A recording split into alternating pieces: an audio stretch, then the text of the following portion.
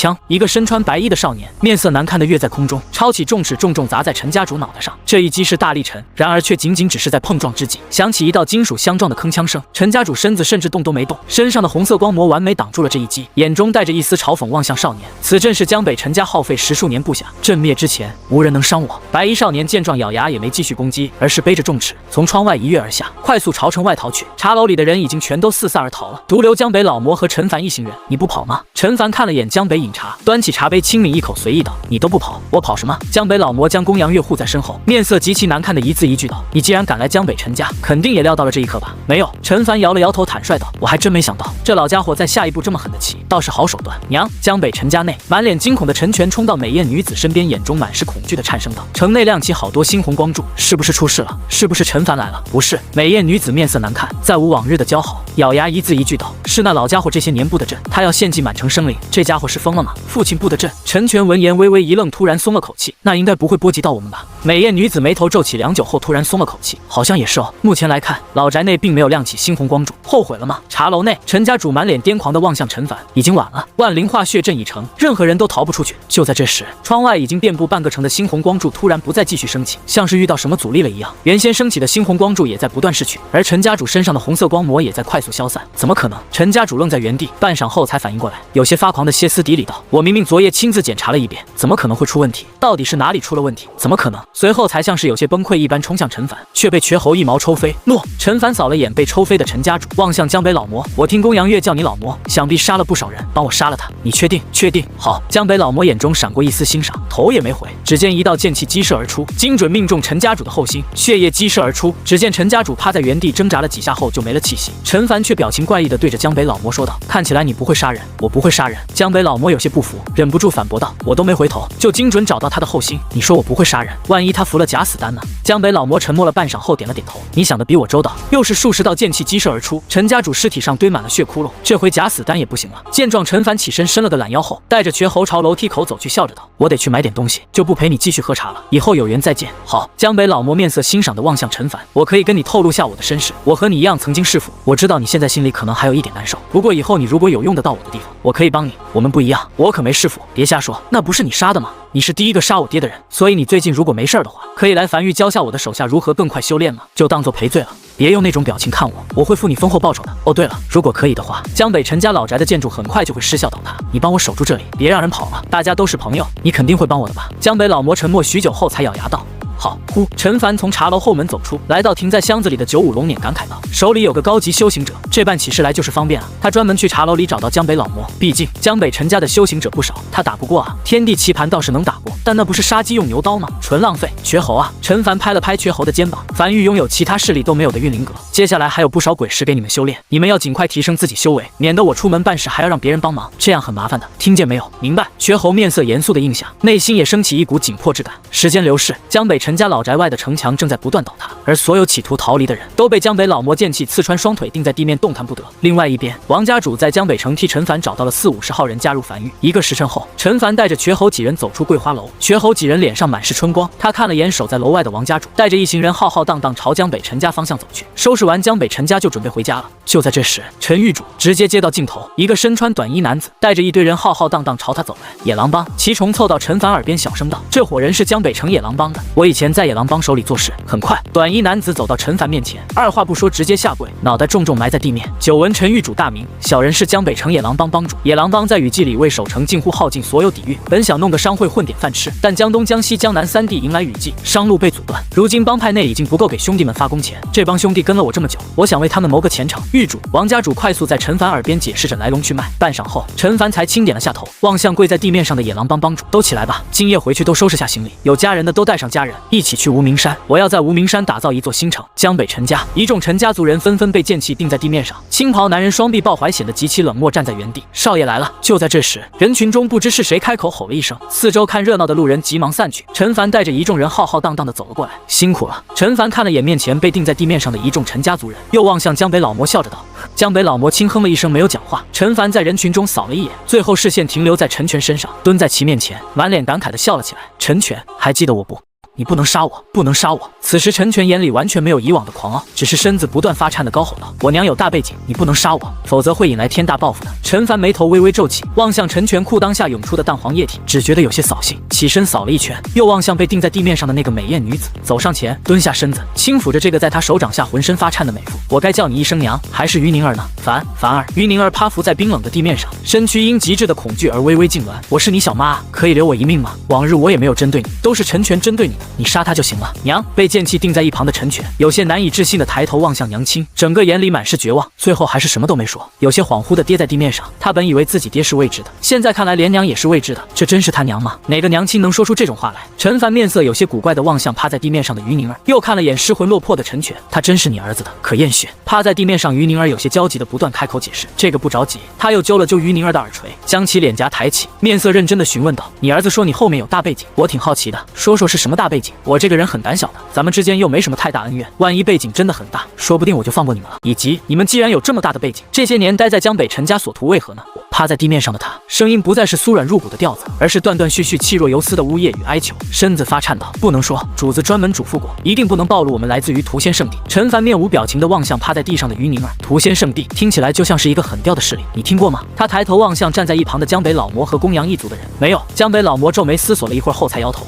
陈凡思索了一会儿后才咂舌道：“我以为像你们口中的大势力，会在你说出势力经历的一瞬间，就瞬间炸体而亡呢。”趴在地上的于宁儿挤出一丝有些难看的笑容，尽可能让自己表现得足够乖巧，只要能暂时逃过这一劫，他有数种手段可以逃离。说说你们潜伏江北陈家为何？陈凡问出了自己最关心的一个问题。为了于宁儿几乎没有丝毫停留，根本不给陈凡的反应机会，便一股脑的脱口而出：“无名山是那位的故居，那位在无名山部下求天。”声音戛然而止，砰！陈凡将女人的脑袋重重踩在地底，使其无法张嘴讲话，转身望向江北老魔，而江北老魔等一众人也识趣的退到远处，只是内心却翻江倒海。虽然他们只听到了一半，但无名山好像有大秘密。故意的。陈凡蹲下身子，揪起女人头发，面色平静道：“你要不要喊得再大声一点？”女人身子发颤，避开陈凡的眼神。她确实想让更多人知道这个消息，将场面搅浑，这样自己才有逃脱的可能。那位在无名山布下了求天大阵，养育了一株极其珍贵的天才地宝的雪莲花，需100年才可成熟。还有山胎，你知道血祭大阵吗？就是鬼王突破的那个，其中阵法核心材料就是山骸胎，山胎比山骸胎更加珍贵，而且在天坑底部还有一宝。主子推测那位用锤子将一座山砸出天坑，那在天坑底部山体会极其坚固，大量山体被挤压，这么多年过去了，或许会形成天才地宝地精。按照时间推测，雪莲花今年雨季过后便会彻底成熟，那个大阵寻常人等无法进入。我有特殊办法，只要你放过我，可以带你进入求天大阵，东西都归你，我只需要一条命。没了。陈凡偏头询问：“没了？真没了？”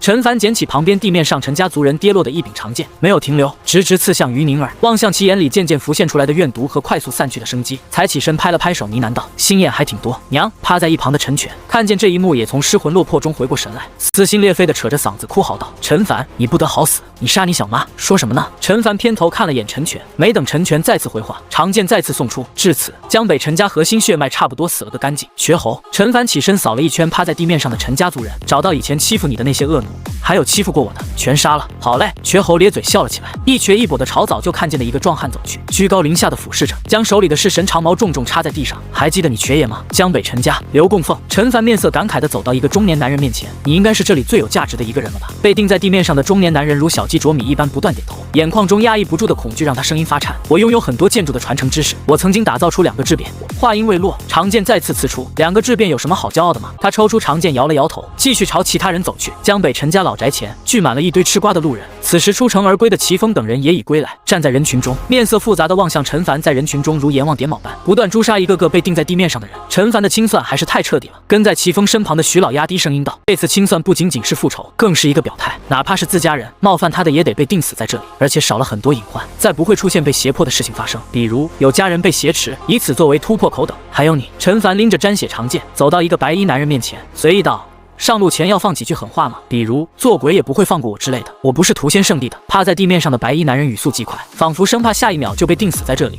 我是屠仙圣地的囚徒，被抽走一魄，囚禁在于宁儿手里的魂牌，凭借此牌可控我生死。牌碎人亡，于宁儿已死，命牌碎裂。屠仙圣地肯定已经知晓，我并没有屠仙圣地的命牌。他白衣男人快速指向一旁趴在地面上的乞丐，他是屠仙圣地的。雨季里有一夜肉虫鬼潮突然涌向你们无名山，就是他做的。他是特殊修行者风行者，拥有刮起大风的能力。我擅长前行、暗杀、打探情报。樊玉如今刚崛起，肯定没有相关人手，收下我可以为你打造一批负责前行暗杀的手下。陈凡面无表情地沉默在原地，已经举在空中的长剑迟迟没有刺下。前行、暗杀、打探情报这3个字几乎说在他心坎上了，对他的诱惑简直太足了。如果樊玉能拥有一批负责前行、暗杀、打探情报的人手，那副场景仅是想想就觉得美好。决定一个势力手能伸多远，很大一部分就是这批人的付出。他比其他势力强一点，他有95龙辇，但他也不可能天天驾驶着95龙辇在外溜达，大部分时候还是得待在自己的大本营。更何况95龙辇使用一次的成本也太高了。他放下手中长剑，大步走至于宁儿尸体旁，上下摸索了一会儿后，确实从肚兜口袋里掏出一枚刻有魂字的令牌，背面隐隐浮现着白衣男人的面容，有面板、异宝名称、魂牌、异宝品级、绿色、异宝效果。可囚禁他人一破，牌碎人亡。目前已经囚禁一破。来源少秋，你叫少秋。他将魂牌揣在怀里，走到白衣男人面前，轻声询问道：“是。”少秋深吸了一口气，再次为自己加筹码。我被屠仙圣地囚禁，肯定和屠仙圣地有仇。我可以给你带来其他区域的信息，这样樊玉以后前往其他区域也不会一头雾水。我还有关于前行、暗杀的秘传武技，只要给我一定时间，我一定让樊玉的暗杀分布名满天下。陈凡停顿了一下后，突然笑了起来，起身将白衣男子扶了起来。快起来！天气凉，别趴太久，容易染风寒。回去后我们细谈。紧接着，屠刀很快来到陈家长老脑袋上，几个趴在地面上的长老也纷纷颤声求饶道：“少爷，少爷，我们一直是归心于你的。老爷在雨季让我们假扮野狼帮的人，去接收那些百姓商人献上来的鬼石异宝，我们将部分藏了起来，就在江北城西边的仓库里，就是为了少爷你准备的。我们一直是心向于你的。”陈凡轻点了下头，笑着望向众人。那你们就不用死了。周末你带人去江北陈家抄家，剩下的人跟着这几个长老去将藏匿的鬼石带走，然后一起回樊玉。我不是嗜杀之人，我记得往日几位长老并未针对我，那就跟着一起走吧。该死的人都杀完了，这件事也差不多告一段落了。天色渐黑，一切家当都已收拾完毕。九匹烈焰龙马牵引着龙辇，沿着街道缓缓朝城外驶去。离开城门时，天都快黑了。此时，黑暗如云从远处袭来，快速笼罩天地。95龙辇再次疾驰在黑暗中，载着满车人和货，快速朝无名山驶去。人群中，站在城门口的江北老魔望向身后的公羊一月，轻声道：“你是守夜人。我记得守夜人有一个特殊能力，是可以听见万米远的声音，虽然是时而听见，时而听不见。你刚才听到无名山的状况了吗？”“没有。”公羊一月缓缓摇头。守夜人之间会排斥，陈凡身边同样有守夜人，我听不见那片区域的声音。你要将这个消息在雨季结束后上报给公羊一族吗？肯定。如果可以的话，我希望你尽量不要外传，我不想看见公羊一族和丹宗一样被屠了，那是家主定夺的事情。公羊一月摇了摇头，我没有决策权，但我相信家主不会得罪樊玉，更不会外传这个消息。无名山，今夜的无名山极其热闹，所有人被安顿在洞穴外的地面上，临时打造了几个木屋，全部打地铺。今夜先在这里将就一晚，明日再具体安顿，并清点人数，安排合适岗位。这次他们采购了不少东西。陈凡走进1号洞穴，望向5级的生活工坊，消耗了2000枚鬼石，升至6级生活工坊，又消耗了5000枚鬼石，升至7级生活工坊。生活工坊每次升级已经在无升级方向可选，只不过每次升级都有新的可打造物品。这次一口气升了2级，共多出了4件可打造的特殊生活物品。而7级生活工坊已经可以用它这些日子获得1件绿色品级异宝云朵布匹来制造长袍了。打造出来的长袍拥有1级城墙的防御效果，很强。小秋今晚很忙，需要给每个人量身高体型，然后为每个人打造出一身合身的繁育制式长袍。今夜带回来的主要是丘贺王家的人，还有江北陈家的部分人。野狼帮还留在江北城，明日才来。说升级完工房后，陈凡便第一时间将少秋邀请至1号洞穴。这是这些日子来唯一一个踏入1号洞穴的外人。刚踏入洞穴，少秋的视线几乎瞬间便停留在了洞穴深处的一个建筑运灵阁。透过敞开的大门，能清楚看见内部墨玉石地板，天花板上镶嵌着无数枚散发着幽蓝光芒的钟乳石，而这些钟乳石正洒下冰冷蓝光，在地面上形成充满神秘的阵法。一眼望去，宛如仙界。这是运灵阁。走进洞穴内的少秋有些难以置信地颤声道：“屠仙圣地这样的大势力，需要耗费巨大代价才有的运灵阁，樊玉竟然也有。”陈凡端起茶杯，轻笑着，没有讲话。良久之后，少秋才深吸了一口气，缓过神来，跪在陈凡面前，声音沙哑道：“如果狱主愿意信任我，我一定会为樊玉打造出闻名天下的刺客分部。”陈凡坐在椅子上，若有所思地点了点头，随后从怀里掏出那个魂牌，扔在少秋怀里：“这一破还你了。明日等野狼帮的人到齐后，你挑出10个人，组建暗阁，负责樊玉的暗杀、前行、打探情报。1月后，樊玉将会邀请众多势力来参加拍卖会，我希望在那时能看见一点成效。这期间内，运灵阁无限制为暗阁供应，有什么需求都可以提，能满足的尽量满足。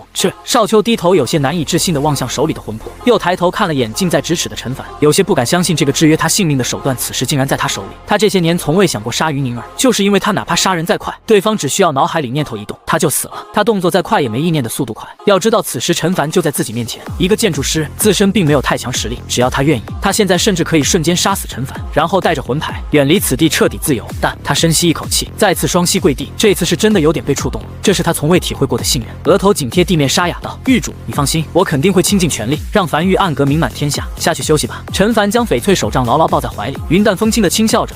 我也希望看到那一天。是。少秋起身重重点头，正要退下时，突然转身迟疑道：“狱主，你就不担心我刚才突然抱起杀死你？如此近的距离，想杀我的人很多。”陈凡同样起身，拄着手杖朝自己屋子走去，头也不回的随意道：“但我至今还活着，他们却都死了。让瘸侯今晚带你大概了解下樊玉，以后大家就是一家人了。”少秋望向陈凡的背影，久久不语。陈凡和他同样是年轻人，但陈凡所展示的魄力和自信却让他自愧不如。下一刻，他捏碎了手里的魂牌，魂魄回归。少秋缓缓闭上双眼，被压抑的修为开始快速增长，最后停留在9级巅峰，差一步突破至武王。10级修行者便是武王，真变态啊！回到屋子内的陈凡躺在床上，望向天花板呢喃着：“这个世界上天才真多啊！”随后也没再说什么。忙碌一天了，他也有些累了。江北城的事情暂告一段落，接下来准备将樊玉的基础建筑完善起来，并为1月后的拍卖会做准备了。很快天亮了，无名山一众人在外忙活着，而陈凡则是召集了瘸侯众人坐在城墙上，开始商讨营地后续的规划。目前樊玉接收丘贺王家42人，其中妇女12人，这些都是王秋豪的亲人，同样属于樊玉正式成员，负责后勤。陈凡将3个妇女安排在小丘的生活工坊后，成立白骨阁，让祁崇和阿乐负责微微的投喂和百草园的种植。紧接着还有天仓阁，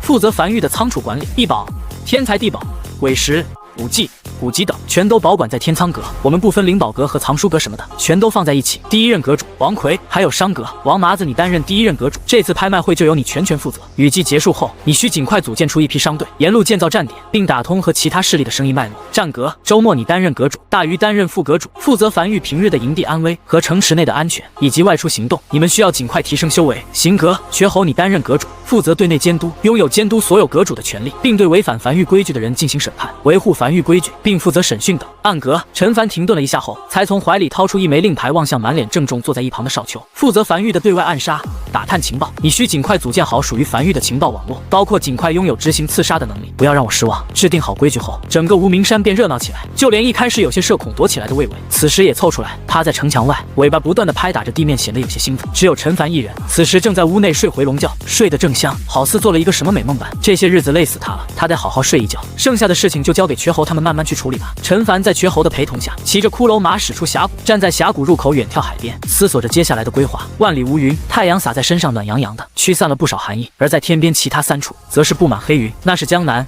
江西、江东3地的雨季。峡谷入口距离海岸线约1000米远，他打算无名山左侧打造一座新城。盘算了一会儿后，他很快选定了新址，就是这新城建多大的是个问题。哪怕等级最低的1级城墙，1米也需10枚鬼石，1000米那就是1万枚鬼石。造个4面均1000米的城池，需要消耗4万枚鬼石来造城墙，消耗极大不说，造出来也是个小城。与其说是城池，更像一个大点的站点。此处并非天然鬼火区，每日鬼火也需消耗鬼石。陈凡坐在骷髅马上，远眺海边，沉默着没有讲话。运灵阁的升级需要海苔，顾名思义肯定在海里获取。如今江北雨季已过，大海风平浪静，可以开始探索了。找几个水性好的人，看能不能潜入海底，找到些什么。就这里吧。陈凡指着无名山左侧那片空地轻声道：“先造个小城暂且用着，让小秋带回来的那些工人可以在此动工了。缺什么材料，山上都是，就地取材就行。”明白。很快，4堵1000米长的1级围墙建筑虚影缓缓浮现在空地上，伴随着4万枚鬼石碎裂并涌入建筑虚影，城墙很快凝实，4面城墙围出了一个空地。陈凡登墙，从怀里掏出一张地形卡，这是他这些日子获取异宝中的几个。异宝名称：平地地形卡。异宝品级：绿色。异宝效果：可将一块长宽个1000米的土地改造成平地。下一刻，地形卡碎裂，城内原本干裂的荒地开始被快速改造。当树隙后，一眼望去，地势平坦，不见裂隙，有点意思。陈凡望向眼前这一幕，轻声道：“这是他第一次获得地形卡这种异宝，确实有些神奇。一个势力底蕴很大一部分取决于储备的异宝有多少，在关键时刻有一锤定音的效果。”紧接着，他站在城墙上，沿直线打造木屋，1000个木屋整整齐齐地排列在城池内，都是最低级的1级木屋，只需2枚鬼石，总共也只消耗了2000枚鬼石。除此之外，还预留了一些空位安置其他特殊功能建筑，比如留有一片空地当做交易区，还有部分区域要修客栈之类的。眨眼间，这座城池已然有了雏形。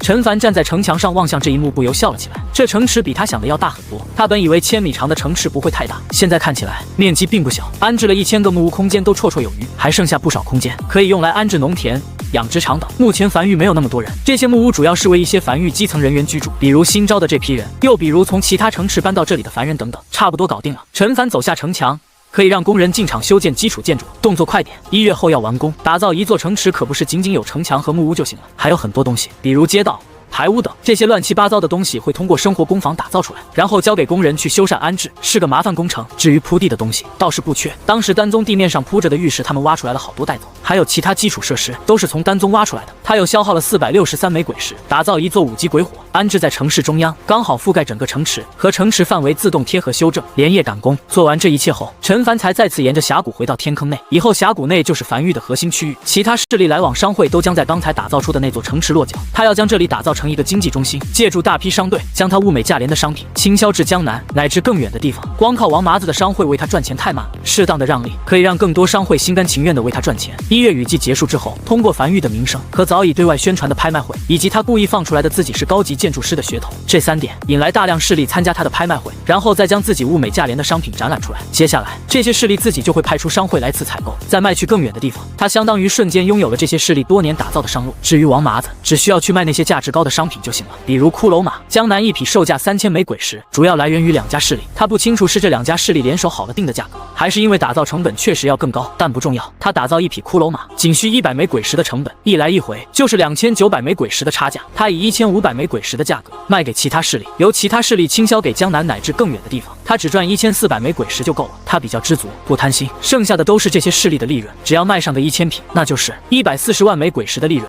以江南那么多势力，吃下1000匹骷髅马一点问题都没有。这么多鬼石给他，他能将整个江北打造成鬼物禁区。更何况除了骷髅马，他还有很多物美价廉的宝贝啊。当时灭丹宗并没有缴获太多鬼石，一方面是因为一个势力的资产流动资金占比肯定不会太多，药材、丹药、武器这些有的是不打算变现，有的是不好变现，再加上丹宗在其他城市的铺子他也都没去，导致他收获不算太多。但如果这个计划成了，那就会有源源不断的鬼石从4周涌向江北。他给这个计划名为丝绸之路。嘿嘿，想到这里，拄着手杖站在原地的陈凡望向远处的岩壁，不由走神，嘿嘿笑了起来。他已经想象到自己鬼石花都花不完，将整个江北都围起来，他开开心心的待在江北数鬼石的画面了，想想就令人开心。狱主，狱主！就在这时，耳边响起瘸猴的轻呼声。反应过来的陈凡望向站在自己身后的周末一众人，以及站在面前空地上的数百号人，才回过神来。人选已经挑选完毕，每个人都有了自己合适的位置，轮到他该发表讲话了。可回过神来的陈凡站在原地，拄着翡翠手杖望向面前一行人，轻声道：今日是诸位正式加入梵域的第一天。梵域是个新兴势力，很多章程尚未定下，但有一点可以确认，梵域日后必定称霸江北乃至江南。只要诸位认真做事，梵域定然也不会亏待诸位。接下来找到你们各自的阁主，由你们各自阁主为你安排任务。就这样散了。他简单说了2句，也就没再说什么，剩下的事情就交给各个阁主了。不过这几天他发现了一点，那就是这个世界确实个草台班子。小邱以前就是一个站长随从，说句不好听点，上不了台面，但当上后勤阁阁主后，看起来也有模有样的，这让他隐隐觉得，一个人只要坐在某个位置上，就会自动变得看起来像本该就坐在这个位置上的人。难度就在于要如何坐在这个位置上，或者说不是因为能力出众才坐在这个位置上，而是有点像是坐在这个位置上后才能力出众。他摇了摇头，将脑海里乱七八糟的想法散去后，才走至魏魏身旁，轻拍了下魏魏脑袋，指向天坑中心比划道：这里地底下可能会有地精，就是一种看起来黑金色、极其坚固的天才地宝，你能不能帮我挖出来？魏魏认真盯着陈凡比划动作，思索了一下后，才重重点头，一股脑的爬到天坑中央开始挖掘起来。此处地底极硬，用炮塔都难以轰出一个坑洞来，但其坚硬的地面在魏魏的前爪下却被轻易破开。当日从小妈嘴里得知，那位用锤子将一座山砸出天坑，大量山体被挤压。这么多年过去了，或许会形成天才地宝地精。他不知道地精是什么，但知道是好宝贝，那肯定得挖出来。少爷！就在这时，瘸猴一瘸一跛的走过来，站在陈凡身边，突然有些感慨道：新加入梵域的暗阁阁主少秋，也是个从幼无父无母的孤儿。以前我总说，咱们这帮人基本都无父无母，就少爷你一个人有父亲，但今天过后，少爷你也无父无母，沦为孤儿了。陈凡面无表情的偏头望向瘸猴，你嘴里没屁放了，没话就不要硬搭话。没有。瘸猴此时也意识到自己好像说错话了，缩了下脑袋，小声道：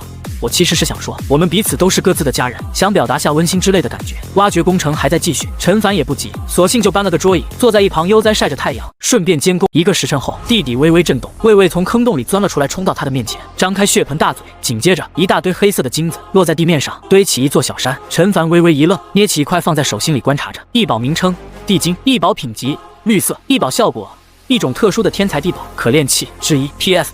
想要以地精炼器，需要至少7级炼器师才能成功锻造。陈凡陷入沉默，梵域没有炼器师啊，先入库再说。随后陈凡才坐在椅子上轻叹了一口气，这打造一个势力是真不容易啊，去哪找个炼器师加入梵域呢？第2日，一个男人跑到正在营地内忙碌中的陈凡身边，恭敬道：狱主，一个自称齐越的男人在谷外求见。陈凡闻言放下手里的锤子，快请来。没多久，陈凡走出营地，大步迎了上去，笑着道：齐前辈，此趟前来何事？教你的人练剑。齐越如一棵松树般站在原地，面色认真道： 2个月后，我要去杀一批人，可能会死。在这2个月内，我会将我的毕生所学教给你的人。只是我放心不下公羊月，如果可以的话，我希望能以此换来你对公羊一族的些许照顾。此趟齐月前来，身旁并未跟着形影不离的公羊月和公羊一月，只身前来，我的人不用剑，用刀也行，差不多都一样。错，陈凡确实希望齐月可以来教自己的人，但他更想要齐月这个人。目前凡域内还没有一个像齐月这么高修为的人。他将齐月带到天坑地面上的木屋内，亲自给齐月沏了一杯茶后，才望向齐月轻声道：“我刚接手江北陈家37号站点的时候，是你告诉我了关于如何在荒原更好生存下去的信息。对于这点，我一直心存感激。如果你觉得你想杀的这批人过于棘手，交给凡域，凡域来杀。”齐月沉默了许久后，才摇了摇头，有些自嘲道：“这人你们凡域杀不了，只能我来杀。你小瞧凡域了，我自然知道凡域的实力，只是你们看不见他，只有我能看见他，会隐身。”齐月摇了摇头，没有就此多说，只是眼中浮出一丝淡淡死意。陈凡若有所思的点了点头，也没有多问，而是换了个话题：“那你喜欢公羊月吗？”“不喜欢，不喜欢。你还一直带着他，是他缠着我的。没好感，有好感，他是为数不多对我好的人。”啧，陈凡咂舌着起身望向齐月，笑了起来。每个人都有每个人的道，我也就不干扰你了。接下来这2月麻烦你了，我的人在那边，有什么需求你尽管提。他指向屋外不远处的周末一行人。在齐月离去后，屋内阴影才缓缓浮现出一人，正是身穿白衣的少秋。不错嘛。陈凡望向从角落里走出来的少秋，轻笑着。他好像完全没有察觉到。自然，少秋眼中闪过一丝得意。那一丝魂魄回归后，我的修为差一步变到武王，和他同修为，他自然发现不了我。但随后又有些不服道：“但他太傲了，江北就没有我杀不了的人。他能杀的人，我少秋能杀；他杀不了的人，我少秋亦能杀。你还真杀不了。”他从桌子下面抽出记载着江北老魔和齐月情报的竹简，再次翻阅了一番后，才靠在椅背上轻声道：“他想杀的最后一个人是他自己，他想杀死从前那个懦弱的自己。他一直隐姓埋名，不是为了怕寻仇，单纯接受不了自己的过去。任何人都帮不了他，这个人只能他自己杀。我能杀。”少秋认真思索了一会，如后斩钉截铁道：“如今我实力已恢复，有5成把握杀他。若有地精打造的专武，7成把握；若有地精打造的夜行衣，10成把握。3息之内，我必杀他。”陈凡有些无语的抬头看了眼少秋。你能不能不要一直杀的？他是想了断余生，不是你说的那个杀。他想自己杀死自己，杀死那个拥有屈辱过去的自己，是一个比较凄惨的故事，你能理解吗？我知道狱主。少秋低头讪讪道：“我就是觉得他说话太狂了。什么叫无人能杀，我就能杀？他要不信，我就杀给他看。”哎，陈凡长叹了一口气，没再讲话。他算是看出来，少秋这个人是真的热爱这一行。别说有酬劳了，哪怕没酬劳，只要有人说出江北无人能杀我，少秋就屁颠屁颠的拎着匕首过去了，不为别的，就为了证明江北有人能杀你。这得多纯粹的热爱啊！下去吧，没事了。那还要杀他吗？不杀。明白。狱主什么时候下达第一个刺杀任务？至少等雨季过去吧。你现在杀谁去呢？江南商会的会长。滚去运灵阁训你的人去。是。天坑。周末面色认真的站在齐月身旁聆听教诲。齐月细细感应着周末的修为，眉头突然皱起。你的修为上涨速度有点不正常的快，已经快4级修行者了。你声音戛然而止，他瞬间反应过来，望向不远处的1号洞穴，眼底闪过一丝了然，应该是有练功房的缘故。看来樊玉也有练功房，虽然只是新崛起的势力，但这底蕴却一点不弱。只是就算练功房，修为上涨速度能这么快吗？这对路吗？周末站在原地也不知该如何解释。怎么说？运灵阁全天12个时辰不限时开启，再加上给修为丹当糖豆吃，这些是能讲的吗？你没修魔吧？齐月面色有些严肃的沙哑道：“修魔，修魔能更快。”齐月望向有些蠢蠢欲动乃至跃跃欲试的周末，面无表情开口道：“修魔死得快，也死得早。我先得讲述一遍我对于剑的理解。虽然你是用刀的，但世间兵器无二样，总是有相同之处。”太阳下，周末默默聆听着，并耐心细心学习。时间一点点流逝，眨眼间来到了1月后，江南、江西、江东3地的雨季即将结束，而后天也是樊玉早已拟定好樊玉方式开启的日子，拍卖会也会这期间开始。届时各个势力都会来到樊玉，他早向外放出口风了。拍品都准备好了没？陈凡来到仓库，望向在仓库内忙活着的王奎。上次从江北陈家带回来了不少鬼石，足7万枚，这数量可是比丘贺王家近乎多出1倍来了。不得不说，江北陈家还是更富有一点，也带出来几个异宝，不过都不是太值钱的。准备的差不多了，王奎从仓库里钻出来，抹去额头上的汗水，喘气道：“这次拍卖会的拍品总共分为3档，第1档就是热场子用的，准备的都是狱主你挑选出来的绿色异宝，有未开包的，也有已开包的。第2档就要更上一档，比如从丹宗带来的那个黄色品级的丹炉和其他一些价值较高的。第3档也就是压轴产品，我们准备了一件，是樊玉为其他势力打造3级城墙的资格，保证清一色纹路，每1米只需2000枚鬼石。”陈凡略微满意的点了点头。这些日子据他的了解，天下阁这个由建筑师组成的势力，一大部分收益来源就是为其他势力打造建筑，但这个世界上的建筑师打造建筑比他的花费要高得多。他打造1米3级城墙，成本只需560枚鬼石，其余建筑师打造1米3级城墙，成本需要1500枚鬼石，纹路还是随机的，他还可以保证完全清一色。这个拍品一出，竞争力足够，不错，都准备，方式马上就要开启了。明白。随后陈凡继续在仓库里巡视着，这些日子没花什么鬼石，这里依旧还堆积着10几万枚鬼石，仅只是看着，人心里就觉得舒服。除此之外，还有雨季里攒下来的铜管，全都堆在仓库里。还有10几万米的铜管可以用。拍卖会只是噱头，方式开启才是真正赚钱的手段。雨季结束，时间来到2天后，各大势力纷纷派人前往樊玉。留在江北城这些日子前去平城检视的齐峰等人，也和药王谷派来人的会合，一同前往樊玉。无名山旁，一座崭新平地而起的城池出现在沿海边，城门上刻有樊城2字，真是气派啊！药王谷少主齐峰作为第一个抵达这里的势力，望向面前的城门和摆放在城门口的2座玉狮子，以及铺设在地面上的石玉和街道两侧的挂饰，恍惚许久后才呢喃着。就是总感觉有些眼熟，很多记忆点，比如那玉狮子正是丹宗的齐谷主、少谷主。守在城门口的陈凡已经迎了上来，双手抱拳，乐呵呵道：“请，里面请。今日是樊玉方氏第1日开业的日子，感谢诸位来捧场。哪里话，哪里话。”药王谷的齐谷主满脸堆笑的同样迎了上去。我可是对那批丹宗的好东西眼馋许久了，说出来也不怕陈玉主你笑话。这次方式我可能就捧不了场，我得将全部资金用来购买那尊黄色品级的炼丹炉。没事儿，没事儿，进去随便看看。陈凡也没在意，只是乐呵呵的笑着，眼里的笑意都快压不住了。不想买，他得让这个世界知道一下什么叫做物美价廉。就在这时，又有一支势力大车小车的赶来，齐谷主急忙开口：“陈玉主，那我们就先不叨扰你了，先进去了。去吧，去吧，记住了。”齐谷主带着齐峰走入樊城，面色认真的沉声道：“据我得到消息，江西的红丹坊此次也来了，目标和我们一样，都是那尊丹炉。陈玉主肯定会在方室里摆不少好东西，但是我们一个都不能买，全部资金都得拿来买丹炉，明白？”齐峰同样点头，他自然清楚一尊黄色品级的丹炉对于他们来讲意味着什么，那意味着如虎添翼，可以炼制出更高品级的丹药，赚取更多的鬼石。踏入樊城之后，映入眼帘的没有商铺，清一色坐在街道两侧的摊贩，足足数百米长，每个摊贩都满脸笑容地望向他们一行人，摊子上摆放着各式各样的商品。下一刻，父亲齐峰有些迟疑地指向第一个摊贩：“这个要不买点？”只见这个摊贩面前摆着2座未点燃的鬼火，旁边还竖立着一个牌子：1级鬼火，售价5枚鬼石，更高级的鬼火请私聊。原本打算先去客栈的齐谷主望向这一幕，也不由微微愣在原地。5枚鬼石的1级鬼火，目前普遍一座1级鬼火的价格在50-60枚鬼石左右。哪怕他知道隐情，知道打造鬼火其实不需要那么多材料，只需一把枯草就行，但也需要10枚鬼石的成本价。而这里售价5枚鬼石，比成本价都低。他突然感觉自己有点走不动路了，这都是白捡的钱啊！只要买上一批，带回江南，那就是稳赚不赔的买卖。但他望向这条街道尽头的客栈，深吸了一口气，不买，鬼火负重太大了，带回江南赚不了多少。所有钱买丹炉。这个城池设计得很诡异，走进城门只有这一条路，没有任何岔路。要想前去客栈等其他区域，都必须先走过这条路。至于这么便宜的原因，无非2点：要不就是樊玉拥有打造鬼火消耗大幅减少的稀有质变升级方向，要不就是亏本赚吆喝，后者的可能性要更大一点。药王谷一开始也是亏本赚吆喝，每家势力都是如此，这个也不要吗？齐月有些眼巴巴地望向另外一摊子上摆放着的2级弟子，只要30枚鬼石，无需额外鬼石供应。齐谷主开始有些隐隐心动，但还是微微咬牙。不要，他开始步伐加快，尽可能的不看两侧摊贩。这里多花1枚鬼石，在争抢丹炉的时候，可能就因为差这1枚鬼石而竞争失败。只要不看就不行动。他快速朝街道尽头走去，直至在街道尽头看见了几匹骷髅马，以及鬼驼和被骷髅马牵引的马车等，旁边价格标得清清楚楚。一匹骷髅马售价1500枚鬼石，不单卖，仅限势力批量采购；一匹鬼驼售价2000枚鬼石，不单卖，仅限势力批量采购；由3匹骷髅马牵引的马车，售价5000枚鬼石，不单卖，仅限势力批量采购。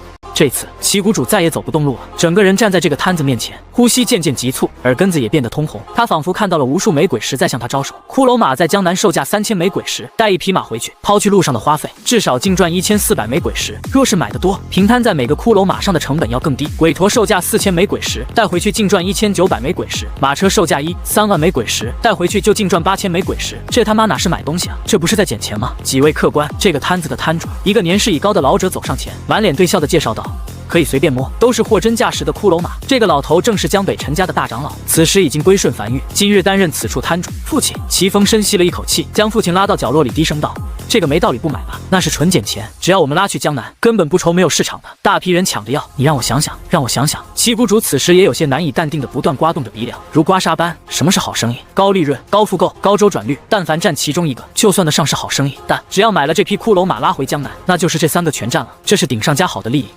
只是樊玉为什么要卖给他们呢？樊玉直接拉到江南，以2500枚鬼石的价格售卖，岂不是能赚得更多？这是个主要问题，这个问题不搞明白，很容易有诈。这位摊主，齐谷主深吸了一口气，大步走到摊贩面前，沉声道：“有一事我想询问，樊玉为何不自己将这批骷髅马拉到江南去卖，而且可以卖2500枚鬼石，赚更多？”问得好！站在摊子面前的陈长老，这些日子早已经收到对应培训，从善如流的笑着道：“樊玉是个刚崛起的势力，和江南、江东、江西各地的商路并没有完全打通，如果樊玉亲自去卖的话，短时间内卖不出太多匹。其二，此举势必会影响原本江南各地售卖骷髅马的势力，会引来一些不必要的势力对抗。但倘若是大家售卖的话，那大家就是利益共同体，那几个售卖骷髅马的势力敢对你们做什么吗？其三，骷髅马只是个开始，樊玉打算整合各家的商路，打造一个丝绸之路，将樊玉的商品倾销给更远的地方，乃至关西平原，大家一起赚钱，一起吃肉。说实话，在他得知这个计划的时候，他都忍不住有点赞叹少爷的疯狂。此举一旦成了，那所有势力都直接成为樊玉的下游势力了，都成了樊玉在外的触手，势力影响力大幅增加。而且正如旗鼓主所说，售价2500枚鬼石可以赚得更多，但少爷不仅仅要让自己赚，还要让别人赚，大家一起赚，让出部分利润，让大量势力为樊玉工作，让大量势力多年以来积攒下来的商路、人脉等全都为樊玉所用。他不清楚少爷的成本价是多少，如果成本价在1000枚鬼石的话，那绝对是一个极其完美的买卖。如果成本略高一点，成本价在1300枚、1400枚，那就是一个长远买卖了，短期利益可能一般。旗鼓主眼眶通红的直勾勾盯着面前这匹骷髅马，内心在不断挣扎。药王谷是以炼丹起家的，一尊黄色品级的丹炉能增加药王谷的底蕴，并炼制出更高品级的丹药。但正因为旗鼓主靠售卖丹药为生，商路也是极广的，他和江南很多势力都有利益往来。消耗期5万枚鬼石，买下50匹骷髅马，他有把握1日内便以2500枚鬼石的价格全部售卖出去。这一来一回就是5万枚鬼石的利润，倘若买下100匹，那就是10万枚鬼石的利润。这纯白捡钱，只是药王谷的流动鬼石没有那么多，他已经带出来6成了，准备先抢下那尊黄色品级的丹炉。若是买了这匹骷髅马，那丹炉就只能眼睁睁都看着江西红丹坊拿走那尊黄色品级的丹炉了。陈长老笑呵呵地站在原地，也没催促，只是心里却有一种异样感觉。论身份，旗鼓主比他高得多，本是主宰一方生杀大权的大人物，但此刻却极其挣扎，面红耳赤的，这感觉让他心里隐隐有些暗爽。妈的，跟在少爷手下做事，比跟在老爷手下做事舒坦多了，至少干的都是光明正大的事儿，不用干那些亏心事，干的人晚上睡觉都感觉睡不好。眼看时机差不多了，可陈长老才轻咳一声，像是突然反应过来什么一般，猛地一拍脑袋，满脸歉意道：旗鼓主，在下眼拙，刚才没认出来你。药王谷是樊玉的1级信任势力，拥有最多10万枚鬼石的赊账权利。你在樊玉方势里可以随意挑选价值10万枚鬼石的商品免费带走，只需在1月内付清鬼石即可。这是你的令牌。只见陈长老从手里恭恭敬敬掏出一枚特制令牌，一个长方形令牌，正面刻有樊玉2字，背面刻着药王谷2字。手持该令牌前往樊玉方氏任何一家樊玉旗下的摊子，均可赊账。旗鼓主有些难以置信的愣在原地，他第一次遇到这种事情，不由下意识开口道询问道：樊玉就不担心我不来付钱？陈长老不由微微一笑，不担心，只是下次拍卖会应该就会出现药王谷的丹炉了。可旗鼓主顿时反应过来自己问了一个极其愚蠢的问题，不由轻咳了一声，以掩尴尬，但还是有些爱不释手的接过令牌，递给陈长老：那我现在就使用这枚令牌，帮我全都用来订骷髅马，我离开的时候带走。没问题。陈长老接过令牌，走至身后屋子，推门而入，很快又再次出来，将令牌还给旗鼓主，笑着道：已帮你预留66匹骷髅马，还剩1000枚鬼石额度，祝旗鼓主此行顺利。好好好！旗鼓主整个人脸上都控制不住的洋溢起笑容，将这枚令牌小心翼翼地揣在怀里。还有其他势力成为樊玉的信任势力吗？在樊玉方氏消费5万枚鬼石，或被樊玉定向邀请，均可成为樊玉的1级信任势力。那是不是还有2级信任势力？是的，2级信任势力拥有最多20万枚鬼石的赊账额度，20万。旗鼓主不由呼吸一滞，这他妈樊玉这么富吗？整个药王谷的现有鬼石加起来都没有20万枚，他要是效仿陈凡这样去做，一次赊账就给他药王谷赊垮了。不过他更关心的是如何成为2级信任势力，在樊玉方氏消费20万枚鬼石即可。那我现在已经完成一半了，对不？算是吧。陈长老笑着道。具体还得等旗鼓主弥补其本次费用，才会计入消费进度。明白。旗鼓主咧嘴笑着点头，又忍不住将令牌掏出来，在手里把玩着。令牌后面还有个等级1的标识，也没过多逗留，当即前往街道尽头的客栈推门而入。小二订房。他此时心情极好，非常好，甚至已经迫不及待想要赶回江南了。下一刻，站在店门口的小二笑着望向一行人。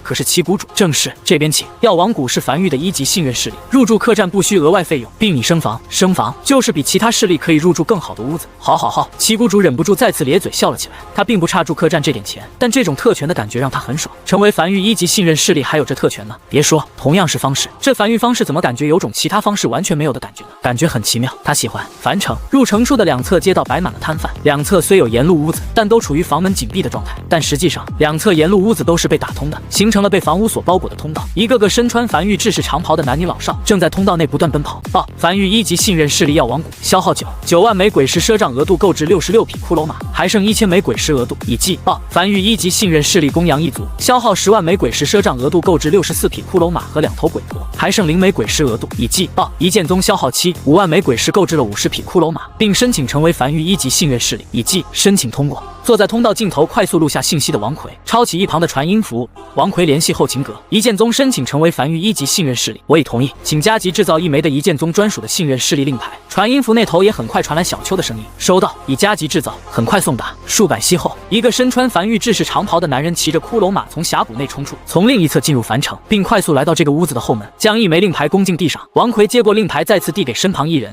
拿去交给一剑宗。再报，梵域1级信任势力一剑宗，消耗10万枚鬼石赊账额度购置65匹骷髅马和1头鬼驼，以及16座2级地刺，还剩20枚鬼石额度。已记。陈凡此时已不在门口迎接了，这项工作交给了王麻子。王麻子作为梵域的商阁阁主，负责梵域的商会，也是得跟各个势力混个脸熟，见个面。而他则是站在梵域方士街道两侧的屋内尽头，望向在尽头内不断奔跑的梵域成员，脸上的笑意极其浓郁。要想快速将生意做大，让利是必须的，让其他人也能吃到蛋糕是肯定要做到的。而如果想让生意疯狂变大，那一定的账期也是要给的，钱他提供，货他提供，这些势力只要跑腿就能赚到一笔极其丰厚的报酬，这不疯狂才怪了。他对方室内如今疯狂的场景早已预料，唯一遗憾的就是这个世界没有电脑，记账不太方便，只能靠人力，看起来有点累。不过从这些人脸上好像大家都很兴奋，还是缺人手啊。站在一旁的陈凡不由感慨了一句，梵域现在整整247号人，但还是缺人，跑腿的人是够了，但一些专业性的人才不够，比如他现在就缺头脑灵活值得信任的几个账房先生，这样就不用将王奎抽调过来了，能说会道的他已经全都派到梵域方式当摊主去了。就在这时，狱主跟在身旁的瘸猴有些迟疑地询问道，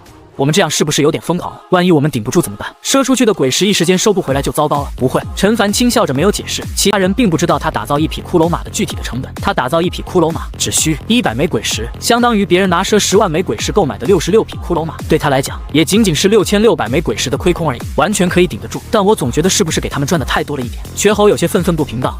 他们甚至都不用出钱，一来一趟就能赚数万枚鬼石，凭什么？不着急，陈凡笑着轻声道，这叫千金买马骨，用实际行为告诉所有人跟着梵域混就有肉吃，让更多没参与进来的势力眼红，渴望跟着梵域一起吃肉。而江东、江西、江南3地的骷髅马市场在这种大规模供应下，短期内很快就会饱和，他们就慢慢降价，1500枚鬼石买的，卖个1700枚鬼石乃至1600枚鬼石都很正常。接下来才是重头戏，这个时候已经有很多势力都跟着梵域吃饱饱了，对梵域的信任度已经很高了，并且渴望吃得更饱。而有的势力可是拥有前往关西平原的商路，我们再借着这批势力，将骷髅马销售到更远的地方，名气越来越大。届时如果有人与我们为敌，我们甚至都不用出手，仅需一句话，大量势力都会帮我们灭了这个势力，这就叫天下不为我所有，但天下皆为我所用。瘸猴认真低头思索着，隐隐能感觉到这个计划一旦成功，那将是划时代的，没有任何一家势力做到如此地步。但缺陷就是万一失败，就是万劫不复，有人赖账怎么办？95龙辇前压，杀鸡以儆猴，这一日注定是疯狂的。很多势力都是被梵域的名声和拍卖会吸引而来，压根都不知道梵域方式的消息，但在梵域方式转了一圈后，都纷纷红了眼。这他妈哪是江北啊，这不是他们未曾谋面的第二故乡吗？快！在樊城的另一条街道，这条街道负责收购以及让各个势力之间自由交易，其中一间商铺是梵域官方的收购商铺。一个中年男人有些焦急的指向身后一马车的货物，帮我估个价，我全卖了。他本来自江东一个势力，得知雨季过后梵域会有很多势力赶来，特意在雨季结束就拉了一批货物，准备前来售卖。但来了之后才发现这里有多疯狂，他的势力和梵域并无交集，必须在方士消费5万枚鬼石，才能成为梵域1级信任势力，才能带着大批骷髅马回到江东。但他是出门卖货的，又不是势力之主，只是他们势力负责商会的，身上哪有那么多鬼石？只有3-4万枚鬼石，本来是打算回去食用收益和这笔鬼石再买一批货拉回去卖的。而梵域放出的今日消费5万枚鬼石成为1级信任势力的额度只有20个名额，他和组长商量过后，决定将货物快速清仓给梵域，然后快速购买5万枚鬼石的骷髅马成为1级信任势力，再用10万枚鬼石的赊账额度购买更多的骷髅马带回去。现在名额已经被抢到仅剩7个了，这也是他如此着急的缘故。这压根是白捡钱啊！主要是没有任何风险，风险全部都是梵域单，他们只需来回跑一趟就可以赚得盆满钵满。规矩我都懂。中年男人有些急促道，这批异宝都是未开包异宝，没时间鉴定了，你们直接打包收了吧。客官莫急。陈家二长老乐呵呵地走出来，招了招手，店内走出几个小二大包小包的，将货物全都搬回屋内，才开口道，我们掌柜的先大概过目一遍，再给你个具体的数，麻烦你们快点，我这里有点着急。理解。店铺内，陈凡坐在内屋，快速扫过每个异宝的面板，数量真不少，白色异宝为主，绿色异宝有个7、8件，最后视线停留在了一块翡翠玉牌上，异宝名称：建筑师令，异宝品级：绿色，异宝效果。凭此牌可成为建筑师，简简单单的效果却蕴含着巨大的利益。陈凡突然忍不住笑起来，果然人多了之后，这宝贝就自己送上门了。这个东西完全可以成为本次拍卖会的最后一件拍品，一件压轴拍品。至于其他异宝，有不错的，也有差的，他准备全部收了，用于梵域商会储备。半晌后，他给出了一个合适的价格，望向站在内屋等候吩咐的袁陈家二长老，轻声道：报价1万枚鬼石，看他卖不卖，可继续加，但不能表现出太着急。明白。陈家二长老面色恭敬点头后，才大步走出屋外，望向焦急等候的中年男人，轻咳了一声。掌柜已经估完价，回收价格8000枚鬼石。其中话音未落，成交。中年男人神情激动地催促道：“快快，鬼石给我，货都给你们了。”陈家二长老嘴角微微抽了抽，他本来想着再抬到1万枚鬼石，让对方感觉他真的让利了，没想到对方这么着急的，当即摆了摆手，身旁小二快速清点鬼石递过去。接过鬼石的中年男人没有丝毫犹豫，带着自己的手下就朝隔壁那条街樊玉方世街冲去，生怕慢一步，樊玉1级信任势力的名额就被抢完了。真是，他望向男人离去的背影，忍不住长叹了一口气，幸好他以前没欺压过少爷，才能得以捡回一条命，并有幸见证樊城的繁华。虽然他已经老了，但不知道是不是错觉，他感觉自己好像迎来了事业第二春。夜深了，还未离开樊城的势力都在客栈内休息了。陈凡则是回到了无名山天坑内的1号洞穴内，如往常一样坐在城墙上的摇椅上，听着耳旁绝侯几人的兴奋声。少爷，绝侯有些兴奋地汇报道。第一天成果非常完美，20个樊玉1级信任势力的名额全部被抢完，总共卖出去了1509匹骷髅马和129匹鬼驼。马车买的较少，只卖出7辆，其中绝大部分都是赊账的，只有138匹骷髅马和49匹鬼驼和4辆马车是付的现款。这部分共进账刚好是50万枚鬼石整，剩下的再加上药王谷、东阳一族总共22个樊玉1级信任势力，全部将赊出去的鬼石送过来后，能再到账223万1500枚。绝侯仔细数了半天后，才有些声音不由发颤道：“能再到账200多万枚鬼石，这个数字已经吓到了他。他这辈子没想过会有朝一日看见鬼石能用100万级的数字来形容。”王奎也懵逼了，他今天累了一天，只知道生意爆火，但在看见具体数字时，他也懵了。他以前在秋鹤王家干1年，赚120枚鬼石，这些鬼石相当于他在秋鹤王家干18595年。狱主，这到底是怎么赚的？怎么比灭丹宗收益都要高得多？陈凡坐在摇椅上摇晃着，笑着没有讲话。第一日开门红，第二天天亮了，陈凡在营地内逛了一圈后，才来到2号洞穴内的载具工坊，消耗了1万鬼石，将载具工坊从4级升至5级。载具工坊升至5级，请选择升级方向：1. 略微降低载具制造时间；2. 略微降低载具制造费用；3. 略微降低载具耗能。肯定选1，这个不用讲。而升至5级后，多出了一个新的可打造载具，也是载具工坊第5个可以打造的载具。5.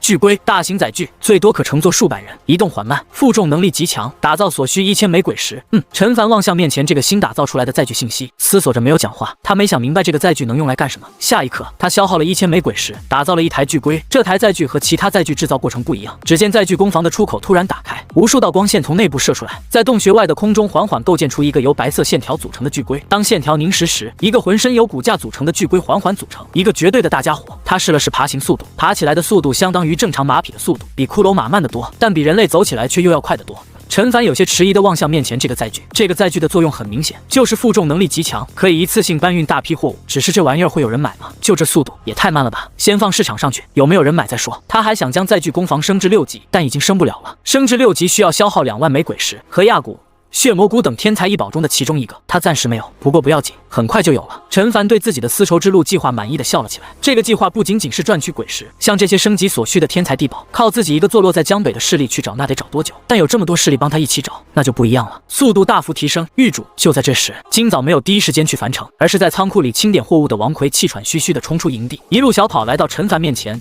仓库内鬼物骨头快用完了，所剩不多了，鬼骨用完了。陈凡微微一愣，他从来没想过这个材料。打造骷髅马需要100枚鬼石和少许鬼物骨头，但他很少在意后面那个要求，就像是打造一座鬼火需要3枚鬼石和1把枯草，没人会在乎那把枯草。雨季里，他获得了大量鬼物骨头，全存在仓库里，没想到有朝一日竟然会用完。他眉头微微皱起。你把营地内快用完的东西都列个清单给我，我拿去挂在樊玉方室内求购。好。就在这时，魏魏从洞穴里探出脑袋了，仿佛听见了两人的对话，偏着脑袋思考了一会儿后，才走到陈凡脚边，不断用脑袋抵着陈凡大腿。什么意思？陈凡有些诧异。你是想说你知道哪里有大量鬼物骨头？走。他忍不住咧嘴笑了起来，翻身趴在魏魏后背，任凭魏魏带自己冲出峡谷。这家伙在山上埋了这么多好东西吗？等等。在冲出峡谷后，陈凡不由回头望向距离自己越来越远的无名山，茫然道：魏魏，你是不是跑错了？没上山，而是朝海边冲去了。他承认自己有点怕水，他不太会游泳，所以也很少来海边。魏魏驮着他一轮狂奔，很快便来到了海边。将他放下来后，开始用前爪狂挖。陈凡一个人拄着翡翠手杖站在海边，远眺天边，看不见尽头，也不知道另外一片陆地距离自己有多远。雨季结束后的大海风平浪静，风不大，浪也不大，看起来就很适合出行的样子。耐心的等待着魏魏挖洞，也不知道能挖出来个什么东西来吗？脚下不是沙滩，是戈壁滩，很硬，也就魏魏能挖得动了。反正他是挖不动。约莫一盏茶的功夫，魏魏魏从洞口里钻了出来，并满脸兴奋地邀请他下去。走，陈凡跟着魏魏也下洞。每次和魏魏挖洞，他就总有一种盗墓的感觉。这次盗洞没有很深，很快便抵达底部。底部豁然开朗，好像地底本身就有一个洞穴，周围没有发光物，只有顺着洞口的自然光照在底部，勉强能让他看清脚下是鬼物骨头。至于周围，则是完全看不清，一片漆黑，不知洞穴有多大，也不知黑暗里有什么。魏魏，陈凡有些警惕地将翡翠手杖紧紧握在手里，并拍了拍身旁的魏魏，内心这才多了点安全感。眼睛从四周黑暗里扫过。带我上去吧，我不是很喜欢探险，这里看起来有点不对劲。下一刻，洞穴内突然被刺眼强光点亮，一道形成的光柱将陈凡和魏魏强行推出洞口，并准备冲向苍穹时，啪！魏魏抬手一巴掌将光柱拍了下来，使其在地面形成了一个大约1人大小的光幕。光幕上有字：世人称我不灭天师，奉命镇守江北，不敌城破人亡落败，无数鬼潮涌进江北，生灵涂炭。本是江东人，无颜面对江东父老，自刎于江北，并留下一番传承。若后人有幸踏入此地，希望留下的东西能对你们有用。3日后，传承试炼开启，人人均可进入。主要传承为建筑师传承，其他方向也略微涉及一点，但不多。陈凡望向面前的突然变动，愣了一会儿后才反应过来，这里竟然就是丹宗玉简里记载的上古遗址，被他给遇到了，或者说被魏魏给挖出来了。此时洞口已被光照堵住，很明显无法再进入，只能3日后进入。只是他面色古怪地望向一旁的吞天鳄，原本这道光柱是应该直冲苍穹，光幕在空中绽开，将此处传承试炼开启的消息告诉所有人。结果光柱刚飞出洞口就被吞天鳄一巴掌给拍下来了，导致没有冲到天上，只有他一个人看见了这个光幕里的消息。就在他准备正说些什么的时候，只见趴在一旁的吞天鳄突然张开血盆大嘴，将这个在空中写满字的光幕一口给吞了下去。喂！陈凡有些懵逼的下意识吼了出来，只是已经晚了，这家伙还有些意犹未尽。还没等他反应过来，魏魏又爬到洞口，一爪子拍下去，给堵住洞口的那个光照一巴掌拍碎，才偏头望向他，不断摇晃着尾巴，像是在他示意他可以下洞。陈凡面无表情地望向眼前这一幕，有些不知道该说什么。良久后才翻身爬上魏魏后背，跟魏魏再次下洞。他算是知道那位为什么要随身携带2头吞天鳄，这家伙是不是对这种阵法之类的存在有破阵效果啊？一个筛选传承者的上古遗址，在魏魏2巴掌面前成为他的一人形了。这个上古遗址已经存在很久了，既然魏魏能找到，那魏魏的父母也没道理找不到。此时已经下洞，周围变得明亮起来，他一边小心翼翼地打量着四周，一边思考着这个问题：难道是那位看不上这个上古遗址？随后他看向洞穴内的4道光幕，第一个光幕上写着一行字：世人称我不灭天师，本次所留下的传承主要为建筑师传承，故考核主要内容也关于建筑师。第一关，哪种材料属于隐藏万能材料，可用于绝大部分建筑的升级和打造，书写在光幕上即可，输入正确可进入下一关，并获取奖励，数量有限，先到先得。陈凡眼中闪过一丝茫然，第一关就上难度吗？这他还真不知道。看来上次永夜结束后，很多消息都断层了，只能将希望寄托于魏魏。或许是感觉了陈凡情绪的魏魏，此时显得极其臭屁，缓缓走到光幕面前，抬手就是一爪，砰！光幕碎裂。陈凡就这样走到了第2关。在第2关区域地面上摆放着40-50枚石头，每一枚石头都被光幕所包裹。他试了试，无法拾取。通过第1关就可以捡取1个石头，他不是正常通关的，所以也没有哪个石头褪去这个如保护库的光幕。不过，只见魏魏挨个给每个石头一巴掌，所有石头的保护壳全都碎裂，任君拾取。陈凡有些微微古怪，甚至还有些不好意思的拿起一枚石头查看其面板。人家上古强者临死前布下传承，想着培养下后人，他就这样开挂般闯进来，一个人拿走全部传承，是不是有点不好？魏魏这手段也太离谱了，这不是天生的上古遗址克星吗？4级鬼石，通体呈蓝色，如深海的那种蓝，偏黑，带着一种深邃感。仅这么一枚，就价值1000枚鬼石，这里加起来大概有45000枚鬼石左右，挺好。他咧嘴笑了起来，他就喜欢这种开挂的感觉。不得不承认，还得是前辈，有2个吞天鳄，那开起来肯定更爽。这批鬼石全被魏魏吞了进去，他拿不下，但魏魏的腹部空间很大，相当于一个随身携带的戒子室。第2关也有考核。第2关，3息内打造出一座鬼火，打造完成可进入下一关，并获取奖励，数量有限，先到先得。这个他能做到，甚至能更快。但有魏魏在，他都不想浪费这3枚鬼石。啪！魏魏抬手再次一巴掌，光幕碎裂，地面上堆满了10几个已开包的白色异宝，和第1关一样被白光包裹着。魏魏也没多墨迹，挨个一巴掌，都是跟建筑师有关的，比如异宝名称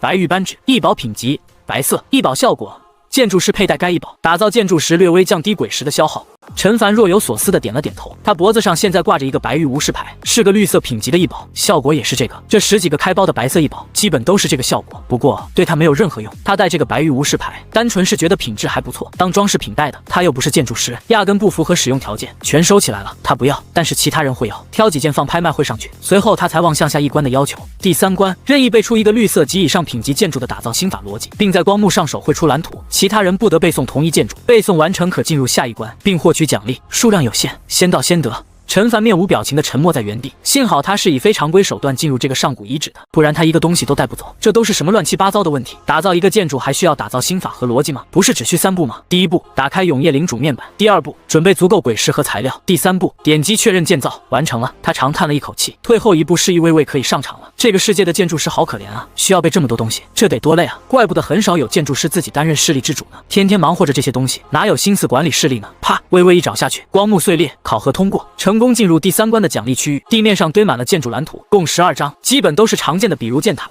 城墙、风塔之类的。有2个绿色品级的比较少见，是他没有的。异宝名称：防空炮塔，异宝品级：绿色，异宝效果。建筑蓝图可打造对空敌人的炮塔，炮口对天，无法攻击地面敌人，有效攻击距离可突破营地高空范围限制。异宝名称是神炮，异宝品级绿色，异宝效果。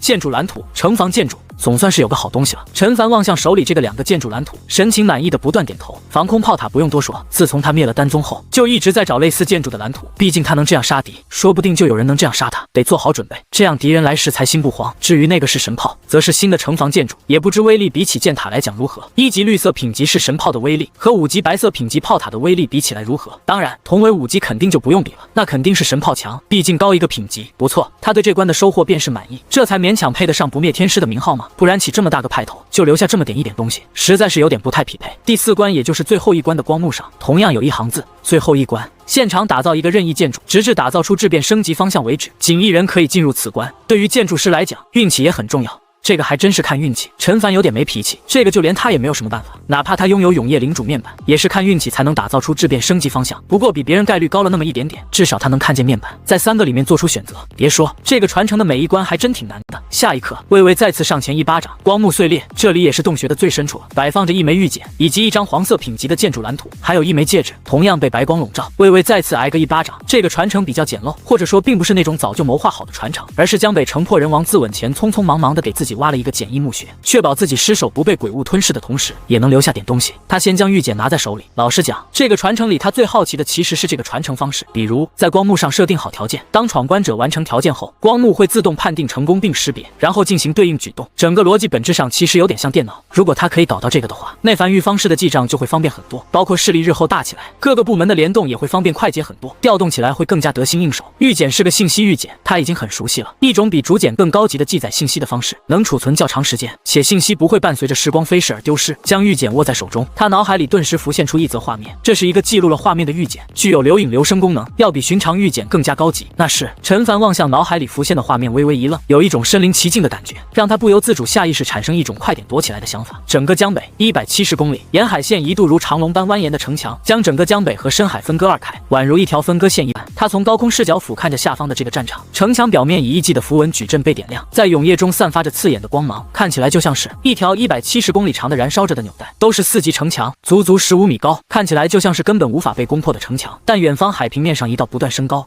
蠕动的巨浪正在快速朝岸边拍来，直至重重拍在城墙上后才反应过来，那根本不是海浪，而是由数十万头鬼物形成的活体海啸。成千上万座炮塔开始轰鸣，整个江北都在震动。这场战争之大，足以记入史册。城墙上无数修行者在跑动，城墙后大量骷髅马疯狂地在荒原上来回穿梭，将一个个资源送入前线。一眼望去，像是无数只蚂蚁依靠城墙来对抗神明的惩罚。但此时已经是战争尾声了，这堵堪称天堑的城墙已经有不少地方被冲垮，越来越多的鬼潮冲入荒原，开始屠杀后方的后勤补给人员。这场战争应该是8000年前的，因为他看见了无名山，那个时候就有无名山了。那时候的无名山还没有垂坑，且海岸线看起来和如今没有太多变化。陈凡沉浸式感受着面前这个画面，沉默着没有讲话。他能依稀看见那4级城墙上的纹路并不是清一色的。如果这些城墙上都是清一色的鬼血纹路，在如此之多的鬼潮攻击下，能吸取大量的鬼血来让城墙变得更硬，从而以战养战。170公里清一色纹路，没有哪个建筑师能做到的。天下阁做不到，不灭天师做不到，哪怕更强的建筑师都做不到，除非不惜代价将纹路错误的城墙拆掉重建，一直重复，消耗大量资源打造一条清一色鬼血纹路的4级城墙。但这显然不可能，有这资源都足够打造一条170公里的5级城墙了。但别人做不到，他能做到。而且这些人怎么没有铜管？每个炮塔竟然都需要专人守着，不断填充鬼石。铜管明明只是一个白色品级的建筑蓝图，以前竟然没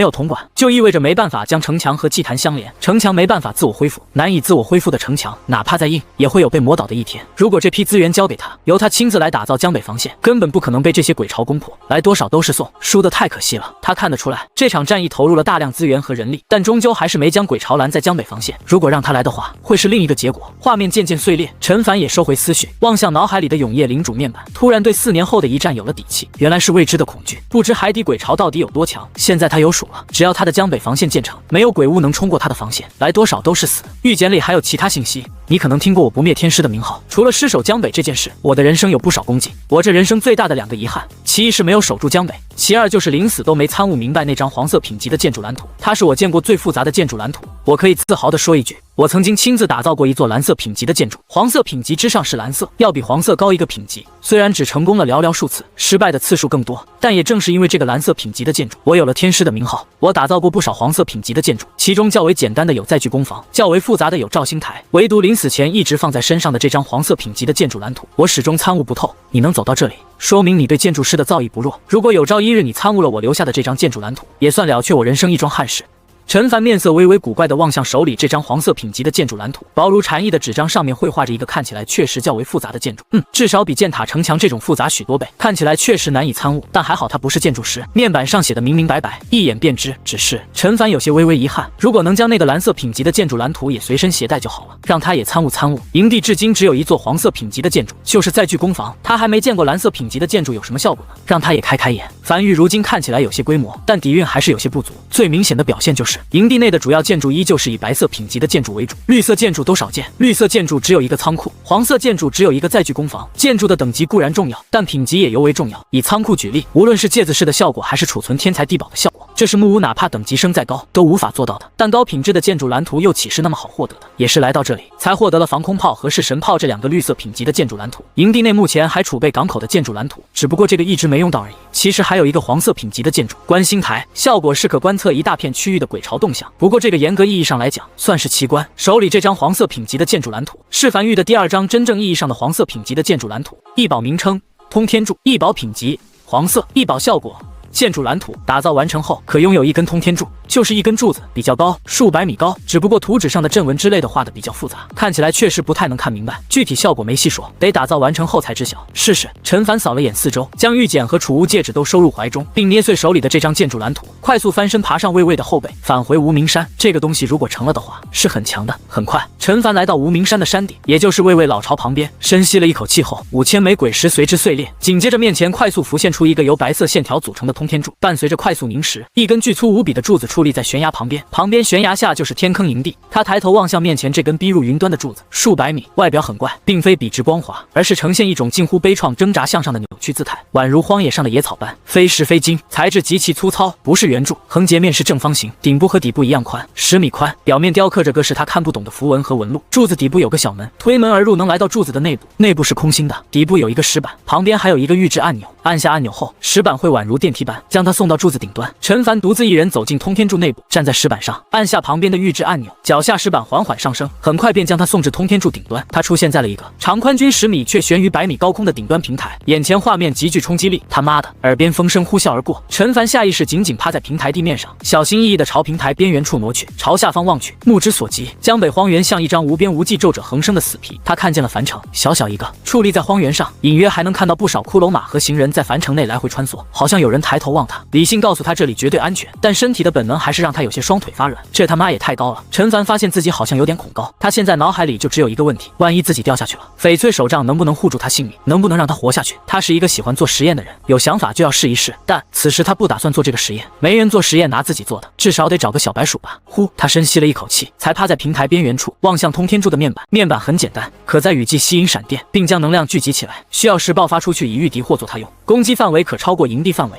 升至下1级，所需1万枚鬼石，目前储存进度100%。这玩意儿就是个避雷针，但比避雷针强点，可以引来闪电，并储蓄起来。来得晚了点，如果雨季前来就好了。不过这里倒是一个不错的观测点，一览无余。不考虑高度的话，视野挺不错的。他没再久留，顺着通天柱内部快速离开，没再升级这个建筑。这个建筑短时间内用不到，得等明年的雨季。不过要是能连续储存4个雨季闪电的通天柱，那等4年之后的大战，或许有奇效。回到地面上，重新感受到安稳的陈凡，抬头望向面前这根通天柱，咂舌道：“为什么非是4年呢？他已经为樊玉制定了一系列的4年发展计划，争取在4年内把各项指标都完成，统称4年计划。就在这时，他怀里的传音符微微发烫，拿起来后，里面传来周末的急促声音：“狱主，有人在樊城闹事，被我们拿下了，等你前来定夺如何处置。”陈凡眉头微微皱起，趴在魏魏后背快速抵达山脚，并传音少秋，让少秋跟上他，然后才坐在95龙辇上朝樊城疾驰而去，随便拉了一个樊玉成员当车夫。这95龙辇驾驶起来还是没什么难度的，其实他也可以驾驶，但多少有点不雅。很快，95龙辇驶进樊城，樊玉方氏街道依旧热闹，但有不少人聚在一起凑热闹，还时不时能听见一些求饶声。陈凡从龙辇下来，望向旁边聚在一起来自各个势力的商会，在看见陈凡的一瞬间，周围吃瓜群众瞬间散开，7、8个男人被樊玉成员捆住按在身下。正处理此事的周末见陈凡到来，急忙上前小声汇报道：“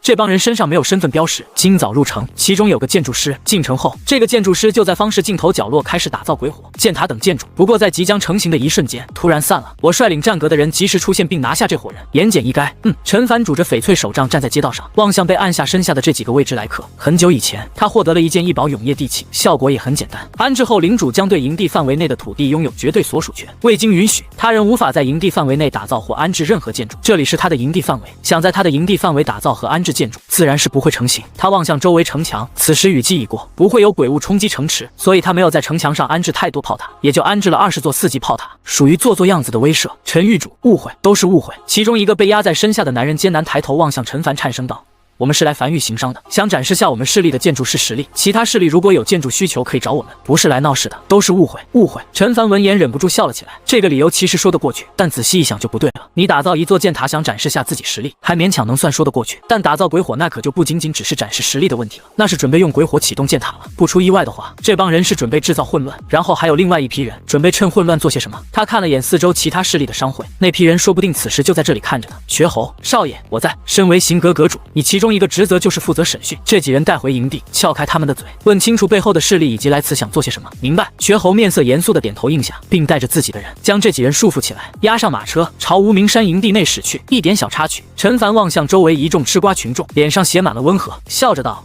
没什么事儿，都散了吧。”随后他才进一旁的屋内，站在屋内的陈凡看了眼在屋内奔波的一众樊玉成员，从怀里掏出传音符，轻声道：“瘸猴，人别带回营地，带到无名山后山去。”随后才望向身后角落的阴影里，少秋，你跟上去看看。是。一道微不可察的声音响起，屋内角落阴影不经意的扭动了一下，再无变化，有点意思。做完这一切后，陈凡才坐在屋内椅子上，给自己倒了杯凉茶，一口饮尽，眼睛微微眯起。樊玉如此出头，肯定会引来觊觎，只是他没想到来得这么快。江北方市角落里，吃瓜群众中，两个男人在看完全程后，才彼此对视一眼。混在人群里，一道信息通过意念传至远处，鱼已上钩。孤零零的马车上平静道：“狱主换我来。”说马车上里的人不对劲儿，可能需要我出手。倒是你，修为比上次高了不少，提升很快。嘿，坐在树杈上的少秋晃动着双腿，偏头笑着。以前我的一魄被那女人所拿捏，储存在魂牌里，如今狱主已经归还了我这一魄，实力和修为自已恢复。你不会真以为我是无名之辈吧？我巅峰战绩可是刺杀过11级武王的。齐越眼神微动，他听说过魂牌。正当齐越准备说些什么的时候，马车突然停了，里面的人不再挣扎，站在原地的齐越瞳孔微缩，盘旋在身旁的袖珍清风突然激射而出，直指马车。被3匹骷髅马所牵引的马车瞬间碎裂，连同那3匹骷髅马也化作骨渣。马车里的几人落在地面上，只是此时已经晕厥过去，皮肤表面不知何时布满了密密麻麻的纹路，看起来极其瘆人。一旁的少秋注意到这几人身上的纹路后，面色瞬变，身子迅速后撤，眨眼便消失原地。与此同时，留下一道急促声：“撤！”这是9天神魔纹。齐越几乎是在少秋声音响起的一瞬间，便瞬间后退，消失在丛林间。下一刻，轰！这几个身上布满纹路的男人身子瞬间炸开，漫天血雾笼罩了整片丛林，声音之大，几乎响彻无名山，就连地面都在隐隐颤抖。当几人再次返回原地时，已不见马车，也不见那几人，只有出现在地面上的一个深坑。狱主，少秋有些面色阴沉道：“那几人自爆了，是9天神魔纹，这是一种上古时期留下的极其歹毒的纹路。狱主，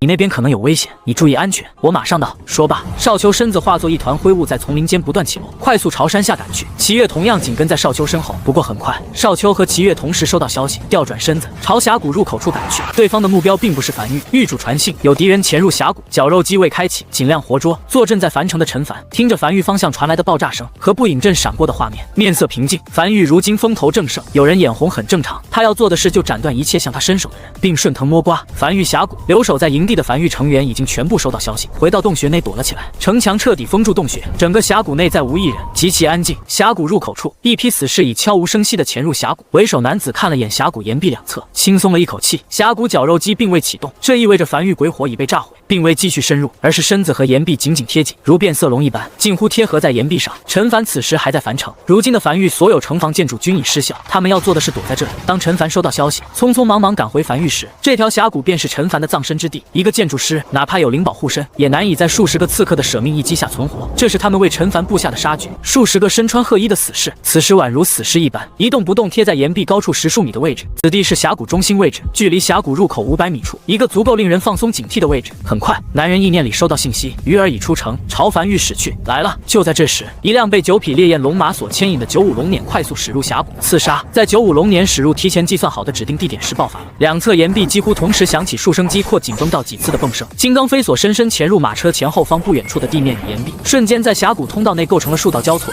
低矮的钢铁半阵。马匹的嘶鸣声响彻在峡谷，这些钢索并没有切断烈焰龙马的双腿。9匹烈焰龙马以不可阻挡之势快速撞断一道道钢索。他们来之前自然知道95龙辇的手段，但仅仅只是阻挡一瞬已然足够。几乎同时，另一批此刻从极其诡异的角度向坐在车前的马夫射出一轮短粗淬毒的破甲弩箭，马夫必死。真正的杀手锏紧随而至，弩箭尚未命中，紧贴岩壁上的一众死士从岩壁上猛然弹起，以比自由落体更快的速度顺着车窗冲进车厢里，化作一道道模糊残影。整个刺杀过程从第一根绊索弹出到死士冲入车厢，拢共不过一息。原本空旷的峡谷瞬间被飞索、淬毒弩箭以及从天而降的死士布满，杀机尽显。然而，当淬毒弩箭精准命中车夫时，并未见血雾爆出，反而听见传来金属碰撞声。摘下斗篷，担任车夫的赫然是齐越，面色冷峻的剑指伸出，剑光涌荡在身边。数个尚未冲进车厢的死士身上溅起血花，重重跌落在地面。他转头揭开车帘，望向车厢内部，狱主可还好？还行。车厢内极其空旷，陈凡坐在椅子上，将翡翠手杖抱在怀里，慢悠悠地品着茶，而身旁则是摆放着4座3级箭塔和一座鬼火。闯入车厢内的一众死士，此时已经东倒西歪地躺在血泊中。95龙辇在不开启天地棋盘状态时无法对外攻击，但这并不意味着他不可以在车厢内部打造箭塔。趴在岩壁上的为首男子望向95龙辇上的突然暴起的马夫和在无声音传出的95龙辇，心里咯噔一下。他知道这次任务失败了，情报有误，没人告诉他。陈凡的马夫是9级修行者，此时看已经没他出手的机会了。他一动不动地趴在岩壁上，准备等95龙辇等人离开，然后他再撤离。就在这时，耳边突然响起一道声音：龙辇驶入峡谷前，你呼吸乱了。为首男人面色瞬间大变，脑海直接陷入空白。他感受到了脖颈上传来的冰凉，他以任何角度逃窜，那抹冰凉都会直接划破他的脖颈。他再也控制不住自己的呼吸频率，艰难抬头望向自己头顶，只见在他上方的岩壁处，一个年轻男人正吊挂在他的正上空，脑袋和他只有1掌距离，手里的匕首精准地放在他脖颈上。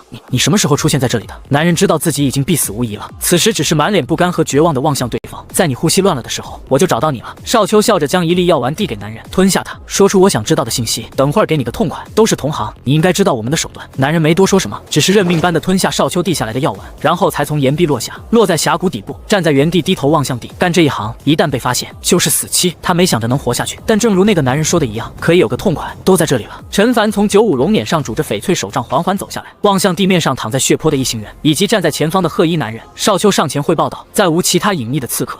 陈凡望向站在少秋身旁身穿褐衣的男人，轻声道：接下来我问你的事情，已经在车厢里问过你的同伙，有一件对不上的，我就不会再询问你，会有他人亲自招待你。你们来自哪个势力？大本营在哪？谁策划了这场刺杀行动？目标是什么？褐衣男人没有丝毫犹豫的就开口，他已认命，不求别的，只求死前能少遭点罪。我们来自风雨楼，一个纯粹的刺客势力，平日的主要盈利来源就是接取其他势力发布的任务悬赏。策划本次刺杀行动的是风雨楼少主，我负责带队执行。刺杀目标是你，刺杀后具体为了什么我不知道，但据我所知，这次不是悬赏任务，是风雨楼楼主的命令。下一刻，男人嘴角突然吐出一口黑血，胸口上浮现出一道道黑线，快速向四周蔓延。紧接着还想再说些什么，但身子已经彻底僵硬，重重向后倒去。数息后，便化作一滩散发着腥臭味污血。周遭其他尚未死亡的刺客同样暴毙，化作污血。狱主，交给我吧，我来处理这件事情。暗格需要一次见血的行动，才能彻底成长起来。天天待在运灵阁里修行，哪怕修炼速度再快，没有实战经验也枉然。下一刻，什么？耳边突然响起一道难以置信的高吼声。只见往日一直表情平淡的齐越，眼里满是震惊，很快才反应过来的低头呢喃道：这就对了，这就对了，我就说周末怎么修炼速度那么快。此时少秋也后知后觉自己好像说漏嘴了，满脸愧疚和恼怒的单膝跪地，请狱主责罚。陈凡轻叹了一口气，摆了摆手。没事儿，齐月也不是外人，这件事我本来打算当做一个惊喜告诉他的。你看你坏了我事儿不是？这件事就交给你们暗阁去办了。即刻启程，先拔掉风雨楼安置在其他城池里的店铺，看看对方会作何反应，尽可能找到对方海岛所在之地。明白？少秋重重点头，随后才后退几步，快速消失在阴影里。齐月，上车跟我来，我给你准备了一份礼物。梵域营地主洞穴内，陈凡带着齐月走进运灵阁。齐月看见运灵阁的一瞬间，更是呼吸不由自主地急促起来。运灵阁，他只在传说里听闻过，据说是比练功房更高级的存在。很快，陈凡带着齐月来到运灵阁深处，站在一处墙壁前，望向用麻绳挂在空中的一片竹简。竹简表面用凌乱剑气雕琢着日记二字，初次望去平平无奇，但再次望去便能感受到字迹中蕴含着的凌厉剑气。轻声道：“我知道你有必须要杀的人，我不会拦你。这1月以来，你每日都在加练周末他们进步很快。你是修剑的，这是我给你的礼物，你不用，别他妈用手碰。”然而话慢了，齐月在看见这枚竹简，整个人瞬间陷入恍惚状态，仿佛被蛊惑了一般，不由自主的伸手碰向玉简。下一刻，齐月整个人身子重重朝后飞去，眨眼便飞出运灵阁，留下漫天血雾和残肢碎肉，消失不见，直直落到祭坛里。陈凡面无表情地望向运灵阁地板上留下一道长长的血痕，大步朝运灵阁外走去。不能死了吧？哥们真敢拿手碰啊！他的翡翠手杖可让他拥有3级城墙的防御效果，他都没挡住这一击。你觉得自己身体比3级城墙还硬？祭坛内，齐月已经陷入昏厥，他捏起齐月的胳膊晃了晃，手感极好，骨头全部碎裂，皮肤也全部绽开，晃起来就像是无骨鸡爪一样。别晃了！躺在祭坛内的齐月艰难睁开双眼，语气中流露着剧痛和无力，颤声道：“你运气是真好啊！”陈凡放下胳膊，望向齐月，不由感慨道：“你给老子的祭坛都染红了，不都说了别让你碰吗？你但凡落偏一点，没落在祭坛里，都来不及救你。我想加入梵域。”此时齐月伤势在圣水的补给下正快速修复，修复的过程极其痛苦，这是极其彻底的粉碎性骨折，身体的每个骨头都裂成碎块，此时正在不断重组。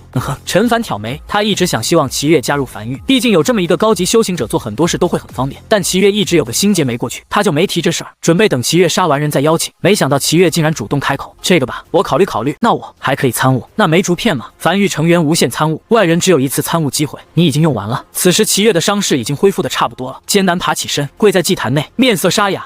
狱主，我真心想加入梵域，刚才我已隐隐参悟到了一点，我想突破武王斩断前半生，开启新的生活。快起来，快起来！陈凡急忙上前搀扶着齐月站起来，笑了起来。考虑好了，允你加入，先养伤吧，养好了慢慢参悟。100枚鬼石，200枚鬼石，300枚鬼石。陈凡站在运灵阁内，面无表情地望向面前这一幕。距离齐月加入梵域过去1个时辰了，他很开心梵域能招揽一个这样的高手，但这家伙是不是太费鬼石了一点？齐月的原话是：剑气在体内暴虐四处冲撞时，参悟最快。于是齐月化身自虐狂，躺在祭坛内，不断用手触碰竹片，然后筋骨寸断，血肉模糊的躺在祭坛里开始养伤。养伤完毕后继续触碰。他给齐月在运灵阁里打造了一个新的祭坛，再加上运灵阁对参悟有加持效果，参悟的速度更快。他不知道齐月参悟速度如何，但他知道很费鬼石。齐月是9级修行者，修复伤势本就比其他人消耗的圣水要多，尤其是这种夸张的伤势，也就齐月能这样参悟了。其他人敢这样参悟，当场暴毙，根本等不到疗伤的机会。不是，哥们，陈凡站在祭坛旁，面色感慨道：“多大仇啊，值得你这么拼？你不痛吗？痛！”再一次筋骨寸断落在祭坛内的齐月神情恍惚的呢喃道道：“但值得，这辈子从没有人帮过我，你是第一个帮过我的人。待这次事情结束，你的恩情我用1辈子还。再迎娶公羊月。”别了，陈凡咂舌道：“你慢慢参悟吧，我先出去了。”别急，狱主，看看我这一招。齐月再次从祭坛里艰难爬出来，眼神里夹杂着兴奋和激动。我已参悟出了一式剑招武技，是我自创的。狱主，你看看，这么快！梵域天坑，齐月站在岩壁前，手里拎着一柄3尺清风，没有起手势，只是闭上眼，呼吸变得极轻且长，仿佛要将自己融入岩壁里。下一刻，清风刺出，毫无锋芒，更像是一支颤抖的笔。清风触岩，并无炸裂碎石，灵气收敛，发出一声极低的滋声，宛如热刀切入黄油。岩壁上，一道约莫半寸深的光滑凹槽随之出现。站在旁边观望的陈凡隐约觉得齐月不像是江北老魔，更像是一个挥笔的书生。紧接着，齐月的手腕以肉眼难辨的频率高速震动，清风在岩壁上快速刺出，每一次都留下一枚极细极深的圆点。清风陡然由快转慢，似由千钧重，缓缓拖过岩壁。最后一剑，他悬腕良久，清风并未触及岩壁，只是凌空虚滑，然而却给岩壁上2个字留下最厚重的一笔：陈凡。陈凡面无表情地望向岩壁上齐月刻下的2个字，良久后才沙哑道：“老实讲，我不是很觉得在岩壁上刻下我的名字是件多么吉利的事情。你怎么不刻你自己的名字？”话虽如此，但他其实能清楚感受到这招剑势里的威力。这个岩壁的强度，他当时是用5级炮塔轰的，轰一会儿才能勉强轰出一个小坑。换句话说，这一招剑势已有5级炮塔的威力，着实不容小觑。齐月此时才睁眼望向面前岩壁上的这2字，整个人有些兴奋地低头望向手里的清风。这是我领悟的第1招剑势，威力比我以前练的武技都要大。狱主，你这个竹片是在哪获得的？一个修剑前辈留下的。好。齐月深吸了一口气后，才面色肃然道：“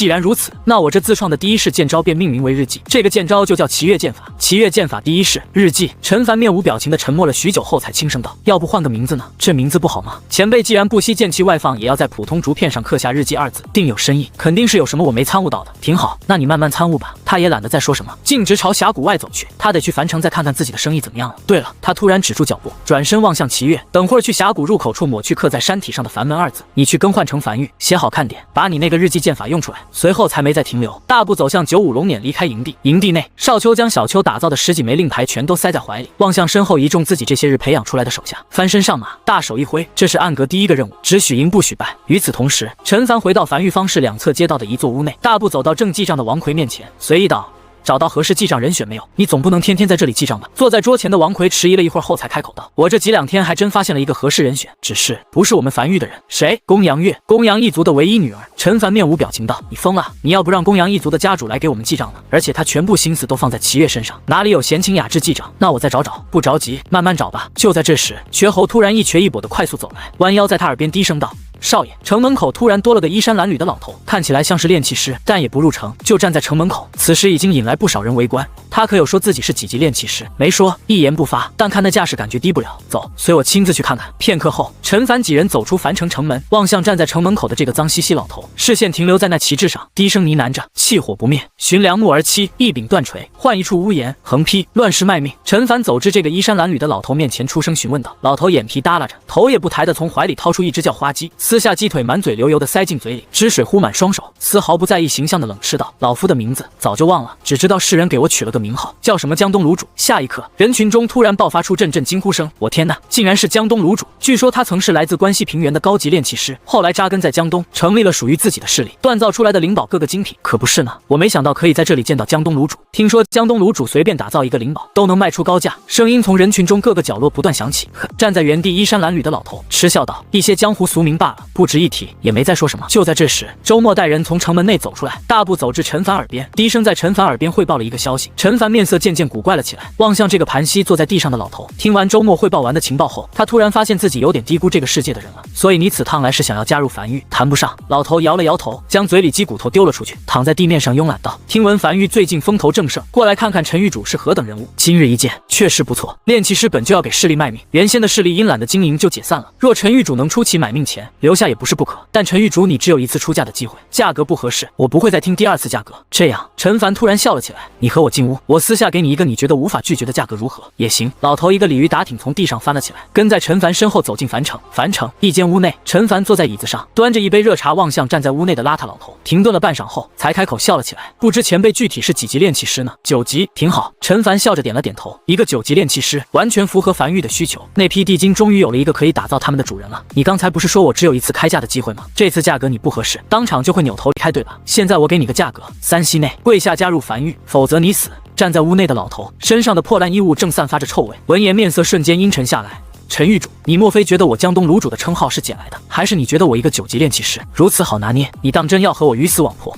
陈凡，老头神情有些愤怒的一字一句道：“此事传出去之后，你让天下人如何看待樊玉？”2息，陈玉主，老头深吸了一口气后，面色认真道：“你当我今天没来过？”话音未落，陈凡便端起茶杯轻抿了一口，并随意摆了摆手。3息，站在身旁的周末面无表情的第一时间抽刀准备上前。扑通，老头在陈凡3息2字还未完全吐出时，便已经干脆利落的跪倒在原地，并面色恭敬的严肃道：“江东卤煮，拜见陈玉主，以后还请多多关照。”陈凡望向跪在地上的老头笑了起来，随意道：“把人带进来吧。”下一刻，周末的手下押着10几个人进来。这10几个人衣物各不同，但如果刚才在城门口细心观察的话，便可以发现，这10几个人都是刚才起哄说江东卤煮有多牛逼多牛逼的。师傅！10几个人望向跪在地上的老头，当即有些纷纷羞愧的低下头。我们已经很小心了，但还是被发现了。废物！此时才反应过来的老头愤怒地望向这10几个人。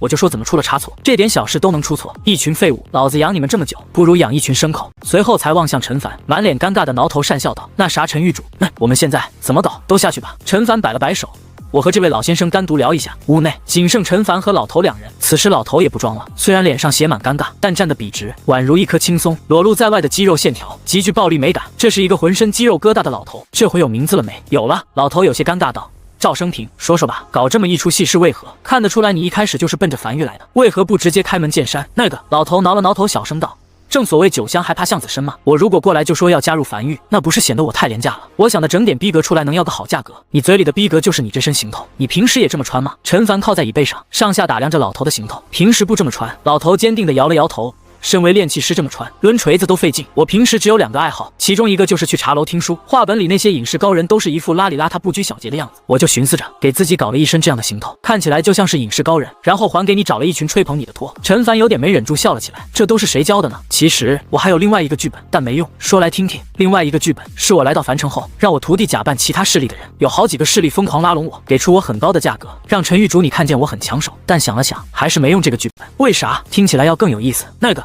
我有点担心陈玉主你给那几个势力都灭了，我觉得你对樊玉可能有些误解，所以你一开始就是明确想加入樊玉的吧？说说想加入的理由。赵生平脸上的皱褶如海浪般抖动了几下后，才面色认真道：樊玉崛起的速度足够快，是我所见过崛起最快的势力，我相信樊玉日后会大有所为。其二，我得知樊玉如今并无炼器师，我加入的足够早，又是9级炼器师，或许可以担任樊玉炼器的一把手。其三，陈玉主你的行事风格我很喜欢，一日杀丹宗少主，次日灭丹宗满门，我觉得跟着陈玉主你做事，日后会很痛快。你想要多少价？每月500枚鬼石工钱可好？老头迟疑了一会儿后才犹豫道：这么少？陈凡眉头一挑，他是真有些诧异，一个9级炼器师可以开宗立派的存在，每个月就拿500枚鬼石工钱，这和白捡的有什么区别？陈凡起身将赵生平扶起，笑着道：让瘸猴带你回换身衣服去，晚点等天黑了，我带你回樊玉。对了，你什么时候从关西平原来江东的？7年前吧。你原先在江东的势力不要了，经营不善倒闭了，挺好。陈凡坐在空无一人的屋内，望向被瘸猴带走的赵生平，眼睛微微眯起。一个9级炼器师突然上门投靠，他自然是开心的，能解决他很多事情。不过为了保险起见，陈凡还是通过传音符让少秋打探了下他的底细。在确认赵生平背景干净后，他没再停留，回到营地洞穴内打造了一座炼器工坊，被他一口气升至3级。可在他将这座木屋升至4级时，面前弹出熟悉又不一样的面板。木屋升至4级，升为石屋，更加坚固，请选择升级方向。1. 生活工坊，可生产生活物品。2. 炼丹工坊，可通过炼制鬼材来炼制丹药，需炼丹师坐镇。3. 已质变天气阁，可通过锻造鬼材等来打造灵宝，需炼器师坐镇。普通，没有丝毫犹豫，他甚至都没仔细看第3个选项是不是炼器工坊的质变升级方向，就直接选了，并准备再次升级，尽可能多获取一个升级方向。不过升级失败，升至5级需消耗5000枚鬼石和海苔星号1，又是海苔。陈凡有些轻叹了口气，也罢，随后才仔细望向质变方向笑了起来。虽然只是一个普通的质变升级方向，但他已经很满足了。他望向天气阁的面板，建筑名称天气阁，建筑品级白色，建筑等级4级，建筑效果1，打造灵宝成品率提高；2，有较低概率获取天地赐福，打造出来的灵宝会自动提升一个品级，升至5级需消耗5000枚鬼石和海苔星号1。不错，陈凡笑了起来。做完这一切后，又在旁边打造了4栋3级石屋后，才掏出传音符，带赵生平过来吧。狱主。此时赵生平已经褪去那身衣衫褴褛的乞丐服，换上一身麻衣，面色认真地望向陈凡，恭敬道：这座天气阁以后就是你的了，此乃特殊建筑，可提高成品率，以及有较低概率使在这里面打造出来的灵宝，升一个品级。天气阁。赵生平微微一愣，有生之年竟然还能再次待在天气阁里，这已经是白色建筑里最好的炼器建筑，还有更好的。陈凡挑眉，绿色品级里我没听说过有炼器建筑，但有个黄色品级的炼器建筑叫万兵阁，效果非常强，你用过没有？我只是听说过。陈凡若有所思地轻点了下头。此时小秋捧着一堆衣服和令牌走了过来，介绍下，他从小秋怀里接过衣裳，开口道：小秋，樊玉后勤阁的阁主，有什么生活后勤上的事都可以找他。等入夜后，樊玉的核心成员都会回营地，瘸猴到时候会带你认人。樊玉以前没有炼器师，今日成立气阁，你身后的这批徒弟跟你一起加入气阁，你是气阁第1任阁主。陈凡从怀里掏出一枚象征着阁主身份的令牌，仓库里有一批地精，需要你将其打造成适合暗格的匕首和夜行衣，暂时按13套去打造。他话音未落，便突然感觉喉咙被一股气流所堵，一句话都说不出来。只见站在天坑地面上身穿青袍双目紧闭的齐月，此时长袍无风自动，枪盘旋在其身边的袖珍清风，此时正在高频震动，发出嗡嗡的声音。下一刻，齐月灵气从体内猛地涌出，并在空中化作数十柄由灵气组成的剑气，紧接着这些剑气以极快速度刺向齐月，刺啦，隐约划破肉体的声音传来。万剑诛心正是如此，每道剑气都贯穿身体，每次贯穿都能带出一些黑色的雾气，虽不见血珠滴落，但通过齐月那狰狞扭曲的表情，能看得出来齐月此时在承受何等的痛苦。动静将洞穴内的陈凡等人都惊动，纷纷走了出来。这是万剑诛心淬体，此人在突破武王。赵生平第一时间判断眼前的状况，有些惊恐的慌乱道：这是一种突破武王的特殊手段，危险系数极高，只有撑过万剑诛心淬体才能突破至武王。但那些剑气虽然不会造成皮外伤，在清理体内杂质的同时，会对精神带来巨大大的痛苦，一般人根本承受不住，下场就是变成失心疯。刺啦！只见一道剑气直直刺向齐月的后阴处，并从前阴贯体而出。众人见状都不由下意识打了个冷战，捂住自己裤裆。一炷香过后，没有任何停下的架势，剑气越来越多，一道道剑气不断依次从齐月体内贯穿而出。齐月的神情愈发狰狞，显然这种疼痛承受起来并不是一件很轻松的事情。陈凡面无表情的沉默着，没有讲话。他如今能做的就是为齐月祈福。就在这时，他突然眉头紧皱，望向峡谷，只见一辆马车跌跌撞撞的沿着峡谷朝天坑驶来。马车表面已经坑坑洼洼，原本牵引着马车的3匹骷髅马，此时已经只剩1匹了。永夜已经降临，这辆马车是从樊城冲进永夜来到樊域的。哪怕2点之间路途并不算遥远，但毕竟是永夜，里面所充斥着的鬼物是未知且暴虐的。他没开火，只是默认这辆马车冲到天坑并缓缓停下，随后才望向坐在马车上的公羊一月轻声道：“公羊长老，身为守夜人，不打任何招呼夜袭樊域，这并不是一个多么友好的事情。”是。公羊一月有些面色尴尬的无奈道：“陈狱主这次突然闯入，公羊一族一定会献上赔罪礼。但齐月和我家小姐的事情你应该也知道。”他感应到齐月所承受的痛苦之后，就发了疯的要来樊狱。我不陪他来，他就要自己来，我实在放心不下。公羊月从马车上冲了下来，先是满脸歉意的给陈凡匆匆道了个歉后，才满眼心疼的站在一旁，望向被万箭穿心的齐月。这时，公羊一月望向被万箭淬体的齐月，突然眼中闪过一丝骇然。魔修的万箭诛心淬体，敢问狱主已经持续多久了？一炷香，那就好。公羊一月松了口气，笑了出来。看来齐月已经顺利挺过去了。当顺利突破至武王，1个时辰过去了，陈凡等人已经全都入睡了。天坑内只站着齐月和公羊一族2人，其他人全都入睡，毕竟明天还要起来干活。又过了2个时辰，已到半夜，峡谷内极其安静，只有天坑还时不时传来刺辣的剑气贯穿的声音，而这声音终于缓缓慢了下来，周遭剑气也渐渐消失，脚边堆满黑色污水，全程紧闭双眼站在原地的齐月，眼睛缓缓睁开，刚睁眼便看见踮着脚尖站在他面前的公羊月，不由微微一愣，下意识偏头望向峡谷。他记得自己突破10天已经黑了，那个时候公羊月不在樊域，这是从哪冒出来的？老魔，你没事吧？公羊月不顾齐月此时身上满是汗水和污水，扑在齐月怀里，声音中夹杂着哭腔，颤声道：“你干嘛对自己那么狠啊？就一定要10成淬体突破武王吗？9成9不行吗？”呼，齐月长吐了一口气，他能感受到自己此时的身体极其清爽，他已完成10成淬体，这个在他以前看来是完全不可能的事情。他没回话，只是轻抚着公羊的头顶，偏头望向站在城墙上的陈凡，单膝下跪，谢过狱主。齐月能有今日，全凭仰仗狱主赐下机缘，待我大仇已报，今后刀山火海，全凭狱主调遣。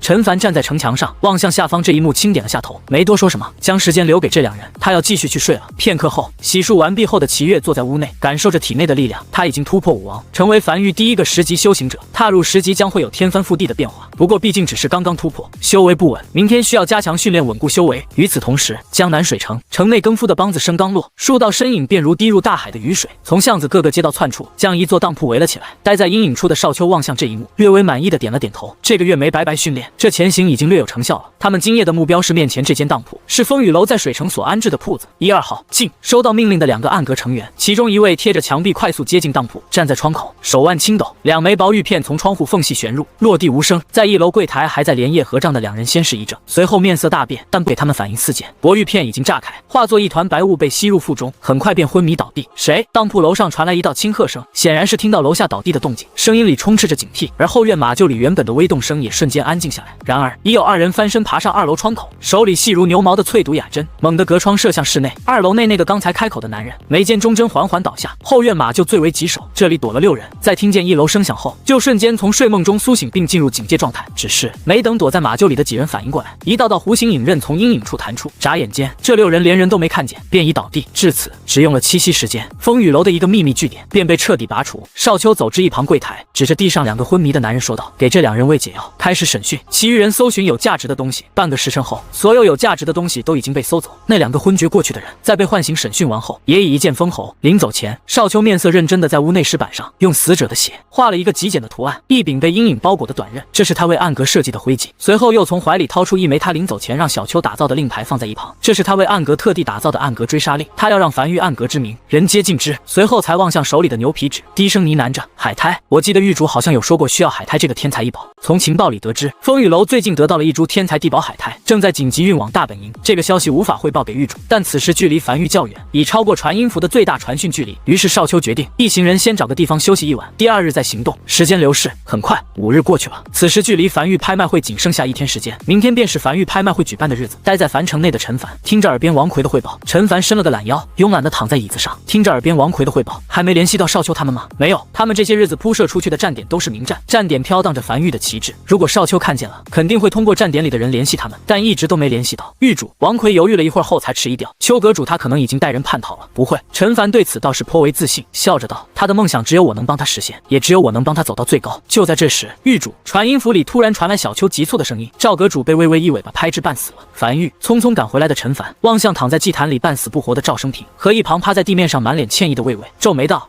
什么情况？魏魏从来不伤人的，我也不知道。”一旁的小邱摇了摇头，我在里面正忙的呢。突然听见外面传来一声巨响，然后冲出去后就看见赵生平被魏魏一尾巴拍到昏厥。你来说。陈凡望向一旁赵生平的一个徒弟，回禀狱主。这个男人有些怯生生道：“师傅正在锻造夜行衣，突然发现樊玉里竟然还有吞天鳄这种异兽，当即兴奋起来。如果能在夜行衣的锻造过程中加入吞天鳄的一枚鳞甲，防御度会大幅提升。然后你师傅就拎着锤子上去了。”陈凡忍不住怒极反笑了起来：“没有。”男人急忙摇头。师傅询问了其他樊玉成员，得知这头异兽是樊玉的异兽后，就尝试跟他沟通，询问不能问他借几枚鳞甲，异兽都很通人性的。他答应了，我发誓，我看见他点头了。然后师傅就开开心心的拿出锥子，准备撬几片鳞甲下来。刚动手还没撬起来了呢，他就甩尾巴了。陈凡沉默了许久后，才偏头望向吞天鳄：“你同意了？”吞天鳄晃了晃身子，摇了摇头，又点了点头，紧接着又摇了摇头。明白了。陈凡轻点了下头。你的意思是，你马上要退甲了？你是答应借给他几枚鳞甲，但是要等退甲后，而不是让他现在上手撬下来？魏魏闻言，眼眶通红，布满泪光的不断点头。终于有人懂他了，你要退甲了。陈凡望向魏魏，眼中闪过一丝诧异。后，魏魏重重点头，兴奋地低吼了几声：“厉害啊！”他不由笑了起来，这岂不是说明魏魏的实力又要进一步增强了？就在这时，赵生平悠悠醒了过来，满眼泪汪汪的委屈道：“狱主，他真的同意了，我才撬的，你理解错了。”陈凡拍了拍赵生平的肩膀，感慨道：“他这几日要退甲，等退甲后你再锻造夜行衣，先锻造匕首吧。你也就庆幸他现在可以恢复伤势了，警惕性不是那么重。放在以前，你敢撬他鳞甲，他得将你生生活吞了。”赵生平委屈的点了点头，但很快又兴奋了起来：“狱主，我没想到咱们樊玉竟然有吞天鳄。吞天鳄是极其纯粹且标准的战斗类异兽。”陈凡面色微微古怪的望向一旁的魏魏：“纯粹的战斗类异兽，意思是说吞天鳄没其他能力了？可这家伙一巴掌给那个不灭天师留下的传承光幕给拍下来，并吞进肚子里的，这明显是针对阵法之类的特殊能力，结果竟然不是吞天鳄的能力吗？难道……”他大概隐隐明白了什么。吞天鳄原来无法恢复伤势，可能不是病，仅仅只是基因突变，从纯粹的战斗类异兽变成了一个战斗弱，但是对摧毁阵法有奇效的吞天鳄。无法恢复伤势只是副作用，结果服用了雪莲花之后，副作用没了，现在变成了一个擅长摧毁阵法且战斗力也极强的吞天鳄。陈凡默默地拍了拍吞天鳄的脑袋：“没事了，玩去吧。”与此同时，辞海区域的一座岩岛上，3个老者在木屋内围炉而坐，正在讨论如何应对樊玉针对他们刺杀失败的报复。殊不知，在这座岩岛下，少秋正飘在海面上，紧紧抓住岩壁凸起的一角，嘴里含着一柄闪烁着寒光的匕首，面色平静的耐心等待着。通过这几日在铺子里缴获情报所获得的蛛丝马迹，他终于找到了风雨楼的大本营，而他要做的就是让少秋之名在今夜过后响彻江北。2个时辰后，整座海岛上再无声音发出，整个身子完全贴在岩壁上的少秋松开右手，掏出匕首，在左臂上快速刺出一个特殊纹路，随后才将食指放在纹路上，呢喃道：“逆天。”下一刻，他整个人身子近乎和岩壁完全融为一体，根本难以察觉。他开始快速攀爬到海岛，大步朝海岛深处出去。片刻后，缓缓推门来到一间屋子，屋内睡着6个壮汉，他进步上前，如阴影般浮现在屋内最深处的一个床铺旁。警觉性太差了，少秋在心里低声呢喃着，睡得也太死了。他左手如羽毛般极其轻柔地虚掩住对方的口鼻，右手匕首自下而上。这个壮汉连最轻微的呜咽声都未发出，便已死去，如法炮制。第2个、第3个，动作精确如机械般重复。很快，屋内的第6个男人也死于他手中。紧接着，他缓缓退出这间屋子，将门恢复原状，继续朝其他屋子前去，直到永夜如潮水般如期退去。第一缕惨白的晨光洒了下来，少秋一袭白衣沾染着少许血迹，站在海边边缘处，把玩着手里的匕首，望向远处海平面缓缓升起的日出，脸上满是笑意。一人一夜，单枪匹马，风雨楼除名。另外一边，樊玉夜已深，明日就是拍卖会了。瘸猴等人在营地内忙碌着，为拍卖会的到来做最后的准备。随着第2天的到来，陈凡站在墙头上，望向城墙内部。就在这时，怀里的传音符传来温热，他微微一愣，少秋来信了。风雨楼已灭，总共78名核心成员，包含3位楼主悉数全歼，缴获诸多鬼石天才地宝，其中包括一株海苔，正在赶回樊玉，以及入夜前抵达。陈凡良久才深吸了一口气后，拿起传音符联系瘸猴，拍卖行推迟至今晚入夜前。少秋他们快回来了。很快，天快黑了，原本计划下午开启的拍卖会也被移至晚上。永夜马上降临，拍卖会也很快要开启了。就在这时，少秋率众人骑着骷髅马大步朝城门口驶来，骷髅马两侧挂满了大包小包，看起来就是收获满满。为首的少秋翻身下马，手里拎着一个渗出血迹的包裹，大步走至站在方氏街道中央的陈凡，单膝下跪沙哑道：“狱主，樊玉暗阁阁主少秋前来禀报，目标已清除，风雨楼78名核心成员悉数途径，这是风雨楼3位楼主的头颅，退去吧。”陈凡轻声道：“是。”少秋应了一声，身子就在众目睽睽之下缓缓化作一缕黑烟消失不见。众人下意识望向四周，却发现刚才骑在骷髅马上的那10几个人也不知何时消失不见，只留下孤零零的一匹骷髅马。陈凡面无表情地收回视线，嘴角微微抽了抽，不过他看了眼周围一众人的眼神，也不由笑了起来。拍卖会即将开始，诸位稍等片刻。周围一众人视线全都死死盯在地面上的那4颗头颅上，极其安静，无人讲话，空气里只有急促的呼吸声和眼神里流出来的骇然。名声响彻很多年的风雨楼就这样在无人问津的角落被全歼了。此时拍卖会即将开始，陈凡走回一旁街道的屋内，眼睛微微眯起，望向手中的海苔。目前营地内有2座建筑可以用海苔升级，一个是运灵阁，一个是天气阁。他打算优先升级前者，快速提升繁育众人修为，至于后者暂时足够用了。而且值得一提的是，载具攻防升至6级需要的另外一个材料亚骨，他刚收购到了一个，等今晚拍卖会结束后回去给营地整体都升级下。另外一边，拍卖会正式开始，主持人是王奎，一众人围在街道两侧，街道尽头临时搭起的一个台子，王奎站在上面，手里拎着一个锤子。主持者拍卖会，随着几件对陈凡毫无价值的异宝拍出，终于拍卖会即将迎来尾声。最后一件拍品，建筑师令可令普通修行者成为建筑师的异宝，起拍价1000枚鬼石，每次加价不得低于1000枚鬼石。话音刚落，台下便顿时举起一片牌子，站在一旁的樊玉成员嘴巴有些跟不上的疯狂播报：江南药王谷出价5万，江东一剑宗出价7万，江北商会出价8万，价格很快就飙升到12万枚鬼石，这已经是不少势力的底蕴了。就在这时，一个势力的人从怀里掏出1枚灵宝，朝他大步走来。陈玉主，帮我给这件异宝估个价，我这件异宝拿来参加拍卖能抵多少？这是一件已经开包的绿色品级异宝，异宝名称强化石，异宝品级绿色，异宝效果。将这枚强化石用在任意建筑上，会使该建筑在下次升级时必然出现一个普通的质变升级方向。好东西！陈凡面色没有太多表情，但心里还是感慨道：果然大家好东西都不会拿出来卖，都藏着掖着的。他是真想要这个异宝，能抵2万。他给了一个足够高的价格，这样就算对方没有拍到，他也打算在拍卖会结束后高价买回这个异宝，哪怕是一个普通的质变升级方向，他都想要。好，男人重重点头，举起手中异宝，高声道：7万枚鬼石加5万信任额度，和手里这个异宝总价14万枚鬼石，这已经是一个足够高的价格了。但越来越多的人找到他，开出各种条件抬价，想要得到这件异宝，最后价格被炒到了17万枚鬼石，最终由王氏一族拿下，也就是刚才用强化石异宝抵了2万枚鬼石的那个人。至此，拍卖会算是结束了，但永夜也降临了，一众势力也暂时无法离开樊城，都在客栈找了个房子暂时睡下。陈凡则是不受影响，95龙年使出出门，冲进永夜，回到樊域。永夜降临，陈凡站在墙头上，望向永夜领主面板上的一张建筑蓝图，是神炮，这是他前几天在海边上古传承里获得的建筑蓝图，绿色品级。这枚强化石他打算用在是神炮或者城墙上，其他建筑暂时不考虑。不过他还没打造过是神炮，先看看效果。下一刻，无数由白色光线组成的是神炮虚影出现在城墙上，并在吸收完鬼石碎裂后的液体缓缓凝视。紧接着，面前弹出一则面板，是神炮升至2级，该建筑升级并无升级方向可选，每次升级威力都会得到提升，也无法通过其他手段获取任何升级方向。得，陈凡有些惋惜，看来也不用纠结强化石到底是用在是神炮还是城墙上，直接帮他做好决定。随着他消耗2000枚鬼石将其升至5级，炮管变得更大，且纹路更密，并布满猩红色。他面色越来越古怪，升至6级依旧不需要任何材料，只需要3000枚鬼石就可以，这对吗？再次消耗3000枚鬼石，升至6级后，营地内终于再次有了一座6级炮塔。但陈凡望向是神炮的面板，深吸了一口气，肯定是出意外了，因为升级依旧不用任何材料，他就一直升，消耗1万枚鬼石，将是神炮升至10级。陈凡面无表情的沉默在原地，面前弹出一则面板，是神炮升至10级，已升至满级，无法再次提升，可进入狂暴模式。在狂暴模式持续期间，射速和威力大幅度提升，且鬼石消耗速度翻倍。与此同时，他沉寂已久的永夜领主面板上再次弹出一则面板，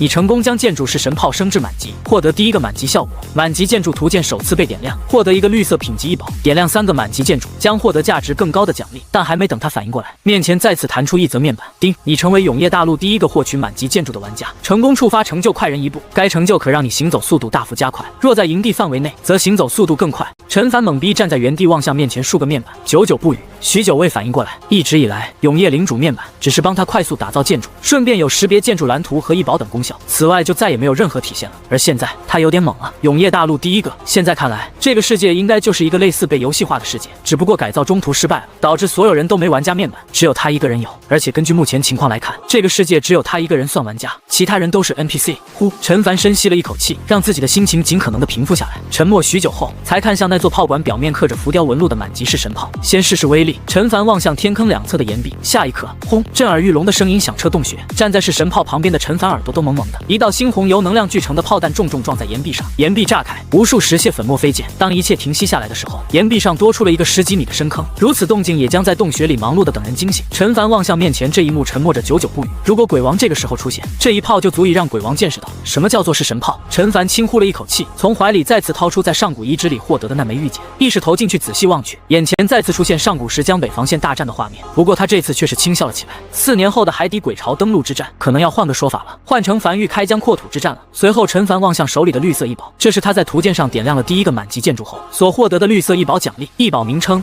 运哨，异宝品级：绿色，异宝效果。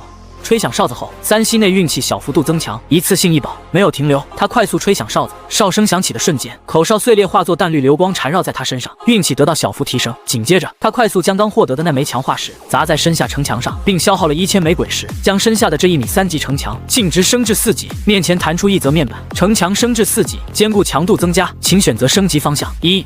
拥有缓慢自我修复手段，相当于布满藤蔓纹路的1/5。2. 震慑感加强，在生物眼里，这堵城墙威慑感更强。3. 已质变，获得一个随机且高1品级的质变方向，普通。下一刻，不等陈凡反应过来，面板便开始不断变化，开始质变，质变完成，已质变。万里长城，所有和这堵城墙所相连的城墙都将生效该质变效果，城墙将如长龙般可在营地范围内随意移动。传奇。陈凡面无表情地沉默在原地，他突然觉得运哨加强化石这2个异宝加起来的联动是不是太猛了一点？如果强化石获得的升级方向刚好是已质变，获得一个随机且高1品级的质变方向，普通，那么在3息运气提升的时间内，就有可能出现现在的情况，一路上升，直至出现传奇质变。这还是他第一次见到这种品级的升级方向，而且这是他第一个传奇质变，一定得保护好。这要是碎了，他肯定想自挂东南枝了。时间流逝，夜幕很快降临，永夜笼罩整个大陆。樊玉，好狂的势力名字，难道是上古势力残留？黑暗中，一个坐在王座上的阴影，猩红瞳孔不断闪烁，单手撑着下巴思索着。自从他刚收的那个鬼王死在了江北荒原，这些日子，他一直派出伪人鬼在江北打探关于樊玉的消息，也知道了一些大概信息。就在这时，被黑暗笼罩的大殿深处传来一道声音：王，待下次雨季降临，我带队亲自前往江北，一举消灭樊玉。不，坐在王座上的阴影轻声否定了这个建议。这个樊玉有点古怪，在这次雨季中崛起，不到1个月的时间打造了100余座炮塔，这生产力明显远超一般的建筑师，大概率继承了什么宝贝。江北在上古是一个大战场，留下点什么东西来也很正常，不能掉以轻心。更何况你实力虽然比死掉的那家伙强一点，但也没强多少，你去了可能也会死。那位留下的气息持续不了几年了，我们必须在这几年内准备好一切，否则当海底鬼巢登陆后，到时候的后果是你我都难以接受的。说到这里，坐在王座上的阴影也不由轻叹了一口气，那是真正的鬼巢，真正的鬼。良久后才沙哑道：我们在江北附近停留这么久，所图只有一件事，那就是在那位留下的气息消失后，海底鬼巢准备登陆前，我们抢先一步登陆江北，屠尽江北所有生灵，夺取天道赐福。接下来做2件事，第一件事，想办法将消息送到樊玉，告诉樊玉数年后海底会有鬼巢登陆的事，像以前那样造点甲骨级残叶送过去。樊玉得知消息后，应该就会主动撤离了，能不动兵戈的解决这件事最好。樊玉，我有些看不透，如果对方不打算撤离，打算死守江北，那我们也不能给对方留太多发育时间。这个势力崛起的速度太快了，下次雨季降临时，举全力灭樊玉，只要拿到4年后的天道赐福，我们就勉强有资格加入正面战场了。永夜大陆某个角落内，四周均被黑暗笼罩，谭希坐在原地的一个中年男人缓缓睁开眼睛，远眺江北方向，有些恍惚的呢喃着。他依稀感觉到自己的气息已经快消散了，最多还有4年，江北就会彻底失去防守。他被困在了这里37年，4年后肯定是赶不回去。江北是永夜大陆后方最大的一段防线，全长170公里，海边没有任何天险，一旦失守，鬼巢将会从江北涌入江南，在一马平川的关西平原肆虐。但他沉默着，久久不语。就在这时，老大趴在他脚左边的一条鳄鱼突然口吐人言：如果我们回不去的话，小花是不是就死定了？他应该会跑。谭希坐地的男人摇了摇头，我走时布下的求天大阵，此时培育的雪莲花应该也已成熟，他服用后天疾便会痊愈。以一头成年吞天鳄的实力，这几年随时都可以跑，只要他别死守在原地，就死不了。而趴在脚边的另一条鳄鱼同样口吐人言，只是声音多少有些抱怨：我都说了，当时不适合要宰，你非要来，你说什么话呢？左边鳄鱼有些不满道：当时多无聊啊，闲着没事怎么可能不孤勇几下？老大可是全程没找女人孤勇几下，他自己用手打的，我都看见了。砰！原本盘膝坐地的男人不知何时突然暴起，一脚将这个口无遮拦的鳄鱼脑袋踩进地底，周围地面多出无数缝隙，面无表情的冷声道：我有点后悔让你能口吐人言了，不如给你舌头拔了吧，你说呢？就在这时，那位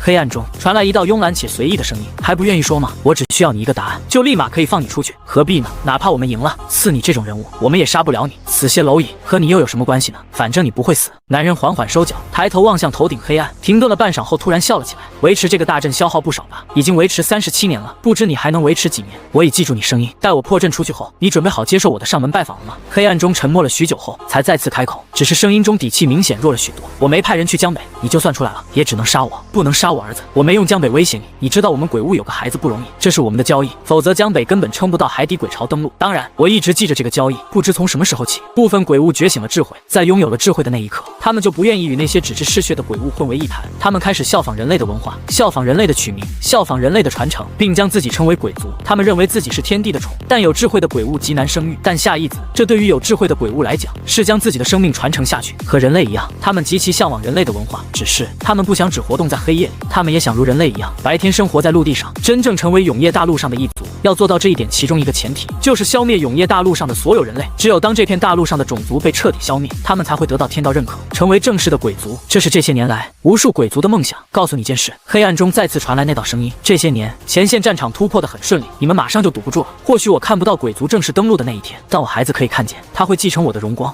男人嗤笑了一声，没有多讲。老大在想什么？良久后，鳄鱼重新凑在脚边，小声询问道。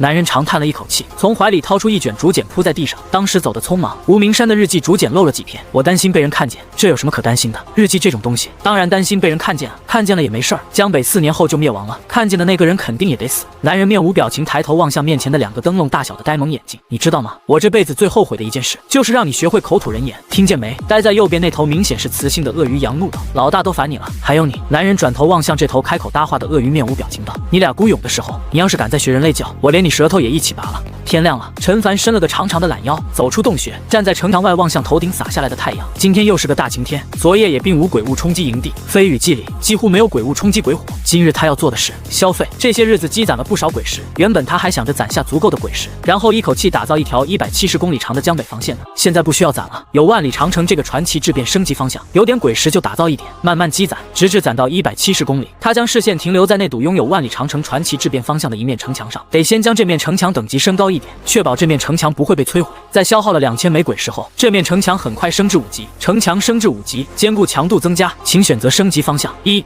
雷雨天气中，一定程度增加城墙坚固程度。2. 黑暗中，少量增加城墙坚固程度。3.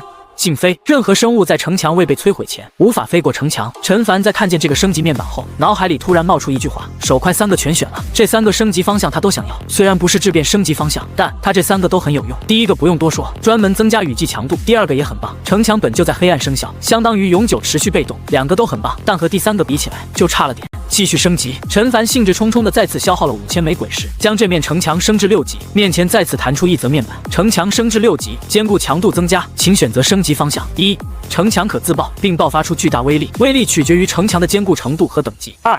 近距离攻击城墙的敌人有较低概率遭到一定伤害反弹。3. 远距离攻击城墙的敌人对城墙造成的伤害会较低。3个方向都不错，第一个被他第一时间否决了。虽然如果给每1米城墙都选择这个效果，170公里长的江北防线同时炸开，那场面肯定很壮观，但他不希望看见那一天。第二个方向也不用，他有荆棘反甲这个质变方向，效果比第2个好，不但近战，远程的伤害也可以反弹一部分。剩下的就只有第3个了。在敲定了第3个方向后，他才望向面板，长叹了一口气。他最担心的事情还是发生了，城墙从6级升至7级，需要消耗7000枚鬼石以及猴头果、地心果等天才地宝任意一个。鬼石还好说，但那些天才地宝他看见就头疼。江北防线170公里，也就是17万米，这意味着每1米城墙升级都需要，相当于需要17万颗猴头果。这么多猴头果去花果山肯定是找不到的，那可是天才地宝啊！他10年内不可能打造得起一条170公里长的7级城墙，那要他老命了。做完这一切后，陈凡才长松了一口气。如今这个拥有万里长城传奇质变升级方向的1米城墙已被他升至6级，远远高于其他城墙等级。这回安全了，只要鬼火不灭，这个城墙不可能被摧毁。随后他才蹲在地上，拿起树枝在地面上的灰尘开始算数。江北防线全程170公里，再加上一些炮塔、鬼火、铜管的费用，总造价差不多4亿枚鬼石内绝对是够用了。陈凡蹲在地面上，用树枝比划着，4亿枚鬼石不是个小数目，要想做到这一点，关西平原必须啃下较小的势力，数量多如星辰，用骷髅马这种物美价廉的商品掠夺鬼石，而像屠仙圣地这种大势力，全都上门索要保护费，不给的都灭了，差不多就能凑够。他觉得自己这个保护费收的理所当然，不是他挡在前面，你们全得死。不过眼前的情况是，得早点将万里长龙琢磨明白，城墙将如长龙般可在营地范围内随意移动，传奇，他可以先搞个1公里的。1号洞穴入口处的这堵21米长的城墙，此时一节是6级的，剩下的都是3级。他也没再升级后续的城墙，准备先练习下操控城墙。陈凡操控着城墙如长龙般在营地内乱窜，速度并不快，比骷髅马慢了一点，移动起来会在地面留下长长的离地痕迹，泥土都被翻出来，好像刚被离过地一样。这玩意儿离地绝对是一把好手。紧接着，他站在这节城墙的最前端，双手背负在身后，点亮安置在峡谷内的20座鬼火，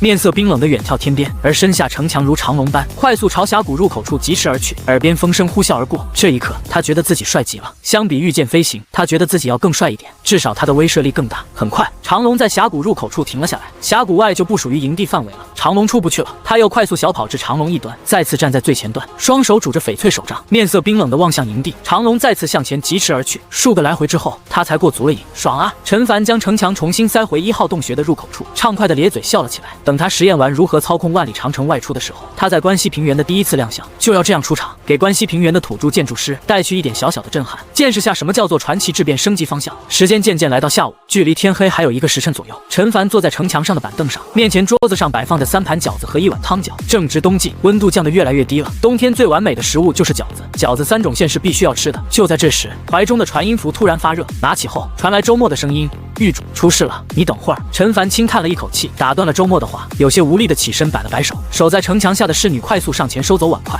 说吧，有伪人鬼混入樊城，守门的樊狱成员检查出了纰漏。陈凡眉头微微皱起，但也没说什么，而是继续道：“损失大吗？我们没有损失，我第一时间发现并控制场面，只有一个江西势力的商会被那个伪人鬼炸死了1个人，已经差不多解决完了。主要是那个伪人鬼掉落了一些东西，我觉得可能需要狱主你过目。我正准备回营地当面汇报，等我来樊城。”片刻后，陈凡从95龙辇上下来，望向站在城门口等他的周末。周末将伪人鬼身上掉落的一片古籍残页递来，陈凡眼睛微微眯起。这个古籍残页记载的信息很简单：4年后海底鬼潮登陆，江北寸草不生。但他面色渐渐古怪起来，这是怎么记载的？预言的4年后鬼潮登陆是因为那位留在江北的气息4年后会消失，所以鬼潮登陆。这个古籍残页怎么隐隐给他一种人为作假的感觉？古籍散发着从泥土里刨出来的味道，看起来有些日子了。永业历382年末，江北幽冥鬼潮不绝而入。大凶，永业382年末，就是4年后。陈凡望向手里这张牛皮纸，面无表情地沉默了许久后，突然忍不住笑了起来。他突然发现自己的敌人可能不是很聪明。世人皆知378年前永业降临，但更隐秘的信息是8000多年前就已经有一次永业降临了。现在获得的所有古籍基本上都是默认从8000多年那场大战中所留存下来的，而永业历这个说辞明显这些年才诞生的。8000年多前留下古籍的人是怎么得知的？时间线都对不上。伪造古籍前能不能认真一点？陈凡长叹了一口气。不过由此还是可得一个消息，那就是有一批鬼物对他虎视眈眈。事情暂时告一段落，重新回到营地内的陈凡走到运灵阁面前，从怀里掏出海苔。目前营地只有2个建筑升级需要海苔，一个是运灵阁，一个是天气阁。他觉得用在运灵阁上，天气阁用不上。下一刻，在消耗了5000枚鬼石将运灵阁升至5级后，面前也浮现出一则崭新的面板：运灵阁升至5级，请选择升级方向。1.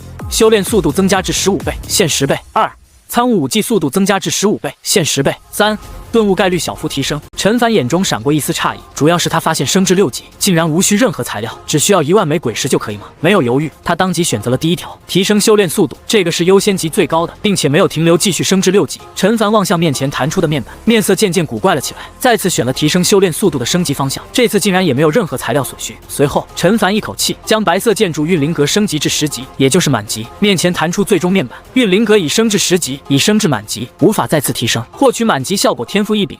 所有修行者大境界在运灵阁突破时，都将获得一定庇佑和加持。比如，当9×9淬体突破5王时，自动成为10×淬体。陈凡望向眼前的效果，有些微微发懵。满级运灵阁的效果是不是有点夸张了？拥有这个效果，他可以批量制造10×淬体的武王。他默默地关闭面板，望向正盘膝坐在运灵阁里闭目修炼的齐月，突然有点心疼这家伙。这家伙如果晚几日突破武王，就不用遭那罪了。随后，他如法炮制，将生活攻防一口气升至10级。面前再次弹出一则面板，生活攻防已升至10级，已升至满级。无法再次提升。获取满级效果能人巧匠产出该生活攻防的物品，在制造完成后有较低概率获得特殊效果。陈凡微微咂舌，目前来看，这个满级效果不如是神炮和运灵阁的满级效果。不过，在升级了2个面板后，永业领主面板上再次发生了一丝变化。运灵阁和生活攻防图鉴已被点亮，建筑图集已点亮3个满级建筑，获得一个黄色品级的福袋；点亮5个满级建筑，将获得价值更高的奖励。随后，一个通体金黄的福袋落在他面前，他将福袋捡起来，异宝名称：福袋，异宝品级黄色，异宝效果打开后有50%概率获得黄色品级异宝，有30%概率获得黄色品级天才地宝，有10%概率获得黄色品级建筑蓝图，有9.5%概率获得黄色品级器官，有0.5%概率获得其他。陈凡面无表情的沉默在原地，久久不语。他在第一次点亮图鉴的时候，给了他一个绿色异宝运哨，使用后短时间内可以提升一定运气，当时应该晚点用的，这样可以用在这里，价值最大。呼，他长呼了一口气口后，没打算开启这个福袋，等以后再获得类似运哨之类的异宝再开启吧。紧接着，他又将地刺和农田升至了满级，面前弹出新的面板了。建筑图鉴已点亮5个满级建筑，获得一个黄色品级的天道石；点亮10个满级建筑，将获得价值更高的奖励。天道石听起来就是很厉害的道具。他面色隐隐期待地望向永夜领主面板上的信息，点击领取。很快，白色线条再次在面前形成，并凝视成一块石头，从空中落下。异宝名称：天道石，异宝品级黄色，异宝效果。作用在任意建筑上，可让该建筑拥有一个天道赐福效果，且可生效在营地名下所有同类型建筑上。呼，陈凡忍不住咧嘴笑了起来。好东西，好东西，当真是好东西。虽只是黄色品级，但他觉得已经完全可以够到蓝色品级了。目前营地内共用5个满级建筑，是神炮、农田、地刺、运灵阁、生活工坊，毋庸置疑，没有丝毫犹豫。他将手里的天道石拍在了一旁的满级式神炮上，很快面前便浮出一则面板：你对式神炮使用了天道石，获得了3个天道赐福效果，请在百息内任选其一。一个建筑仅能拥有一个天道赐福效果。1. 天道赐福效果，威震四方，是神炮的威力将大幅提升。2. 天道赐福效果，横扫千军，是神炮杀死敌人后的溢出伤害，将顺延至附近的敌人，直至伤害耗尽。3. 天道赐福效果，塔之子，是神炮将拥有身下城墙的同等防御。陈凡缓缓坐在摇椅上，眼冒金光地望向着3个天道赐福效果，他只能说牛逼。这3个效果任意一个效果拿出来，都是最顶级的效果，这3个他都想要的。但很快他将第3个排除了，虽然这意味着是神炮几乎难以摧毁，但一个炮塔最重要的不是防御，它可以被摧毁，但在被摧毁前要打出效果。第一个也很强，但他视线停留在了第2个上，呼吸渐渐急促起来，溢出的伤害可顺延。这意味着当4年后鬼巢登陆170公里的江北防线上1700座式神炮同时开炮的一瞬间，顺延的伤害就足以清空出一大片空地，不会有一只漏网之鱼。是神炮本是单体攻击类型的炮塔，主要是用来打 BOSS， 打小怪伤害是完全溢出的，浪费。那一炮消耗的鬼尸可不少，但要是有了这个天道赐福效果，那可单体可群攻，简直是建塔的超级上位选择。随后不再犹豫，他选择了第2条天道赐福效果，横扫千军。做完这些后，陈凡来到樊城准备听取王奎的汇报。就在这时，陈狱主身后传来一道问候声，陈凡转头望去，只见3个身穿宗门制式长袍的人正面色恭敬地望向他。我记得你们有点印象。陈凡若有所思地点了点头，这帮人应该是天下阁的，当时他去江北处理江北陈家的事实见过，只是不知道现在找他有什么事。见过陈狱主。为首的年轻男子双手抱拳恭敬道：我叫天启，是江南天下阁的亲传弟子，上次我有幸在江北城见过陈狱主。你说？陈凡点了点头，他记得上次有个穿白裙的女子对他有些敌意，但这次没来，看来天下阁是抱着友善态度来的。是这样的。天启深吸了一口气，压住内心的忐忑，尽量让自己平静一点。1年1度的建筑师交流大会马上就要到了，这次由我们天下阁牵头举办，汇聚了江北、江西、江东、江南4地有名气的建筑师。陈狱主身为建筑师，一手创建繁域，对建筑有着独特的手段和理解。我们想邀请您参加这个大会。不去。陈凡几乎没有任何犹豫，当即拒绝。他又不是建筑师，参加哪门子大会？交流什么？陈狱主先别着急拒绝。天启见状急忙开口：往日的建筑师大会举办地点往往在牵头者的势力范围内，比如今年本该在天下阁的地盘，但天下阁想将今年的建筑师交流大会在樊城举办，除了邀请您参加，还想请示能否借樊城作为建筑师交流大会的场地。这个可以。陈凡突然笑了起来。没问题，我很欢迎大家在樊城交流。他不知道这些建筑师要交流什么，但知道肯定会有人气，还会带来很多建筑图纸，这对他有利，只要不离开这片区域就好。陈凡笑着望向天启，大概什么时候开启？3天后。天启面色恭敬地回答道。他没想到这次这么顺利。行，去吧。时间很快便来到了3天后。这一天，很多势力都来到了樊城，樊城变得比以往更加热闹。这城池看起来也不怎么样了。一个年轻男人站在车队面前，望向不远处的城墙，这看起来都是1级城墙，不是说樊域的实力很强吗？这个年轻男人撇了撇嘴，在他们势力的城墙可都是3级城墙，1级城墙早都不用了。话不能这样说。跟在身旁的一个老者面色严肃地摇了摇头。樊域的实力肯定是有的，但毕竟底蕴弱了一些。你想，樊域是在雨季崛起的一个势力，从创建到如今，总共才过了几个月，3个月不到，能做到这个地步已经很好了。而且樊域发育的主要营地在旁边的无名山里，正是靠着那里面的营地，在雨季时诛杀鬼王，并诛杀丹宗少主。樊城仅仅只是樊域的凡人城池而已，用来经商，并不是在雨季防御鬼物的主要建筑。能做到这种地步已经很不错了。老者面色认真地望向旁边的年轻男人，收起你刚才那副轻佻的语气，等有机会见了陈狱主，一定不要用这种语气讲话。我知道。年轻男人嘟囔着嘴，我肯定不会当他面这样说啊，但我小声地讲2下，他还能听见不成？很快，一个个势力都抵达了樊城。陈凡在瘸猴的陪同下走在樊城内，他专门开辟了出了一个空空地，为这次的建筑师大会做准备。很快，建筑师大会开始，没有比赛，大家没有比拼，全靠交流。片刻后，陈凡眉头轻挑，走进前方人群里，望向站在台子上正在传授自己经验的一个建筑师。这里聚集的人比较多，足足100多号人，不算随从。这里足足拥有30多个建筑师。站在台上正在传授经验的是一个老头。每说到一个关键点，台下一众建筑师若有所思的点头。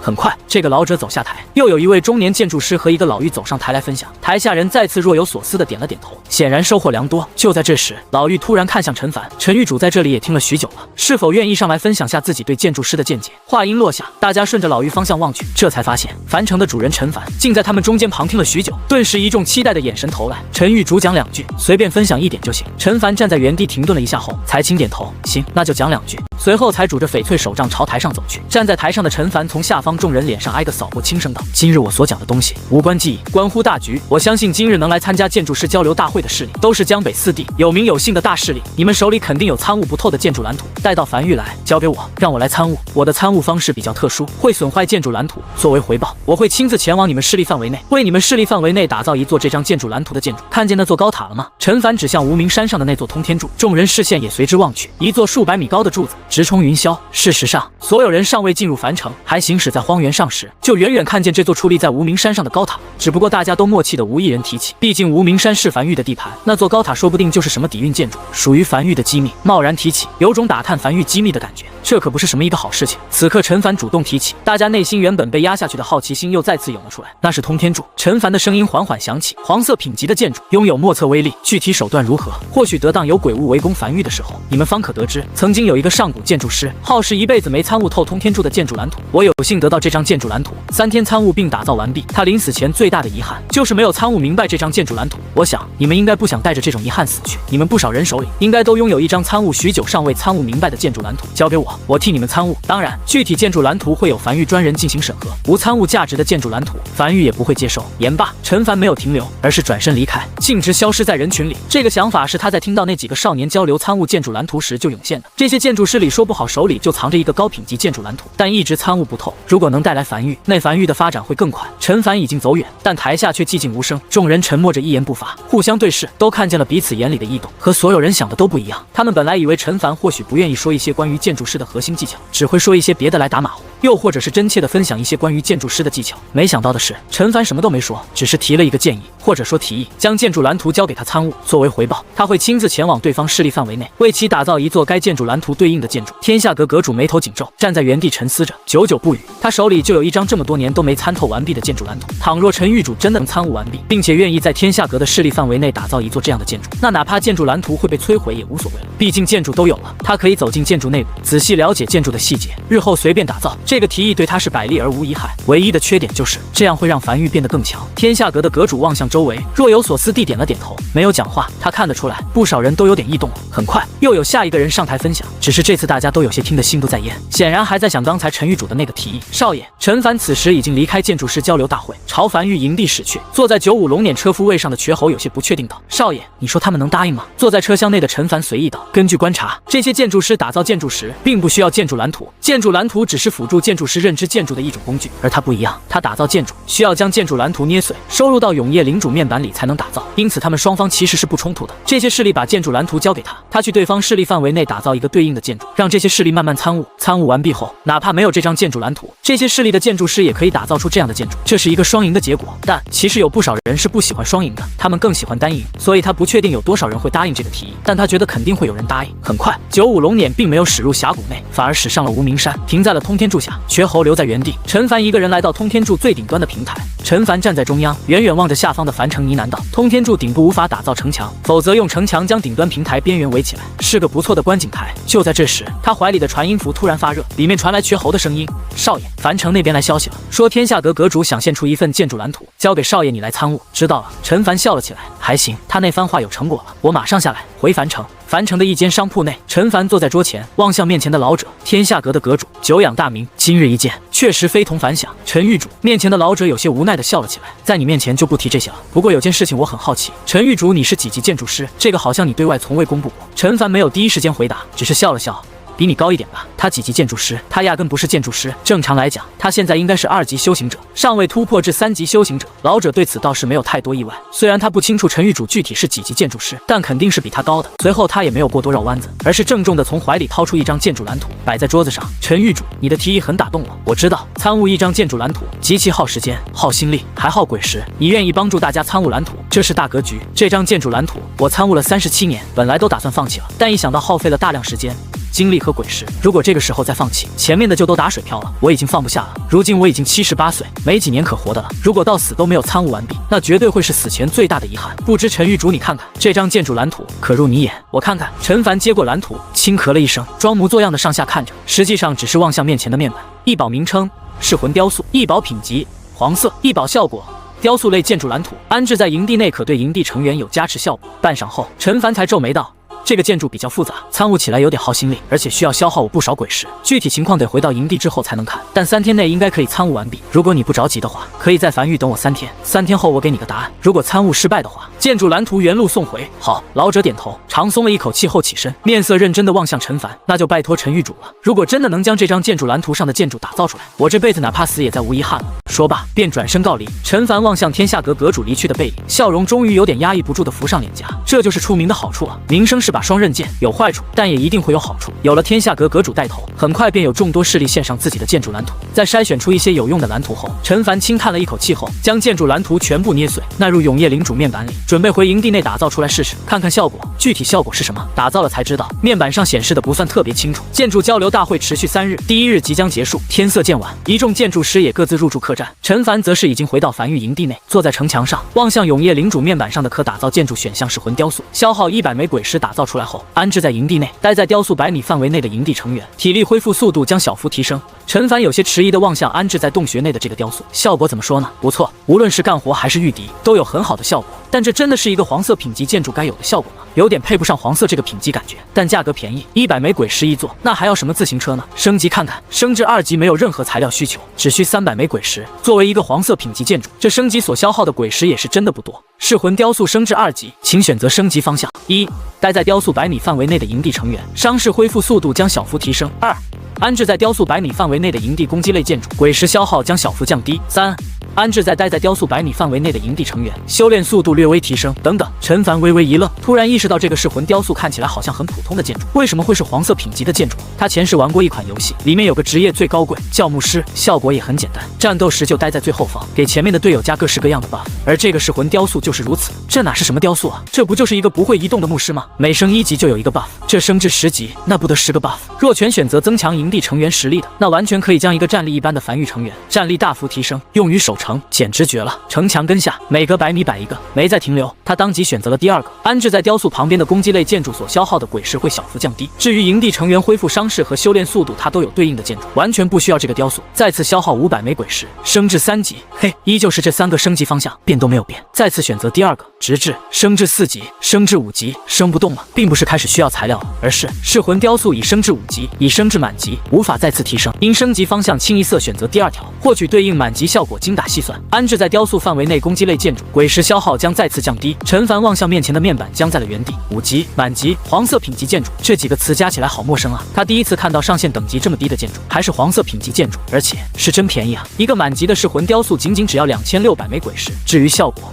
面板上用的都虚词，都是小幅降低再次降低的，具体降了多少数字需要实验。实验方式也很简单，箭塔升至5级后，威力大幅提升。3级箭塔激活剑与风暴这个主动技能，只需1枚鬼石，而5级炮塔激活剑与风暴这个主动技能需要50枚鬼石。下一刻，安置在脚下城墙上的一座5级炮塔突然被点亮，剑与风暴启动，一束束光柱齐射至空中，并精准射在远处地面上，溅起阵阵灰尘，消耗了30枚鬼石。好家伙！陈凡有些怔怔地望向面前面板上的详细数据信息，原先需要消耗50枚，现在只需消耗30枚，相当于鬼石消耗降低了40%，这是一个极其惊人的数字。按照他的计划，170公里江北防线上需要安置大量炮塔，这比炮塔可不是摆设。启动后是需要消耗鬼石的，消耗的鬼石数数量也不低。而如今只需要在170公里江北防线城墙内，每隔100米安置一座噬魂雕塑，便可起到大幅降低攻击类建筑鬼石消耗的效果。也就是只需要1700座，加起来也就400多万枚鬼石，真便宜啊！良久后，陈凡才忍不住咧嘴笑了起来。这建筑师交流大会没白开，还是得和其他势力多交流交流。这些势力手里可都是有好东西的，这个噬魂雕塑就非常不错，这才是人民的好雕塑。什么是人民的好产品？物美价廉。这个雕塑完全符合这4个字。而在将这个建筑升至满级后，建筑图鉴上又有一个建筑被点亮。至此，樊玉已经拥有6种满级建筑了。他咂舌地走下城墙，朝2号洞穴走去，准备将载具攻防升至6级。载具攻防如今是5级，升至6级需要特殊材料。他前些日子收购到了一个亚股，是载具攻防升至6级的材料。今日去将载具攻防升至6级。这些日子，樊玉一直在小批量收购一些天材地宝和这种特殊材料，只要价格不贵，哪怕暂时用不到，也先收着，说不定以后就用上了。这些玩意儿又放不坏，暂时存着。在升至6级后，载具攻防里再次多出了一个可打造载具6。海船中型载具，最多可乘坐30人，移动速度快，负重能力强，吃水较深，自带鬼火以及少量的攻击建筑。可外置部分建筑船体较为坚实，相当于1级城墙的坚硬度，长期停靠维护需配套建筑港口，打造所需2000枚鬼石。海船，陈凡眼睛微微眯起，这个看起来比古舟更适合远程航行，或许可以去看看死海对面有什么。只是这个旅程有点危险，说不定死海对面是鬼屋的大本营呢。陈凡望向这张在击杀鬼王时掉落的建筑蓝图，如今刚好可以用到。从无名山到海边只有1000米直线距离，但无名山正对着海边是悬崖峭壁，想要打造港口得再往旁边一点。足足铺设了3000多米铜管后，陈凡才站在海边，一个由白色线条所形成的港口建筑虚影在海边缓缓形成。1000枚鬼石化作的白色液体沿着铜管从樊玉一路激射，钻进虚影里。当虚影渐渐凝实，港口也正式打造完毕。陈凡望向眼前的港口，有些微微震撼。这1000枚鬼石花的是真纸。港口造好后，地面隐隐震动，后方一只巨龟缓缓朝他驶来，而在龟壳上则是固定着一个海船。很快，海船入海，溅起阵阵海浪。陈凡站在港口望向身旁的缺口，没有在此久留，而是打道回府。他准备今夜将海船停在港口，看看能否挡得住鬼屋的侵袭，然后准备人手，看看大海深处都有什么。樊玉营地内，陈凡坐在屋内，望向被唤来的王麻子，示意其坐，随后才缓缓道：“有个艰巨的任务，我找不到合适的人选。”樊玉造出来了海船，那是一艘大船，船体防御程度相当于1级城墙，船上有数门炮塔，自带鬼火，可在黑暗中的海面上前行。我想派人去看看海的深处都有什么，只是此趟危险，船音符的联系距离有限，我们暂时无法在海面上打造据点，这意味将无法联系到樊玉，但总得去看看。呼，王麻子深吸了一口气后，单膝跪地，面色严肃地低头沙哑道：“狱主，王麻子请命。这一直是我的梦想，有生之日能看一看海那边是什么，哪怕死了都值了。万一遇险，我会想办法将消息送回来的。”好，陈凡轻点头，那就由你带队，清点人手，明日出行。我会给你3艘海船和足够的鬼石，你切记，需在鬼石消耗过半时便返程。此次行动代号新大陆，明白？在王麻子走后，陈凡才走至城墙上，抬头望向空中飘荡的云朵，双手拄着翡翠手杖，沉默着。海的那边是什么？他不知道。无论是古籍还是他所接触到的消息，好像都默认永夜大陆是一整块大陆，又或者会抵达永夜大陆的另一侧，一切都是未知的。第二天，港口一众樊玉核心人员都聚在这里，而在港口的泊位停靠着3辆海船，海船上所有物资已经全都准备完毕。几个樊玉成员站在泊位准备解绳，王麻子也深吸了一口气后，沉声道：“樊玉商阁阁主王麻子，奉命执行新大陆计划，请狱主下令。”陈凡笑了起来。出发。是，王麻子没再停留，带着自己一众手下当即分批走上3艘海船。海船和泊位相连的绳索解开，船帆升起，呼呼作响。3艘海船渐渐朝大海深处驶去。站在船尾的王麻子望向他们，不断招手告别。这一别，再次相遇，就不知道是什么时候了。时间流逝，陈凡来到港口，望向海的尽头，潮湿的海风扑面而来。已经过去10几天了，也不知道王麻子此时情况如何了。他只知道还没死。王麻子命牌尚未碎裂，其他的就不知道了。而与之相反的是，这他妈是什么该死的东西？王麻子站在甲板上，左手拎刀，右臂紧紧抱住枝竿，神情狰狞的怒吼道：“左满舵，避开，避开！”尚未天黑，但他们头顶上几乎随时会压下来的大片乌云，带来了无穷的黑暗，狂风暴雨拼命袭来。他们身下这艘海船体型并不小，但在此时的海面上却宛如小舟般，随时可能被海浪吞噬。他们出行时有3艘海船，但如今只有1艘了。在出航第9天，他们在夜里遇见了鬼物袭击，2艘海船被毁，幸亏他指挥得当，弃船而生，放弃那2艘被一众类似章鱼鬼物触手所缠绕的海船，将船员接到他身下这艘船，这才逃了一劫。只是也因此丢了不少资源，其中就包括最珍贵的水资源。大部分淡水资源都放在那2艘海船上。正在他们犹豫是否返航时，他们看见了一处海岛，全员狂喜，这意味着他们真的发现了新大陆。那是一个独立于永夜大陆的海岛。占地面积极大。他们在海岛上发现了大量天材地宝，其中一种果子苹果大小，但仔细望去有鼻有眼，就像一个猴头一样。他认识这个果子，樊玉培训的时候讲过。樊玉的私塾里有极其重要的一课，那就是培训一些天材地宝的外貌和保存方法，免得他们遇见了都认不出来。那个在永业大陆颇为珍惜的猴头果，在这里漫山遍野，一眼望去无穷无尽。所有商阁成员陷入狂喜，所有人都知道他们这次立下了大功，回去后肯定会得到狱主的大量嘉奖。他们真的发现了新大陆，但当他们登岛补充了淡水资源，然后携带了一些猴头果准备返程时，遇见了风浪，极其恐怖的风浪。他们甚至难以控制自己的方向，只能随浪飘荡，距离繁育越来越远。就在这时，没有任何预警，头顶的乌云仿佛被无形巨手撕碎一般，海浪突然快速涌去，形成一道不断旋转高达数百米的水龙柱，直刺天穹。左满舵，王麻子站在甲板上，抱着枝杆将自己紧紧固定住，撕心裂肺的嘶吼道：“打死！”他不知道那是什么，但他知道一定不能被卷进去，否则必死无疑。无穷无尽的鬼物被海浪裹挟从海船两侧涌过，数量之多远超他们平日所见。只是这些鬼物此时却没空攻击他们，像是在逃避什么一样。他们不知道被海浪卷入这片海域过了多长时间，他们看不出白天和黑暗。在绝望中，所有人被一个海浪重重拍了下来，不少商阁成员被卷入海浪中，剩余商阁成员则是全部被拍至昏厥。不知过了多久，光芒久违地洒在海船甲板上，海船宛如孤舟般飘荡在海面上。他们终于闯出了那片布满雷雨海浪的恐怖区域。但坏消息是，他们距离繁育更远了，距离那个被他们发现且上面没有人类痕迹的希望岛也越来越远了。这个海岛的名字是商阁成员一众兴奋商议的。被海浪拍进船舱内的王麻子艰难地爬至甲板上，感受着身旁的风平浪静，望向身后那如分界线一般的黑云覆盖的海域。阁主身旁一个面色煞白的手下有些艰难地汇报道：“死了不少人，加上你我就剩下12个人了。”王麻子偏头望向天边，沙哑道：“清点鬼石数量，准备返程。”就在这时，他突然看见前方有一座新的海岛，一座比希望岛小很多的岛屿，或许是永业大陆，又或许是新的大陆。登陆！王麻子快速调整好自己的情绪，下令打造营地，准备御敌，杀够足够的鬼物回家。既然没鬼石，那就杀鬼物，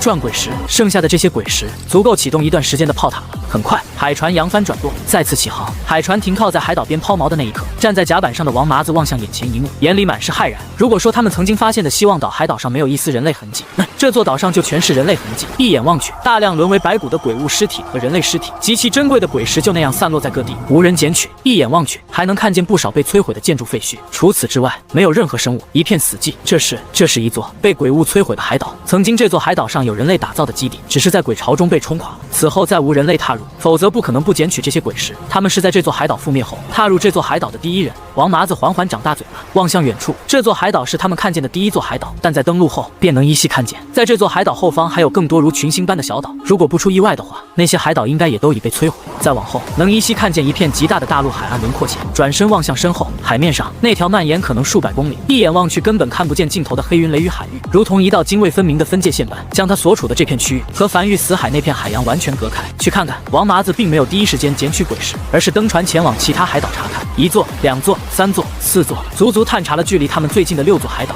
无一例外，海岛上都是被摧毁的人类建筑和大量鬼物尸体。可以想象，在很久之前，一场极其恐怖的鬼潮席卷了所有海岛，甚至可以说是席卷了整个大陆。而这些海岛仅仅只是这座大陆上的前线站点。鬼潮来袭时第一个灭亡，王麻子重新回到第1座海岛上，这里是大陆的最前方，或许也是距离鬼潮最近的一道战线。他爬至海岛的山丘上，一眼望去，能清晰看出来，并不是整个海岛都布满鬼物尸体，绝大部分鬼物尸体都充斥在海岛北面，也是远离大陆的那一面。从这里能判断出，那是鬼潮从海底登陆，涌上这座小岛。无穷无尽的鬼物在丢下数具尸体后，吞噬了这座处于绝望中的小岛。这里是永业大陆吗？他不确定，或许是新的大陆。阁主身旁一个心腹颤颤巍巍地走上来。我们要回去吗？王麻子沉默着转身望向身后一众眼里满是恐惧的手下，个个身上带伤，已全然没有了刚出海的兴奋。在经历了大海的洗礼后，他们不想再冒险了。他没有丝毫犹豫，重重点头嘶哑道：“我们要将消息带回去，让狱主知道有希望岛的存在。”站在王麻子身后的一众人低着头没有反应，他们怕了，不想再闯一趟那雷雨海域了。要想返程，必须经过那雷雨海域。阁主还是那个心腹有些低声道：“鬼物会吞噬鬼石，这里的鬼石既然没被吞噬，说明这片被覆灭大陆已经没有鬼物了，这里是安全的。或许我们可以什么？可以留在这里。”王麻子笑了起来：“早说啊！早说出海前也带个娘们不是？咱们一堆糙汉子留在这里干啥？而且这海岛上可不像是有食物的样子，吃什么？试一试，这个雷雨海域肯定有尽头的吧？我们沿着雷雨海域边缘前进，说不定就能绕过雷雨海域找到回家的路。而且我们能冲出来一次，肯定就能冲出来第2次。”阁主还是刚才开口的男人，抬头望向王麻子，眼眶通红道：“我直说了吧，如果这里的鬼石真的那么容易带走，当年镇守无名山的那位早就带走了，怎么会留给我们？那雷雨海域定是必死的危机，我们能侥幸闯过一次，还能闯过第2次吗？我甚至怀疑我们可能早就已经死了。这里根本不是什么新大陆，而是阴曹地府，或者说我们都中毒了，眼前都是我们的幻觉，回去就送死。阁主，我真不想死。男人声音越来越大，歇斯底里的即将情绪崩溃。话音未落，王麻子已经上前一步，手掌画刀敲在手下后颈上，令其昏厥过去后，将其抱在怀里，望向一众衣衫褴褛的手下，沉默了许久后才沙哑道：“我们要回去，一定要回去，一定要将消息带回去。这里的鬼石可以确保江北防线的必然建成。你们不想成家吗？你们不想让自己的孩子在不被鬼物侵蚀的地方生活吗？我发誓，我一定带着你们活着回去。”在海岛上休息了一夜后，第二天天亮，他们开始起航。海船沿着雷雨海域行驶了足足近30日，雷雨海域根本不见尽头，宛如天堑般，他们根本无法绕过这段雷雨海。船舱所容纳的鬼石不允许他们继续再浪费鬼石了。诸位，王麻子站在甲板上，先看了左边那电闪雷鸣、被黑云笼罩的海域，又望向甲板上一众抬头望向他的手下。这些人眼里已再无恐惧，他们知道此时已经没有退路，眼里满是坚韧和癫狂。停顿了片刻后，才咧嘴笑了起来。在加入梵域之前，我王麻子和各位一样，也没干过什么惊天动地的大事。后秦阁让我写档案的时候，我在高光时刻那一栏填的也是无。但今日之后，只要我们能活着回去，活着将消息带回去，这辈子死了也值了。这是我们这辈子干过最大的一件事。今日不仅仅是我的高光时刻，也是诸位的高光时刻。若我们活着回去，往后荣耀，诸位与我同享。倘若老天无眼，真就有去无回，便以此海为种，与诸君同葬。王麻子深吸了一口气，从每个人的脸上扫过，有些狰狞的高吼，举起手中大刀，高吼道：“左满舵，返航，回家！”下一刻，海船缓缓调转方向，船如断刃归鞘，一往无前逼入雷雨海域。与此同时，距离王麻子出海已经过去了40日。这些日子，陈凡打造了无数的吊篮，这是他在建筑师交流大会上获得的白色衣袍，可以直接吸附在建筑物表面自由移动。于是陈凡将铜管遍布江北、江东、江西、江南4地，随后将打造吊篮吸附在铜管上，修建了4条横跨江北4地的高铁线路，显著加速了江北4地的交流。而在这些日子，他又打造了7座能扩大传音符范围的信号塔。明日便是梵域通讯正式推出的日子，而在如此重要的时刻，陈凡却独自一人站在梵域营地的1号洞穴深处。这里专门开辟出了一个大型石室，命名为命堂，里面摆放着梵域成员的所有命牌，只是绝大部分的令牌都完好无损，只有商阁那一列，不少命牌已经从中间碎成2半，变得暗淡下来。整个商阁只有12人的命牌还保持完整，散发着暗淡白光，其中王麻子的令牌还完好无损。陈凡站在石室内，面无表情地望向这一幕，他知道出海的那批人遇到危机了，他什么都做不了，距离太远了，他甚至不知道王麻子在哪，给予不了任何帮助，剩下的只能交给王麻子自己去做。随后他离开这栋石室，梵域的发展越来越好了，而伴随着一个势力发展，总是会死人，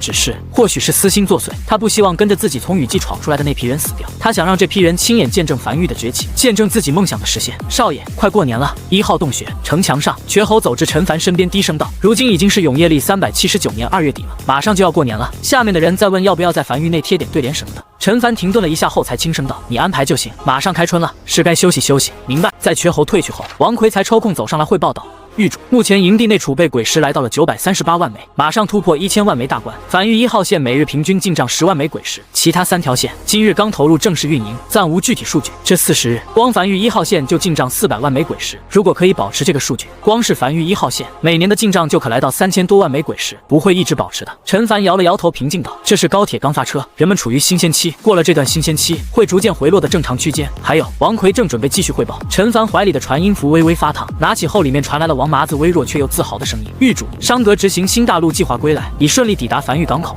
陈凡微微一愣，才急忙朝城墙下走去。走，瘸猴和王奎也急忙跟上。港口内，只见一艘破破烂烂的海船停靠在港口泊位上，附近围着不少梵域成员，而王麻子一行12人衣衫褴褛、破破烂烂，互相勾肩搭背地站在原地，彼此搀扶着，身上满是伤势，每个人面色都极其煞白，但眼里却散发着金光，那是一种直视过死亡后的光芒。狱主，站在原地的王麻子久违地站在陆地上，有些不适应地打了趔趄后，才望向朝他大步走来的陈凡，眼眶通红，咧嘴笑道：“不负使命，我们回来了。”陈凡大步走至一行人面前，从每个人脸上挨过扫过，先疗伤。陈凡看了眼王麻子身上那深可见骨的伤势，有些心疼地摆手道：“来人，带他们坐高铁回梵域疗伤。”高铁？那是什么？以后再说。很快，王麻子一行人乘坐高铁快速返回梵域，一路上颇为好奇地望向窗外，只是还没看几眼，便到站了。早就准备好的后勤阁成员用担架抬着王麻子一行人快速来到祭坛附近。祭坛疗伤速度很快，不一会儿，王麻子一行人的伤势就被全部治愈，面色虽然看起来还是有些苍白，那是因为缺失营养的缘故，需要慢慢调理。陈凡独自一人在命堂里接待王麻子一行人，而王麻子将自己在海上的经历和发现新大陆的事情如实汇报。一炷香后，王麻子汇报完毕了。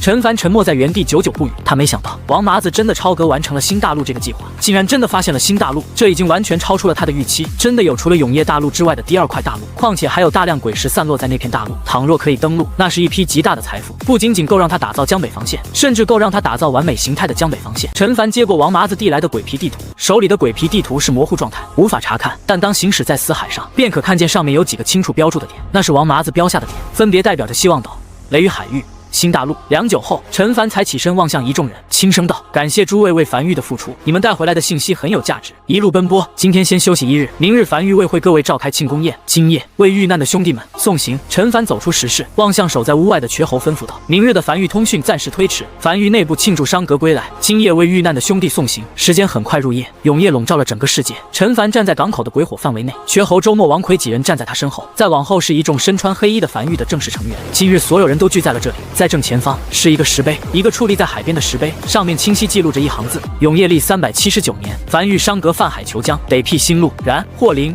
冯异、颜之、贺拓诸君逊于苍冥，魂悸怒涛，海江遂开，钟鼓长眠。其拓土之功，可名金石；其开江之勋，足耀星辰。特以鬼谷为碑，朝生作祭，樊玉子民，永嗣不辍。这是一场送别。站在人群前方那12个活下来的伤革成员，此时眼眶通红的直勾勾地望向那石碑，他们亲眼见证了自己兄弟的遇难。他们有些遗憾，那些兄弟没有和他们一起站在这里，但又有些庆幸，狱主足够重视他们。有家人的兄弟也领到了一笔足够的抚恤金。走好，王麻子低声呢喃着。一夜很快过去，天亮了。按照正常规划，今日应该是樊玉通讯正式推出的日子，但此时樊玉营地内极其热闹，一张张大桌子摆在一起，上面摆满了佳肴。今天是庆功宴，庆祝伤革平安回来，并发现了新大陆。是的，这则消息并没有瞒着樊玉正式成员，会有泄露的风险。但陈凡也想看看樊玉里有没有内鬼，如果有内鬼的话，那这则重磅消息足以让这个内鬼启动自己。陈凡独自一人坐在城墙上，望向城墙外热闹准备的那一幕，躺在摇椅上，指关节无意识地在椅子扶手上敲击着。新大陆，一个被鬼潮覆灭、满地鬼石的新大陆，那意味着巨大的财富，相当于白捡，只要登陆就是暴富。那敛财速度比他在江北敛财速度快多了，足够他打造出绝对安全的江北防线。但如何抵达新大陆是个问题。那座被伤革命名为希望岛的岛屿还好说，伤革出海约莫第7天后发现这座海岛，在知道目标直线距离的话，大概5天就够。这座岛屿距离雷雨海域有一段距离，只要不被海浪卷入雷雨海域，上岛采摘是没有太大风险的。但那新大陆可是被雷雨海域隔绝，想要穿过雷雨海域不是一件简单的事情。根据王麻子的说法，那更像是一个禁地，或者说是天堑，人类绝对无法踏过。靠运气穿过雷雨海域，不知要死多少人。樊玉没有那么多人命去填，除非他眼睛微微眯起，除非开启一项足够巨大的工程——海底隧道。但需要考虑多个可能。山海苔虽然固定隧道，但海底隧道需要承受极大的压力。山海苔仅仅只是一个绿色异宝而已，真的能顶得住这种压力吗？其次，大海深处一切都是未知的，谁也不知道会有不会有鬼物破坏他们的海底隧道。不过，倘若真能踏足新大陆，带回大批鬼石，那樊玉将会彻底一鸣惊人。在此等诱惑面前，再大的难题也得试上一试。他偏头望向城墙外晒太阳的魏巍，这种大型工程估计要给魏巍累得够呛，这几日得给魏巍吃点好的。第二天，陈凡带着魏巍来到港口旁，魏巍乖巧地趴在地面上等待指示。挖地，魏巍眼中闪过一丝询问。挖向哪？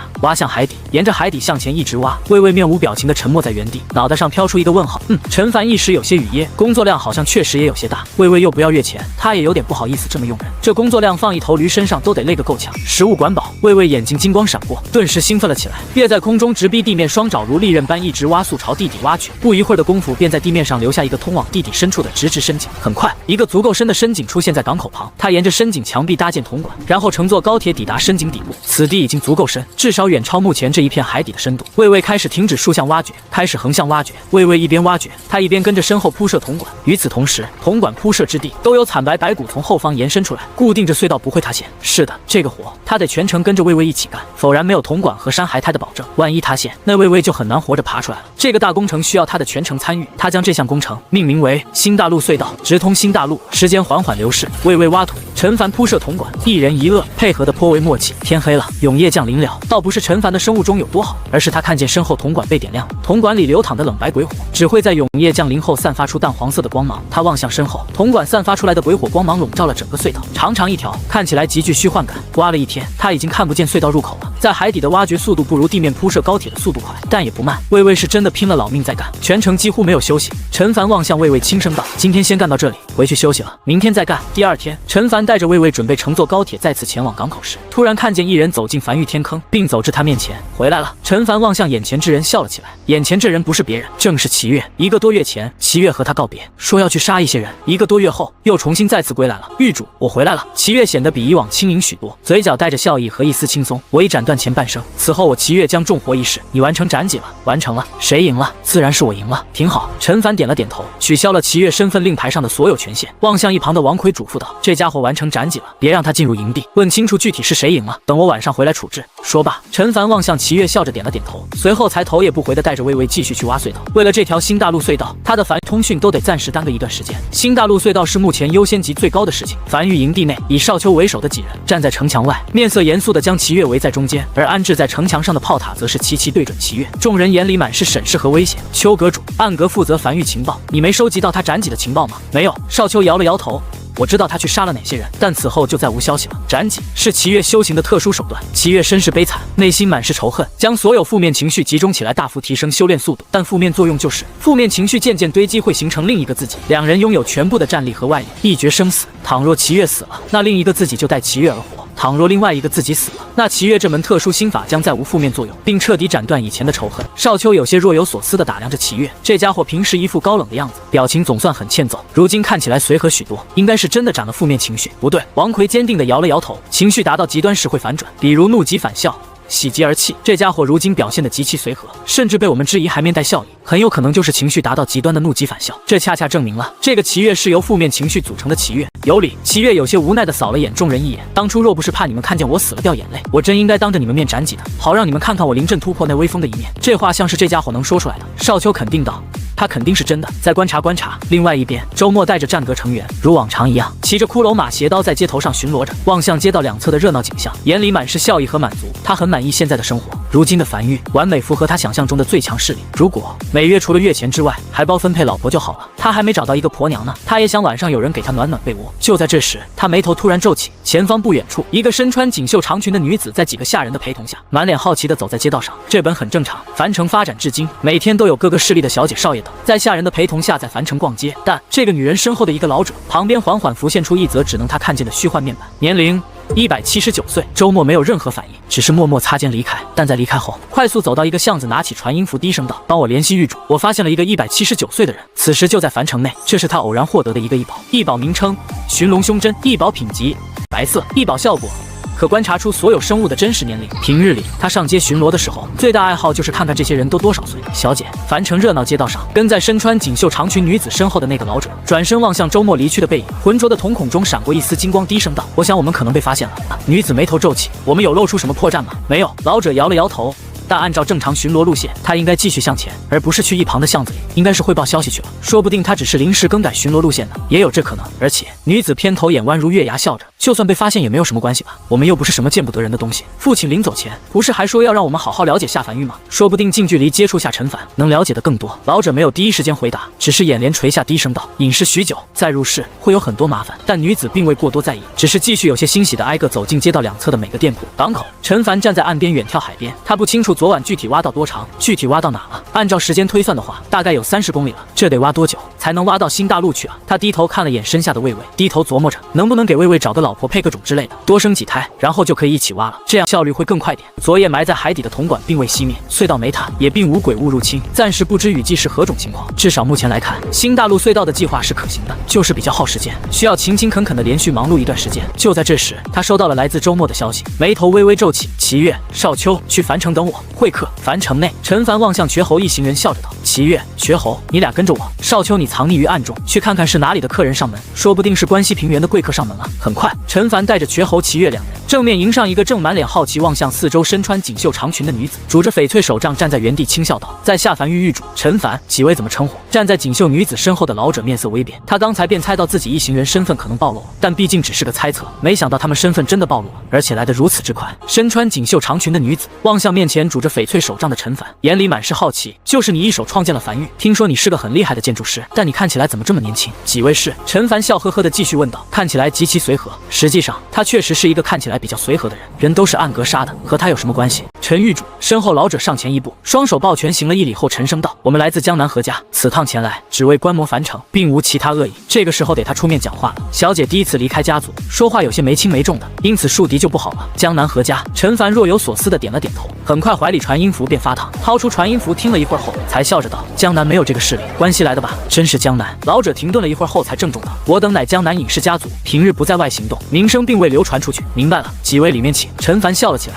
侧身示意几人随自己一同走向旁边的商铺。片刻后，陈凡给几人沏了一杯茶，笑着询问道：“见一叶而知秋，从你们几人身上可以看出你们背后的江南何家势力并不弱，为何尹氏？”锦绣女子已经不再讲话了，乖巧地坐在一旁。老者全面接管了对话主体，微微迟疑了一会儿后，才出声道：“陈狱主，你吃肉吗？自然。香吗？还不错。那倘若陈狱主亲眼见到屠宰的过程，还会吃得那么香吗？”陈凡不置可否地点了点头，没给出具体回应。正所谓君子远庖厨，老者脸上的皱褶如波浪般抖了抖，低声道：“江南何家是有一定的势力，但又庇护不了天下苍生，每年只能眼睁睁地看着苍生被鬼物屠戮。既然拯救不了，那就索性闭眼不看，这样会少点愧疚感。正如倘若江北城此时被鬼物屠戮，我相信陈狱主你心里也会有些不舒服吧？哪怕你不认识江北城里的人，但江北毕竟是你的地盘。但倘若避世，就可以减少这种愧疚感，只顾自己，不管苍生。”陈凡若有所思地点了点头，这倒是他第一次听到关于这种避世的解释，听起来有点道理。我第一次接触尹氏家族，既然有一家，就有第二家，所以你们都是抱着这种想法避世的，不全是？老者摇了摇头，主要原因还是因为永夜如潮汐般，总会有退去的一天。永夜里的鬼物是杀不完的，杀再多鬼物也没有意义，保全自己扛过永夜，才是尹氏家族的主要避世原因。总会有退去的一天吗？陈凡笑了起来，陈狱主难道不知？老者眉头微微皱起，如今永夜大陆的永夜并不是第一次降临，以前也降临过，只是最后都退去了。潮起潮落，潮起潮落吗？陈凡靠在椅背上，端起手中茶，轻抿着没有讲话。他没有去争论这一点，不过他可以确定一点，上次永夜降临，固然不知究竟是自主退去，还是被上古势力联手击退，但可以肯定的是，永夜不存在终有退去的那一天，会有潮起，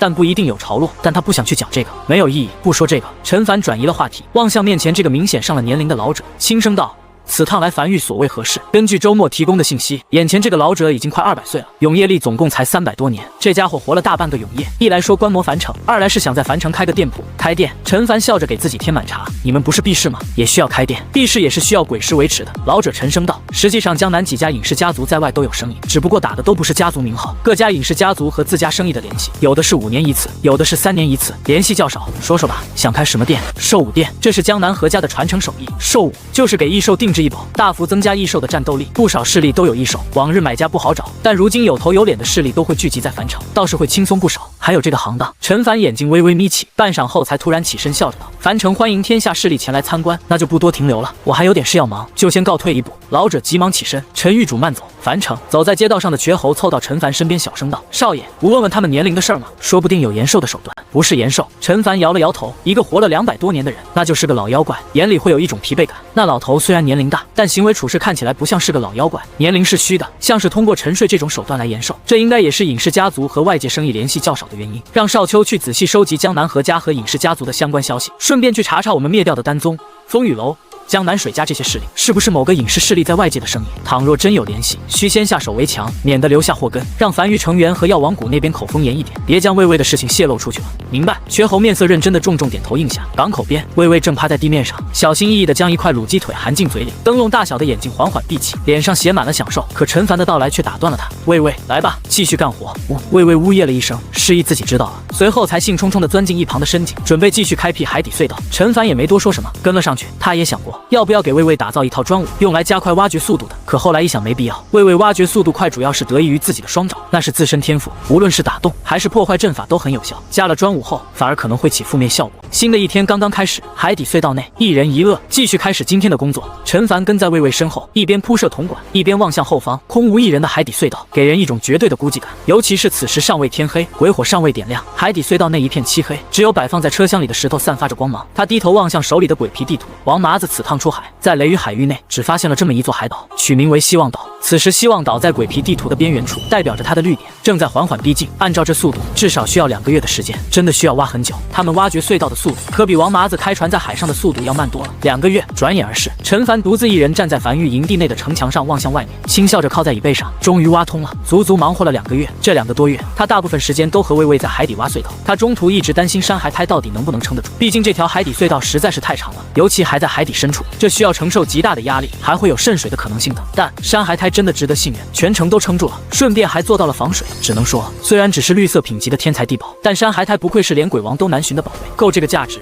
走吧。陈凡起身朝城下走去。海底隧道一阶段已经建设完毕了，去希望岛看看。港口，一辆高铁停靠在地面上，陈凡、瘸猴等一众凡域核心成员全都登上高铁，魏魏则是留在车厢外，抓着边沿处。下一刻，高铁启动，沿着海底深处铺设的铜管，朝大海深处激射而去。海底隧道极长，前方没有任何光亮，一片漆黑，鬼火尚未点亮，高铁就在漆黑的隧道里，以极快的速度朝前方激射而去。终于，约莫过了近20盏茶的功夫，他们身下的高铁突然以一个90度的仰角开始快速爬升，阳光从洞口洒了下来。当高铁如火山喷发般从地底喷出，并稳稳当当地停在山顶时，他们到了，此地便是希望岛。高铁出口在希望岛内一座山顶的顶部。陈凡离开高铁，站在山顶悬崖边缘，远眺天边，海岛周围是一望无际的大海，不见任何陆地。这是一座孤岛，而是更远处，隐隐约约能看见那片区域被雷云笼罩，那里便是雷雨海域，只不过距离希望岛较远，有一段距离。俯瞰海岛，一眼望去，没有任何人类踏足的痕迹，遍地天材地宝，如同大丰收一般。一颗颗饱满的猴头果悬挂在树枝上，不知具体数量，但绝对不会少。见状，陈凡笑了。猴头果是一种天材地宝，不以价值来评判。城墙从6级升至7级，除了需要消耗7000枚鬼石外，还需要消耗猴头果一个。一节城墙需要一个，也就是1米。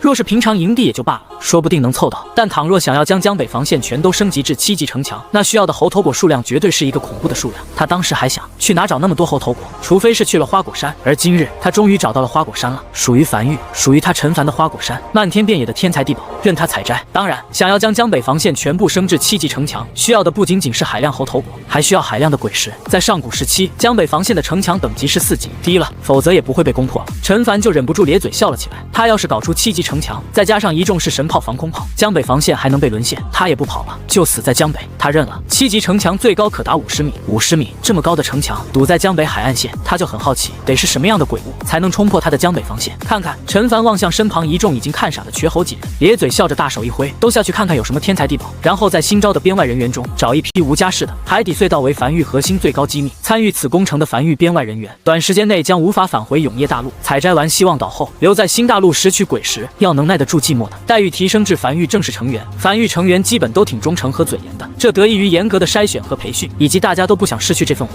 但再严的嘴也会有泄露的风险，他暂时不能接受新大陆的存在对外泄露，故而最好的嘴严就是一段时间内留在这里，不回永业大陆。周末走下山，来到海边，望向海岛中央丛林中漫山遍野的天材地宝，神情恍惚的僵在原地。永业大陆之外还有一处这样的地方，他虽知道商格发现了希望岛，但等真正踏上这个岛，他才明白能在茫茫大海上发现这座小岛有多不容易。不仅仅需要探索世界的决心，还需要忍受寂寞的毅力和足够的运气。就在这时，他突然感觉脚下好像踩了一个软糯糯的东西，下意识抬脚低头望去，只见脚底下踩着一个暗红色的肉瘤，像是海螺状，捡起来后触感温热。他僵在原地，眼中闪过一丝骇然。海苔，手里的这个东西和私塾里形容的海苔外貌特征一模一样，这竟是凡域主要搜寻天材地宝之一海苔。凡域这几个月里一直在搜寻，一株都没找到，而他脚下就踩了一个。他抬头望向远处，沙滩上竟然散落着7、8个海苔。王麻子周末顿时有些撕心裂肺地望向离他最近的王麻子，高吼道：“快捡海苔！那个暗红色肉瘤是海苔，快捡起来！”凡域核心成员都已离开，前去探索海岛了。陈凡没去，他正站在高铁出口处，也就海岛小山的顶端，望向手里的竹笋，乐呵呵的傻笑中，神情恍惚，渐渐飘远。他手里的这个褐色竹笋，他曾经在魏魏父母洞穴里找到一个，是山苔，比山海苔更好的山苔。如今他得到了第2个，得来过程倒也不复杂，路边捡的，就长在旁边石头缝里，一拔就出来了。就在这时，传音符里传来瘸猴的激动声：“少爷，快来，快来！”陈凡眉头轻挑，将山苔塞进储物戒里，大步朝山下走去。山苔储存方式的没有特殊要求，比较随意，直接塞进储物戒里就行。丛林内一处山河间，陈凡站在岸边，望向那从山上流淌下来的河流，河水极其清澈，而在河道中间有不少石头，在石头缝里生长着10束珠花，颇为好看。他沉默着，久久不语。那些花不是普通的花，外表看起来极其雪白，颇为好看，就像少女的小足般，令人忍不住想放置在鼻尖。用力嗅去，9片舒展开来的花瓣，宛如含苞欲放的豆蔻年华般，花蕊微粉，很嫩，不是别的，正是雪莲花，而且是成熟状态的雪莲花。那位居住在无名山的那位，耗费了100年时间，酝酿出了一株雪莲花，而这株雪莲花还引来了关西平原屠仙圣地的觊觎。现如今这里有13株，13株啊，也就是这种天材地宝难以在市场上流通，否则光是这13株雪莲花就足以价值连城。先别动，陈凡深吸了一口气。雪莲花采摘后需要在1个时辰内放置在低温环境，我们回去的时间超过了1个时辰，等下次来带上工具再来。高铁速度极快，但再快也有个上限。此地距离永业大陆极远，距离超过凡域1号线的全程，单次耗时早就超过了1个时辰。现在将雪莲花采摘下来，等回去后就枯萎了。就在这时，时，旁边的周末和王麻子一路小跑而来。狱主，周末有些激动地打开手里的缸子，露出里面被浸泡在水里的海苔。我们在沙滩上总共发现了11株海苔，全在这里了。我记得海苔的保存条件是需要用咸盐包裹，我身上没有咸盐，我就将海水倒进去了。不错，陈凡咧嘴笑了起来。这座希望岛的发现对樊玉的意义太重大了。陈凡满意的点了点头，接过海苔收入的储物戒里，朝远处走去，都四处再看看，看看还有没有什么惊喜。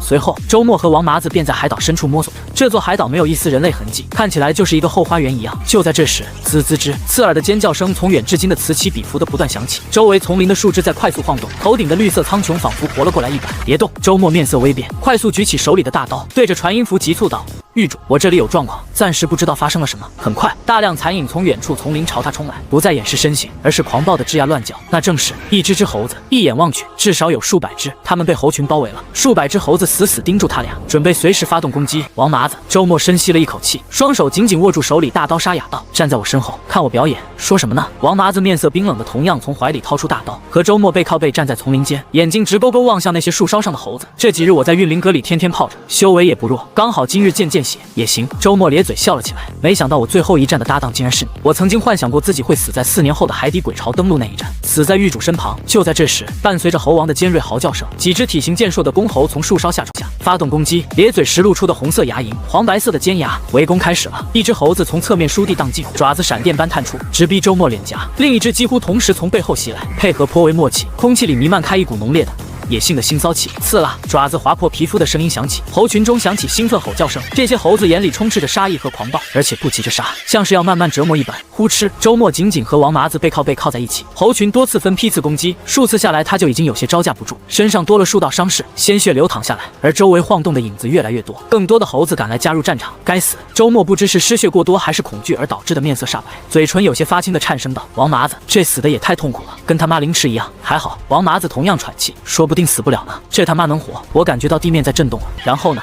等等！周末突然反应过来，感受着正在不断震动的地面，以及周围树梢上渐渐因慌乱而有些烦躁起来的猴群。半晌后，突然反应过来，咧嘴笑了起来，高吼道：“狱主，我在这儿！”吼！惊天动地的巨吼声猛地响起，丛林中的树木正在不断快速倒塌，一个庞然巨物正在宛如推土机般快速逼近。下一刻，一头体型极其巨大、灯笼大小眼睛里满是凶意的鳄鱼，一路撞飞了不知多少树木，冲至两人面前，在身后丛林间留下一道极长的通道。陈凡从鳄鱼后背上走了下来，站在魏魏身旁，望向树梢上一众有些慌乱的猴子，偏头停顿了一下后笑了起来：“魏魏，该你上了。”收到命令的魏魏张开血盆大嘴，再次怒吼一声，便朝猴群身下的树木冲去。每次撞击都能将坚硬粗壮的树木撞飞，待在树梢上的猴子如下锅饺子般到处乱飞，那冲击力可见一斑。猴群眨眼间在慌乱声中四处逃窜，甚至都不敢回头尝试性的攻击魏魏。周末气喘吁吁地站在原地，靠在王麻子身上，望向浑身散发着凶兽气息的魏魏，才想起魏魏其实也是异兽，而且是实力强大，曾经给予鬼王致命一击的高级异兽，不是什么乖乖宝。猴群四散逃去，但魏魏灯笼大小的眼睛紧紧盯着快速逃窜进丛林里的猴王，直直追去，根本不管四散而逃的猴群。这只猴子明显体型要比其他猴子更大，很好分辨，但也更加胆小。刚才猴群四散逃窜时，这只猴王是第一个掉头就跑的。猴王的速度很快，但魏魏的速度更快。魏魏虽体型大，但速度却都不慢，此时如同一个陷入狂暴状态的推土机般冲进丛林里，撞飞无数树木。数息后，魏魏像是一个凯旋而归的大将军一样，血盆大嘴里含着奄奄一息的猴王，尾巴不断拍打着地面，雄赳赳气昂昂，眼里满是自豪之意地爬到陈凡面前，将嘴里的猴王吐出来。干得漂亮！陈凡笑着望向魏魏，他此趟出门带上魏魏也是这个因素。这么大个海岛，说不定就有异兽的存在，对付异兽最好的办法不是建筑，异兽有灵性，感受到危机后他们就不会发起冲击了，而是会远远躲开。虽然暂时威胁不到他们，但留在小岛上总归是一个祸害。对付异兽最好的办法是带上一个比这些异兽更强的异兽，比如魏魏。能打得过魏魏的异兽没几个，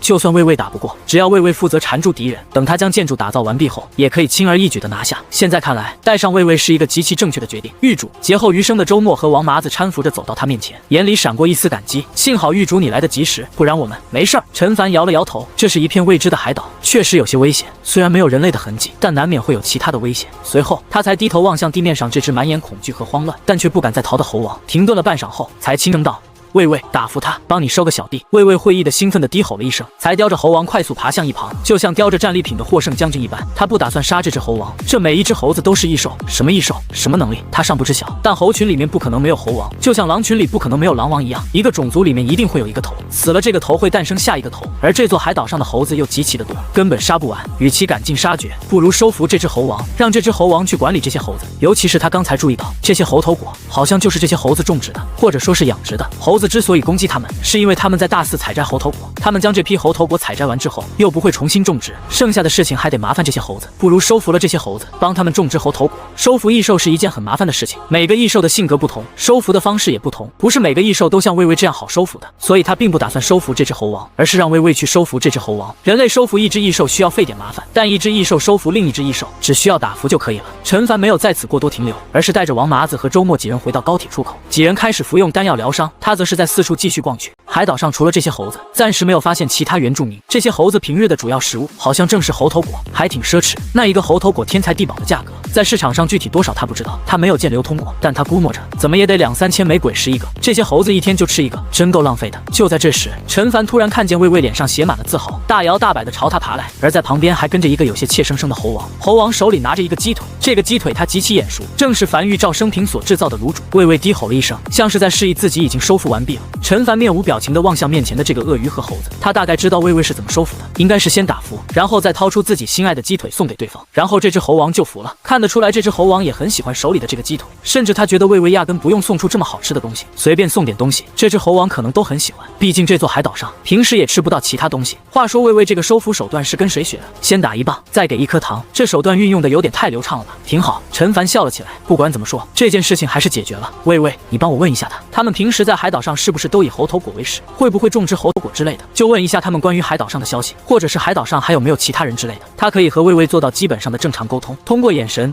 肢体语言来进行沟通，再和这只猴王就做不到，不过也不用担心，魏魏可以做到。魏魏瞬间会意，转身望向猴王，低吼了一声，这只猴王也立刻挥舞手臂比划着。很快，魏魏再次低吼了一声，陈凡若有所思地轻点了下头。通过魏魏传达过来的信息，他得知这座海岛上已经很久没有人类了，他们是第一波登陆这座小岛的人类，并且也没有鬼物踏上这座海岛，这倒是有些稀奇的。海里鬼物是不少的，但鬼物却并没有登陆这座岛。其实他心里一直有个疑问，就是这座岛是怎么产生的这么多天才地宝？不能是自然诞生的吧？看起来像是有人种植的一样，可既然有人种植，却为何无人采摘？难道是上古时代的某个势力种植下的，还未来得及采摘，便被鬼巢覆灭？现在知道这个答案了，是这些猴子培育的。这些猴子平时主要任务就是种树，也就是种猴头果，这种果子是他们的主要食物来源，只需要吃一个猴头果便可以顶饱一天。如今他所看到的这一切，都是这些猴子这么多年的劳动成果。换句话说，他们一行人其实有点像是土匪，跑到人家辛辛苦苦种植了很多年的领地上大肆掠夺。不过好像也不能说是掠夺。陈凡面色古怪地望向眼前一幕，此时猴王已经吼叫着，将海岛上的猴子猴孙们全都唤到了跟前。魏魏派头十足地趴在地面上，那猴王带着猴子猴孙挨个从魏魏面前路过，让魏魏认人。魏魏也会从嘴里吐出一个鸡腿分给每个猴子，每个猴子在吃到鸡腿的那一刻，眼眶都变得瞬间通红。显然这玩意比他们以前吃的猴头果和海边捕的鱼要好吃多了，纷纷兴奋着站在魏魏面前点头哈腰。这群刚才还显得极其暴虐的猴子，此时显得极其乖巧，甚至有些听话。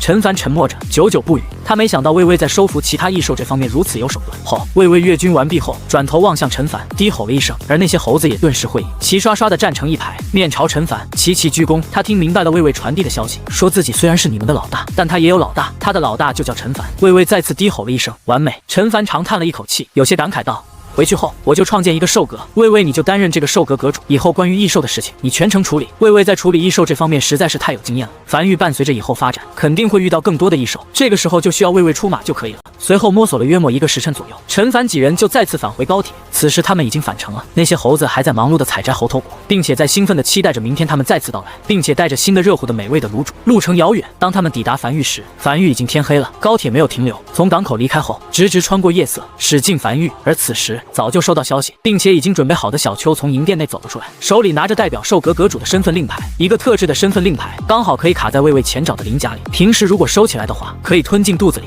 如果不想收起来，就可以卡在前爪的鳞甲里。魏魏显得很兴奋，抱着令牌在地上不断拍打着尾巴。陈凡望向在地上拍打着尾巴的魏魏，有些无奈地笑了起来。现在正是下达对魏魏的任命，樊玉新建兽阁，魏魏担任兽阁阁主，统管樊玉所有异兽。很快，一夜过去，天亮了。陈凡收拾了一些行李，准备出趟远门。他要继续去打造海底隧道。海底隧道仅仅完成了第1阶段，仅仅通向海岛，还有更长的路要走，要通向新大陆。这些天才地宝对樊玉虽然很有价值，但也需要足够的鬼石，才能发挥出这些天才地宝的真正价值。而从海岛到樊玉这段路程已经比较远了，来回一趟花费时间较多，所以他接下来一段时间需要暂时居住在海岛上，在海岛上开辟一个简单营地，和魏魏继续挖海底隧道，可以节省下每天来回往返的时间。临走前，瘸猴跟他一起，王奎负责守家。狱主王奎有些迟疑道：“樊玉通讯这个计划要再往后推一段时间吗？”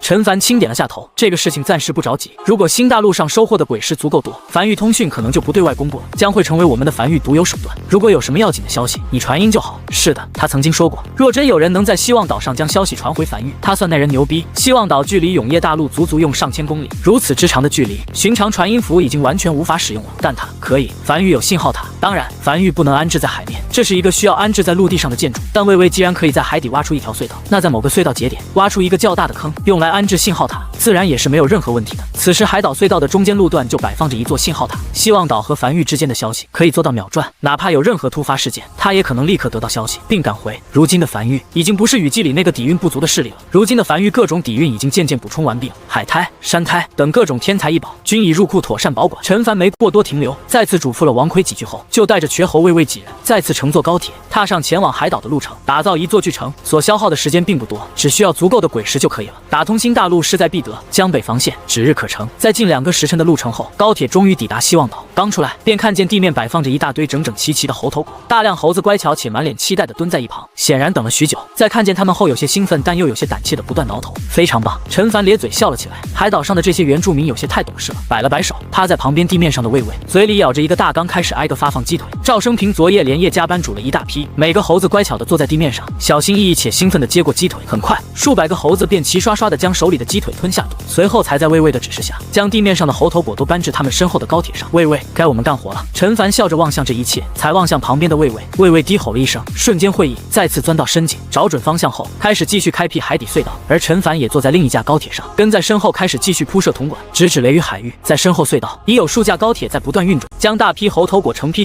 的运往繁育。而与此同时，另一端永夜大陆前方战线广袤平原上，一条极其笔直不见尽头的城墙如分界线一般，将平原从中间一分为二。城墙左侧是大批正在不断奔波的人类，每个人身上都带着明显的皮役和伤势，而在城墙右侧是大批倒在血泊中的鬼物。此时城墙多处城门打开，大量人类拎着工具走出城墙，快速挖掘着鬼物尸体里的鬼石和拿走鬼骨等有用的鬼材，包括拾取异宝。城墙足足有30米高，一眼望去宛如天堑，几乎不可逾越。但此时城墙表面已多处创伤，城墙本身的颜色早已看不清，能看见的就只有鲜血和绿色粘稠液体所染成的颜色。城墙上无数人在快速奔波，有的人在修复城墙昨夜的受损区域，有的人在挨个检查炮塔的消耗并补充足够的鬼石，有的则是在打造新的炮塔。足足有数十万人在这座不见尽头的城墙上忙碌着，就像一堆堆蚂蚁在打造自己的巢穴。喂！一个身披甲胄满身伤势的中年男人气喘吁吁地走到一个年轻男人面前，有些着急道：愣在这里干什么？快修复城墙啊！昨夜鬼巢突然变得凶猛了许多，今夜肯定会有更猛烈的攻势。年轻男人没有讲话，只是蹲在城墙上盯着角落，那里有蚂蚁堆起的通道，好似是红蚁用粘液和沙粒堆积的一条通道。这种通道平日里都是出现在树干表面，出现城墙上倒是少见。蚁群们会打造这种通道来抵御天敌。下一刻，只见年轻男人伸出右手，用力朝通道按去，通道一截瞬间碎。年轻男人有些恍惚道：我在想，我们打造的防线真的有存在价值吗？或许就像这些蚂蚁的打造的通道一样，自认为坚不可摧，但实际上轻轻一碰就会碎。这个披着甲胄的中年男人眉头紧皱，没有第一时间回话。他知道最近的事情对这个年轻建筑师打击有些大，只是耐心等待着。很快，大量蚂蚁从碎裂的通道两侧涌出，开始缝补碎裂的通道。不一会儿的功夫，碎裂的通道就被彻底修复完毕。你看，中年男人笑了起来。哪怕防线碎了，也会有更多的人来补齐这条防线。我们这条防线名为7号防线，是永夜大陆最重要的一条防线。如今鬼巢主力军在冲击前线，流到我们这里来的只是部分鬼巢，我们压力不会很大，但我们一定要顶住。一旦我们防线碎了，身后是一马平川的平原，无数势力和百姓，他们根本无力阻挡这种规模的鬼巢，会有无数人因此丧命。我知道，这个年轻的建筑师起身站在城墙边缘，远眺距离他们约莫数千米远的海岸线，轻声道：我当然知道，我只是有些想不明白，7号防线保护了他们的安全，没有7号防线，关东平原这里所有人都得死。他们应该感激我们，但他们为何不感激我们，甚至不愿援助一些鬼石？中年男人一时有些语噎，不知该说什么。这条战线是永夜殿打造的，平时用于维系战线的鬼石也是永夜殿批下来的。永夜殿不是一个势力，而是一个组织，任何势力都可以加入这个组织，由永夜大陆最强的势力联手建造的一个组织，笼罩了大批势力的加入，将所有资源集中起来，在永夜大陆上布置了数道防线，用于抵御鬼物入侵。很多人只知道永夜降临，鬼物会出现，殊不知出现在永夜大陆内部的鬼物只是些虾兵蟹将，真正恐怖的鬼物都在海里，每时每刻都想冲上大陆，而这些鬼物全被永夜殿布置下的防线所堵在防线外。倘若有任何一条防线失守，所带来的灾难都是毁灭性的。中年男人沉默了许久后才沙哑道：其实永夜前线的状况不是很好，不少鬼物开了灵智，变得难缠许多，已经有好几处防线失守。永夜殿在失守的后方耗费巨大代价，打造出了临时防线，重新将鬼巢拦在防线外，但也因此丢了不少土地，死了不少人。损失的代价也是巨大的。永夜殿已经无力再派人帮我们解决这些事情，就连送来的鬼石也是硬挤出来的。我们已经派人去后方的关东平原各个大势力收取鬼石了，效果虽然不是很好，但也收上来了一点。如果永夜殿能派人来，不会有这么多事儿。交出鬼石活，不交鬼石死。永夜大陆面临覆灭危机，没人会讲仁义道德，他们也想这样做，但他们显然没有这个实力，他们只是负责看守和维护这条防线，拥有使用这座防线上所有建筑的权限，但显然没办法去那些势力的范围，和那些势力硬碰硬。年轻男人没有讲话，只是远眺海边。森林里若遭遇天火，灭火的最佳手段就是在被天火蔓延的区域外，将一片树木全部砍倒，令天火没办法顺风蔓延。倘若防线告破，应急手段也是如此，在更后方建立起临时防线，当然代价是巨大的，而且老防线和临时防线内的人类几乎无人可活。那些势力的大本营，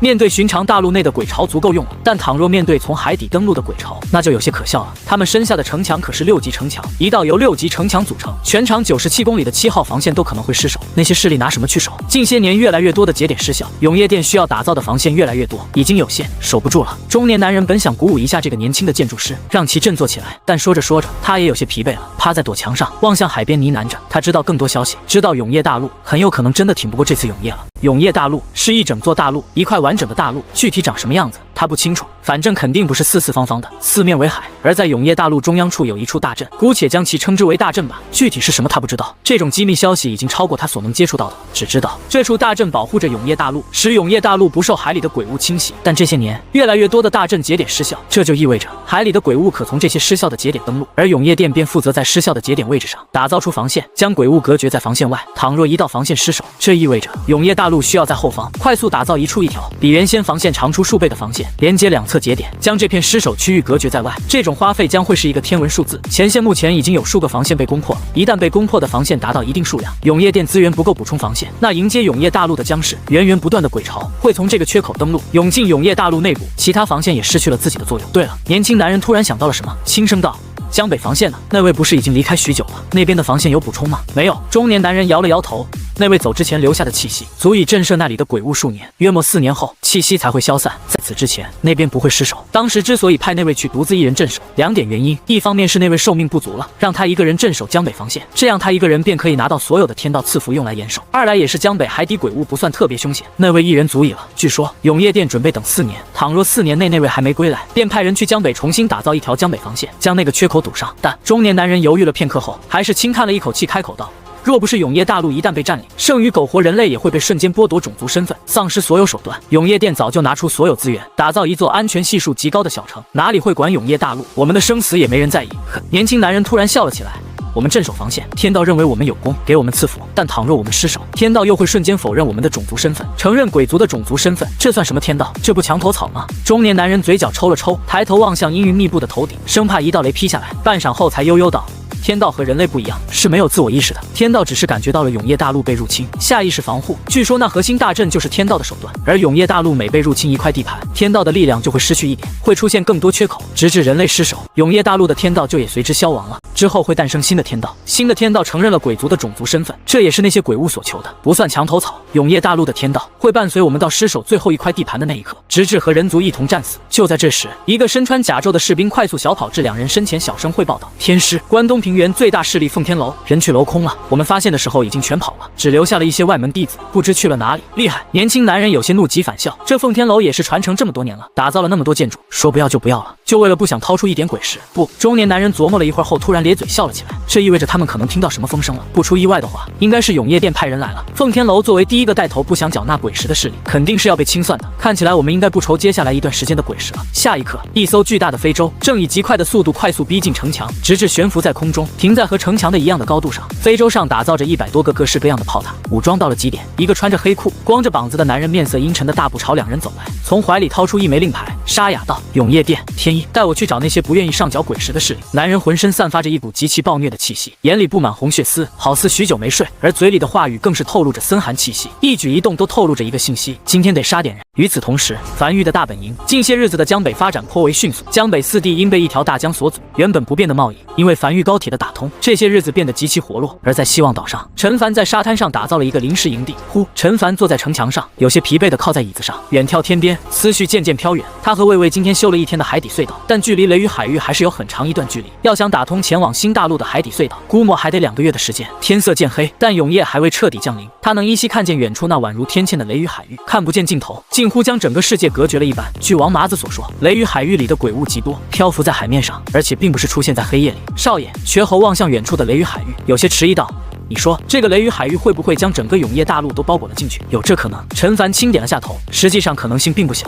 瘸猴停顿了一下后继续道：按照王麻子的说法，雷雨海域里的鬼物都极其痛苦，像是在忍受折磨一样。那会不会是这个雷雨海域是永夜大陆的一种防护屏障，保护着永夜大陆，阻拦其他鬼物冲进雷雨海域？有可能。陈凡再次轻点了下头，他所了解的信息太少了，怎样都有可能。他唯一知道的是，永夜大陆岌岌可危，情况不是很好。这个事情从这么久以来都无人来江北便可得知。那位离开江北防线无人看守这么久了，竟然无人前来查看，从这点就能证明前线战事已经极其吃紧了，后方岌岌可危也顾不上了。这个时候，他不能将希望寄托于任何人，他只能靠自己。瘸猴低声嘟囔着，自言自语着：如果是消灭了新大陆的那批鬼物，打算来攻击永夜大陆被困在雷雨海域里，那至少应该走的时候带走鬼石才对，不至于将鬼石散落在那里。那雷雨海域到底是什么呢？这个境地又是怎么形成的呢？陈凡坐在椅子上，端起滚烫热茶，轻抿了一口后，才望向远处那被黑夜渐渐笼罩的雷雨海域。他有点想在雷雨海域里打造一个通天柱，以雷雨海域上的那电闪雷鸣，估计不到1盏茶的功夫就能填满吸收进度。只是大概率通天柱承受不住这种雷电强度，可能会被直接劈毁。时间一点一点流逝，很快来到近3月后，如今已经是永夜历379年8月底，已迎来酷暑，距离繁育诛杀鬼王已经过去半年之久，马上就要迎来新一轮雨季了。海底隧道的进度比他们想象慢得多。海底，魏魏有些气喘吁吁的在海底深处的岩石里不断挖掘，陈凡面色沉重的紧随身后，布置着铜管，挖掘速度比以前慢了无数倍。此地地质极其坚硬，哪怕以魏魏的手段挖的也极慢，况且如今他们的位置正处于雷雨海域的海底正下方，他们正在从海底以一个偷渡的方式尝试绕过这片无论对人类还是对鬼物都属于绝对禁地的地方。停！陈凡突然低喝一声，魏魏也瞬间停下前爪。只见前方那块被挖出来的岩壁后方，墙壁上浮现着无数个散发着微弱光芒的白色线条，那是阵法纹路。这一路上他们已经遇到很多个了，解决办法就是绕开。魏魏熟练的调转方向，尽可能的绕开这个阵法。在雷雨海域的海底最深处的地底岩石里，藏着无数个阵法。这些阵法并不大，远远没有鬼王突破的血祭大阵规模大，但数量极多，几乎每挖掘一段距离就能遇见一个。他询问过魏魏，魏魏说可以破，但需要消耗不少时间。于是他选择了绕道而行，不是为了节省时间，而是连魏魏都难以拍碎的大阵，肯定不是什么低级阵法，说不定就雷雨海域真的是保护永夜大陆的。他破坏了这个阵法，雷雨海域失效，大量被囚禁的鬼物涌进永夜大陆，他的江北防线尚未打造完成，他承担不起这个后果。无论这个阵法是什么效果，暂时不要去破坏为好。继续。陈凡眼睛里布满红血丝，声音沙哑的紧盯手里的鬼皮地图，继续下令。这几个月为了赶进度，他几乎没怎么睡觉。就在这时，魏魏突然一个趔趄，有点没收助力，重重撞在隧道前段。先是一愣，但很快有些兴奋的转身望向陈凡的低吼了一声：干得漂亮，魏魏！陈凡笑了起来，前方的岩石终于没有那么硬了，这也意味着他们已经离开了雷雨海域，正式来到了新大陆的海域。他望向手里的鬼皮地图上的一个巨大白点，那个白点便是新大陆。他们到了，他们成功穿过了雷雨海域这个境地。出发！他咧嘴笑着望向鬼皮地图，指向前方。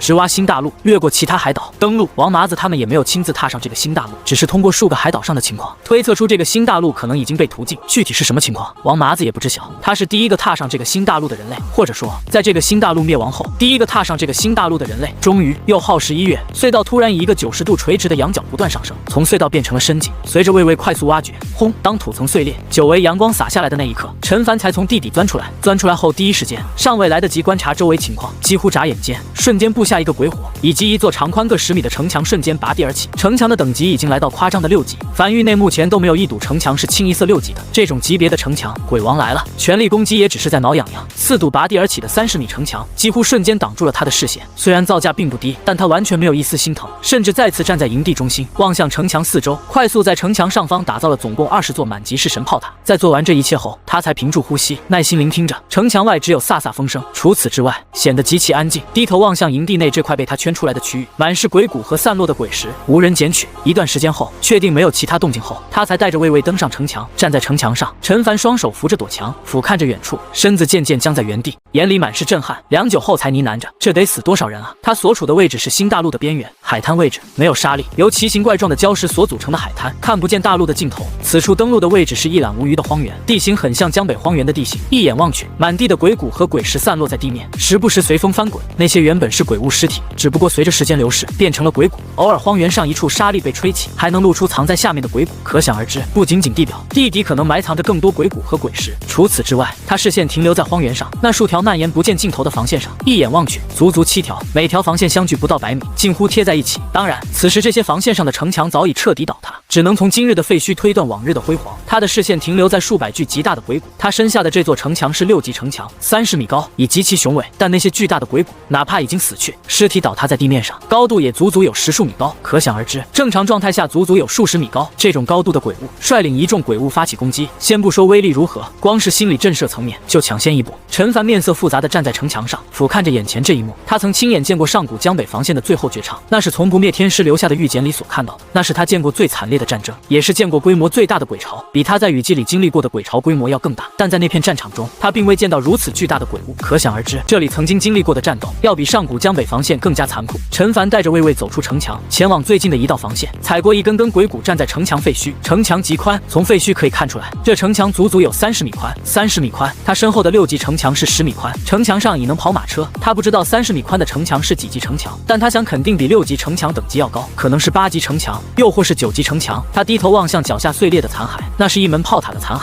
他看不出什么炮塔，但能看见炮塔残骸上那已经有些模糊的纹路，好像和城墙废墟上的纹路是一致的。他一路向前走，来到第1道防线废墟的最高点，站在上面望向后方6道废墟。在7道防线内，大量鬼骨和鬼石散落在地面上，而在更远的7道防线外，已渐渐不见鬼骨和鬼石。显而易见，鬼潮突破了这7道防线，一马平川的驶向大陆深处开始屠戮，已无人能再挡这些鬼潮。他大概猜到这些城墙的等级了，或许是10级，也就是满级城墙。这也是为什么要打造7道防线，而不是集中所有资源打造一堵更强的防线。城墙的满级或许就是10级，可倘若连10级城墙都挡不住鬼潮，那活下去的希望又在哪里？又或是10级城墙后的条件过于苛刻，这个大陆的建筑师不仅仅无法将城墙升至11级，甚至都参悟不到升级条件是什么。也有可能是升至11级城墙的所需花费的资源实在太多。无论那种可能，可以确定的一点就是，这7道防线是比上古江北防线更强的防线。任何一堵防线放在上古江北防线的位置，在上古时期江北都不会沦陷，但在这里7道防线一道也顶不住。随后他没再过多停留，而是转身回到临时打造的营地，从怀里掏出传音符，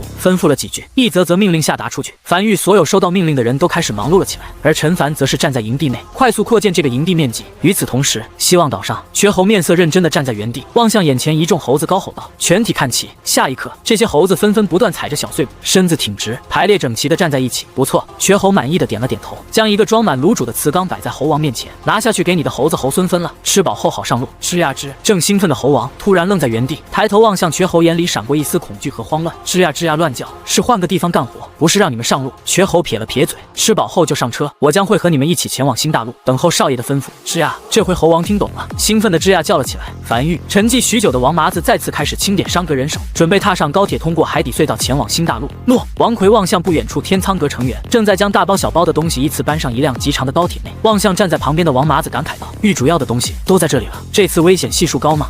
王麻子眉头一挑笑了起来。玉主没和你说这次行动的具体内容？没说。王奎摇了摇头，只让我好准备好对应的东西，让你一起带走。那没事了。王麻子咧嘴笑了起来，是好事儿，危险程度也有，但不算特别高吧。干我们这一行的，遇到点危险都很正常，死了算命不好，只要活着回来就是大功。行了，走了，等我下次回来。别！王奎打断了王麻子，别说这话，你一说这话，我就感觉你离死不远了。行，走了。王麻子也没墨迹，摆了摆手，走了。很快，一众商阁成员登上高铁，带着塞满几节车厢的资源驶出繁域，并一路驶向港口。在检查放行后，才以近乎垂直角度驶入深井，并在海底深处的海底隧道内以极快的速度朝新大陆疾驰而去。他们头顶上是数亿吨的海水，身下是世纪规模工程繁域海底隧道，今日正式发车。当一辆辆高铁返程之日，便是江北防线建成之日。掠夺是最快获取资源的手段，而比掠夺更快的是继承一个被覆灭大陆的所有资源，全部用来建设属于繁域自己的防线。新大陆海滩边，那座被陈凡命名为新大陆1号据点的城池，此时正在夜色中散发着淡黄色的光芒。此时夜幕降临，永夜降临了这座被屠尽的新大陆，无穷无尽的黑暗笼罩了整个大陆，只有这座城池散发着如鸡蛋壳般的坚韧黄色光芒。陈凡站在城墙上，眼眼睛眯起望向城墙外，他在等有没有鬼物袭来。他不确定这座大陆永夜降临后有没有鬼物，但至少直至现在没有一个鬼物袭来，甚至他都没听见黑夜里有鬼物的动静。目前看来，这座大陆可能真的没有鬼物了。一座处于寂静中的无人大陆，城池内数百只猴子正在安安静静地快速捡取城内上的鬼尸和鬼骨，并整整齐齐地堆积在一旁，准备等商阁成员抵达后，再将这些东西放在高铁上运回去。繁育商阁成员已经全部休息了，只有那些猴子还在不知疲惫地忙碌。大半天的功夫，已经将城池内地表上的鬼骨和鬼尸全部挖掘起来了，已经将2辆高铁装满运回繁育了。陈凡走到安置在新大陆1号据点的仓库内，取出商阁带来的亚骨和海苔，走到一旁那座1级载具工坊面前，准备升级。他得为商阁找一个能在大陆行驶速度较快的交通工具，看看载具工坊升级后能不能有。如果实在没有的话，就只能依靠骷髅马了，就是探索进度会慢不少。在多次升级后，面前突然弹出一则面板：载具工坊升至4级，请选择升级方向。1、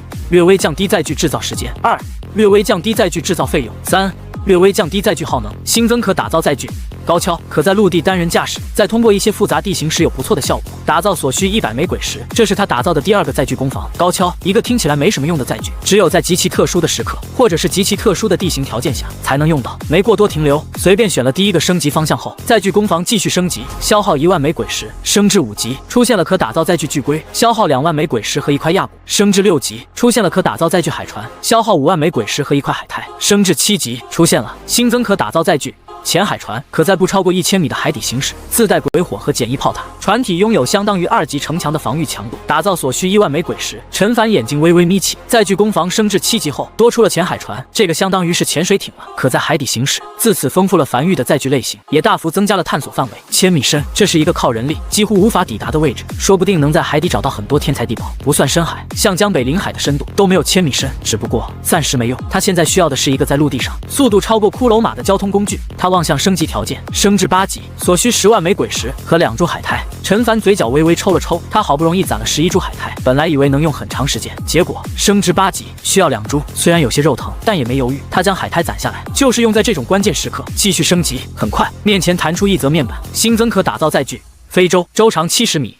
宽20米，自带鬼火，并可自定义炮塔，且舟体拥有相当于3级城墙的防御强度，打造所需10万枚鬼石。陈凡愣在原地，半晌后才咧嘴笑了起来。就是这个，这就是他想要的载具，为商阁探索准备的完美载具。下一刻，在消耗了10万枚鬼石后，无需其他任何材料，载具工坊轰隆隆地运作了一炷香。载具工坊的大门敞开，无数木板从大门内飞出，并快速组装成一座巨大的非洲，悬浮在低空中。这是他打造耗时最久的载具，这还是他升级方向全部选择减少打造时间的缘故，不然会耗时更久，但值得。陈凡望向面前的这艘非洲，从洲头至洲尾足足70米的长度，一眼望去极其霸气，比海船都要更大。上洲的方式只有一个，就是绳梯。甲板距离地面还是有一定高度的，他又不会飞，只能走绳梯。走上甲板后，他巡视着船舱内各个区间，眼里满是满意。做完这一切后，他带着王麻子一众人来到旁边那艘非洲面前，简单介绍了一番后，陈凡转身朝木屋走去。不行了，他真得好好睡一觉，这几个月真的快给他累疯了。陈凡已经离去了，当瞠目结舌的王麻子一帮子人反应过来时，已不见陈凡人影。但随后，在王麻子咧嘴笑着挥臂高吼上洲时，一众商阁成员也兴奋地顺着绳梯爬上非洲。很快，非洲缓缓升空，在空中调转了方向，俨然一个庞然巨物，以极快的速度朝不断越过一道又一道废弃的防线，朝新大陆尽头驶去。然而在飞行了一段时间之后，王麻子突然愣在原地，望向远处地面上那一条废弃的防线，突然有些激动地急促道：“把非洲降下去，去那里看看，有非洲就是好啊！”视野开阔，这么快就又发现一块新的古战场了。很快，非洲缓缓落在这片古战场中心地带，这里只有一条防线，一眼望去，无数沦为废墟的建筑和满地的鬼石和鬼骨。王麻子低头踹了几脚距离他最近的白骨，没有一丝血肉，也不是被风干的，像是被秃鹫之类的生物啃噬的。目前他几乎没见过其他生物，感觉好像不仅仅人类被灭绝，其他生物也被灭绝的差不多了。王麻子低头将此地标记在手里的鬼皮地图上后，没有继续停留，非洲直直升空，再次踏上探索之旅。他们负责探索，开采这个工作会由其他人来完成。不得不说，有非洲后方便多了。新大陆1号据点，陈凡正站在载具工坊门口，打造巨龟和海船。将打造数量输入进去后，他便走到临海位置，站在海边，远眺海面上那数百个较为密集的海岛，密密麻麻，就像是一块被打成稀碎的完整大陆。每座海岛上都有不少鬼石和被摧毁的防御工事。下一刻，在消耗了1000枚鬼石后，繁育第2座港口建设在了新大陆。接下来，这数百个海岛也在开采计划中。做完这一切后，他再次回到据点城内。就在这时，高铁出口突然传来嗡嗡声，一辆高铁缓缓停靠在了出口处。少秋和齐月两人走下高铁，身后还带着大量身穿繁域编外人员服饰的繁域成员。狱主少秋左右扫了一眼，视线在那群忙碌的猴子上古怪停了一眼后，才找到站在原地的陈凡，急忙大步走上前，面色认真道：“接到命令后，我和齐月带人连夜启程赶来，共带来了1268名繁域编外人员，他们都是第一批招收的编外人员，还算可信，都是筛选过的，基本不会出什么问题。”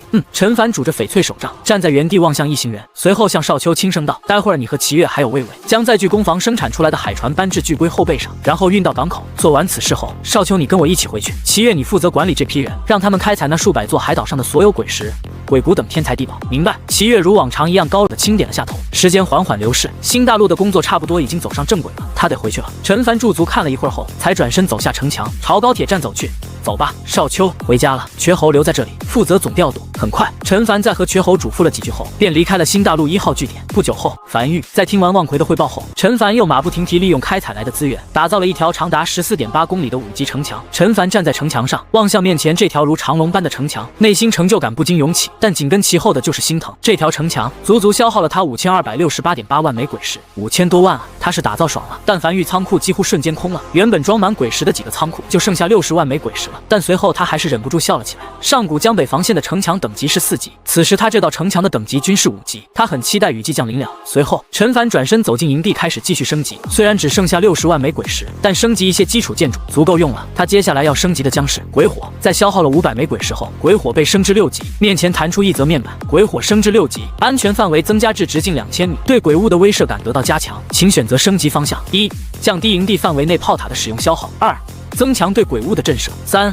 略微降低农作物的成熟时间。几乎没有丝毫犹豫，陈凡便选择了第一个升级方向。继续升至6级无需特殊天才地宝，但升至7级就需要了。升至7级需要消耗1000枚鬼石以及鬼草、七星草等天才地宝任意一个。他当即传音王奎，询问仓库里是否有储备相关天才地宝。王奎答有。很快便看见王奎从旁边的仓库里一路小跑出来，手里捧着一个盒子，盒子里装着一株叶瓣上长着7颗星星的灵草。挺好，陈凡轻笑着，看来这些日子樊玉收购天才地宝的计划已经颇有成效了。他为什么收购那么多暂时用不到的天才地宝？为的就是这一刻。在1000枚鬼石和七星草砸下去后，营地内的主鬼火成功被升至7级，鬼火升至7级，安全范围增加至直径3000米，对鬼物的威慑感得到加强，请选择升级方向：1.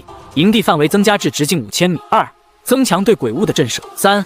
略微降低农作物的成熟时间，升至8级需要消耗3000枚鬼石以及黑魂虫、狗花等天才地宝任意一个。依旧选第一个5000米的直径范围。如今樊玉的主鬼火已经可以将整个无名山都笼罩进去了，有吗？陈凡偏头望向王奎，道出一连串天才地宝。有的，有的。很快，王奎再次拿着4个盒子走了出来，在3000枚鬼石和黑魂虫丢进去后，鬼火成功升至8级，鬼火升至8级，安全范围增加至直径8000米，对鬼物的威慑感得到加强，请选择升级方向：1. 营地范围增加至直径1万米；2. 增强对鬼物的震慑；3. 略微降低农作物的成熟时间，升至9级需要消耗5000枚鬼石以及黑魂虫、狗花等天才地宝任意2个。很快，再次砸下5000枚鬼石和2个黑魂虫天才地宝后，面前再次弹出一则面板：鬼火升至9级，安全范围增加至直径15000米，对鬼物的威慑感得到加强，请选择升级方向：1. 降低营地范围内炮塔的使用消耗；2. 增强对鬼物的震慑；3. 略微降低农作物的成熟时间，升至10级需要消耗1万枚鬼石以及海苔、山苔等天才地宝任意一个。他选择了第一个升级方向，营地范围已经来到了直径1.5万米，这已经比江北城都要大了。原先的鸡蛋壳变成一个巨大的鸡蛋壳了。望向升级方向，他撇了撇嘴：仓库拿个海苔给我，都用了这么多天才地宝，也不差这么一个海苔了。顺便看看鬼火的满级效果是什么。很快，当海苔和1万枚鬼石投进去后，这座繁育主鬼火被升至10级，且面前弹出一则面板：鬼火已升至10级，已升至满级，无法再次提升。获取满级效果君临天下。你的鬼火将会从黑夜中吸取能量，每日无需鬼石维持。当你在一片大陆所有区域都点亮鬼火，将获得特殊奖励君临天下。陈凡眉头一挑，咧嘴笑了起来。鬼火升至10级后，每日维持鬼火需要1000枚鬼石的开销，虽然他能承担得起，但能免费自然是最好的。免费的谁不喜欢？与此同时，营地范围面积也来到了直径2万米。至于后面那句话，他直接无视了，将鬼火布满一整个大陆，点亮所有区域。先不说他得有多大的能力，能做到这个手段。升至10级可是需要海苔的，此海至少得做到一胎生个1800个，他才能搞到那么多海苔，打造这么多鬼火，啥奖励能补齐这么大成本啊？他直接无视了这句话，反正现在没戏，等以后有能力了再看看要不要拿这个奖励。鬼火已经打造完毕，并升至10级，那条长达14.8公里的城墙开始在荒原快速移动的将整无名山乃至樊城、西阳城、港口全部笼罩在其中，形成了一片巨大的城墙，每一堵城墙均20米高。樊城内一众商会此时已经站在城门口，望向荒野上的景象，懵逼在了原地。还有越来越多的人得到消息，从樊城内走出来。陈凡并没有瞒着他们，实际上这又不是海底隧道，这么大的工程，想瞒住所有人实在是有些困难。药王谷少谷主齐峰站在樊城门口，满脸茫然地望向远处，那范围巨大，将江北荒原一大片区域都笼罩进去的城墙，那城墙至少得是4、5级了。他没见过这么高的城墙，是他知道雨季快来了，各家势力都在为雨季做准备，樊玉也为雨季做准备，他可以理解，但你这准备是不是太过分一点了？他发誓，他这辈子没见过可以移动的城墙，你城墙都能移动了，这合理吗？再联想到刚才樊玉对外放出招收5万边外人员的消息，齐峰面色不由微动，越想不对啊，这哪是防雨季啊？怎么给艺人一种马上就要开战的感觉呢？不行，得快点回去，将消息告诉父亲。父亲这些日子赚钱赚得正开心的呢。樊玉明显知道一些他们不知道的内幕。此时陈凡正乐呵呵地坐在城墙上，欣赏着自己的杰作。除了仓库内鬼石空空之外，没什么不好的。而且伴随着鬼火被升至满级，成为樊玉第9个满级建筑，马上就可以领取拥有10个满级建筑的奖励了。是神炮、农田、地次、御林阁、生活工坊、噬魂雕塑、吊篮、桥梁、鬼火，还有哪个建筑可以升至满级呢？他低头思索着。就在这时，周末兴冲冲的一路小跑至城墙上，有些期待地望向陈凡。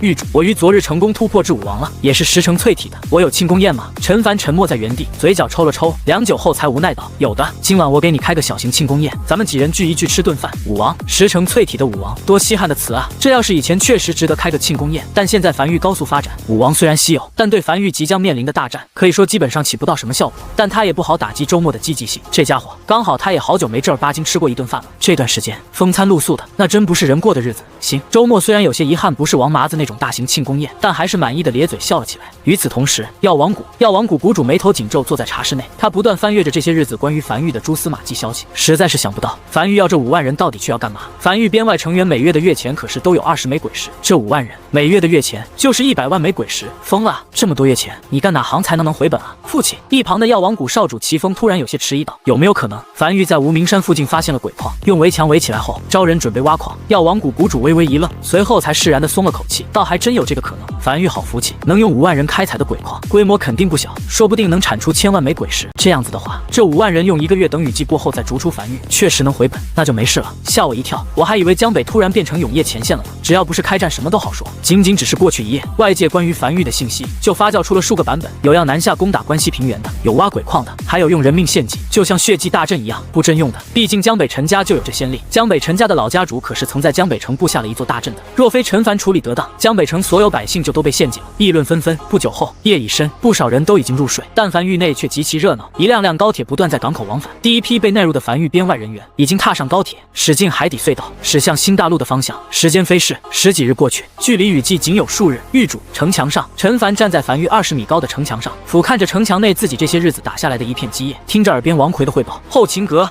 白骨阁、天仓阁3个部门联手，已招纳5万人整运往新大陆，并已全部正式开始投入开采，相关后勤物资也已准备妥当。陈凡轻点了下头，视线从樊城上掠过，又望向西洋城港口，最后停在了无名山上，望向无名山顶端那座通天柱，良久后才轻笑了起来。这些都是他这一年打下的基业。一年前，他在江北荒原被肉鬼潮近乎摧毁了老营地，被迫搬至无名山。1年后，他已在江北荒原打下了一片江山，这个曾经江北最贫瘠的地方，此时俨然已经成为江北4地最繁华的地方，人来人往，好不热闹。长达14.8公里的城墙，一眼望去根本看不见全貌，将整个樊玉都围在其中，为樊玉提供最坚实的庇护。良久后，他才突然轻声道：王奎，你知道那位离开前的任务就是镇守江北，此时距离海底鬼潮登陆只有3年。正常来讲，江北防线是一道极其重要的防线，应该有人来填补这个缺口才对。但1年过去了，无人前来，我一方面不希望有人来，我担心他们会觊觎我的樊玉；另一方又希望有人来，否则就意味着永业前线处于随时崩溃的状态，已经顾不得后方了。那样的话，有很大可能我们樊玉要独守永业大陆。王奎停顿了一下后才开口道：如果一直保持这个发展速度的话，3年后我们或许真可以试试独守永业大陆。陈凡有些无声笑了起来。这一年樊玉有很多机遇，其中最大的就是新大陆的发现。除此之外，江北4地所储备的鬼石也被他大肆吸收，怎么可能年年都有这么多机遇？他是真希望永业前线能撑久一点，就算守不住，也多给他留一点发育时间。樊玉目前尚未真正成长起来，还需要时间。他没再说话，而是翻身上马，继续在城墙上开始按个布置式神炮。前些日子仅打造了城墙，暂时没有鬼石打造炮塔了。这10几日，新大陆那边鬼石源源不断送来，樊玉的鬼石储备已经再次来到了4779万枚，足够布置火力配置了。他这10几天的从新大陆的收益，都抵上他这一年从江北4地掠夺来的鬼石了。但倘若没有这一年的积累，就算发现了新大陆，他也去不了，也更无法开采。他将这道14.8公里的繁育城墙命名为雨季防线。这道防线3年后会融入江北防线。随后，他望向永夜领主面板上其中一个可打造选项——防空炮。这是绿色品级的城防建筑，和氏神炮是一个品级的。消耗了100枚鬼石后，一门防空炮被打造了出来。这门防空炮的外貌有些特殊，并不是一门炮的形状，而是像光棱塔一样，高约5丈，通体呈翡翠绿，顶部并非尖顶，而是一朵向上绽开，由12片弧形翡翠制造成的花蕾，基座布满暗红色的纹路。陈凡眉头轻挑，望向面前这座形状怪异的防空炮。防空炮的效果是可超出营地范围，攻击空中的生物。伴随着营地内的主鬼火被它升至10级，营地范围扩大的同时，营地高度范围也扩大。此时营地高度来到了数百米高，从原先一个小鸡蛋壳变成了一个大鸡蛋壳。此时永夜已经降临，在黑夜中散发着淡黄色的光芒。是神炮虽然不是防空炮，但炮口是可以上仰的，也就是说，倘若敌人进入繁育上空，并且飞行高度在数百米内的话，无需防空炮，是神炮就可攻击。但倘若敌人飞得高了点，超出营地高度范围，那就需要防空炮。至于永夜降临，鬼火外一片漆黑，就算高空中有敌人，他该如何知道？这个时候就得有请哨塔登场了。晚点去升级下哨塔。升级，在消耗了200枚鬼石后，面前这座防空炮被他升至2级，面前弹出一则面板。防空炮升至2级，该建筑升级并无升级方向可选，每次升级威力都会得到提升，也无法通过其他手段获取任何升级方向。和是神炮一样，一口气升至10级，中间没有任何材料需求。面前再次弹出一则面板，防空炮升至10级，已升至满级，无法再次提升，获取满级效果天女散花。激活该效果时，攻击将会变得极其分散，在对应数量极多的飞行敌人有奇效。与此同时，面前弹出一则面板，你成功将建筑防空炮升至满级，获得满级效果天女散花。防空炮图鉴已被点亮，建筑图集已点亮10个满级建筑，获得一个蓝色品级的福袋；点亮20个满级建筑，将获得价值更高的奖励。蓝色。陈凡望向面前永夜领主弹出来的面板，神色微微严肃。很快，一个福袋落在他手中，蓝色品级的福袋，这是他第一次获得蓝色品级的物品。无论这里面开出什么，对他来讲都是如今繁育里品级最高的东西。呼，他轻吐了一口，将这个做工极其精良的福袋装进怀里，准备回繁育再开启。是的，等会儿就开启，因为这1年里，繁育又收购到了一个运哨，开福袋专属，继续打造防空炮。他并没有打造太多，而是打造了148门，每隔100米安置了一座，总共消耗了他550万枚鬼石。至此，雨季防线的火力配置基本已经打造完毕。不过在离去前，他试着开火试了一试。和是神炮不一样的是，防空炮通体由翡翠打造，呈深绿色，看起来真的不像是一座炮塔，更像是应该摆在博物馆里的艺术品。下一刻，一座防空炮被激活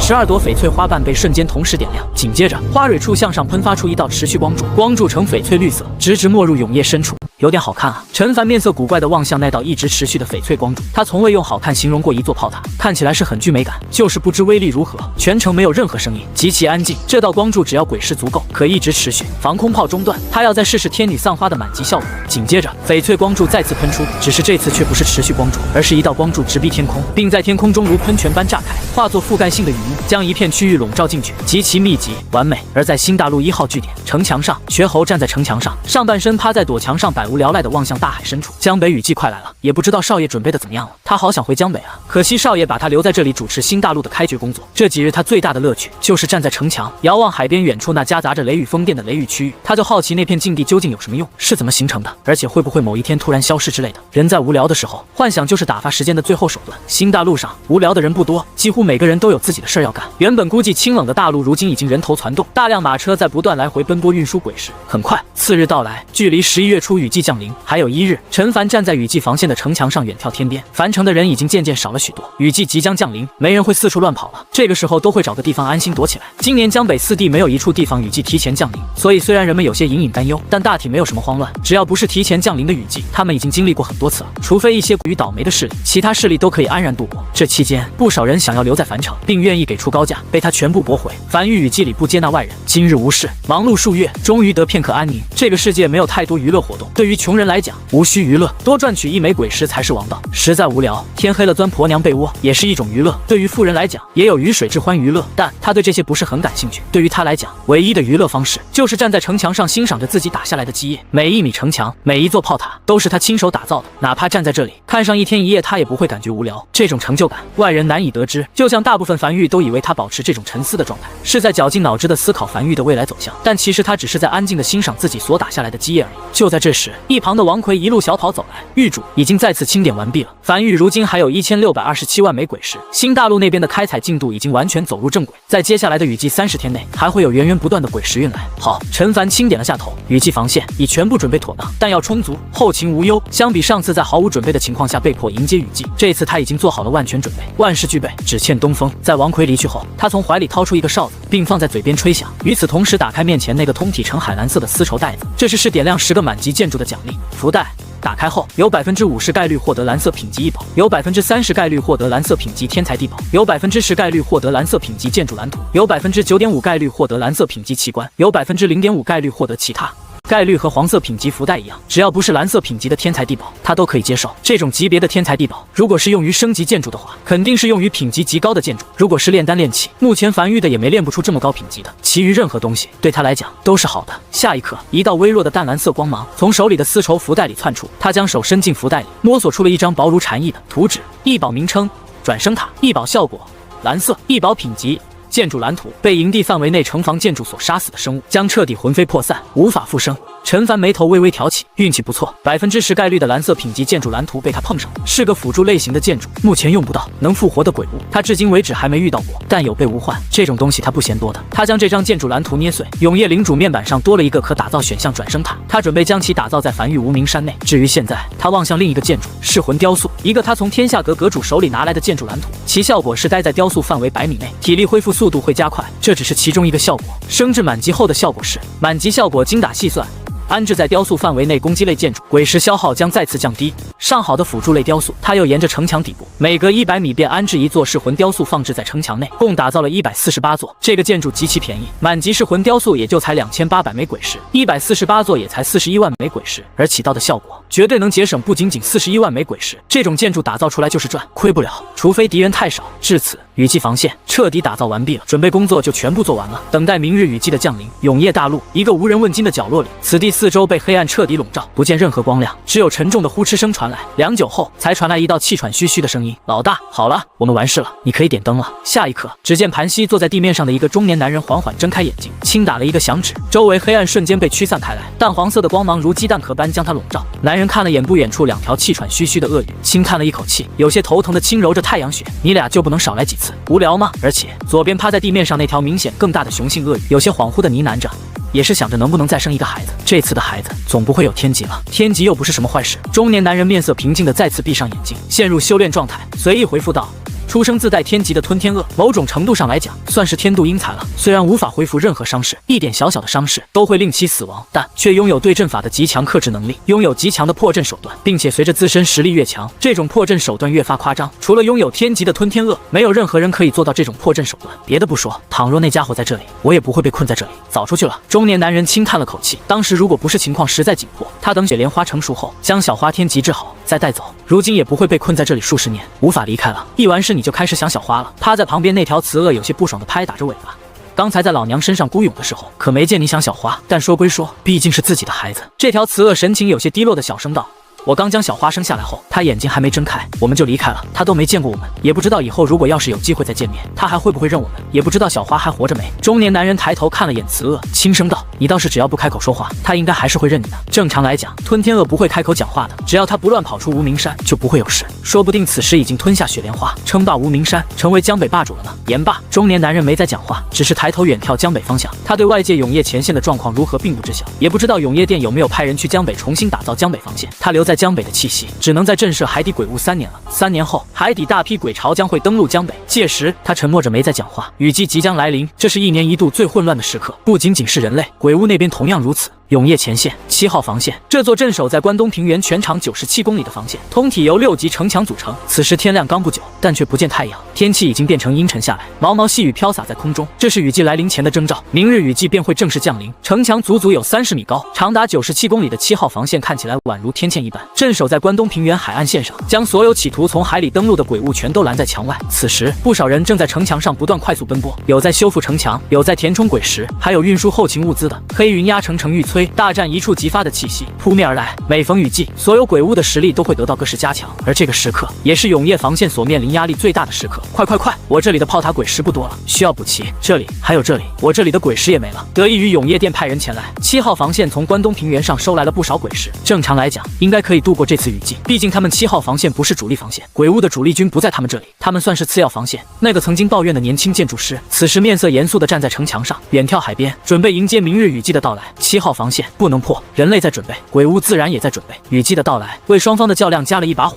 双方都有不得不赢的理由。在一片未知的黑暗深处，一座大殿，坐在王座上的一个阴影，猩红瞳孔不断闪烁。1年过去了，雨季终于再次到来了。1年前，他通过伪人鬼伪装古籍，将3年后海底鬼潮会登陆的消息传给樊玉，本想以此逼退樊玉，但未曾想对方没有任何离开的打算，甚至还在江北发展的越来越好，甚至发展了一处他们从未见过名为高铁的建筑。这1年内，他们不断派出伪人鬼四处收集樊玉的信息，为的就是在1年雨季降临后，能以雷霆之势彻底摧毁樊玉。3年后，鬼潮登陆，江北节点破碎，可从此登陆第一批攻入江北并彻底完全占领江北的鬼屋，将会获取大量天道赐福。反之，镇守江北的人类也会有不少天道赐福，前提是能守住。如今在永夜前线率领千军万马的鬼皇3000弟，数千年前只是一个不起眼的小喽啰而已，在鬼潮里属于耗材，甚至连灵智都未开。如今能做到这种程度，完全就是因为在数千年的上古江北战场之上，成为第一个突破江北防线的鬼屋，拿到了先登之功，获取了不少天道赐福。虽然拿到的天道赐福没有当时的鬼屋将军拿得多，但对于一个未开智的小鬼屋来讲，已经很不错了。之后才慢慢成长至如今的鬼皇3000弟，他对此非常不屑，以及嫉妒、眼红。上古时期那场江北一战，他也参加了，那时他还是个小鬼王，他手下有不少鬼物听命于他，他又出人又出力，手下几乎死了个干净，就连他自己也重伤濒死，恢复了好多年才恢复。结果他到手的天道赐福，甚至远远不如那个夺得先登之功的未开智鬼屋要多。尤其是恢复好后，看见对方已经成为鬼皇，甚至统帅一军后，他就更愤怒了。明明是他出力更多，凭什么他得到的奖赏还没对方多？于是，在这次永夜降临后，在其他大鬼第一时间前往永夜前线赚取天道赐福的时候，他哪里都没去，就待在原始之地储备力量，准备在随时攻打江北。占领江北的要求只有一点，屠尽江北所有生灵，只要做到这一点，他便算彻底占领江北。王！就在这时，大殿里忍不住传来一道声音：我们这些年招揽了大量鬼物，人手已经不少了，我们一定要让那些家伙打先锋吗？我们自己现在就可以攻打江北了。蠢货！坐在王座上的阴影冷喝了一声，眼中闪过一丝轻蔑。江北节点虽已碎裂，但也百足之虫，死而不僵。必须先打碎江北剩余的节点，才能占领江北。这个过程会死不少人。为什么要死我们的人？让海底那群未开智的鬼潮去就行，让他们冲破剩余节点，在江北可被占领的一瞬间，我们瞬间降临江北，屠尽江北生灵，抢先占领江北，夺取天道赐福。这些年，他无数次在反思，明明上次江北一战他出了不少力，为什么却没拿到多少奖赏？他思考出了一个道理：不能出蛮力，要动脑子。于是他构思出了这个计划。永夜降临的一瞬间，几乎所有大鬼全都率军降临至永夜前线，前去夺取军功。只有他在原始之地里待了几百年，极其耐心，一动不动，哪怕时不时听到永夜前线传来捷报，有某某大鬼率军闯入防线，他也没有任何行动。他的谋划全在江北，先占领江北，夺取战地之功，然后立刻撤退，不南下。虽然南下占领江南乃至关西平原，可以获取更多天道赐福，但这个时候永夜大陆的永夜殿就反应过来了，会派人支援。永夜殿不可能容忍腹地被攻入的，哪怕不惜一切代价也会狙杀他。这个时候极其危险，拿下江北后直接后撤，消化到手的天道赐福，然后去加入永夜前线正面战场，不做主力军，在侧部佯攻，蹭点天道赐福，在尽可能保留实力的情况下，一点一点发育起来，直到有实力左右正面战场。这就是他的计划，几乎堪称完美，找不到任何漏洞，只需要耐心等待，耐心等待那位留在无名山的气息消散，然后海底鬼潮冲跨江北节点时，他再降临江北，便大功告成。这么多年的谋划即可天成，只是现在出了点意外情况，一个名为樊玉的势力莫名其妙的崛起在江北，他必须得先处理掉这个意外因素，为3年后的正式降临铺平路。他不可能等3年，一是因为谁也不知道3年后樊玉会发展到什么样子，他不喜欢这种不稳定因素；二是因为哪怕没发展的太强，也会耽搁他屠空江北的时间，屠得慢一点，他的天道赐福就得和后面的海底鬼潮一起瓜分了，那是他不愿意看到的。王！英明！大殿里那个刚才提出意见的声音弱了下去，虽然同为开智鬼屋，但王明显比他们开智开的多了一点。这是最后一次了。良久后，坐在王座上阴影才望向殿内的一众鬼物头目低声道：8000年前的永夜降临，我们本来已经马上要攻破永夜大陆了，已经占据了永夜大陆的70%地盘，只要将剩下的30%地盘也占据，永夜大陆旧的主人就会是我们鬼族。但永夜大陆的天道使道行逆施手段，强行终止战争，护永夜大陆8000年。这8000年虽然给了永夜大陆一定的修身养息时间，但我们鬼族又何尝不是？这是最后一次。无论如何，这次我们鬼族必须占领永夜大陆，我们没有后路，原始之地已经马上要崩塌了，占据不了永夜大陆，我们都得死。话虽这么说，但鬼族一统永夜大陆后，我们在鬼族里拥有什么地位？位也很重要。我想踏上永业大陆，但我不想以一个小喽啰的身份生活在永业大陆。我想你们都是这样想的，跟着我去干，我保你们日后荣华富贵。话音落下，大殿深处传来整齐一致的高喝声，显然极其认同这番话。实际上能忍住不去永业前线夺取战功的诱惑，而是留在这里等待数百年，都是极其认可这个计划的。很好，坐在大殿上的阴影眼里瞳孔不断闪烁。那么，今夜雨季降临，原始大陆和永业大陆通道开启，我们降临江北，摧毁梵域，抹去一切不稳定因素。诡异，汇报梵域近期情况。是。大殿深处很快传来一道应声。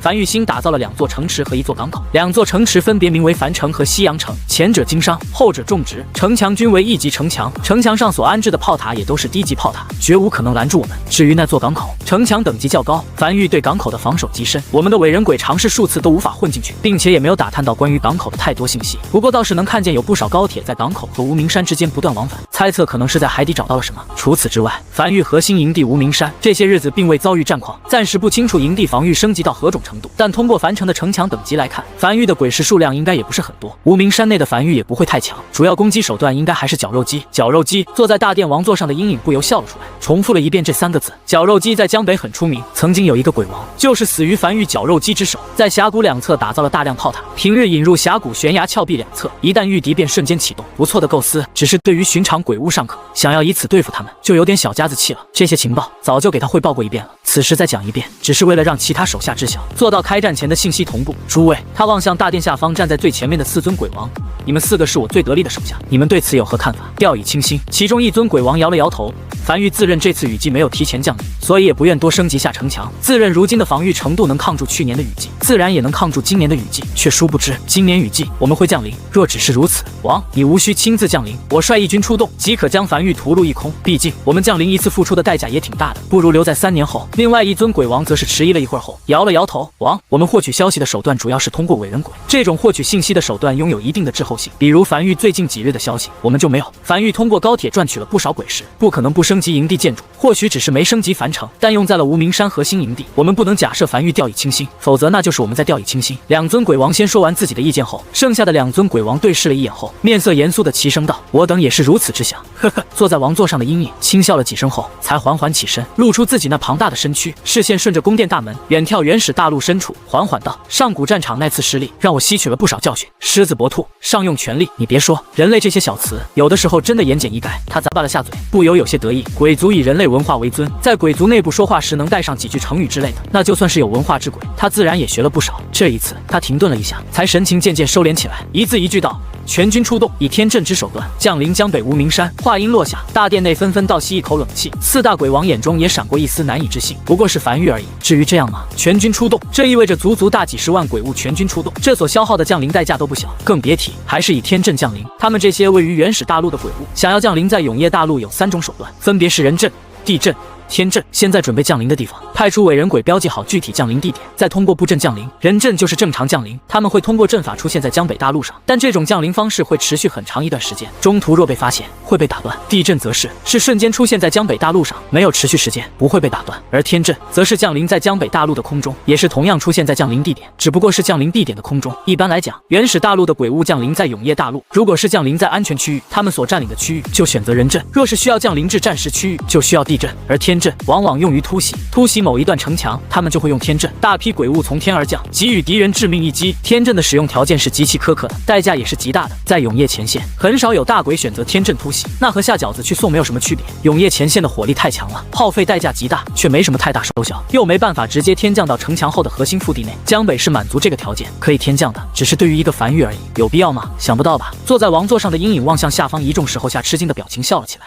连你们都想不到，梵域自然也想不到，梵域肯定将他那个绞肉机升级到了很强的地步。我们不去硬碰硬，我们从天而降，瞬间打乱梵域的所有部署，以数十万大军鬼物将梵域冲垮，完成任务，凯旋而归。鬼医去布阵吧，今夜雨季降临，我要看见天阵已布置完毕，其余人也都去准备吧。是。大殿内一众鬼物齐齐应下，很快全都退去，只留他一人在大殿内。这个坐在王座上的肥胖身躯，双眼坚韧的视线透过大殿高门望向原始大陆深处，这次他一定要吃块大肉。梵域这个势力他一直觉得有些古怪，很有可能是是上古时期留下来的势力，所以他才几乎用出全力，生怕翻车。天渐渐黑了下来，江北上空已有雨水滴答答落下。陈凡站在雨季防线的城墙上，远眺荒野深处，永夜马上要降临了。等这次永夜降临，雨季就来了，也意味着他在这个世界已经生活了1年。他感受着雨水打造身上的清凉，沉默着望向远处，没有讲话。今夜或者过几夜，就会有一个实力很强的大鬼率军从永夜里冲出来，攻打雨季防线。他已做好准备。狱主王奎走至身旁，小声汇报道：“我已经派人全部过了一遍，已经全部准备好了。樊玉做好了应对这次雨季的所有准备，不会有问题了。”好，陈凡轻点了下头。就在这时，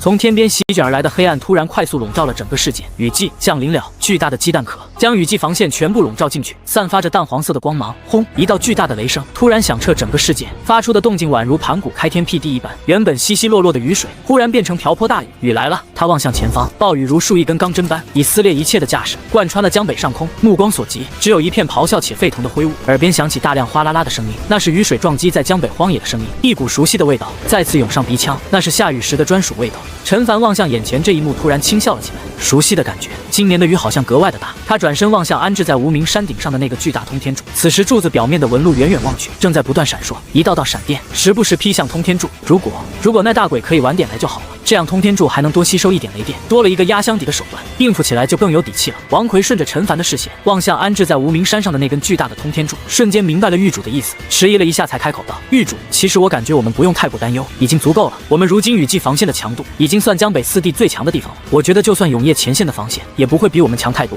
如果我们都挡不住，那江北4地也无人能活了，全得死，哪怕没有通天柱也足够了。”陈凡回头看了眼王奎，停顿了一会儿后才轻声道：“如果鬼物真的很弱，新大陆上的生灵就不会被屠戮一空了。我们比以前强，但我们不够强，如今的实力远远不够。更何况……”话音未落，一道极其粗大的闪电在樊玉上空猛地划过，紧接着一个巨大的五角光芒大阵缓缓浮现在樊玉上空，面积极大，大阵面积远超樊城的占地面积。大阵刚浮现出来后，便开始快速转动。很快，一头张牙舞爪的鬼物凭空浮现在空中，仿佛按下了开关般，越来越多的鬼物近乎一瞬间从传送阵里钻了出来。一眼望去，足足有数十万个鬼物从樊玉空中的五角光芒大阵里钻了出来，直至一头体型巨大的鬼物从传送阵里最后浮现出来，神情狰狞且兴奋地在狂风暴雨里高吼着：“樊玉，受死！”越来越多的鬼物近乎一瞬间从传送阵里钻了出来，一眼望去，足足有数十万个鬼物从樊玉空中的五角光芒大阵里钻了出来，直至一头体型巨大的鬼物从传送阵里最后浮现出来，神情狰狞且兴奋地在狂风暴雨里高吼着：“樊玉，受死！”声音近乎响彻这个江北上空。这一幕带给樊玉一众成员的压迫感极强，所有人几乎都僵在原地，眼里闪过一丝惶恐。王从天降，愤怒狰狞，这是他们所有人心目中的感受。很多樊玉成员都亲眼见过鬼物，但当数十万头鬼物悬浮在你脑袋上空时，距离地面也就几百米的位置，乌泱泱一片，带来的那种压迫感是和面对其他鬼物完全不同的。甚至有的樊玉成员在见到这一幕，已经双腿一软，下意识瘫在了地上。完了，狱主打造了雨季防线，却没想到敌人会从天而降。然而很快，空中那头神情且狰狞怒吼着的巨大鬼物感觉到自己身体并未处于下坠状态，有些下意识的疑惑道：“哎，怎么没掉下去？我身子怎么动不了了？”王身旁一头鬼王此时声音已经有些发颤的俯瞰着下方那长达14.8公里的雨季防线，颤声道：“那是5级城墙，升级方向清一色选择了净空，此地全面净空。”话音落下，这头刚才还兴奋率军袭来的大鬼，巨大的身躯瞬间僵在了原地，面色煞白，只感觉此时好像浸泡在一团极其粘稠的沼泽里，哪怕使出全身离去也无法动弹。完了，好像完了，不对，是真的他妈完了。他不应该用天阵的，应该用人阵的。他妈的，他们的消息只有数日的滞后性而已，但就数日，樊玉怎么就他妈搞出来这么大一片的5级城墙？还是他妈围起来的？站在雨季防线城墙上的陈凡，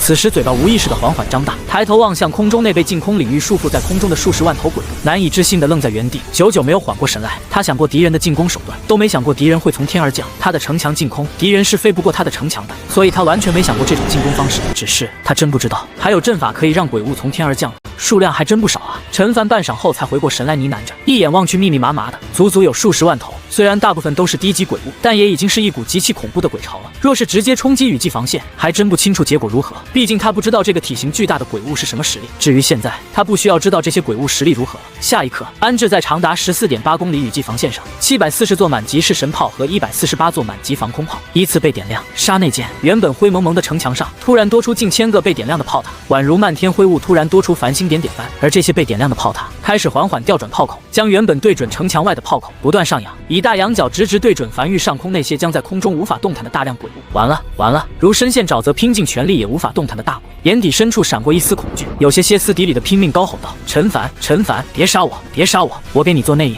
，3年后海底鬼潮登陆，我帮你打他们。陈凡，留我一命，条件你开。”则站在城墙上的陈凡望向响彻江北上空的求饶声，突然笑了起来。会求饶的鬼物有点意思，还是第一次见。留一命，他可以养一头异兽，但可从没想过养一头鬼物。740座满级式神炮，148座满级防空炮开始缓缓充能。下一刻，无数光柱划破夜空，雨季来了。不过这次下的是血雨，让这漫天血雨洒遍江北，让梵域目血新生。一枚炮弹从式神炮炮管如离弦之箭般射向悬浮在空中的鬼巢，那是由猩红能量聚成的炮弹，一眼望去，摄人心魄。轰！无声的爆炸在空中响起，没有声音，但仿佛又震耳欲聋般，炸开的猩红炮弹将自身所携带的威力全都释放出去。瞬间，周围鬼物便化作粉碎，只有猩红血雨从空中洒下。但紧接着溢出的能量如血液藤蔓般以极快的速度朝周围鬼物笼罩而去，几乎瞬间便清空一片鬼巢。这是神炮的天道赐福效果，溢出伤害会朝周围蔓延而去。而这仅仅只是一发740座满级式神炮齐齐发射，而加在其中的148座满级防空炮，如烟花般在空中炸开的翡翠光柱，给这份由鲜血和灰雾组成的主旋律加了一份格外的色彩。雨季降临，大鬼率军如期袭来，所有梵域成员此时都怔怔地僵在原地，抬头望向头顶这一幕，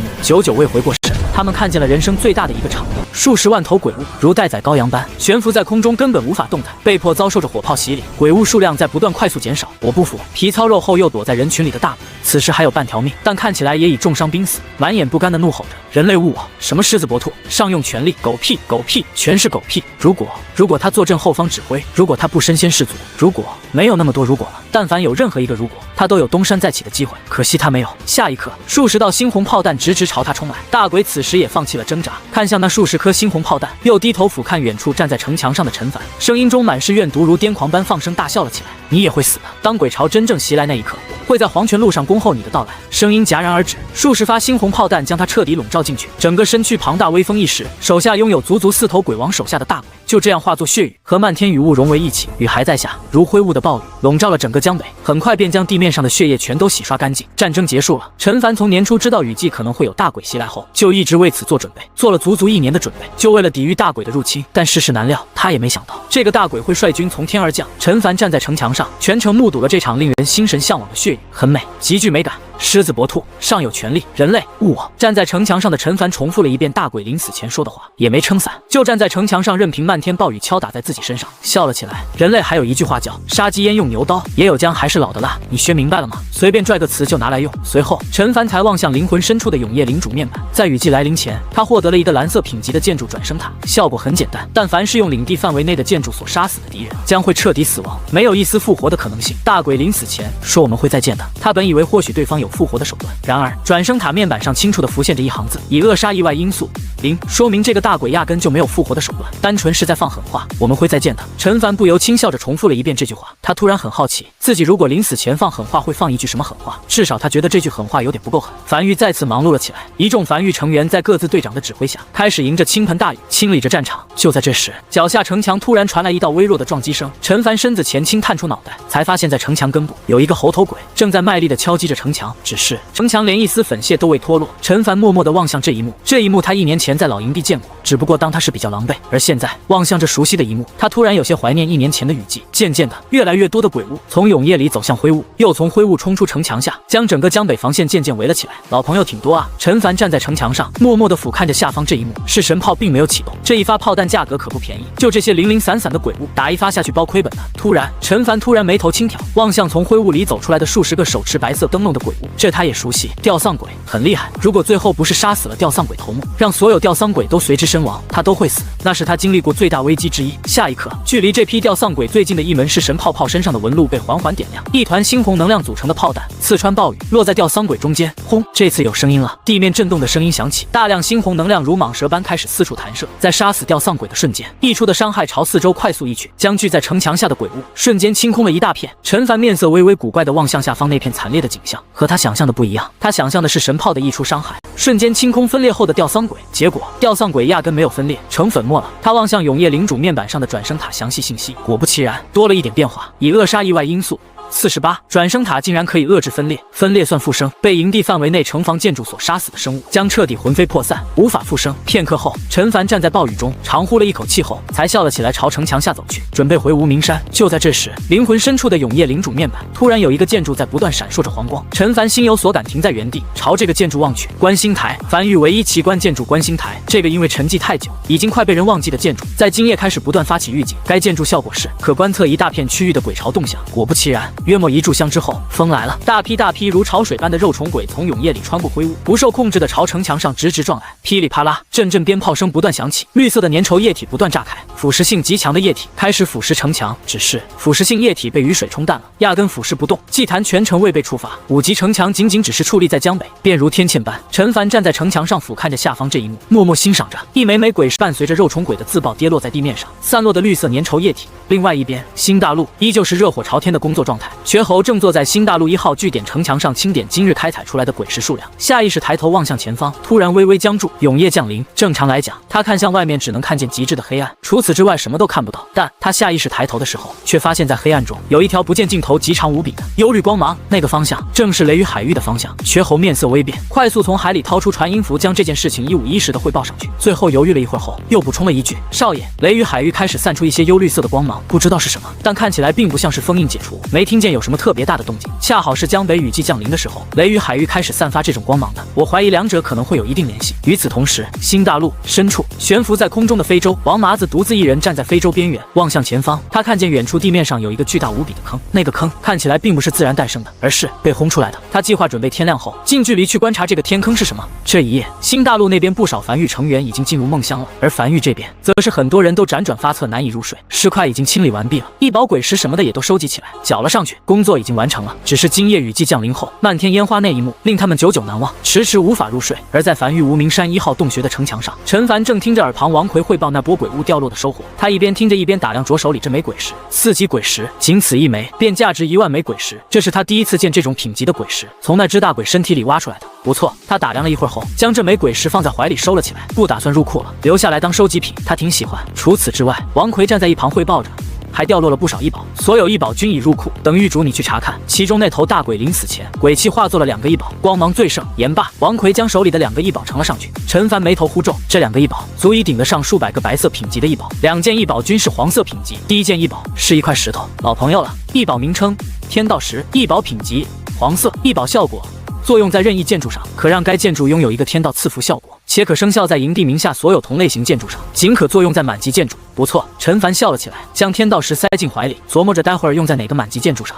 至于另外一件异宝，则是一个特殊类异宝，看起来像是棉花糖一样，如同云朵般，摸起来软软的。不同的是通体呈黑雾色。异宝名称劫云，异宝品级黄色，异宝效果劫云，可安置在营地内，消耗鬼石，劫云会小范围集中降雨，并伴随电闪雷鸣。陈凡眉头微微皱起，若有所思地思索着，是个可以控制天气的异宝，品级虽不高，但光是能控制天气这一点就非同寻常了。虽然只是小规模降雨，但也很有用了。坐在城墙上的他抬头望向无名山悬崖墙壁上，永夜已经将通天柱笼罩，但在漫天雷声中，他能清楚地看见通天柱的进度条正在快速增长，已经来到17%了，估计要不了几天便可来到100%。而这个劫云便可以在非雨季的时候为通天柱充能。这个异宝的品级强不强，主要得取决于通天柱强不强。另外一边，永夜大陆深处，盘膝坐在地上的中年男人缓缓睁开眼，抬头望向黑暗深处，他感觉到有人来了。那位，一道有些深沉的声音突然在黑暗中突然响起：“你已被困此38年了，还是不愿意回答吗？真的只是一个很简单的问题，对你没有任何害处。”正在闭目修炼的中年男人闻声突然笑了起来，他听得出来对方有些着急了，语气中夹杂着一些急促。看来永夜前线战况对于你们鬼族来讲并不乐观，是有点。黑暗中的声音也没否认，坦然承认永夜前线的防守极其森严，很难冲进去，但要不了多久了，人力中有限，鬼族其实并没有你们人类想象的那么暴虐，我们只是想要一片栖息之地而已。但如果你能告诉我那座大陆的位置，我们鬼族可以放弃进攻永夜大陆，前往那座大陆，这样对我们都好，不是吗？呵，中年男人轻笑了一声，也不言语。黑暗中的声音沉默了许久，或许是觉得自己太过强硬了，又变得有些低声了起来。你身上没有永夜大陆的天道烙印，我知道你不是永夜大陆的人，你来自其他大陆。在此之前，鬼族从来不知道这个世界除了永夜大陆，还有第2处大陆。你给鬼族带来了新的希望，你很特殊，我们杀不死你，但我们知道你会因寿命流逝而死。你想一直被困死在这里不成？中年男人突然然笑了起来。38年了，你们就没有朝外探索过？这永夜对你们可没什么限制。永夜是没限制，但永昼有限制。鬼物白天倘若出现在太阳下，无论何等实力，都会被灼烧致死。也就伟人鬼能在黄昏时出现在永夜大陆。黑暗中的声音有些愤愤道：这些年，鬼族派出无数大鬼，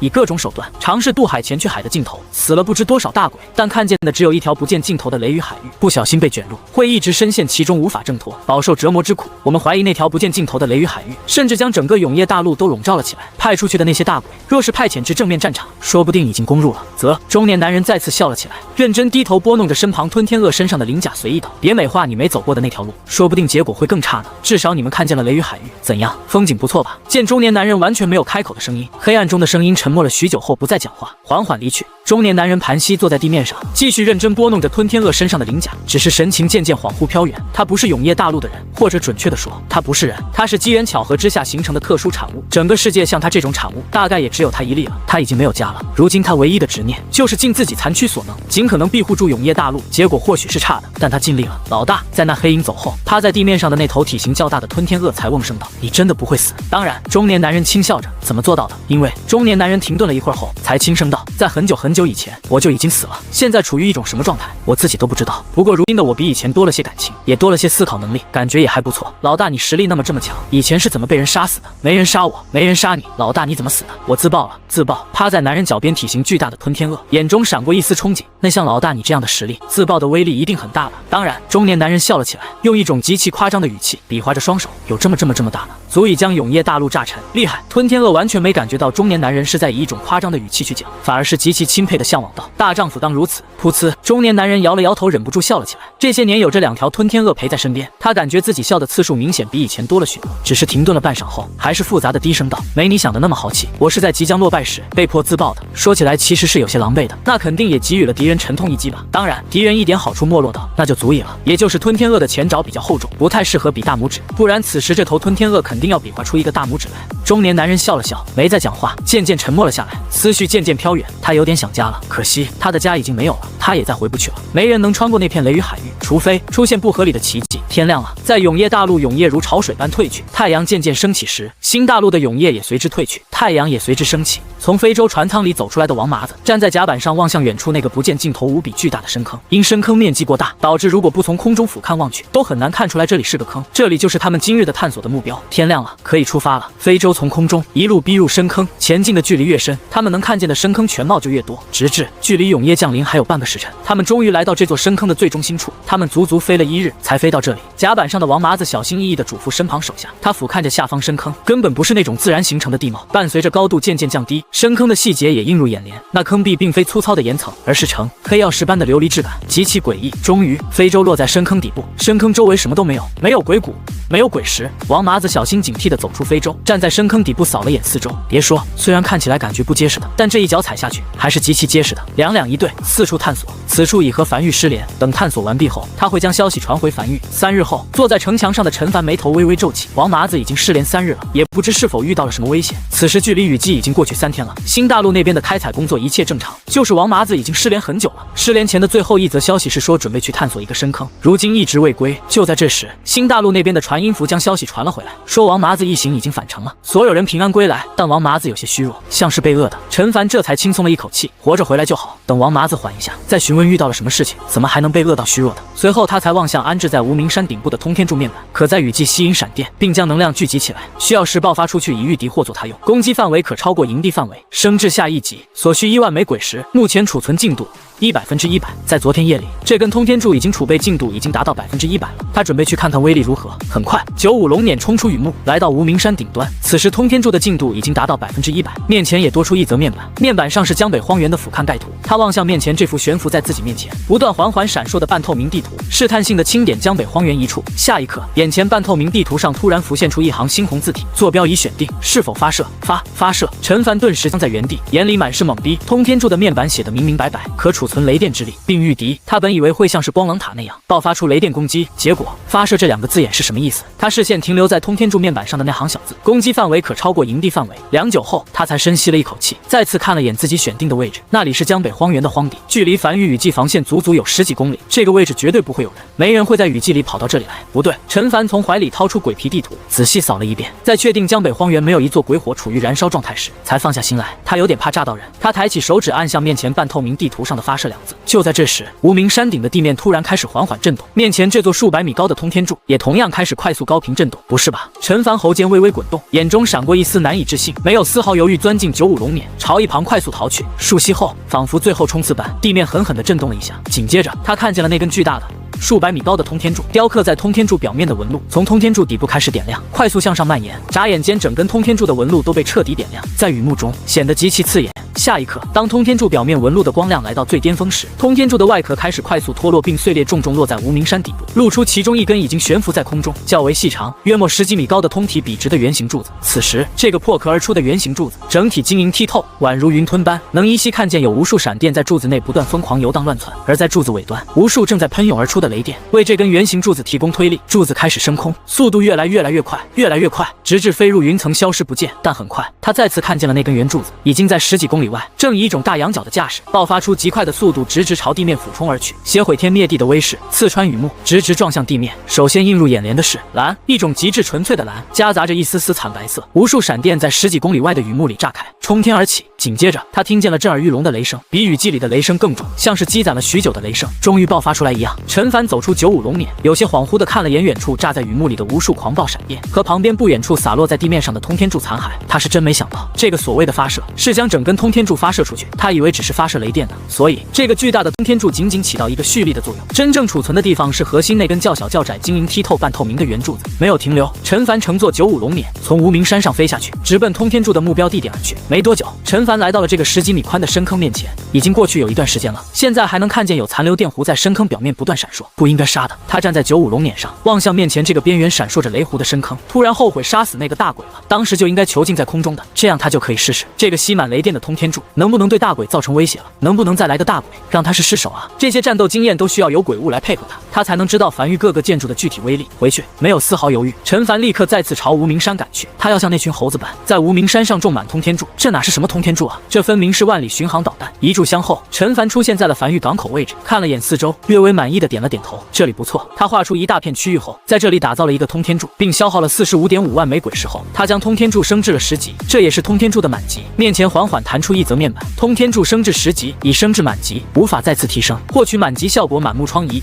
威力提升，这是梵域的第11个满级建筑，不过他还是第一次见如此直白的满级效果。一个满目疮痍，一个威力提升，够直白的。他望向面板，这根被他升至10级的通天柱，总进度是1万分之0，总进度1万。1级通天柱的总进度是100，10级通天柱的总进度是1万，也就是说威力相当于得到了100倍加强。当然，同理，储能时间也增加了100倍。在雨季里，他花费了3日，将一根1级的通天柱进度填满。按照这个进度来算，填满一个10级通天柱需要300天，雨季30天，也就是10年。10年，陈凡渐渐沉默下来。虽然通天柱10年后会成为一个大规模的杀伤力武器，但3年后海底鬼潮就要登陆了，他还指望通天柱可以在海底鬼潮大量项目，他等不了那么久。不过他突然又笑了起来，好巧不巧，他刚获得了一个名为劫云，可以控制局部天气的异宝，可以大大增快储能时间。具体储能多快，他还没做实验，这个得等雨季结束了再做。先打造通天柱再说。很快，在消耗了455万枚鬼石后，他打造了10根满级通天柱。下一刻，他从怀里掏出劫云扔在空中，眨眼间，这个小巧的劫云升在空中后开始快速变大，劫云内有不断弧形闪电闪过，开始降雨，并时不时劈一道闪电。在做完这一切后，陈凡才望向眼前这一幕，满意的点了点头。劫云的覆盖面积不小，完全可以将这10根满级通天柱安置进去，并且还能再塞下4、5根的样子。这片区域打造满级通天柱，至于这片区域外面就不打造满级通天柱了，充能不满的，打造大量刚好3年后充能满的就可以。终于，很长一段时间过后去，陈凡站在原地，双手叉腰，有些微微喘气的望向面前他打造的大量通天柱，满意的笑了起来。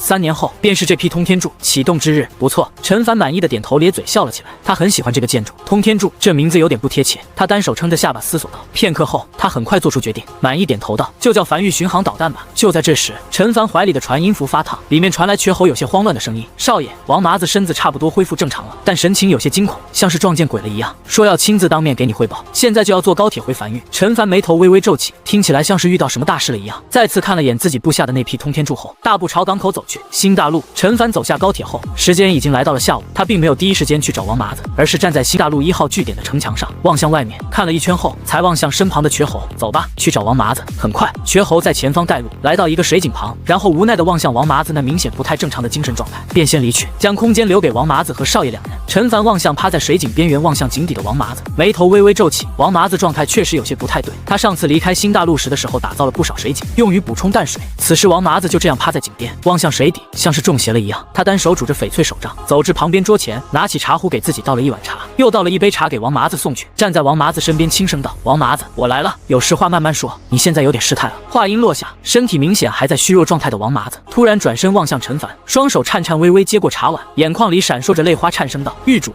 我成天到了。”噗！陈凡刚送进嘴里的茶水一下没忍住，全喷在王麻子脸上。数息后，陈凡才深吸了一口气，将茶碗放在一旁，缓缓捉在井边，沉默许久后才轻声道：“可是遇到了可以制造幻境的鬼物，你将前后过程全都讲一遍。”天道，这太扯了，8成是中邪了。好，或许是被喷了一脸茶的缘故。王麻子此时也显得冷静了不少，开始陷入回忆。3天前，我率领商阁成员遵狱主令前去探索新大陆深处，发现了一个极大的深坑。我们足足飞了1天，才落到深坑中心。深坑内的地面是黑曜石一般的琉璃感，像是遇到巨大冲击后形成的。落地后，我就让商阁成员2两1队四处探寻。但就在这时，我突然感受到一股强大的吸力从地底传来。下一刻，深坑中央地面突然多出一条裂缝，将我吸了进去。当我再次睁开的眼的时候，出现在一个地底深处的岩壁洞穴内，周围没有任何缝隙。但奇怪的是，我呼吸却正常，而且没有感受到任何异常感。我醒来后，第一时间尝试用传音符联系地面上的商阁成员，但却无法使用。不是距离过远，是根本无法激活。洞穴岩壁不大，什么都没有，空无一物。就在这个时候，我在墙上看见了一行雕刻出来的文字，不是我们认识的文字，就像是小孩涂鸦一般乱画的。但我在看见那行文字的时候，立刻进入了一个可能是幻境的地方。我的思绪飘在空中，飘得极高极高，俯瞰着整个新大陆。王麻子停顿了一下后，身子再次忍不住站立起来，颤声道：“那应该是数千年前我们所在的位置。7道蔓延数千公里的防线，宛如天堑一般矗立在海岸线，而在墙后有好多人正在不断运输各种物资。在防线外是遮天蔽地的漫天鬼物，数量好多好多。与此同时，我看见新大陆各个区域都在同时遭受大批鬼潮冲击。我不知看了多久，我看见新大陆一点一点沦陷，一盏盏鬼火熄灭，永夜渐渐覆盖了整个新大陆，直至仅剩最后一片区域，只有少部分人类还躲在城墙后做着最后的反抗。我看见鬼巢里出现了一头鬼，那头鬼足足有数十米高，3头6臂，每一个手里都握着一柄巨大的锤子。那个巨大的鬼物抬头望向我，声音很大，几乎响彻天地。他问我是否愿意成为他们鬼族的天道。我甚至能清楚地看见他的视线在落在我身上。那个时候我才知道，我这个可以俯瞰整个大陆的视角是天道的视角。我嘴巴张合，想要开口讲话，却一句话都讲不出来。我身子像是不受控制一样，最后看了眼被永夜渐渐吞噬的新大陆，突然发出笑声，紧接着便炸了。巨大的爆炸，刺骨的疼痛传遍我的体内。我被疼昏过去的最后一眼，是巨大的爆炸在平原上炸出一个深坑。与此同时，大量七彩光芒从爆炸中心瞬间朝新大陆涌去。那个3头6臂的鬼物第一时间化作血雾，所有触碰到七彩光芒的鬼物都化作血雾，连同仅存的人类也一同化作血雾。距离新大陆较远还未登陆的鬼物，则是慌不择路的朝远处的雷雨海域涌去。而七彩光芒在触碰到雷雨海域时便顿时散去，只有小部分鬼物冲进雷雨海域里侥幸逃生。当我再次醒来的时候，已经出现在了非洲上。商阁成员说找我找了3天，最后在我消失的位置，也就是深坑中心找到了我，然后正在带我返程。我清醒后，第一时间就想将这个消息告诉狱主你。或许是将话都说完了，原本有些惶恐的王麻子，此时也变得轻松不少。天道这个词对于王麻子这种土生土长的江北人来讲，那就和神明一般，光是听见这个词就有些惶恐了，更别提是带入到天道的视角去。陈凡面无表情的沉默在原地上，久久不语。他听明白了，王麻子并不是成为了天道，而是进入了新大陆天道的视角，近距离观摩了新大陆最后一战的场面，就像他当时拿到不灭天师的玉简，看见了上古时期江北最后一战一样。这是很正常的手段，不正常的是他的视角是不灭天师，王麻子的视角是天道。陈凡沉默许久后，才面色复杂地望向王麻子，轻声道：“麻子，那天道自爆所诞生的笼罩整个新大陆乃至附近海域的七彩光芒，既然能诛杀所有鬼物，威力自然不弱，而那雷雨海域却能稳稳挡住这种自爆威力，甚至还能为部分鬼物提供庇护，足以说明这雷雨海域的恐怖。你能跟我讲讲，你是怎么做到在雷雨海域来回跑了2趟的？”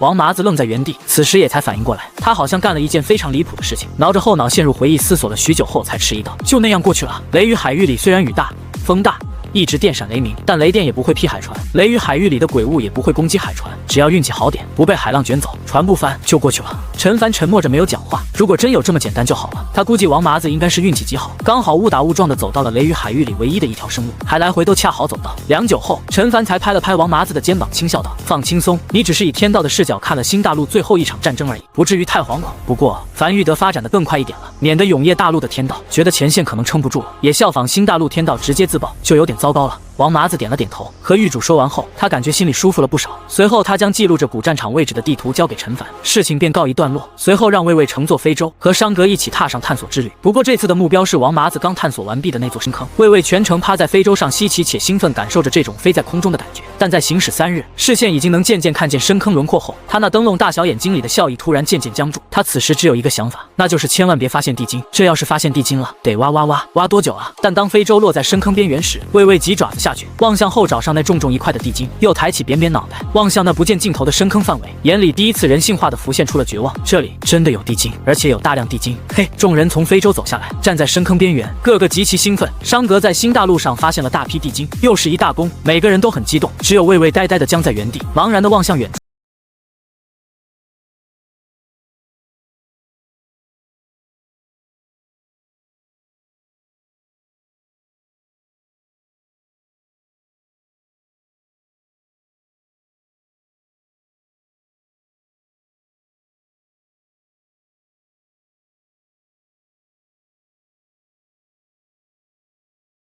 但是我们目前的主要开局手段是魏魏，除了魏魏没有太好的开采手段，魏魏现在的精神状态处于有些懵逼状态，要想全部开采出来，怕是得耗上个近10年功夫。陈凡嘴角抽了抽，他给这事儿忘了，一个天道自爆炸出来的坑，肯定小不了，让魏魏一个人去挖，那确实是个铁饭碗了。魏魏基本上半辈子都得搭在这个深坑里，慢慢挖吧，挖到天荒地老。你等会儿，他切断了和王麻子的传音后，又联系上在樊玉天气阁内的赵生平。赵生平，问你个事儿，用地精打造的锄头能加快挖掘速度吗？能。传音符里的赵生平回复的斩钉截铁，但声音里还是夹杂着疑惑。当然呢，地精是很不错的材料类天材地宝，用地精打造的锄头肯定能加快挖掘速度，但是这属于暴殄天物了。知道了。陈凡再次挂断了和赵生平的传音，重新联系上了王麻子。你安抚下魏魏的情绪，告诉他不需要全部挖掘完毕，只需挖一部分就可以，以后有时间了慢慢挖。时间在这样的宁静中很快一点点过去，20天转瞬而逝，伴随着阴云散去，雨季结束了。雨季结束的第一天，江北再次缓缓恢复了往日的热闹。陈凡拄着翡翠手杖站在雨季防线的城墙上，望向久违的晴空万里，俯瞰着远方江北荒原，轻笑着没有讲话。雨季结束了，这1个月内，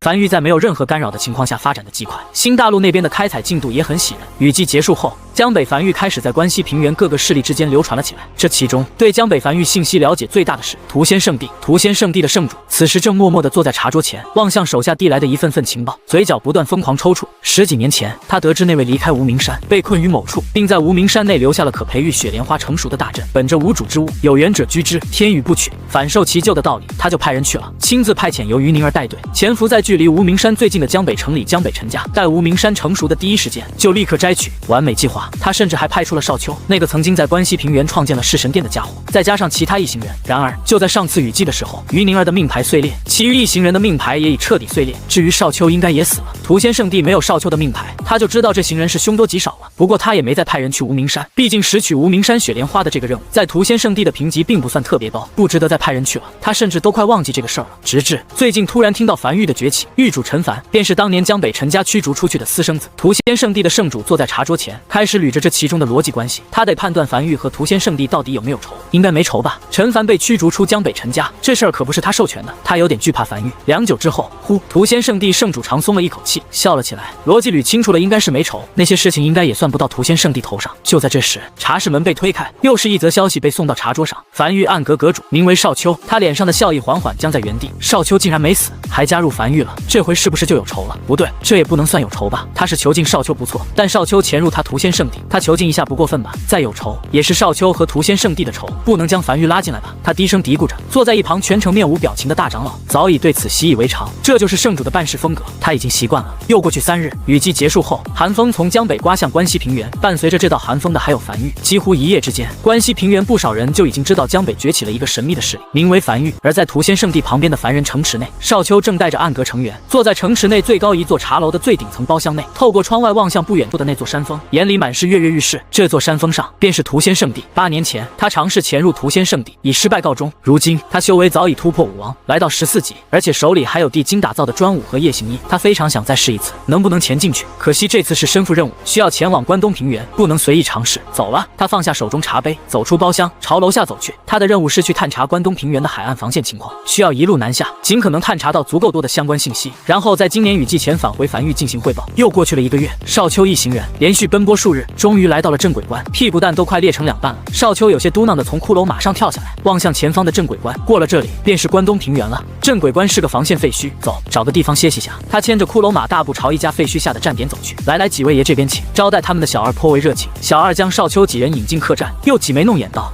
那个几位爷要玩点啥？找点乐子不？”少秋有些无奈的叹了口气，这里的人确实服务不一样，一个临时歇脚的地儿还和青楼抢上生意了。你们要玩吗？给你们找2个，你看看你们喜欢年轻的还是年龄大的？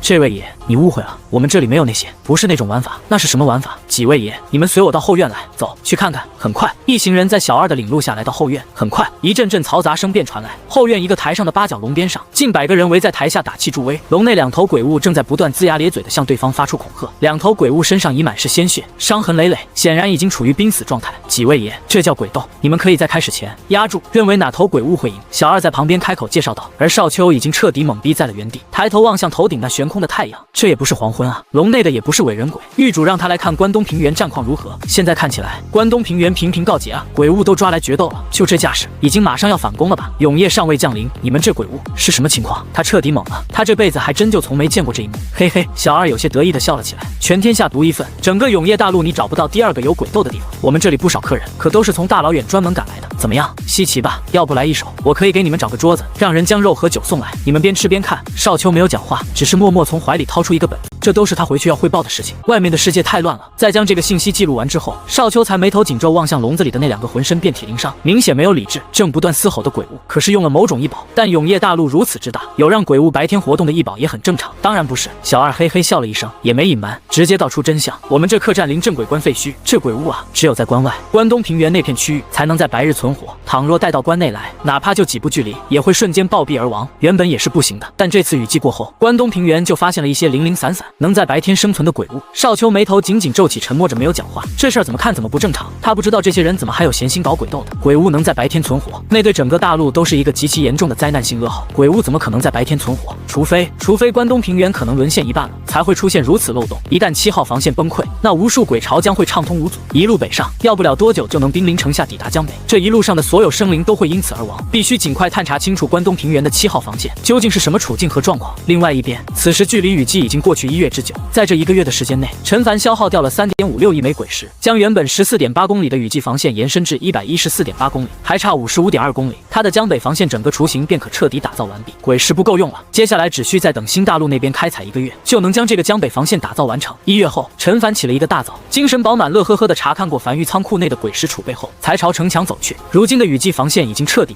更名为江北防线，不再将樊玉领地护在其中，而是以一条近乎笔直的直线沿江北海岸线矗立，还差55.2公里。陈凡翻身骑上骷髅马，站在江北防线的尽头，望向空无一物的前方，深吸了一口气后，骷髅马开始快速奔腾起来。当马蹄即将落在空中时，一道快速凝成的5级城墙稳当当的出现在了马蹄下。骷髅马一路向前，仿佛提底生连般，每跑一步，前方就会多出一道5级城墙，直至天色渐渐黑了下来，陈凡才缓缓翻身下马，站在城墙上，望向前方那座高耸入云的山峰。江北防线和这座山峰紧紧相连，这55.2公里的防线消耗了他近乎2亿枚鬼石。至此，170公里的江北防线雏形已成。陈凡站在城墙上，望向渐渐暗下了的天色，看了眼身旁那和江北防线相连高耸入云的山峰，又望向不远处不断翻涌的海面。半晌后，又转身望向身后那不见尽头的防线，他笑了。耗时1年半，一条长达170公里的江北防线，清一色5级城墙，清一色鬼血纹路，清一色净空，这条堪称是奇迹的防线被他完成了。樊玉将会在2年半后的海底鬼巢登陆中镇守江北。不过，如果海底鬼巢不提前登陆的话，他要将这道防线升至6级城墙，来做到彻底万无一失。陈凡很快回到无名山，天色已经渐渐黑了下来。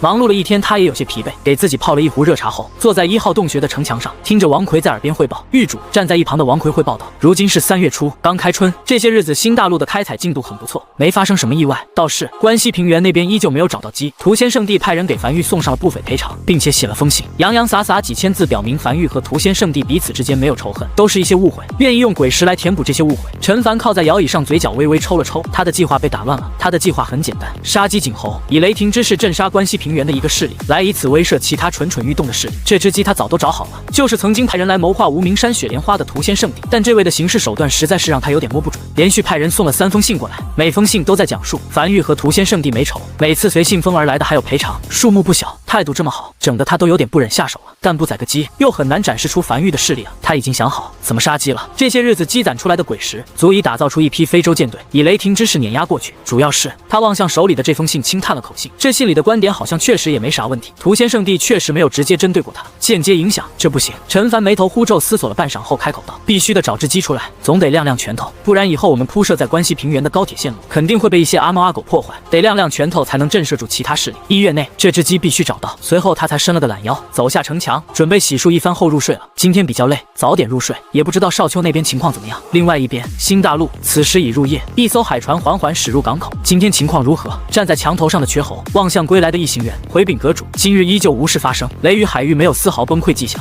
瘸猴轻点了下头，挥手示意几人进城。樊玉专门派出一艘海船，在靠近雷雨海域的地方每天时刻观察，一旦发现雷雨海域有崩溃的迹象，立刻上报，好让樊玉有处理的时间。随后他才抬头望向远处的永夜，思绪渐渐飘远，依旧好久没见过少爷了，也不知道少爷那边的樊玉发育的怎么样了。新大陆的1号宛如一台不眠不休的机器，在这台机器的运转中，每日都有大量鬼石鬼骨等通过海底隧道运向樊玉。此时距离雨季结束已经过去2个多月了，他有点想回樊玉了。新大陆一艘悬浮在空中的非洲上，王麻子望向手里的鬼皮地图，眉头紧皱。这几月他一直在探索新大陆，越过那个深坑后，他看见了越来越多的裂缝从新大陆最核心处朝4周蔓延而去，而且不知道是不是错觉，他依稀感觉好像裂缝好像在不断朝外延伸，只不过延伸速度极其缓慢。他这几日一直在追溯这些裂缝的源头，想要看看这些裂缝究竟是些什么。夜幕降临了，他转身走进船舱内，先入睡，剩下的事等明天再说。关东平原，少丘正带领部分暗格成员待在一座城池的客栈内，面色隐隐有些难看。他已经离开樊玉2个月了，于昨日他已抵达关东平原的最南端，他看见了那7号防线，城墙很高，布满血渍，比樊玉雨季防线的城墙都要高，是6级城墙，宛如天堑一般，坐落在南部平原的海岸线上，看起来坚不可摧。但实际上，在2个多月前的雨季里，7号防线近乎全部沦陷。是的，关东平原在雨季里失守了，大批鬼潮冲破7号防线，在关东平原展开大肆屠戮。如今的关东平原实不存三，死了不知多少人。而在7号防线失守，关东平原即将正式沦陷前，永夜殿派人不计一切代价遏制住了鬼潮的泛滥，并坚持至天亮后快速修复好7号防线，这才撑过了整个雨季。永夜殿但凡晚来一点，他们樊玉很有可能就已经不复存世了。这批鬼潮会一路北上，直至冲到樊玉门口。永夜殿坐在床榻上望向窗外的少丘，默念了一遍这个名字。这是一个极其庞大的组织，不少势力加入其中，负责修建和维护整个永夜大陆上的所有防线，可以说是永夜殿守住了整个永夜大陆。可是如今因前线战事过于紧急，永夜殿也顾暇不及。他听过这个名字，那是在樊玉还未正式创建之初，狱主向一众元老征求势力名字的时候，王麻子提出了永夜殿这个名字的想法。他当时并不在场，他那个时候还未曾加入樊玉，是事后王麻子和他闲聊时说到的，言语间还有些感慨。虽然樊玉也很好听，但若是叫永夜殿肯定会更霸气。阁主身旁一个暗格成员有些不安的低声道：“我们要即刻返回樊玉，将这个消息汇报上去吗？”少丘看了眼身旁的手下，停顿了一会儿后才轻声道：“莫着急，雨季时防线的压力才会骤升。这次雨季已过，距离下次雨季到来还有数月之久，这期间内7号防线大概率不会溃败。小1、小2，你俩即刻赶路返回樊玉，将消息汇报上去，让狱主提前知晓，好有个心理准备。我们剩余人这几个月内要继续留在关东平原，探测出足够多的信息。明日天亮，随我一同加入7号防线，近距离了解。天很快亮了。”小1、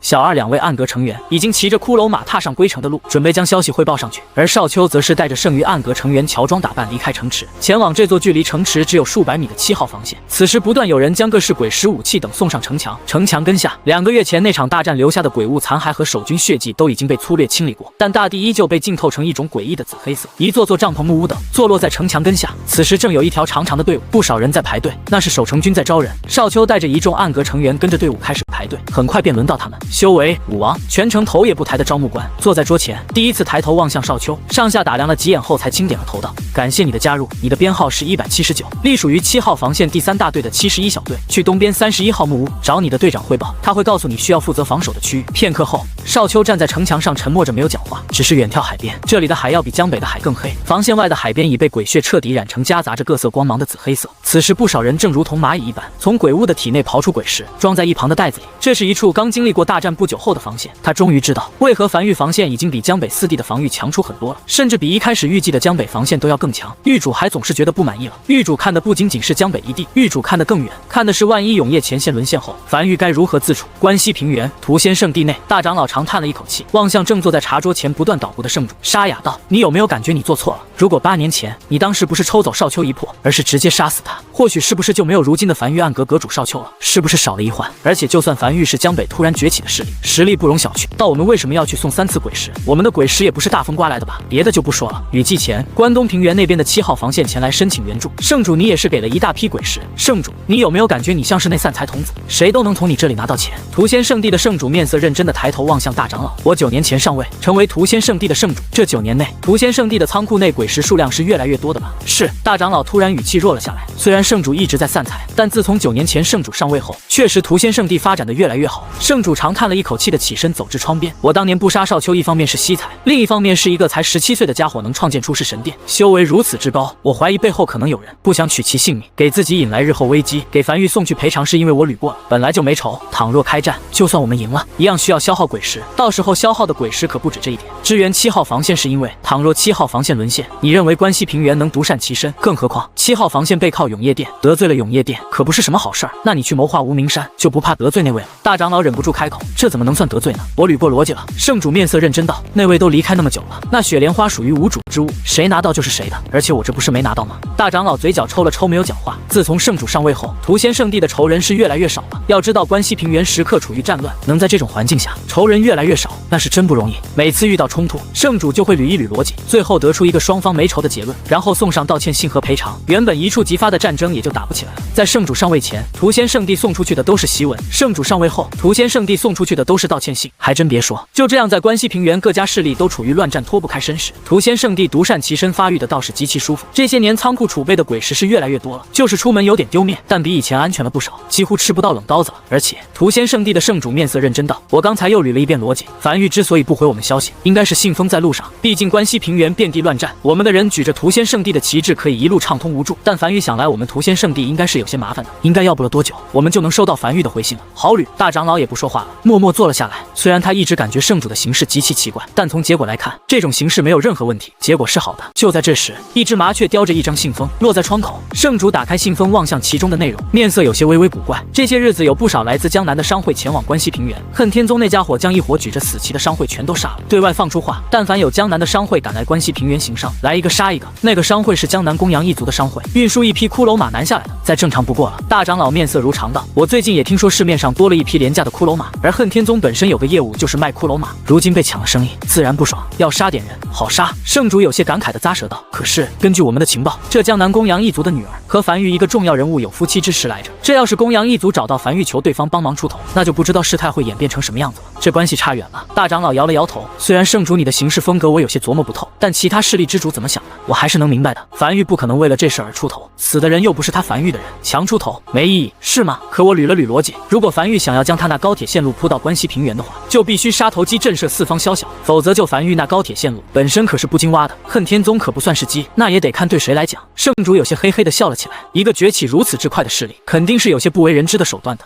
这是我刚写的道歉信，再给樊玉送一封过去。圣主你这一手姿势越来越好看了，自然熟能生巧嘛。还有这封给恨天宗也送去，也是道歉信啊。前段时间咱们屠仙圣地的弟子不是和恨天宗的弟子有些冲突吗？这都是6个月前的事情了，也送一封，万一双方真打起来，恨天宗突然爆发底蕴打赢了怎么办？先送封道歉信过去再说，鬼石也送。当然哪有空嘴道歉的，今天还有道歉信要送吗？暂时没有了，辛苦了圣主，为了圣地的发展都是应该做的。樊城正坐在茶楼内和大鱼闲聊的公羊一月，突然怀中传音符微微发烫，在听见消息后微微一愣，沉默半晌后才起身低头望向大鱼，突然笑了起来：“大鱼，如果让你脱离樊玉，跟我一起去浪迹天涯，你愿意吗？”“不愿。”大鱼摇了摇头，只是抬头望向公羊一月的眼神里浮现出一丝疑惑。“那没事了。”公羊一月停顿一会儿后，才挤出一个笑容，摆了摆手朝茶楼外走去：“家族那边有些事儿，我得先回去处理下。”他到了被启动的时刻，只是这次他有点不是那么想被启动了。大鱼望向公羊一月离去的背影，突然反应过来，瞳孔闪过一丝慌乱，快速跑出茶楼，朝朝无名山暗阁跑去。公羊一族肯定出事了。暗阁负责繁育情报系统，他想知道公羊一族发生了什么事儿。公羊一月是不是要被启动了？家主，公羊一月已乘坐高铁在返程路上，真的不求助繁育吗？公羊一族影城内，这座清一色藤蔓纹路消耗重金打造出来的城池内，公羊一族所有长老聚集在此地，正在开会。他们刚收到消息，他们派出去的商会被关西平原一家名为恨天宗的势力所屠一空。公羊一族家主坐在家主位上，面色难看的一字一句道：繁育不可能因为我们而去和一个关西平原的顶尖势力开战，去求繁育，一旦被拒绝，不但让我们脸上无光，让公羊月以后再繁育又该如何自处？我们的事儿我们自己解决。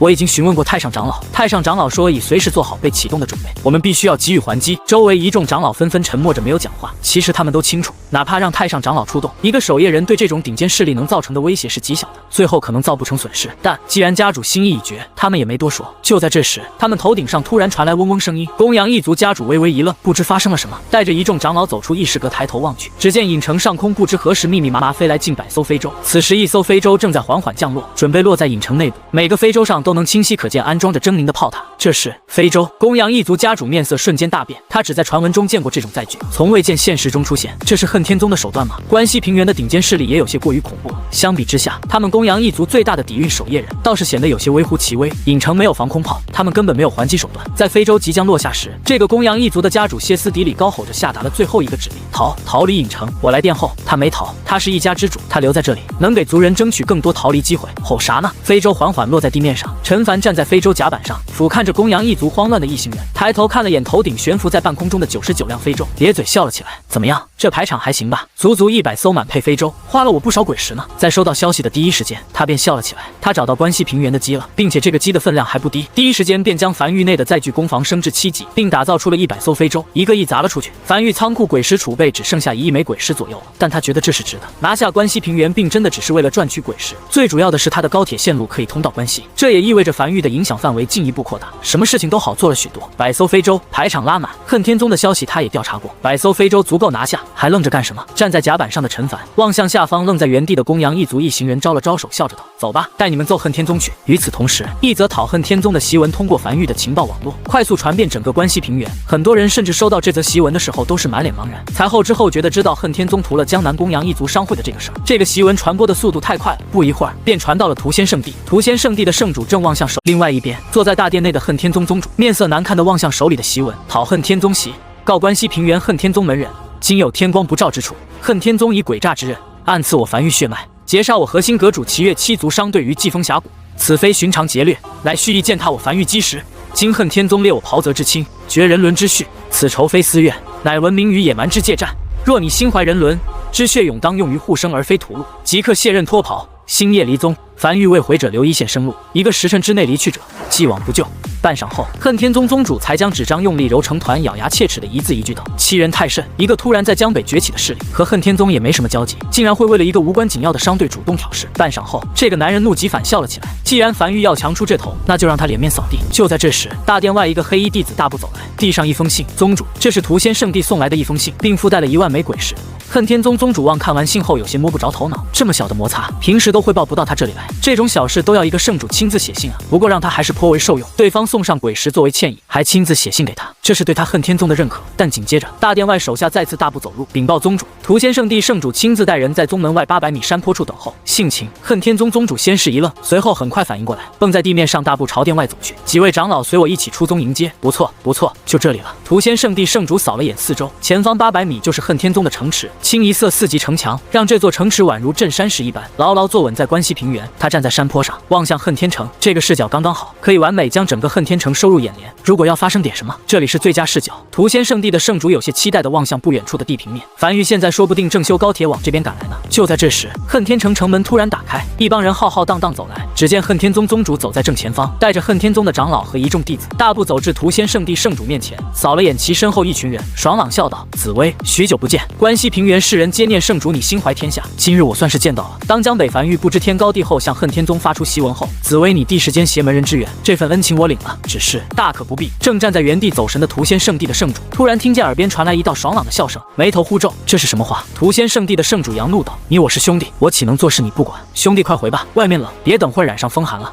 刚准备说点什么，恨天宗宗主下意识抬头看了眼头顶的太阳。3月初入春了，不怎么冷了。那啥，我是想说，先回。屠仙圣地圣主面色严肃道：“兄弟，我就站在这里，其他的你不用管。莫要兄弟难做人，若是因此让你染上风寒，兄弟我罪该万死。”快回！那好吧。恨天宗宗主此时也有些懵逼，半推半就的带着身后人又朝恨天城走去。紫薇给他说懵了，他本来组织了一堆话要说的来着事，结果几句下去，给他整得忘记要说啥了。而屠仙圣地坐镇恨天宗不远处的消息很快传开，明眼人一看就大概琢磨明白怎么回事，不是来看热闹的，就是来助阵的。无论是哪种，都意味着1个时辰后，樊玉肯定真有动作。一时间，距离较近的势力都开始出发朝恨天宗赶去。渐渐的，恨天城周围的势力越来越多，但占据最佳视野位置的山坡，则是被屠仙圣地牢牢霸占住，而恨天宗宗主则是全程笑呵呵的挨个接待。没想到他们恨天宗在关西平原的口碑竟然这么好，一方有难八方支援。与此同时，樊玉100艘满配非洲在9天之上以极快的速度朝恨天宗驶去。玉主公羊一族的家主满脸愧疚地走至陈凡身旁，语气中夹杂着一丝感激和惶恐。这一趟樊玉是不是要破费很多？陈凡偏头看了眼这老头，随意道：“你自己估摸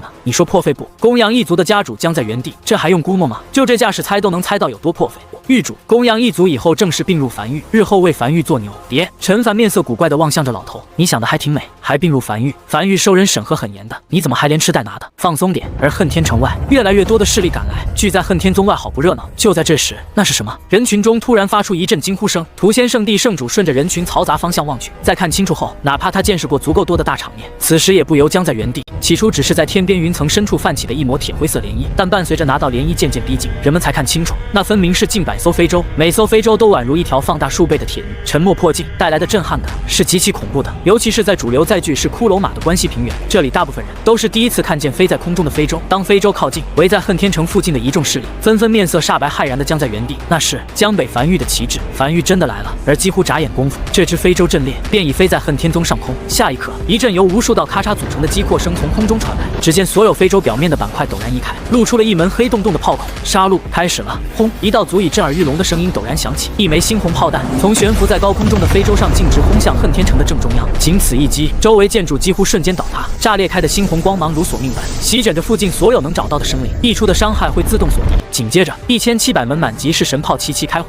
地面开始剧烈震动，整个天空突然变得暗了下来，并不是永夜降临了，而是神炮的光芒掩盖了太阳的光芒。周围所有围观的势力都看见了他们此时最为震撼的一幕。无数枚猩红炮弹宛如连绵不断的一枚接一枚的直直落向恨天宗，密集程度哪怕数十里的人也能清楚看见。屠仙圣地的圣主望向这一幕，身子僵在原地，嘴唇开始微微发颤。他虽然一直道歉，但真要打起来，屠仙圣地不惧任何势力。但现在他怕了，是神炮倾泻而出的猩红炮弹洪流，在空中编织出了一张覆盖了每一寸空间的立体死亡网络，不见一丝鲜血，不见一丝惨叫，但却能感受到一股浓郁的死亡气息。一盏茶之后，从高空中倾泻而出的猩红洪流终于渐渐逝去，地面也停止了震动，他们眼前再次缓缓恢复了光亮，那是他们重新适应了太阳的光芒。恨天城已经不见了，前方不见一座城池，只有一座不见底的深坑。如果不是他们亲眼所见，根本就不会相信在一盏茶之前，这座深坑原本的位置有一座城，仅一盏茶的功夫就被夷为平地。就在这时，悬停在高空中的那100艘非洲，位于最中央被四周环绕在中间的一艘非洲缓缓落下，落在众人面前。陈凡在一众人的陪同下走下非洲，从他们每个人脸上挨个扫过，脸上流露着温和的笑容。诸位，自我介绍下，江北樊玉陈凡，很高兴认识你们。一众前来看热闹的势力，此时还未从刚才那场震撼的场面中回过神来，有心想张开口说些什么，却紧张的不断，嘴唇发颤。此时说一句完整的话都显得有些困难。平日里关西平原见的最多的就是骷髅马，什么时候见过这东西？这哪是一个级别的？陈玉主，屠仙圣地圣主此时强行平复好心神后，迎了上去，挤出一个比哭还难看的笑容。怎么来也不说一声，我好也去迎接你。对于樊玉南下，我屠仙圣地第一个举手欢迎。陈凡轻笑着望向屠仙圣地的圣主，这倒是个奇人，明明他还没展现出樊玉实力，他就收到了不少来自这家伙的道歉信和鬼事，搞得他都不好意思和屠仙圣地开战了。正常来讲，关西平原的这只鸡本来应该是屠仙圣地的，他没再说什么，而是随意扫了眼周围一众人后，便回到非洲上。非洲缓缓升空，和悬停在空中剩余非洲汇聚在一起，再次朝远处疾驰而去。没多一会儿，便消失在众人视线尽头，像是什么都没发生过一样。如果没有那个深坑的话，很快周围一众势力散去，他们是奔着看热闹来的。热闹是看见了，吓也是吓到了。而不久后，恨天宗被屠的消息开始如雨后柳絮般在整个关西平原开始大范围传播。今夜的关西平原，无数人会辗转反侧，难以入睡，尤其是那些亲眼目睹了那一幕的。原本一直纷争也是为了争夺更多资源发展家族，但在看见了今天那一幕后，突然就释怀了。打了个什么？再打也打不过樊玉，不如好好过自己本分日子。而在夜深人静时，100艘非洲在永夜的掩护下再次飞入关关西平原，直至落在一个深坑旁。这座深坑原先正是恨天城，百艘非洲上的鬼火溢了出来，笼罩了这个深坑。大批战阁成员拎着铁锹等工具从非洲上走了下来，开始忙碌挖掘起来。肉再少也是肉嘛。白天的主要来的目的是杀鸡、立威、扬繁育之名，目的达到了。但这个时候一批人下来开始去深坑里挖东西，多少有点丢面，所以他当时决定晚上来再挖。不过看起来那些势力还挺识趣的，没一个人觊觎恨天城里的遗产。他还想着如果有势力拿了，今晚就去这家上门吃饭呢，挺好。陈凡站在甲板上，望向在深坑内忙碌着的一众繁育成员，轻笑着。接下来关西平原各个势力短时间内应该就老实多了，他可以开始在关西平原铺设高铁脉络和信号塔。这些东西只要铺设下去，就意味着这片区域都是他的地盘了。只是陈凡面色难看地站在城墙上，一言不发。正常来讲，7天前应该开始推进信号塔和高铁脉络，只是开铺设高铁需要魏魏辅助。他许久没看魏魏了，还有点挺想的，就亲自来新大陆找魏魏了。没想到来了才知道，10几天前魏魏就已经失踪了，至此已经失踪10几天了。魏魏临走前将寿阁阁主身份令牌留在了城内，导致他们都没办法通过令牌找到魏魏踪影。此时魏魏去了哪，谁也不知道，肯定是在这片大陆上。但这片大陆面积何等大，王麻子探索了这么久还没探索完毕，想找到一条鳄鱼又谈何容易？少爷站在一旁的瘸猴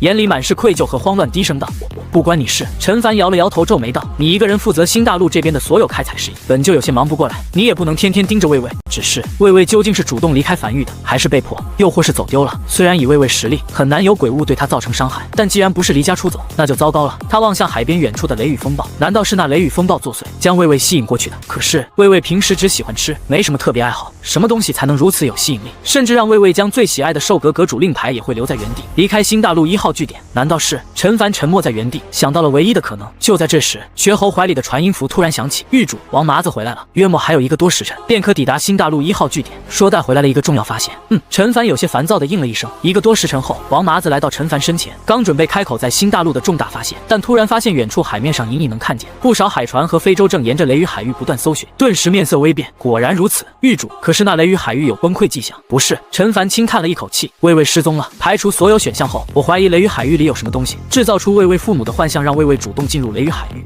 王麻子愣在原地许久后，才茫然地看了眼远处正在搜寻的一众非洲和海船，又看了眼身旁的狱主和瘸猴，有些懵逼道：“狱主，你在说什么？你们不是派魏魏去那个深坑挖地精了吗？我返程的路上还看见魏魏在那个深坑里挖地精呢，我还给他打了个招呼，他也在不断给我挥爪打招呼呢。”什么？陈凡先是一愣，随后才眉头紧皱，偏头望向瘸猴：“你下的令我没下啊。”瘸猴有些着急地从怀里掏出传音符，联系上齐月。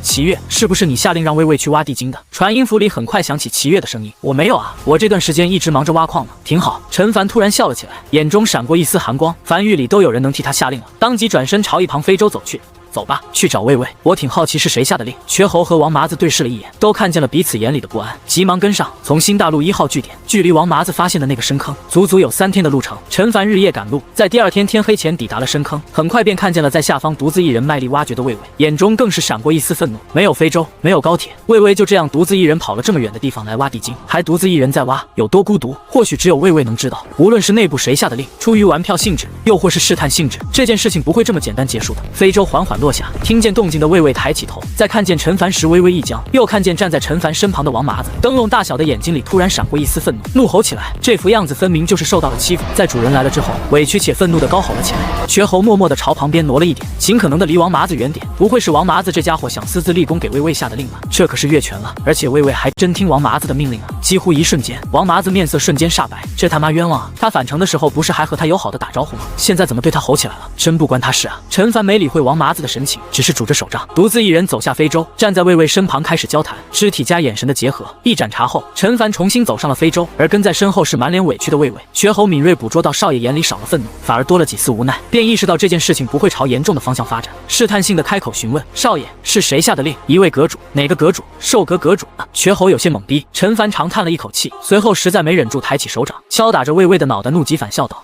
你他妈还能自己给自己下令呢？你知道这几天为了找你动用了多少资源不？那么多繁育成员冒着被卷入雷雨海域的危险，在雷雨海域搜寻你，结果你他妈自己给自己下令，跑来挖地精来了。这么远的距离，你还真能自己跑过来的？”是。站在一旁的王麻子此时长松了一口气，明显没他什么事儿了，但他还是有些不解。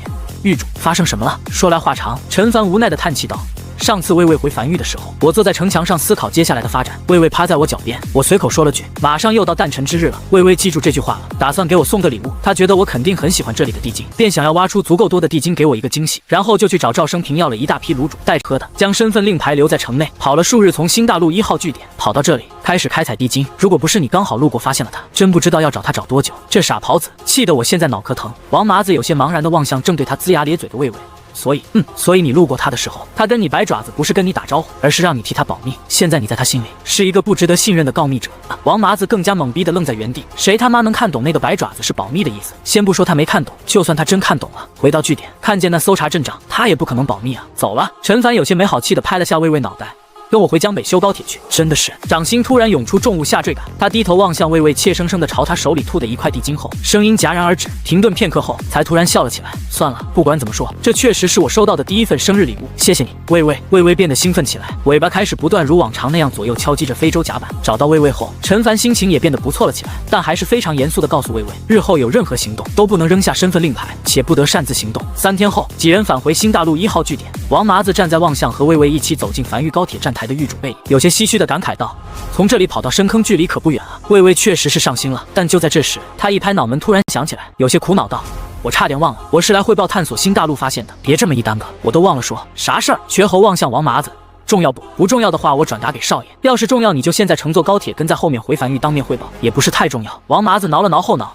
就是我发现，因为新大陆天道死亡的缘故，这片大陆正在渐渐碎裂，要不了多久，估计就彻底4分5裂了。瘸猴面无表情地望向王麻子，没有丝毫犹豫，当即就从怀里掏出一枚红色传音符，这是樊玉最高品级传音符，一旦启动，就代表着事态10万火急。别！王麻子急忙按下瘸猴的手。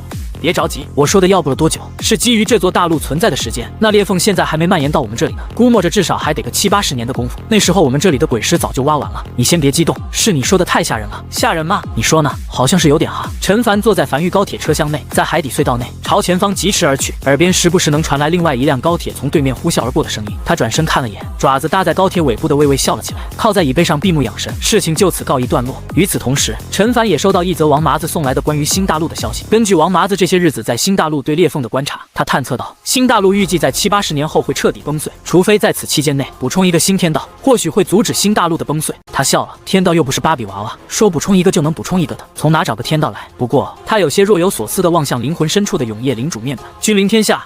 你的鬼火将会从黑夜中吸取能量，每日无需鬼石维持。当你在一片大陆所有区域都点亮鬼火，将获得特殊奖励君临天下。上面清清楚楚写的在一片大陆所有区域，不止永夜大陆算，新大陆也算。所以他其实有想过，在新大陆布满鬼火，拿下这个降临。等王麻子将新大陆探索的差不多之后，在新大陆铺满6级鬼火，拿下这个君临天下的奖励。君临天下，他嘟囔了一遍这句话后，便起身回到樊玉。片刻后，陈凡站在1号洞穴的城墙上，视线越过峡谷，望向无名山外镇守在江北海岸线上那隐隐可见的江北防线。如今170公里的江北防线已打造完毕，但这个江北防线只是一个空壳子，只有城墙，没有任何炮塔等城防后勤建筑。一座不能反击的城墙，迟早会被鬼巢磨平，还得再攒一批鬼石，将江北防线彻底填充完毕。距离海底鬼巢登陆还有2年半，还要再经历2次雨季，无穷无尽的鬼巢就会从江北登陆。走了。在听完王奎的汇报后，陈凡带着魏魏和2个樊玉成员踏上了征程。接下来一段时间内，樊玉的计划就是在关西平原修建高铁和信号塔，要离开樊玉一段时间。不过在临走前，他对樊玉最核心的建筑鬼火使用了天道石。下一刻，面前浮出一则面板，你的鬼火使用了天道石，获得了3个天道赐福效果，请在百息内任选其一。1. 天道赐福效果，细水长流，鬼火会吸收永夜里的能量，每日凝成1000枚鬼石，仅限一座鬼火生效。2. 天道赐福效果，再来一次。营地内所有建筑升级时，若随机到质变升级方向，可拥有1次重筛机会。重筛不会改变质变升级方向的品级，但会随机更换一个质变升级方向。3. 天道赐福效果，君临万国，在营地内范围内所打造安置的鬼火，每次升级将无需天材地宝，只需鬼石即可。陈凡望向面前面板上的3则天道赐福效果，愣了半晌后，突然咧嘴笑了起来，没有丝毫犹豫，便选择了第3条，君临万国。这个天道赐福效果可以让他打造10级鬼火，无需消耗任何天材地宝，只需消耗鬼石就可以了。这也意味着，当王麻子将大陆探测完毕，制造出整个新大陆的鬼皮地图后，他就可以开始着手将鬼火布满整个新大陆，拿到那个君临天下的特殊奖励。挺好，陈凡笑了起来，他大步朝一旁的95龙年走去，先去关西平原铺设高铁线路，等王麻子将新大陆的鬼皮地图绘制出来后，就可以开始规划这件事。龙马嘶鸣，95龙年驶出港口，再一次咆哮在江北荒原上，直朝江南方向驶去。樊玉正式南下，时间飞逝，这1个半月，陈凡没回樊玉一趟，一直在关西平原铺设自己的高铁线路和信号塔。陈凡走下95龙辇，有些疲惫地敲了敲自己的肩膀。他人快傻了，给他累得差点踹不上起来。不过要不了几日，关西平原的高铁便可正式通车了。而此时他也来到了正轨关，他站在原地，视线越过正轨关，望向更南边的关东平原，神情恍惚地呢喃着：7号防线，他已经收到了少秋派人送回来的消息。根据少秋的消息，永业殿那边战况很焦灼，已经无力再援助7号防线了。这次雨季若7号防线再被攻破，那可能就真的彻底沦陷了。所以他还有一个计划，那就是将高铁线路和信号塔布满关东平原，这样万一发生个什么事儿，他也能第一时间知晓，不至于关东平原都被沦陷了，他还在江北什么都不知道。随后翻身回到马车里，坐在车夫位上的樊玉成员马鞭一甩，95龙辇当着所有人的面穿过废墟，直朝关东平原深处驶去。还是一鼓作气，做完了再回樊玉慢慢休息吧。95龙辇继续朝关东平原深处驶去，不断铺设高铁网络和安置信号塔，直至当时间来到7月初时，在酷热的太阳下，陈凡亲自看见了7号防线。他走下马车，面色肃穆地望向远处那座不见首尾、近乎和天地相连的7号防线。这里的城墙都是6级，这种级别的城墙，倘若镇守在江北，江北绝对安然无恙。这也说明关东平原面临的压力是比江北更大的。能将这种规模防线冲破的鬼巢，可想而知，留给他的时间实在是不多了。他必须在这段时间内尽可能的发育起来，发育到一个足够的高度。狱主少秋凭空浮现在一旁，神情有些激动地望向陈凡：“你来了，我这就去找7号防线的负责人，让他来接待你。我还没告诉他们我的真实身份呢。”不见了。站在95龙辇旁的陈凡远远望向前方的那堵7号防线，他能依稀看见在7号防线下有不少人来回走动。他这一路上都没见过这么多人，都在这里了。轻摇了下头，也不用告诉他们你的真实身份，直接跟我走吧。少秋微微一愣，有些迟疑地望向后方那7号防线，还是点了点头，快速联系上其他暗格成员。他还没和自己那些朋友道别，这些日子他交了不少朋友，算了，以后总有机会再见的。陈凡转身回到95龙辇，准备返程。他知道7号防线的重要性，但他不想和7号防线的负责人接触，现在暂时还不是时候。现在他的实力不够，深入接触之下，很容易被永业殿拿去当血包。他可以镇守江北，甚至可以支援关东平原，乃至为整个永业大陆贡献出一份自己的力量。但当血包就还是算了。当一个个暗格成员汇聚于此后，95龙辇开始快速朝关西平原驶去，准备回家了。这一趟他在外面待了太久了。永业历380年7月初，樊玉高铁的轨道成功铺设在关西平原和关东平原的各个角落，至此，樊玉的影响力得到再次扩大。7号防线那个下半身被拦腰斩断的招募官，此时坐在餐桌前，望向自己桌上的2份饭，没有动筷，只是久久不语。不知过了多久，周围人渐渐少了许多，吃饭的餐点已经过了，还不见少秋人影，他才开始拿起筷子，开始缓缓吃自己的那份饭。平日那家伙都会在入夜前和他一起吃饭，但今日没来，且他刚得知和那家伙一起来的那批人也都不见了，便心里明白了，他们走了。这半年以来的鬼巢所带来的压力，让那家伙也有点撑不住，尤其是在今年雨季即将到来，那股压在所有人心头上的压力，令很多人都喘不过气来。每天都有不少人逃跑的，这也很正常，尤其是那家伙还不是关东人，跑了也再正常不过了。但不知为何，今天的饭菜总感觉没有往日那么可口了。喂，刘叔！一个小年轻凑到桌前，毫不客气地端起那份无煮饭菜，大口朝自己嘴里刨去。那家伙既然跑了，这份饭就我吃了，刚好我没吃饱，再来一份刚刚好。中年男人没有讲话，只是低头自顾自着地吃着手里的饭菜。刘叔，你有没有发现一个神奇的事情？就是7号防线所有被鬼物感染、截断身体的残疾人，都是只有上半身，好像没见过一个只有下半身的。你说神奇不？年轻人面色认真地望向刘叔，嘴里满是饭菜，含糊不清道。中年男人有了动作，抬起头来盯着年轻男人，面无表情道：“你觉得你很幽默吗？”可年轻人有些讪讪地放下手中碗筷：“我这不是看刘叔你好像有点难过，前来逗逗你吗？我是不会走的，我肯定会跟你一起镇守7号防线。你可以走，我真不走。我家人、我的朋友都死在了关东，我死也得死在关东。”中年男人没再讲话，只是神情有些恍惚地望向鬼火外的从远处快速覆盖而来的黑暗，许久后才呢喃道：“真是的，走就走了，至少走之前打个招呼，我也好给你点盘缠啊。”耳边隐隐传来无数鬼物的嘶吼声，那是在7号防线外鬼巢开始继续发起冲击，新的一夜战斗又开始了。我先去了，今天我负责7小段10座炮塔的鬼势补充。对面那个年轻人在永夜降临后，快速将碗里还剩下的2口饭一股脑的刨进嘴里，含糊不清的朝远处快速跑去，很快便消失在人群中，不见了踪影。这么一个人对7号防线的作用可以说近乎可有可无，但镇守在关东平原的7号防线，正是由无数个这样可有可无的人所组成，变得极其厚重，屹立不倒。永业历380年7月初，正值酷暑，陈凡回到了樊玉，趴在1号洞穴木屋的床榻上，脑袋侧过去望向挂在墙壁上的永业日历。等这次雨季过去，距离海底鬼巢登陆就只有正儿八经的2年整了。忙碌了数月，终于铺设好了所有高铁轨道。这些日子，樊玉高铁的存在也改变了关西平原的所有势力格局。最为显著的一点是，近100年来，关西平原各个势力不断纷战的格局被打破了。骷髅马销售下滑的同时，整个关西平原变得渐渐和平了起来。随后，他活动着身子骨后，便来到了江北防线。陈凡站在江北防线的城墙上，远眺四海，浪花不断拍在礁石上。这几个月，樊玉攒了不少鬼石，他终于可以将江北防线的城防建筑彻底补充完毕了。随后，他来到江北防线的尽头，看见了那匹熟悉的骷髅马，然后才开始从头开始打造城防建筑，式神炮、铜管、防空炮等，一座座建筑快速不断打造完成，直至天黑，陈凡才停下了建筑的打造。想要打造完，预计还得好几天。随后他走下江北防线的城墙，再次回到无名山，回到木屋里，就成大字形躺在床上。不行了，这回是真累了，先休息一天再说。很快，屋内响起了轻鼾声，这一觉陈凡睡得极香，他甚至久违地做了一个梦，他梦见江北防线在2年半后被海底冲上来的鬼潮彻底摧垮，江北沦陷，无数生灵因此而亡。而樊玉第一个覆灭，在临死前，他看见了大鱼自爆，冷焰在鬼潮中炸开，清空了一大片区域的所有鬼物。但很快，这片空白区域又被无穷无尽的鬼潮填满。他无力且不甘地望着面前这一切，已经没有后手了。正当他即将被鬼潮淹没时，一阵冷气飘来，陈凡打了个激灵，从梦中醒来，走出屋子，站在1号洞穴的城墙上，望向已经褪去的黑暗和正挂在半空中的太阳。这一觉竟直接睡到了半上午。呸呸呸！梦和现实都是相反的。他低声嘟囔着，昨晚的梦太不吉利了。伴随着4年之约即将渐渐逼近，他也变得有些紧张起来。按照上古战场所经历的鬼潮，他用5级城墙所打造的防线，基本上是可以挡住的，只要他储备的鬼石弹药不被耗尽。但谁也不清楚这么多年过去了，这批鬼潮实力涨了没有？毕竟连7号防线那清一色6级城墙都在这次雨季里被攻破，险些彻底沦陷，得再准备妥当一点。片刻后，正在打造建筑的他招来少秋，了解下7号防线的具体信息。狱主，你找我。少秋很快来到陈凡身边，陈凡轻点了下头，一边打造建筑一边随意道：“你在7号防线待了也有半年了，讲讲7号防线，你了解到的都讲讲。”是。少秋面色一正，从怀里掏出一个小本本，低头快速查看了一番后，才开始汇报道：7号防线并不是永业大陆前线，而是永业大陆后方的一个次级防线，所面临的鬼潮比不上前线，但也已是我这辈子见过最大的鬼潮。哪怕是非雨季，平时的鬼潮也是铺天盖地，数以千万计的鬼物，在夜幕降临后，从海水中登上陆地，向防线发起攻击，无惧生死。7号防线全程97公里，常见炮塔是一种名为剑雨炮塔的绿色品级炮塔，升至满级无需消耗任何天材地宝，10万枚鬼石可打造一座。除此之外，还有一种暗塔，是黄色品级的城防建筑，每1000米一座，用于对付鬼潮中的大鬼，单体攻击威力极大，消耗同样也是极大。剩下的还有不少防空炮等。在7号防线外的一片广袤空地上，种植了大规模的鬼茄，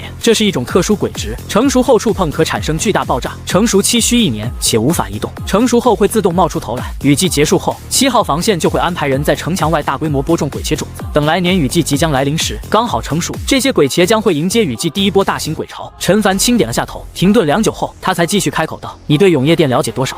少秋低头仔细思索一番后，才开口道：“这个势力是永业大陆最大的一个组织，不是势力，任何愿意为永业大陆出力的势力都可以加入这个势力。加入后没有任何月钱，也没有回报，但却需要做出贡献，为守护永业大陆做出贡献。与其说是一个组织，不如说是永业大陆所有势力联手聚在一起，一起守护永业大陆。有鬼石的出鬼石，有人的出人，势力内连个建筑师的都没有，就去那些还没加入永业殿的势力索要鬼石。而7号防线的总负责人甚至都没见过永业殿的店主，也没过去永业大陆腹地。他是土生土长的关东人，原先是一个势力的势力之主，后来势力覆灭，原负责人身亡，他在临危受命之下成为了总负责人，负责7号防线的总调度。而且在上次雨季前，因为当年积攒下来的鬼石不够，7号防线向永业殿发去了支援，永业殿一开始拒绝了，后来又给了回应，说已经尽最大可能调度了1亿枚鬼石运往关东平原。但在半路上，因内奸泄露了情报，鬼族收到了这个消息，不惜一切代价强行冲破了一个次级防线，在这批鬼石路过秋明盆地时，将这批鬼石拦了下来。非洲被击沉，永业殿将这个消息告知了7号防线，并表明暂时没有多余鬼石可以支援7号防线了，希望7号防线能尽可能的撑住。陈凡突然停下了手里的打造动作，非洲下方原本正缓缓移动的城墙也同样停了下来，眉头忽皱，偏头望向少秋：“你刚才说内奸？”他不理解，倘若2个势力彼此开战，有内奸很正常，但鬼物和人类开战怎么可能会有内奸？难道人类会选择去投靠鬼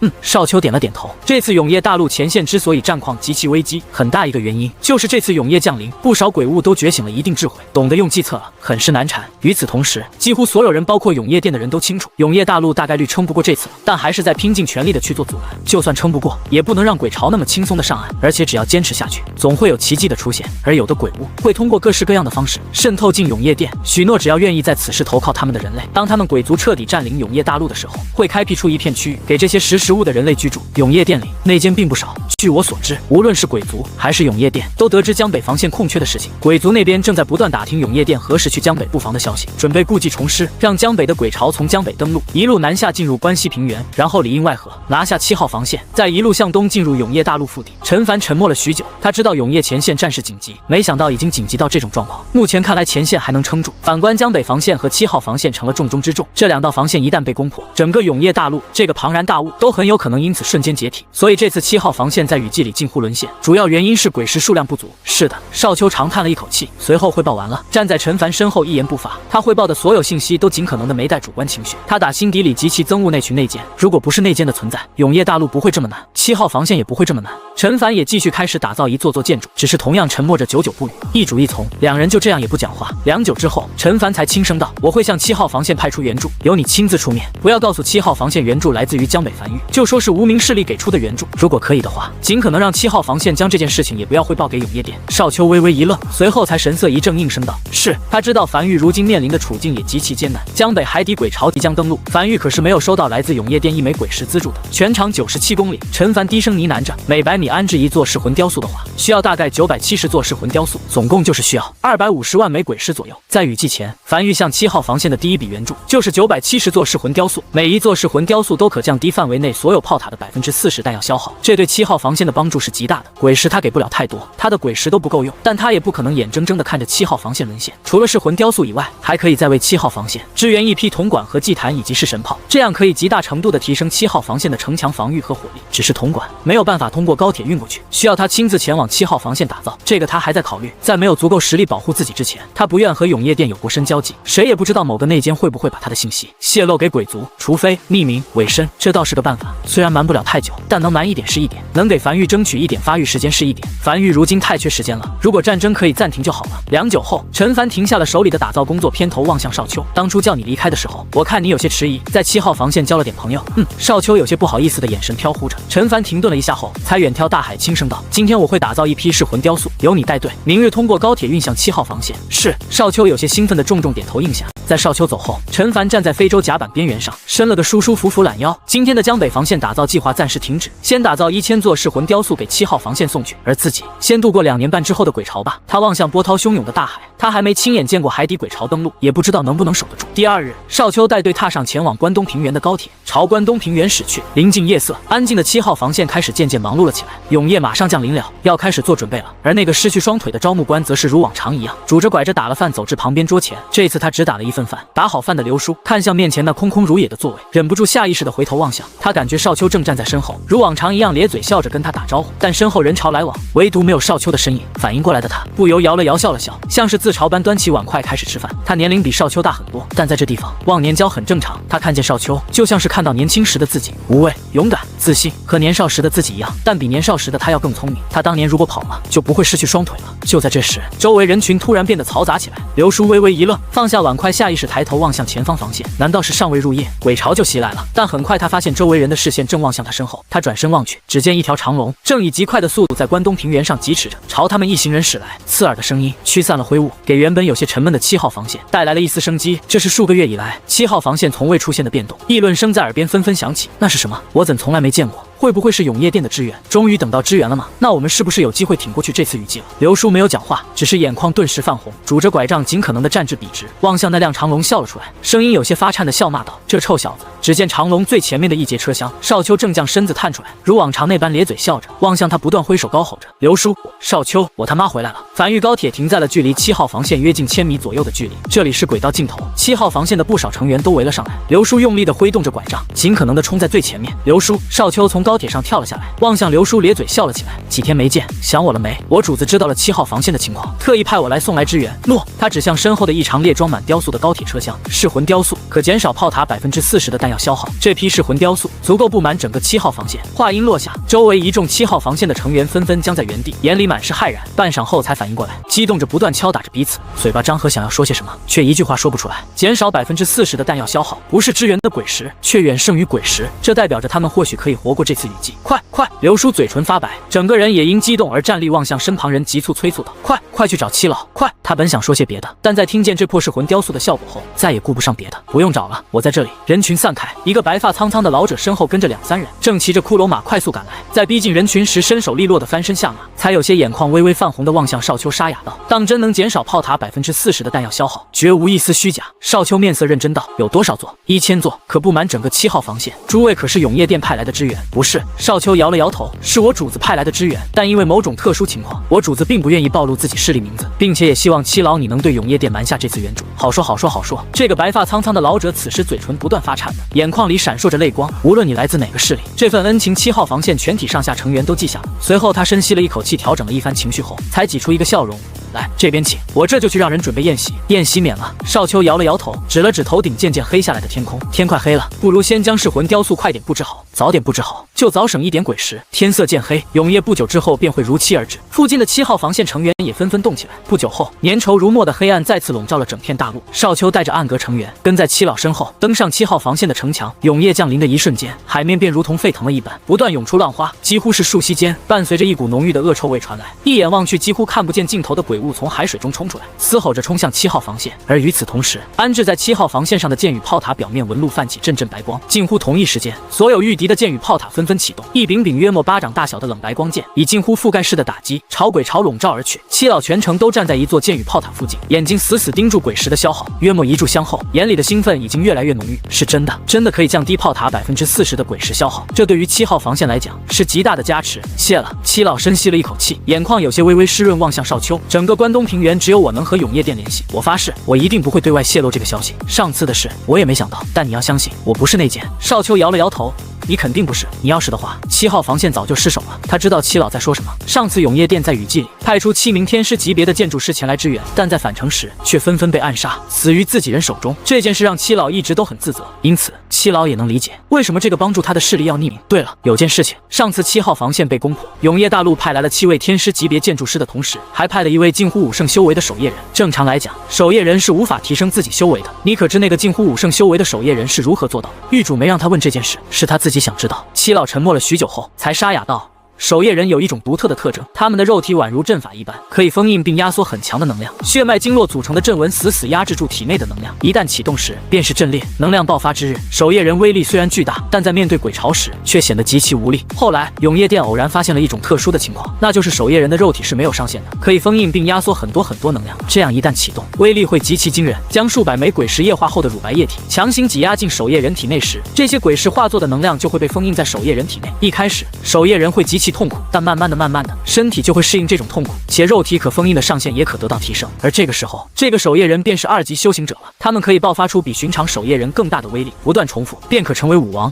武皇乃至武圣守夜人。虽然痛苦程度会不断增加，但这种修为的守夜人一旦启动，威力是惊天动地的。少秋没有第一时间回话，而是顺着七老的视线望向7号防线那源源不断的鬼巢。他想起来樊玉的大鱼也是一个守夜人，守夜人的结局好像就注定了是个悲剧一样，而这个命运甚至都不是自己选择的，生来便已注定。七老神情有些恍惚地继续道：所有永业店的被培养的守夜人都是守夜人自愿接受被注射的，他们想自爆的动静更大一点，让天地间记住他们的存在。鬼巢肆虐，有人暗投鬼族泄露机密，有人舍身忘义与天殉葬，很多势力完全无视了7号防线的支援请求。而你们，我甚至都不知道你们是什么势力，更未向你们发出求救，你们就主动送来了支援。这个世界上一定有很多不好的事情，但正是那些好的事情，让我们觉得舍身保护的这片大陆是件很有价值的事情。死也死得值了。少秋沉默着没有回话，只是安静站在原地望向7号防线外。铺天盖地的鬼巢如瘟一般冲击着7号防线，彼此起伏的高吼声在城墙上不断响起的爆炸声和下方溅在空中的血花，形成了这片战场的主旋律。七老今日好像有些忍不住想说些话，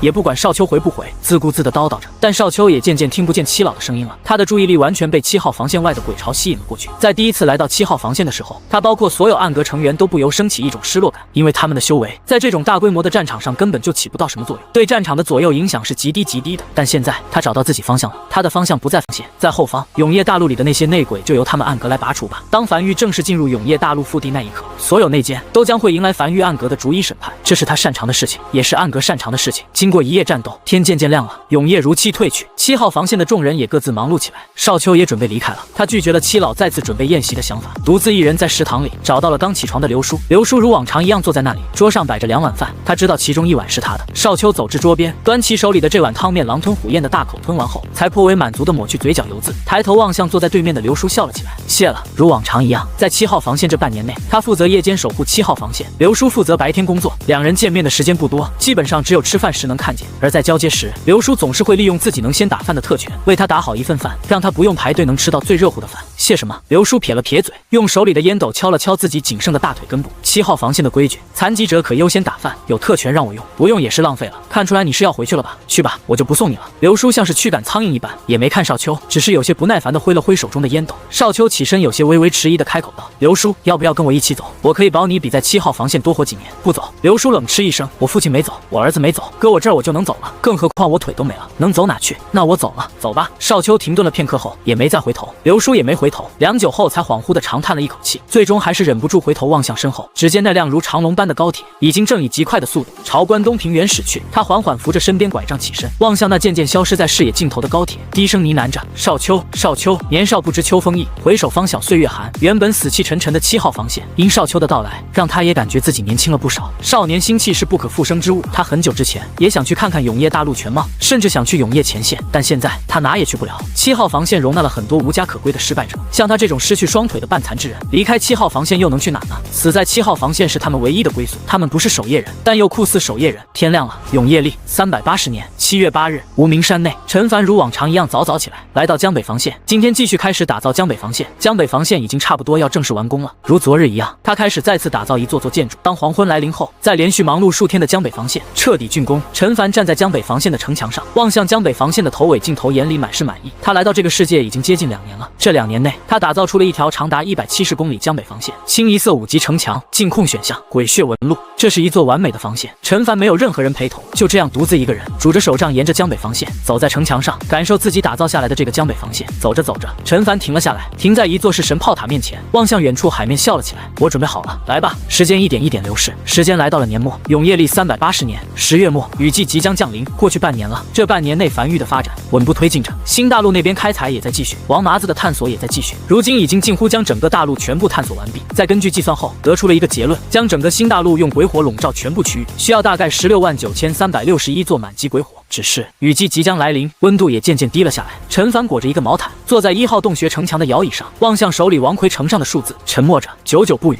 狱主王奎低声汇报道：“根据我们计算，想要将整座新大陆全部用鬼火笼罩的情况下，需要消耗33.8亿枚鬼石左右，总铺设时间预计在1年。”陈凡眉头微微皱起，盯着牛皮纸上的这串天文数字，良久才长叹了一口气，靠在椅背上摆了摆手，示意王奎可以先下去了。这个数字吓到他了，这真的是人能完成的任务吗？如果他不是拥有那个鬼火的天道赐福效果，哪怕他有足够的鬼石，也没有这么多天才地宝够他来完成任务。时间流逝，永业历380年10月末，今年雨季即将来临，距离海底鬼巢登陆还有2年。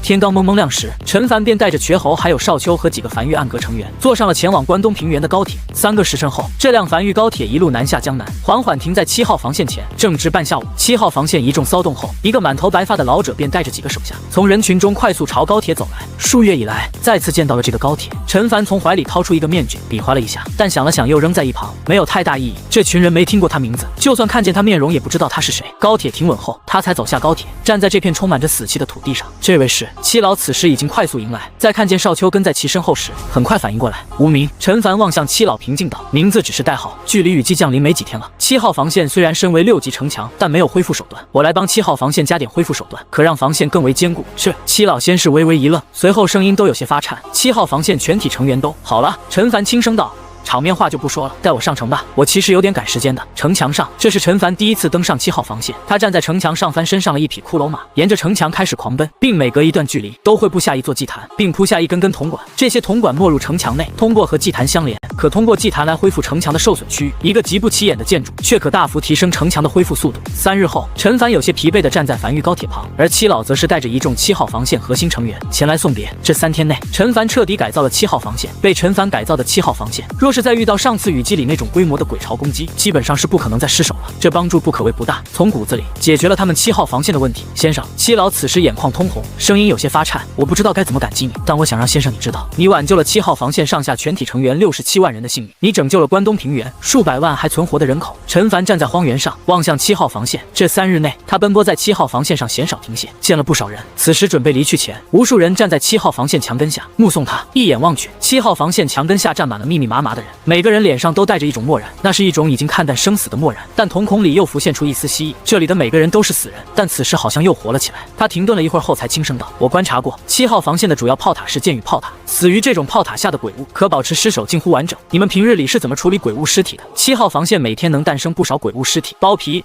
去骨、挖鬼石。”七老虽然不知道眼前这位为什么会询问这个，但还是第一时间回答：部分鬼皮和鬼骨可以当做鬼材用来炼器炼丹或是打造建筑，往常这些东西会和鬼物尸体一起售卖给关东平原的各个势力，他们负责销售至关西平原。但如今上次雨季7号防线失守，关东平原人口10不存3，仅存的势力都跑了，如今已经没有商会来往了，这些东西我们只有鬼皮和鬼骨还留着，像鬼物尸体什么的都扔了。好，陈凡轻点了下头，接下来的日子里会有数辆高铁不断在关东平原和我们势力往返，你们要做的是将这些鬼皮、鬼骨包括鬼物尸体搬运至高铁上，而我会付给你们鬼石，具体价格回去后会有人来和你们对接，不会太高，我们其实也挺缺鬼石的，但也不会让你亏。不用不用。七老闻言急忙急促的摆手拒绝：先生，你们送来了1000座噬魂雕塑，对7号防线帮助已经很大了，如今你身为一个势力之主又亲自来，先生，这些鬼物尸体你们拿走就好了，不收1枚鬼石。陈凡笑了笑，也没多说什么，而是转身朝高铁走去。这事儿就这样定了，你派人安排就行，鬼石肯定会有的，但不会太多。走了。这3天内，他扩修了关东平原的高铁，确保高铁轨道可以拥有多个分岔，通向长达97公里7号防线的各个区域，这样可以最大效率的收集鬼物尸体，这就是繁育高铁打造出来的意义。而这么做主要是为了祭塔，向祭塔献祭尸体可获得各式各样的材料、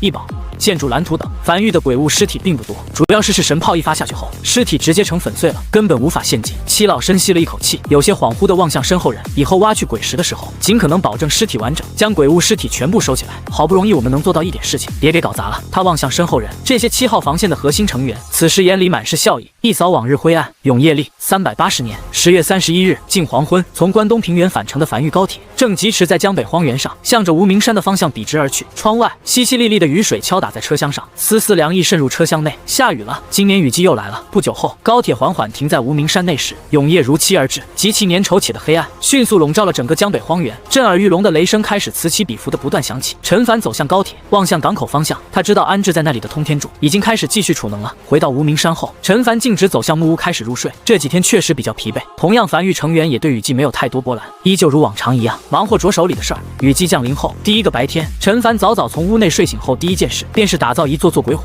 随后通过高铁运往新大陆，并由新大陆那边按照后勤阁标出的点，将一座座鬼火摆放在对应点位上。这就是他那需消耗33.9亿枚鬼石的新大陆星火燎原工程。这个工程需要足足1年后才隐约能看见结果。时间一点一点流逝，这次雨季繁育并没有遭到太多冲击，时间就这样缓缓来到雨季末尾。新大陆这边的星火燎原工程已经有了一定的初步进度，此时天气渐渐暗下来，今晚不出意外的话，应该就是雨季最后一晚。关东平原，七老望向站在自己面前的一众7号防线核心成员，哪怕今夜过了雨季没结束，也就只有2、3晚了。今夜让大家都打起12分精神来，只要过了这次雨季，我们又能迎来1年的休养期。是，下方一众核心成员齐齐应下，才四处散去。在做完这一切后，就在这时，他怀里的突然传来一阵滚烫。七老面色微变，从怀里掏出一块满是洞口的小巧石头，用手掌将其完全包裹进去后，一道声音在他脑海内响起，只有他一人能听到。7号防线在雨季并未失守，有何突发情况？一道沙哑的男声，声音中不带任何感情，询问的极其直接。七老微微迟疑地望向城墙根下的吞噬雕塑，这是来自永业殿的消息。他知道永业殿那边为何会有此疑问，因为永业殿那边因为腾不出手脚，这次雨季降临前已无力支援7号防线，虽没有明说，但基本上已经将7号防线这边放弃了。但如今他们7号防线撑过了这个雨季，永业殿那边自会判断出发生了意外情况。7号防线在雨季即将降临前，侥幸在附近挖到了数座产量不小的鬼矿，这才得以撑过雨季。他只是嘴唇微微蠕动，没有发出任何声音，但声音却顺着手里的子母石传到千里之外永业殿负责联系他的那个成员手里。明白。脑海里很快响起对方冰冷且不带感情的声音：鬼矿产量如何？可否够在江北打造一条长达170公里的江北防线？如果够，永业殿会尽可能的派出一批建筑师；不够，七老没有丝毫犹豫的摇了摇头，得发现多大一个鬼矿才能够打造一道防线，根本不可能。收到。对方情绪已经没有任何波澜，无论是在得知7号防线未沦陷，还是得知发现了鬼矿，都没有任何波澜。那位留在江北的气息，2年后便会消散。永业殿已无力支援江北，命7号防线负责人七老携带7号防线全体核心成员，尽可能携带所有鬼石异宝等，于今年雨季结束后，一路向东前往永业大陆边缘地带的黄泉口峡谷，弃守7号防线。什么？七老面色瞬间煞白，他知道黄泉口区域那是永业大陆靠近关西平原的一片区域，因地形特殊，近乎将永业大陆和关西平原彻底一分为二，故而被称之为黄泉口峡谷。这就意味着永业殿彻底放弃了黄泉口峡谷以西的所有区域，这其中就包括江北4地。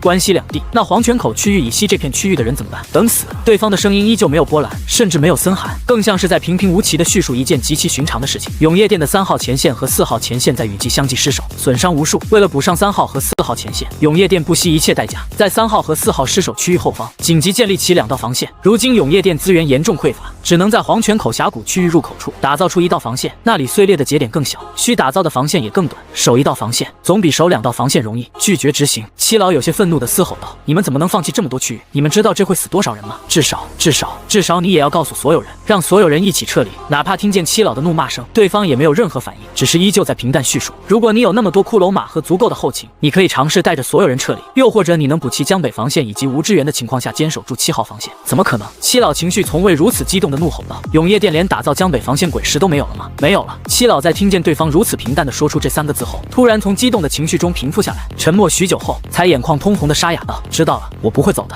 7号防线不会撤离1人，将死守7号防线。”这次对方并没有第一时间回答，只是在停顿了片刻后，语气里难得地带上了一丝情绪，沙哑道：“永业终灭，万古如昼，恭送七老赴死，我们会赢的。”掌心里的子母石渐渐失去温度，通讯也被挂断。七老独自一人站在城墙上，眼中满是绝望和不甘地望向城根下那一座座帐篷。雨水打在他身上，却没有熄灭他心中的那团火，让他只觉得越来越烦躁。不知过了多久，终于压抑不住情绪的七老，神情近乎崩溃地怒吼着，用脚疯狂踹向面前的城墙。明命！7号防线已经守住了这次雨季，形势明明已经变好了。7号防线不出意外的话，接下来几次雨季也不会有什么问题。但永业店已经无力打造江北防线，决定弃守这片区域。这则消息彻底打碎了他的幻想。那位先生，对，那位先生。突然反应过来的七老，像是溺水之人抓住一根稻草般，眼中闪烁着一丝希冀，开始快速在怀里摸索着传音符。但很快，他又僵在原地。那个先生并没给他留下传音符。最重要的是，就算联系到又如何？哪怕对方是从上古时就传承下来的势力，又如何？一个势力怎么可能打造得起1道防线？瞳孔里布满红血丝的七老正站在原地，望向城墙根下那一座座帐篷。而恰逢此时，一个7号防线的成员在路过他身边时，忍不住情绪激动，尽可能压抑住情绪的低声道：“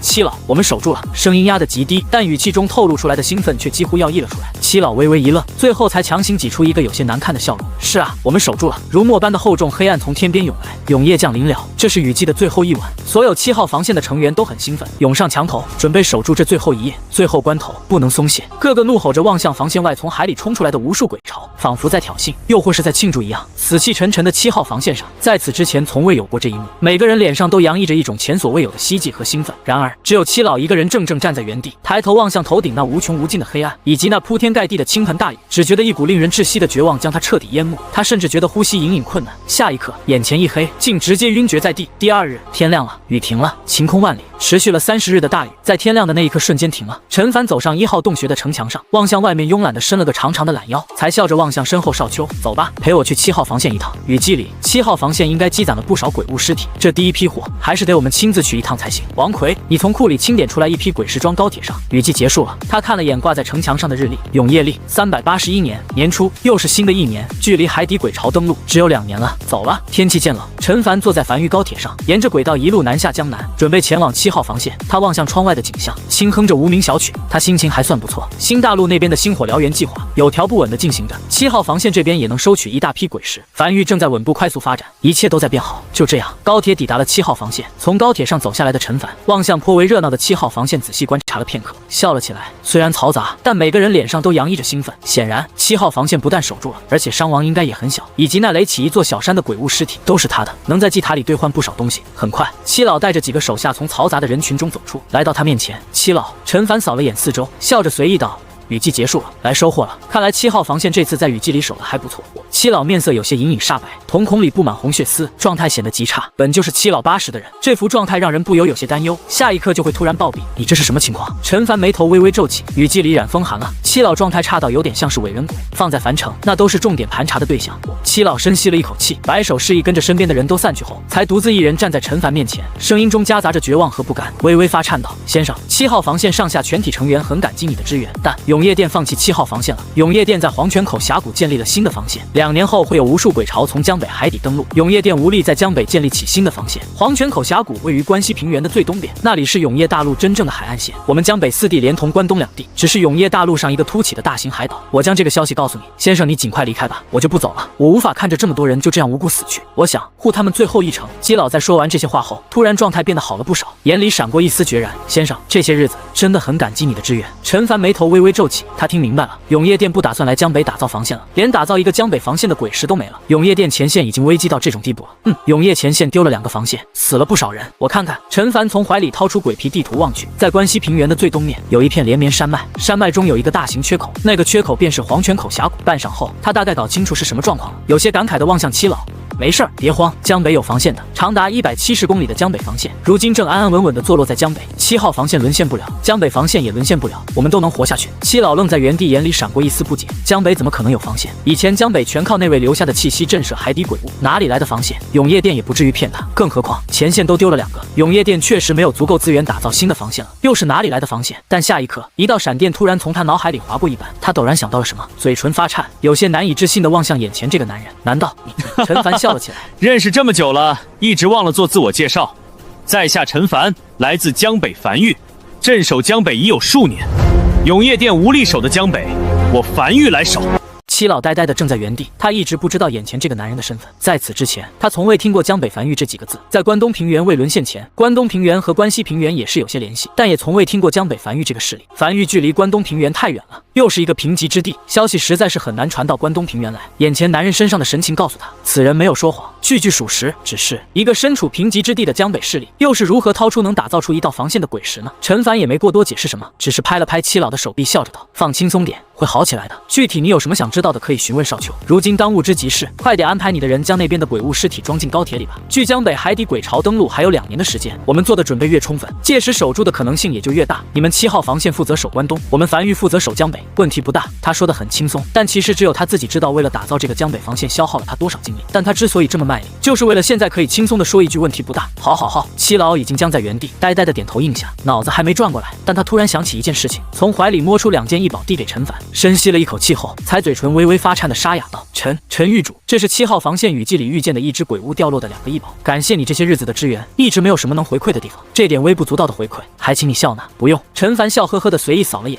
樊玉支援7号防线乃，声音戛然而止。他停顿了一下后，才轻咳了一声，也罢，既然是你的一片心意，那不收也确实不合适。这2件异宝我就收下了。原本他是不想收的，毕竟樊玉如今也不缺这2件异宝。但当他看见那个石头形状的异宝面板显示的是天道石时，他就觉得还是得收一下，意思意思。这是樊玉获得的第3个天道石，他现在甚至有些迫不及待返回樊玉，看看这第3个天道石能给他带来什么天道赐福效果。这个意思挺够意思，挺好。陈凡笑了起来，抬头望向七老，那我就不久留了，我先回去了。七老站在荒原上，望向那道刺入永夜深处的鬼火通道，和在鬼火通道里向前疾驰而去的樊玉高铁，神情有些恍惚的偏头望向一旁的少秋，你可以跟我讲讲江北樊玉吗？少秋单手撑着下巴，思索了许久后才笑了起来，随后开始讲述他加入樊玉后的经历。片刻后，七老站在原地，怔怔的听着少秋讲述着樊玉的发家史，渐渐听入迷了。他也明白了樊玉为什么不愿暴露身份，也不愿和永夜殿接触了。崛起如此之快的一个势力，还拥有一些莫测的手段，再发展个几年，确实有可能左右一丝前线的战局。但永夜殿是有不少内奸的，一旦让那些内奸知道这件事情，再将事情泄露给鬼族，那如今还未完全发育起来的樊玉便会迎来灭顶之灾。时间流逝，夜深人静，一辆樊玉高铁顺着夜色驶入樊城。当高铁停稳后，陈凡大步从高铁里走出，将手里的天道石抛在空中，咧嘴笑着扫了眼四周，随后才轻打响指，一节铜管虚影突兀浮现并快速凝成。在来时的路上，他就已经想好了，这枚天道石就用在铜管上。虽然铜管只是一个建筑模块，甚至都不是一个完整的建筑，但铜管在樊玉里的地位可不低，各处建设都离不开铜管。没有丝毫犹豫，手中的天道石拍在铜管上，很快面前便浮现出一道面板。你对铜管使用了天道石，获得了3个天道赐福效果，请在百息内任选其一。一个建筑仅能拥有1个天道赐福效果。1. 天道赐福效果，狐假虎威，铜管会释放出大鬼气息，对大多数鬼物产生有效震慑。2. 天道赐福效果，绝对虚幻，部下的铜管可选择虚幻状态和非虚幻状态，处于虚幻状态时无视任何攻击。3.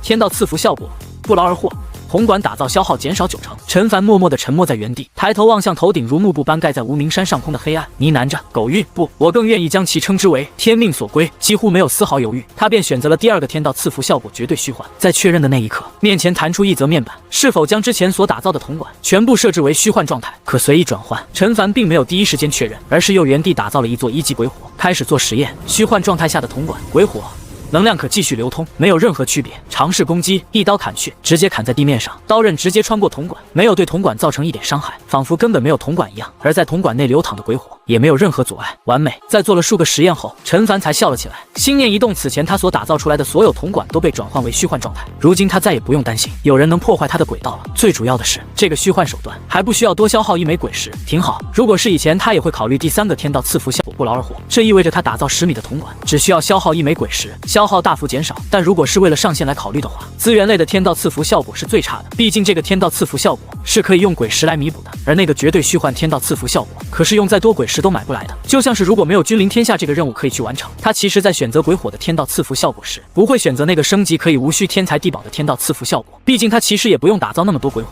不错，陈凡咧嘴笑着，又重重朝地面上的铜管砍了几刀。但就在这时，他突然愣在原地，隐隐感觉哪里好像有些不对。半晌后，他唤来路过还未睡的2个梵域成员，让这2个梵域拿着铲子快速将这根铜管下面的泥土全都挖空。很快，一个足够埋下一个人的小坑被挖了出来，而那个处于虚幻状态的铜管在没有任何支撑的情况下就那样漂浮在空中。陈凡面无表情望向那根悬浮在空中的铜管，再次尝试下的打造了一根不处于虚幻状态的铜管，铜管凝实的瞬间便落至坑里。他又试着在半空中打造一根处于虚幻状态的铜管，打造完成后，这根铜管同样再次落入地面。他换了个思路，他捡起刚才落在坑里的那个处于未虚幻状态的铜管，将其高举在空中，然后才将手里这根铜管转换为虚幻状态，缓缓松开手。令人骇然的一幕发生了，这根铜管就这样悬浮在半空中，在没有任何支撑的情况下，他明白了，原先铜管是没有办法在没有任何支撑的情况下悬浮在空中的，但倘若铜管在处于未虚幻的状态下是有支撑的，那当这根铜管转换成虚幻状态后，无论支撑是否消失，这根铜管都会保持现状。至于这个发现有什么用呢？陈凡思索了一会儿后，一次性打造了数十米悬浮在空中的虚幻铜管，又打造了一个满级吊篮贴在铜管表面，启动吊篮瞬间加速至最快速度，在冲至铜管边缘后骤然停下。空中高铁，陈凡若有所思地思索着，这听起来是个没有用的发现，他以后肯定要和永夜店接触的。地下隧道比较保险，空中高铁有什么用？感觉像是活靶子，他暂时没想出来，但他觉得以后肯定能用到。随后他才伸了个懒腰，重新回到身后梵域高铁上，在2个梵域成员目送下，乘坐高铁朝无名山疾驰而去，准备睡觉了，困的。第2日天亮了，雨季结束后的第2天，梵域也有很多事情要处理，而樊城也再次恢复了往日的热闹，各大势力的人不断乘坐高铁来回奔波，也不知道这些人都在忙什么，一天天跑来跑去，好像赚了很多鬼石一样。陈凡如往常一样坐在1号洞穴的城墙上，打量着手里的这个异宝，是一个旗帜类的异宝，同样未开包，偌大一个7号防线，不可能连一个鉴定师都没有，所以他更倾向于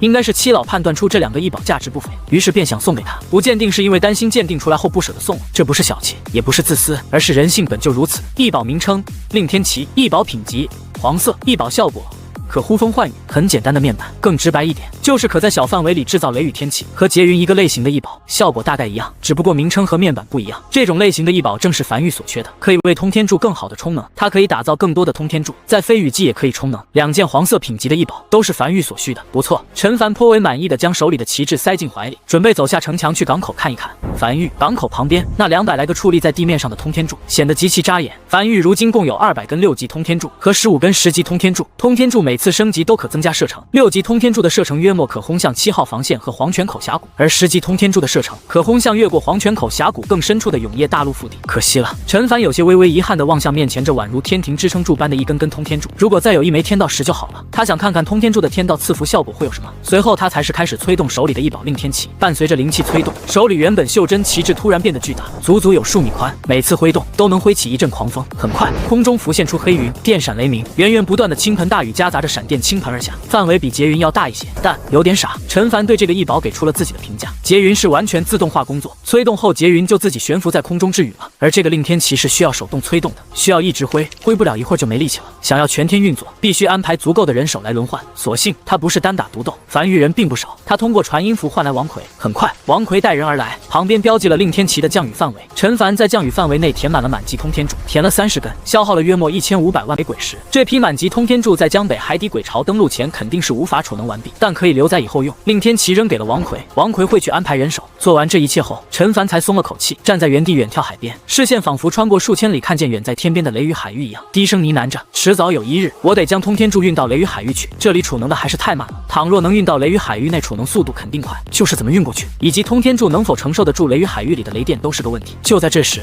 怀里的传音符微微发烫，里面传来了七老的声音：陈狱主，我已经坐上繁育高铁，即将抵达江北荒原，不知你现在方便吗？这么快？陈凡微微一愣，这才刚天亮不久啊，也就是说七老是跟着第二批鬼物尸体一起来的，昨晚就出发了。7号防线雨季结束后一点事儿都没有吗？但他很快就想明白了，七老昨晚应该没睡着，翻来覆去还是想亲眼见一下江北防线，才能将那颗心塞回肚子里。正所谓眼见为实，当即笑了起来。当然方便，你跟列车长说去繁育港口就行，我在港口等你。很快，七老带着2个心腹走下繁育高铁，来到港口站台上。走下高铁的一瞬间，七老便僵在原地，眼前的一幕幕让他极其陌生。他感觉自己仿佛进入到了另一个世界，这里是和7号防线完全不一样的世界。在港口旁边的海面上，数艘海船正在不断往返，大量繁育高铁不断来回穿梭在红色的轨道上。不远处数百根巨大的柱子矗立在天地间，显得极其震撼。而在他们身后便是镇守在江北海岸线上的江北防线，看不见尽头，足足有20米高，是5级城墙。呼哧呼哧，七老呼吸渐渐急促了起来。这里的一切都和他印象中的江北完全不一样。有那么一瞬间，他甚至以为自己去到了另外一个世界。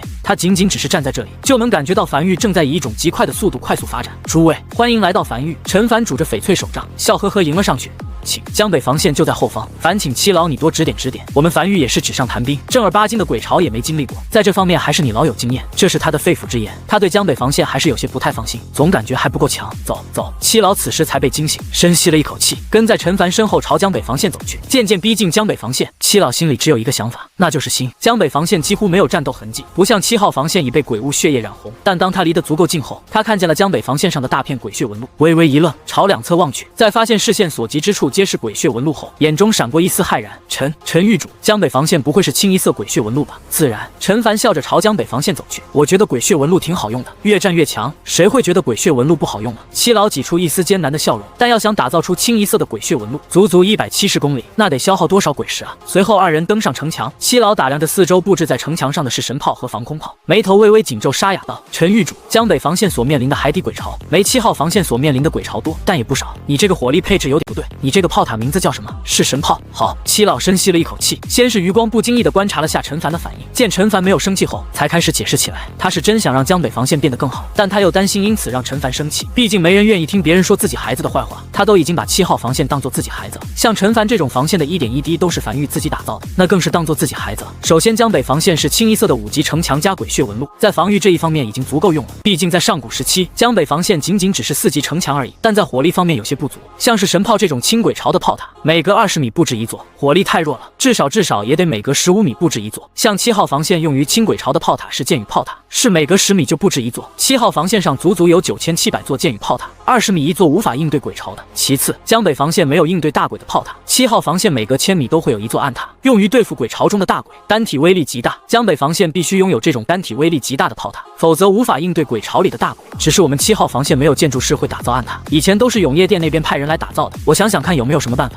陈凡有些面色古怪地打断了七老的思索。那个七老，有的，江北防线是有单体威力极大专门应对大鬼的炮塔的。哪呢？就是这个是神炮啊！七老愣在原地，有些茫然地抬头望向江北防线深处，一座座是神炮整整齐齐摆放在城墙上。是神炮是用来杀大鬼的，是神炮，都叫是神了，不能是杀小鬼的吧？那你拿什么清鬼巢呢？诺，是神炮，单体威力极大的炮塔怎么清鬼巢？它有个特殊效果，是伤害可以溢出，清鬼巢效果很不错的。陈凡有些惋惜地望向四周，可惜雨季过去了，不然可以给你看看效果。七老有些茫然地僵在原地，望向那一座座是神炮，这种级别的炮塔，他们7号防线每隔1000米一座，这里每隔20米一座，大鬼来了都得猛逼。七老面无表情地沉默在原地，深吸了一口气后，才转身远眺海边，有些恍惚地呢喃道：陈狱主，江北防线甚至算不上是次要防线，这里海底的鬼巢实力不算太强的。其实你不用以永业前线的标准来打造江北防线，他现在完全不担心江北防线沦陷了。沦陷？笑话！江北防线除了城墙等级比他的7号防线低1级，其他各个方面都要强于7号防线。7号防线沦陷，江北防线都沦陷不了。甚至他觉得他们应该换一换，让江北防线去守关东平原，他们来守江北。他本想着樊玉毕竟没经历过鬼巢来袭，纸上谈兵打造的防线可能会不实用，来了之后发现樊玉确实是纸上谈兵，就是给自己的敌人假想的太厉害了。纸上谈兵能谈成这样，也确实令他有些懵逼，是吗？陈凡同样站在江北防线，远眺海边，轻声道：他刚才有一句话没说，那就是谁也不知道雷雨海域什么时候会突然碎裂。那里所囚禁的鬼物可不是一个小数目。自从他看见新大陆那10级城墙都沦陷后，他就觉得自己不够强，应该再强点。随后二人边聊边沿着城墙慢悠悠走着。片刻后，陈凡将七老送至高铁上，目送这辆高铁渐渐驶远后，才独自一人走上江北防线的城墙上，站在城墙上远眺海边。停顿半晌后，他意念一动，一根由白色线条组成的铜管突兀浮现，在凝实的瞬间朝地面落去。他手疾眼快，将其握住，并高举在空中，将其转换成虚幻状态。处于虚幻状态的铜管稳稳当当的悬浮在半空中。陈凡思索着，将手在处于虚幻状态下的铜管间来回穿过，就像不是一个维度一样，完全无法触碰到。这种情况下的铜管是连一点负重能力都没有的，可以说任何攻击都无法伤害到这根铜管。虚幻可以说是防御的最高境界，但有一个建筑可以和这根铜管产生交互作用，那就是满级吊篮。吊篮是可悬浮在任何建筑的表面，哪怕铜管处于虚幻状态，但只要是建筑就可以交互。因此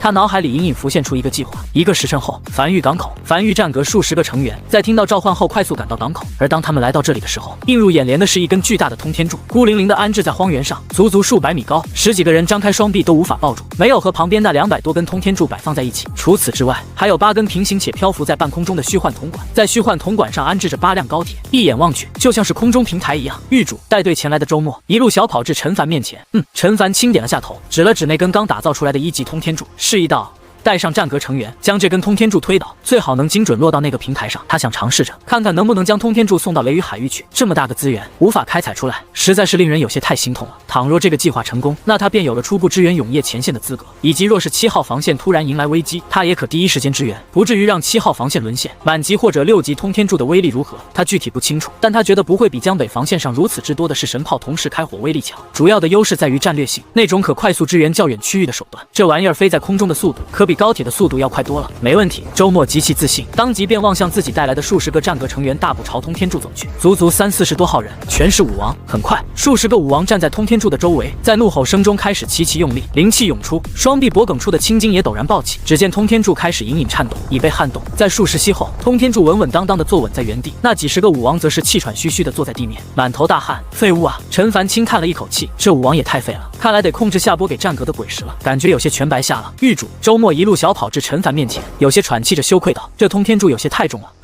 如果让我乘坐非洲和通天柱平行，从通天柱顶部去推的话，应该可以推得动。算了。陈凡摆了摆手。下一刻，江北防线上的数门式神炮缓缓调转方向，炮口瞄准那根巨大的通天柱，白色纹路瞬间被点亮。数门式神炮瞄准通天柱齐齐开火。轰轰轰！猩红色的能量光球重重轰在通天柱上，通天柱的表面顿时溅起无数碎片。但在强力的冲击波下，通天柱也开始缓缓倾斜，在超过一个角度时，重重砸向地面，轰，溅起大量灰尘。当灰尘散去后，陈凡走至通天柱下方，望向这根横躺在荒原上的通天柱，面板显示这根通天柱已被破坏，无法继续储能，而那空中平台上的吊篮则是被瞬间压碎，尸首无存。通天柱穿过虚幻状态的铜管，重重砸在地面上。陈凡眉头微微皱起，思索着。现在看来，想要将通天柱运往雷雨海域，有些不太现实。吊篮承重能力太弱，但又是唯一一个可以和虚幻状态下的铜管产生交互的建筑，这玩意儿有些太重了，这条路有些行不通。半晌后，他大步朝港口海底隧道入口走去，他准备去新大陆一趟，亲自去看看那雷雨海域。既然无法将通天柱运到雷雨海域，不如去看看能不能尝试着将雷雨海域的闪电引至繁域。数个时辰后，陈凡抵达新大陆，刚走出站台，便看见王麻子正满脸焦急地守在站台出口的地方，第一时间大步迎来。狱主，听瘸猴说你要去近距离看下雷雨海域，有什么事儿让我们去做就好了。雷雨海域太危险了，万一被卷进去几乎是必死无疑。我从雷雨海域里活着出来了2次，我肯定能再活着回来的第3次。不用。陈凡绕过王麻子，大步朝前走去，轻声道：你跟我一起去，我们不用太靠近雷雨海域，在一个相对安全的地方去查看。乘坐海船出海，3艘海船离开新大陆港口，浩浩荡荡朝雷雨海域进发而去。一段时间后，陈凡站在海船甲板上，近距离望向面前那雷雨海域，约莫数百米远。此处海浪已经极大，船身都在剧烈摇晃。他望向面前的场景，沉默着没有讲话，只有亲眼近距离目睹了雷雨海域，才能得知当时王麻子带着商阁成员从雷雨海域里打的来回是一个多么不可能的事情。那是一个奇迹。雷雨海域上空覆盖着厚厚一层黑云，无数闪电在黑云中不断闪过，并劈向海面。而在翻涌的海水中，能依稀看见无穷无尽的鬼物被困在这片区域，痛苦哀嚎着，宛如地狱般的场景。你们有尝试飞过雷雨海域吗？从空中，陈凡抬头望向雷雨海域的上空，试过了。王麻子摇了摇头，根本不行。雷雨海域上空那黑云拥有极其厚重，我们尝试越过那片黑云，但在靠近时，非洲消耗鬼石的速度突然开始快速暴涨，数息间便消耗了数万枚鬼石，幸好我们携带的鬼石多，否则可能当时就鬼石耗尽，坠入雷雨海域。但就算携带的鬼石再多，可能也难以穿过。越靠近雷雨海域，鬼石消耗的速度就越多，且还有一种极强的引力从海底传来。陈凡听见这个回答倒是没有太多意外，毕竟有部分鬼物是有飞行能力的，若是雷雨海域会飞就可以跨过，那这个雷雨海域也就没有那么令人骇然了。一眼望去，雷雨海域根本看不见尽头，像是囚笼般将这个永夜大陆笼罩进去。他望向身后距离他最近的一座海岛，能清晰看见有一座数百米高的通天柱，正稳稳当当摆放在那座海岛的边缘位置。这是他刚才路过那座海岛打造出来的。今日他要做一个实验，尝试能不能将雷雨海域的电导出来，并且引到那座通天柱里。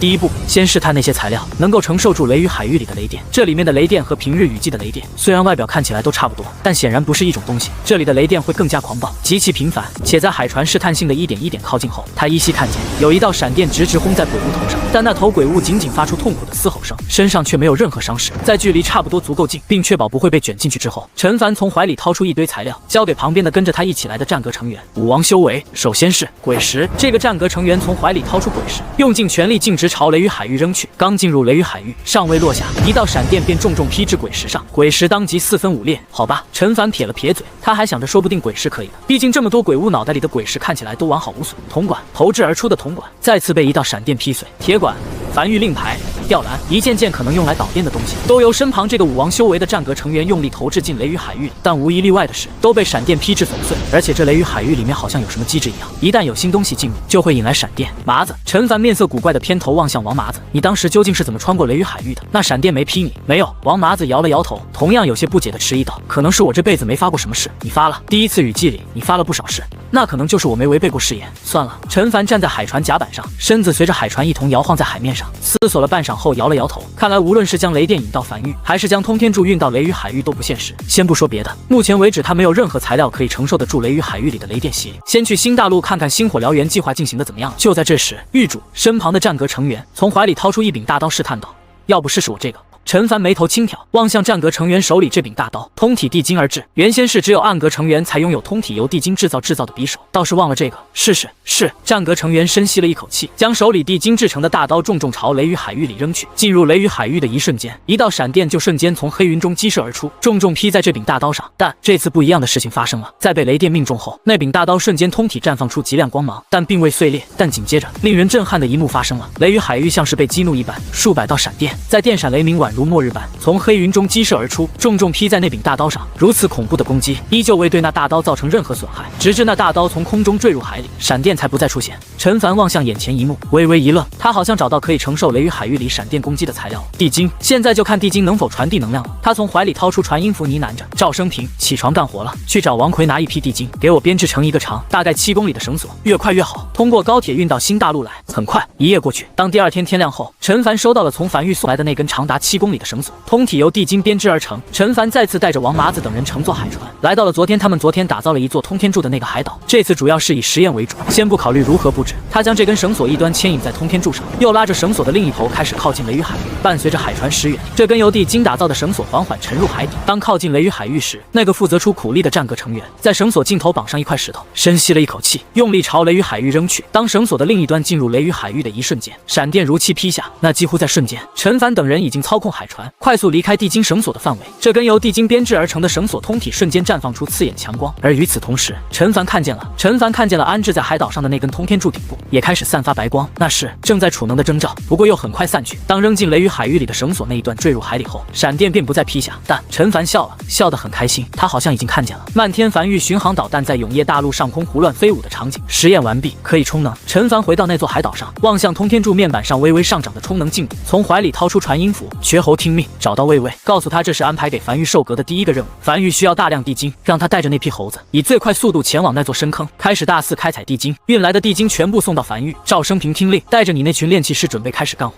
我需要一根极长的地精绳索，上千公里长，新大陆会为你提供补给支持。在一道道命令传下去后，陈凡才收取传音符，望向不远处那黑压压一片的雷雨海域笑了起来。偷点电不介意吧？反正你看起来电很多的样子。你也用不完，不如给他匀一点，他挺需要的。他要在雷雨海域和梵域之间建立一道生命线，一道可以传送雨季雷电的生命线，一道可为梵域通天柱快速储能的生命线。而这条生命线不走海底隧道，走空中，他会在空中打造一条极长的虚幻铜管，再在铜管打造一条满级吊篮，充当基层，再将这根由地精编织而成的绳索铺在基层上面，生命线便可成。而从空中落入雷雨海域的绳索只会悬浮在空中，不会坠入海里。不久后，陈凡回到了梵域，并且乘坐非洲飞在空中，在距离地面数百米的空中开始铺设虚幻铜管，一根、2根、3根。陈凡一点累的感觉没有，反而有些不知疲惫的在空中打造一根又一根虚幻铜管。时间流逝，2个月就这样过去了。这一日，终于迎来了生命线铺设完毕的那一天。陈凡站在非洲甲板边缘上，望向面前不远处的雷雨海域和身后那条悬浮在空中不见尽头的半透明虚幻铜管，一股自豪感油然升起。这是他这2个月来忙活出来的结果。就在这时，一辆极长的高铁从虚幻铜管尽头快速驶来，宛如从9天之上驶来的高铁般，行驶在距离海面数百米的高空中。高铁很快停在了虚幻铜管的尽头，而在高铁最前端，则是一卷缠绕在一起的地精绳索。这辆高铁极长，覆盖了整条虚幻铜管，消耗了他不少鬼石，充当基石的效果。身旁的战阁成员从非洲爬上高铁，拿起那卷绳索，从空中用力朝雷雨海域扔去。很快，绳索进入雷雨海域，并彻底没入海底。而那个战阁成员也在同一时间跳到非洲上。这些日子他们测试过了，地精导电效果确实不错，而一旦处于导电状态，那根由地精编织的绳索就不能用手触碰了，会死人的。陈凡从怀里掏出传音符，望向那节彻底没入海里的地精绳索，联系到梵域。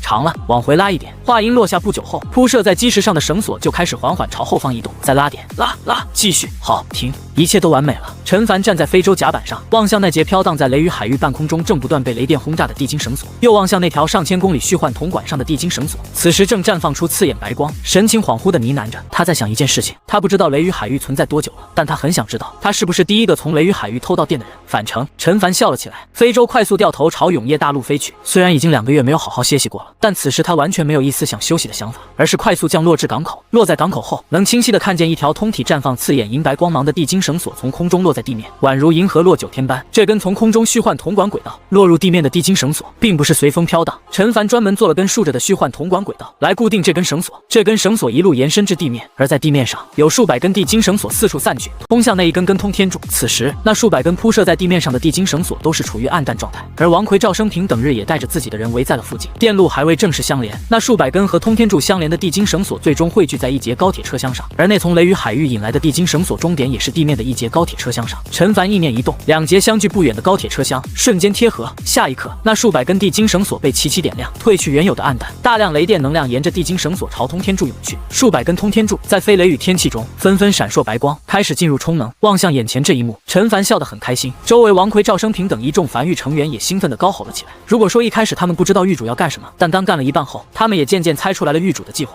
如今那数百根进入充能状态的通天柱，意味着狱主的计划成功了，梵域的底蕴又得以增强。此时已经近黄昏，在一众梵域成员的兴奋高吼声中，陈凡也笑得很开心，望向旁边那2辆对接在一起的车厢，这是他做的一个开关。当这2节车厢断开链接时，末尾那数百根地精绳索便会断开导电，这样可以方便接入更多的精绳索。他最终还是没有将通天柱运到雷雨海域去，但他将雷雨海域运到梵域来了。他走向那群通天柱，开始查看面板，就这样看了足足半个时辰。半个时辰后，他得出来了结论：雷雨海域的雷电果然不一般，充能速度比以前快了不少。原先需要足足在雷电洗礼下持续3年才能充能完毕的满级通天柱，如今只需1年，而且他隐隐感觉威力可能会更大。毕竟雷雨海域里的那雷电明显比日常雷电看起来威力要大得多。6级通天柱原先需要充能90日，现在只需30日，30日便能充满一根6级通天柱，一个战略性的武器，在这条生命线的补给下，快成为日常武器了。而他也终于可以看看6级通天柱的威力如何。可惜陈凡微微有些遗憾，新大陆那边的星火燎原计划消耗了梵域大量鬼石储备，暂时不足以打造更多通天柱储能，需要先等星火燎原计划完毕的。不过也要不了多久了，预计今年雨季前，新大陆那边的星火燎原计划就能彻底铺设完毕。时间飞逝，9天后是梵域6级通天柱第一次试爆的日子。这一天，7号防线迎来了客人，陈凡带着王奎、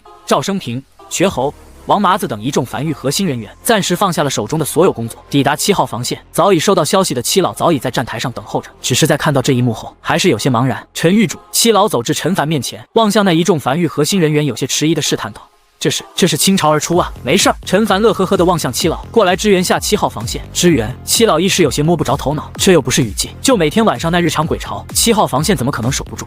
陈凡有些无奈地叹了口气。樊玉新推出了一个东西，我给其命名为樊玉巡航导弹，找个地方试试威力。樊玉鬼物太少了，来你这7号防线试试。懂了，这回七老听明白了。7号防线的城墙上，永夜降临，如墨般的黑暗瞬间笼罩整个关东平原。与此同时，无穷无尽的鬼物嘶吼声响了起来，在嘈杂的炮火声中，鬼潮日常进攻7号防线。陈凡带着王奎几人登上7号防线的城墙，探出脑袋望向防线外那铺天盖地的鬼潮，思索了一会儿后，陈凡满意的点了点头，随后才望向面前导弹发射面板，是一个俯瞰式的地图，双指不断张开，在地图快速放大后，他看见了7号防线以及那个代表他自己的绿点。现在他手指点向哪，便可轰向哪。不知为何，他内心突然有点像点向那个绿点的冲动，也不知会发生什么。不过他很快便将这个有些离谱的想法抛之脑后，手指点向绿点前方不远处。紧接着，远在樊玉的港口旁，一根矗立在地面上已经充能完毕的6级通天柱，在巨大的轰隆声中拔地而起，缓缓升空，并且不断碎裂，外壳快速脱离。当升至高空时，已经没有原先那数百米高的厚重外壳，仅剩下一个10几米高、较为细长的通天柱，尾部还在喷涌着惨白雷电。升至一定高度后，调转方向，在云层上空以极快的速度朝关东平原激射而去。1息、2息、3息，在点下的那一刻，陈凡就开始在心里暗自计数，他需要评断下这个通天柱的具体速度。11息、12息、21息。当他内心默数到21息后，他听见刺耳的音爆声陡然从身后传来，且声音以极快的速度快速逼近。紧接着，一根近乎通体被惨白雷电所包裹的通天柱从天而降，刺穿黑暗，重重砸向下方那无穷无尽的鬼潮中。下一刻，天亮了，在7号防线前方，一个直径足足有近1000米的蓝白色太阳在海面上悍然绽放，刺眼的强光几乎瞬间让鬼火范围内亮如白昼，不，比白昼更亮。而在赤白的主基调中，无数道猩红电蟒炸裂开来，紧接着才是一道轰天巨响传入耳中。最核心的一头运气不好被命中的大鬼，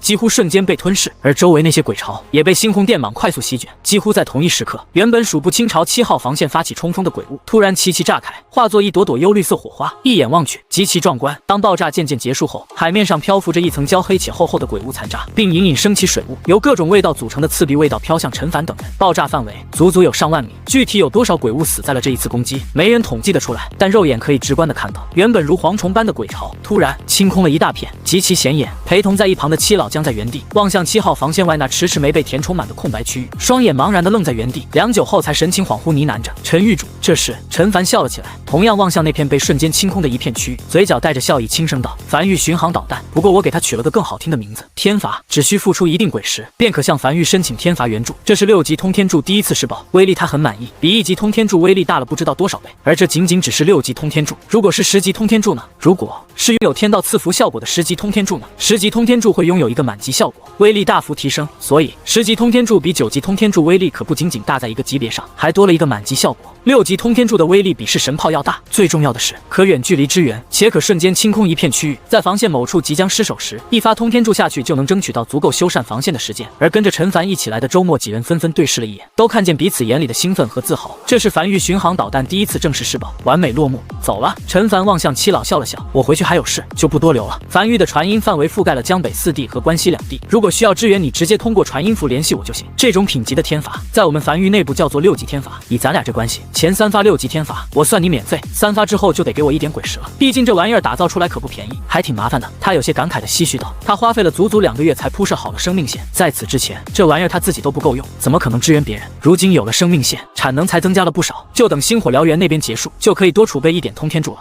陈狱主，七老此时还没完全反应过来，有些懵逼道：“这个天罚是从樊玉发射来的。”是的。当七老渐渐反应过来的时候，才发现陈凡几人不知何时已经离去了。望向关东平原，来时的那辆高铁已经快速朝关东平原激射而去。他长叹了一口气，摇了摇苦笑起来。这樊玉，他终于知道樊玉为什么要起名为樊玉了。从一开始，樊玉的目标就不仅仅只是在江北生存下去，而是放眼天下，否则不会起一个这么大的势力名字。在见识了樊玉这个天罚手段后，他基本上彻底放心了。7号防线短时间内应该很难沦陷了，日子就这样过着。此时已经是永业历381年8月1日，距离今年雨季已经没多远了。陈凡正在港口附近拄着翡翠手杖随意溜达着，这段时间不算忙，除了在新大陆忙碌的那批人之外，剩下樊玉核心成员基本都自己出门玩去了。忙了这么久，也该放松放松。他没去，比起出门玩，他更喜欢在自己这1亩3分地上溜达，然后时不时加一些新东西。比如陈凡驻足在原地，神情满意的望向港口附近不少石榴树，此时已经开花，红艳艳的颇为好看。他种了不少树，这样可以让樊玉显得不那么光秃秃，可以很好的点缀。他觉得挺不错，很好看，全是从江南移植来的。这段时间每天都有不少刚从土里挖出来的树移植到繁育来，又能开花还能结果。他觉得这种树最好，又好看又好吃，都溜达到这里了，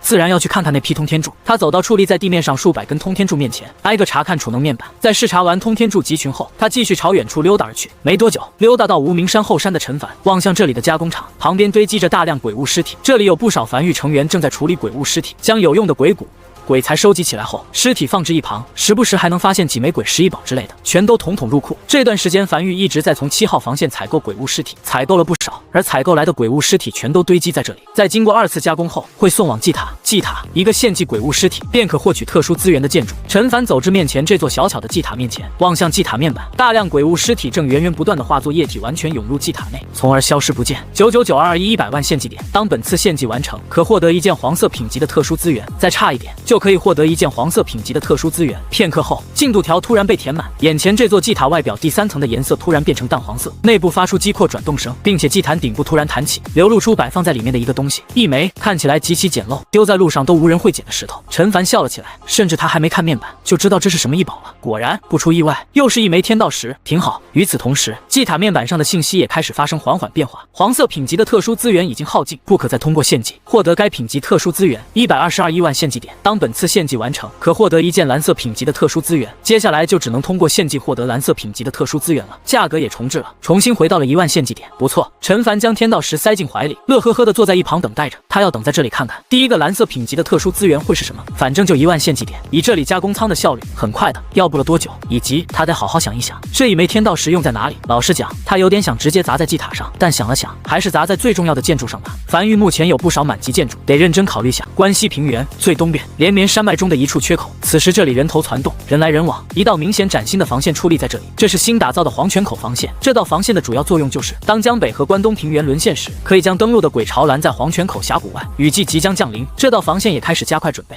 黄泉口防线的负责人，一个体型壮硕的中年男人，此时正站在城墙上，面色复杂地望向前方广袤的关西平原，一片空旷，不见一人，宛如一片死寂之地。已经接近雨季，依旧未等来撤至后方的7号防线，说明七老是真的打算死守7号防线了。良久后，他才轻吐了一口气，低声呢喃着，希望七老能挺过今年的雨季吧。永业殿那边已经无力再支援7号防线了。就在这时，身旁一个女人突然不知何时走到他身后，轻声道：“永业前线那边传消息过来了，原本在去年雨季失去的3号前线和4号前线，上个月又重新夺了回来，而且还活捉一个在鬼族里地位不小的鬼皇3000帝，目前正在和鬼族交涉，想用这个3000帝将那位换回来。”那位中年男人眉头微微紧皱，自从前些年那位中了鬼族的圈套被囚禁起来后，就已经很久没见过那位露面了。倘若那位露面的话，江北又岂会沦陷？鬼族那边答应了，不知道，还没有具体结果传来，但从那个鬼皇3000帝嘴里问出来了不少东西，其中一个消息令永业前线上下全体都极其振奋。据说在上次雨季里，3号前线和4号前线之所以会相继沦陷，是鬼族拼上底蕴发起的一次冲锋。如今鬼族久久攻不下，损耗又极大，或许要不了多久就会战败了。真的？中年男人眼睛亮了起来，真真假假吧？女人摇了摇头，鬼物嘴里的话不能全信，但可以确定的一点是，鬼族那边也不好受。或许对于我们来讲是逆风，但对于他们来讲也是逆风。那谁顺风呢？没人顺风，都是逆风。女人没再讲话，只是偏头望向关西平原深处，沉默着，久久没有讲话。永夜如往常一样从天边快速席卷而来。时间来到永业历381年10月底，陈凡站在江北防线的城墙上，视线越过江北荒野，望向远处渐渐暗下来的天空。雨水带来的凉意让他此时格外清醒。当今夜夜幕降临时，今年雨季也会随之开启，而明年雨季海底鬼巢就要登陆了。他站在原地望向远处，沉默着，久久不语。他在不断思索还有哪些准备没有做好，好像已经足够了，但又总感觉还不太够。就在这时，王奎举着油伞从一旁走来，走在陈凡身边，伞沿遮住了陈凡头顶，低声汇报道：“狱主，外面风寒，不如先回屋。”风寒？陈凡摇了摇头，轻笑了起来：“你忘了我们在第1次雨季的时候，那时候连个斗笠雨衣都没有，可是天天淋雨干活的。走吧，回去了。”他也没再多说什么，只是转身朝城墙下走去。临走前，他看了眼摆放在城墙根脚下的噬魂雕塑，轻笑了一声，摇了摇头。在数月前，他从祭塔里获得了一枚天道石，那是樊玉所获得的第4个天道石，他最终用在了噬魂雕塑上，一个可以大幅减少附近城防建筑弹药消耗的辅助性建筑。思绪渐渐飘远，他又隐隐想起了那日所看见的那则面板。你对噬魂雕塑使用了天道石，获得了3个天道赐福效果，请在百息内任选其一。一个建筑仅能拥有1个天道赐福效果。1.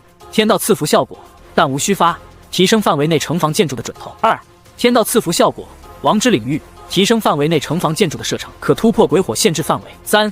天道赐福效果，弹尽粮绝，当暂无鬼石为范围内的城防建筑提供能量支撑时，可继续持续开火3个时辰。之后是魂雕塑和范围内的城防建筑一同碎裂。他最终选择了第3个天道赐福效果，弹尽粮绝。他不需要准头，也不太需要射程。相比之下，第3个要好点。虽然只能在弹尽粮绝的时候持续3个时辰，但就是这3个时辰，基本上也就能再扛过1晚。多了一波容错，重新回到无名山1号洞穴的陈凡，再次如往常一样坐在城墙上，听着耳边王奎的汇报。狱主王奎望向手里的小本本，低声道：“这1年里，繁育稳步发展，多个工程都在有条不紊的推进。新大陆星火燎原那边基本上已经进入尾声了，预计雨季结束后就可彻底铺设完毕。”陈凡坐在摇椅上轻点了下头。星火燎原这个工程总算结束了。简单汇报完毕后，王奎便走下城墙，陈凡一人继续独自坐在城墙上。夜幕于此时正式降临，如融化黑巧般的黑暗从天边袭来，快速将整个世界笼罩进去。他低头望向手里一直把玩的一个小物件，一个琉璃把玩剑，一个小人，外貌有他3分像，看起来就像是民间方式里售卖的小玩具。这是他从祭坛里通过献祭获得的一个蓝色品级的特殊资源。特殊资源有很多种，有可能是鬼石，有可能是异宝，也有可能是建筑蓝图等等。这1年了，他通过献祭共获得了4件蓝色品级的特殊资源，前2个和最后一个都是鬼石，总共获得了3000万枚鬼石，数量并不少，但并不是他特别想要的，反倒是第3件运气不错。异宝名称：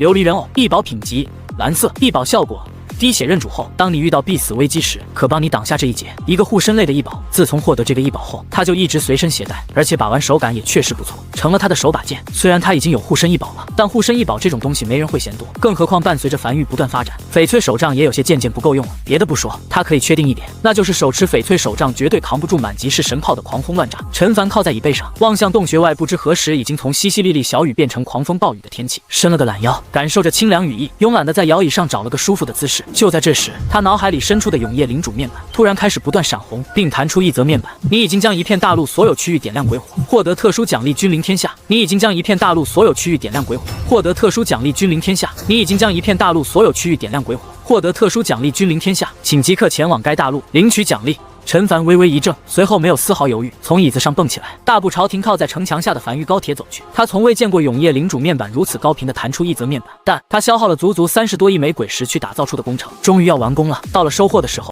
狱主。这时，王奎有些急促的从一旁冲了过来，手里还捏着一枚传音符。新大陆那边传信说星火燎原工程提前完工了，我刚收到消息。狱主知道了。陈凡摆了摆手，没有丝毫停留。你留在繁育守家，我去新大陆一趟。说罢，停靠在城墙口的那辆繁育高铁，很快在雨幕中疾驰在江北荒原上，很快便消失在港口。新大陆已入夜，本来已经到了休息的时刻，但今夜新大陆1号据点所有核心人员都聚集在调度室内，神情亢奋，眼里一点睡意都没有。摆放在调度室中央的那个天眼沙盘上，此时一眼望去，密密麻麻的黄色光点有规律的铺满了整个天眼沙盘。绝侯神情极其亢奋，不断扫过天眼沙盘上的每个细节，生怕漏过一个区域。他已经通知繁育了，少爷正在赶来的路上。1年，繁育这1年的时间，几乎所有力量和资源都投入在了这件事情。星火燎原，在此之前，这座屋子里的所有人都没想过自己有朝一日可以完成一个如此大规模的工程，可以将鬼火铺满一整个大陆。但他们做到了，他们真的做到了这个堪称奇迹一般的工程。不知过去了多久，屋内的亢奋依旧久久没散去，而人群中突然传来一道狱主快到了的声音，众人顿时纷纷冲出调度室，朝站台冲去。恰逢此刻，陈凡所乘坐的那辆繁育高铁驶入站台。当陈凡走出高铁，真正站在这片大陆上的那一刻，奇迹发生了。新大陆1号据点，无数人发疯一般的涌出城，临走前还不忘将还在睡梦中的同伴叫醒。各个后勤站点、海岛上的监测人员也齐齐走出屋子，正在原地抬头望向空中那堪称震撼的一幕。当陈凡的双脚落在这片大陆上的那一刻，安置在新大陆上包括那数百个海岛上，总共169988座满级鬼火，像是受到了感召般，突然爆发出刺眼金黄光柱，没入天空。近17万满级鬼火笼罩了整个大陆，让整个大陆亮如白昼。这或许是这个新大陆有史以来第一次如此透彻，但在高空之上却依旧被无穷的黑暗所笼罩。那个覆盖了整个新大陆的黑夜像是没有尽头般，依旧笼罩在新大陆的上空。但在近17万座鬼火所爆发出来的金黄光柱直直没入天空时，黑暗在退去，光柱不断快速上升，所过之处的黑暗皆被快速驱散，速度越来越快，越来越快，直至轰！一道隐隐宛如开天辟地巨大的声音响彻在所有人耳边，他们好像听见了一个巨大的气球被戳破的声音。新大陆上空的黑暗被彻底驱散，他们看见了，他们看了在那9天之上的漫天繁星，他们看见了在那9天之上的一抹月光，他们看见了这方天地的真正模样。没有一人讲话，所有人都呆呆的正在原地看着这一幕。这是他们自出生以来第一次看见满天繁星，第一次知道了古籍里那些关于星星的诗词是何种意味。这种震撼感令他们下意识屏住呼吸，仿佛眼前的都是错觉般，生怕一个不小心，眼前所看见的一切便如同镜花水水月般消散。陈凡站在新大陆1号据点的城墙上，同样有些神情恍惚地望向这一幕。他此时甚至都忘却了君临天下的奖励，甚至都忘记了自己来新大陆是干什么。眼前的动静和规模都已超过了他生平所见。这个奖励并不是一个只有他一个人能看到的面板，而是所有人都能看到的一场震撼画面。那17万道金黄光柱在驱散了所有黑暗后，继续不断上升，越来越高，最后在视线尽头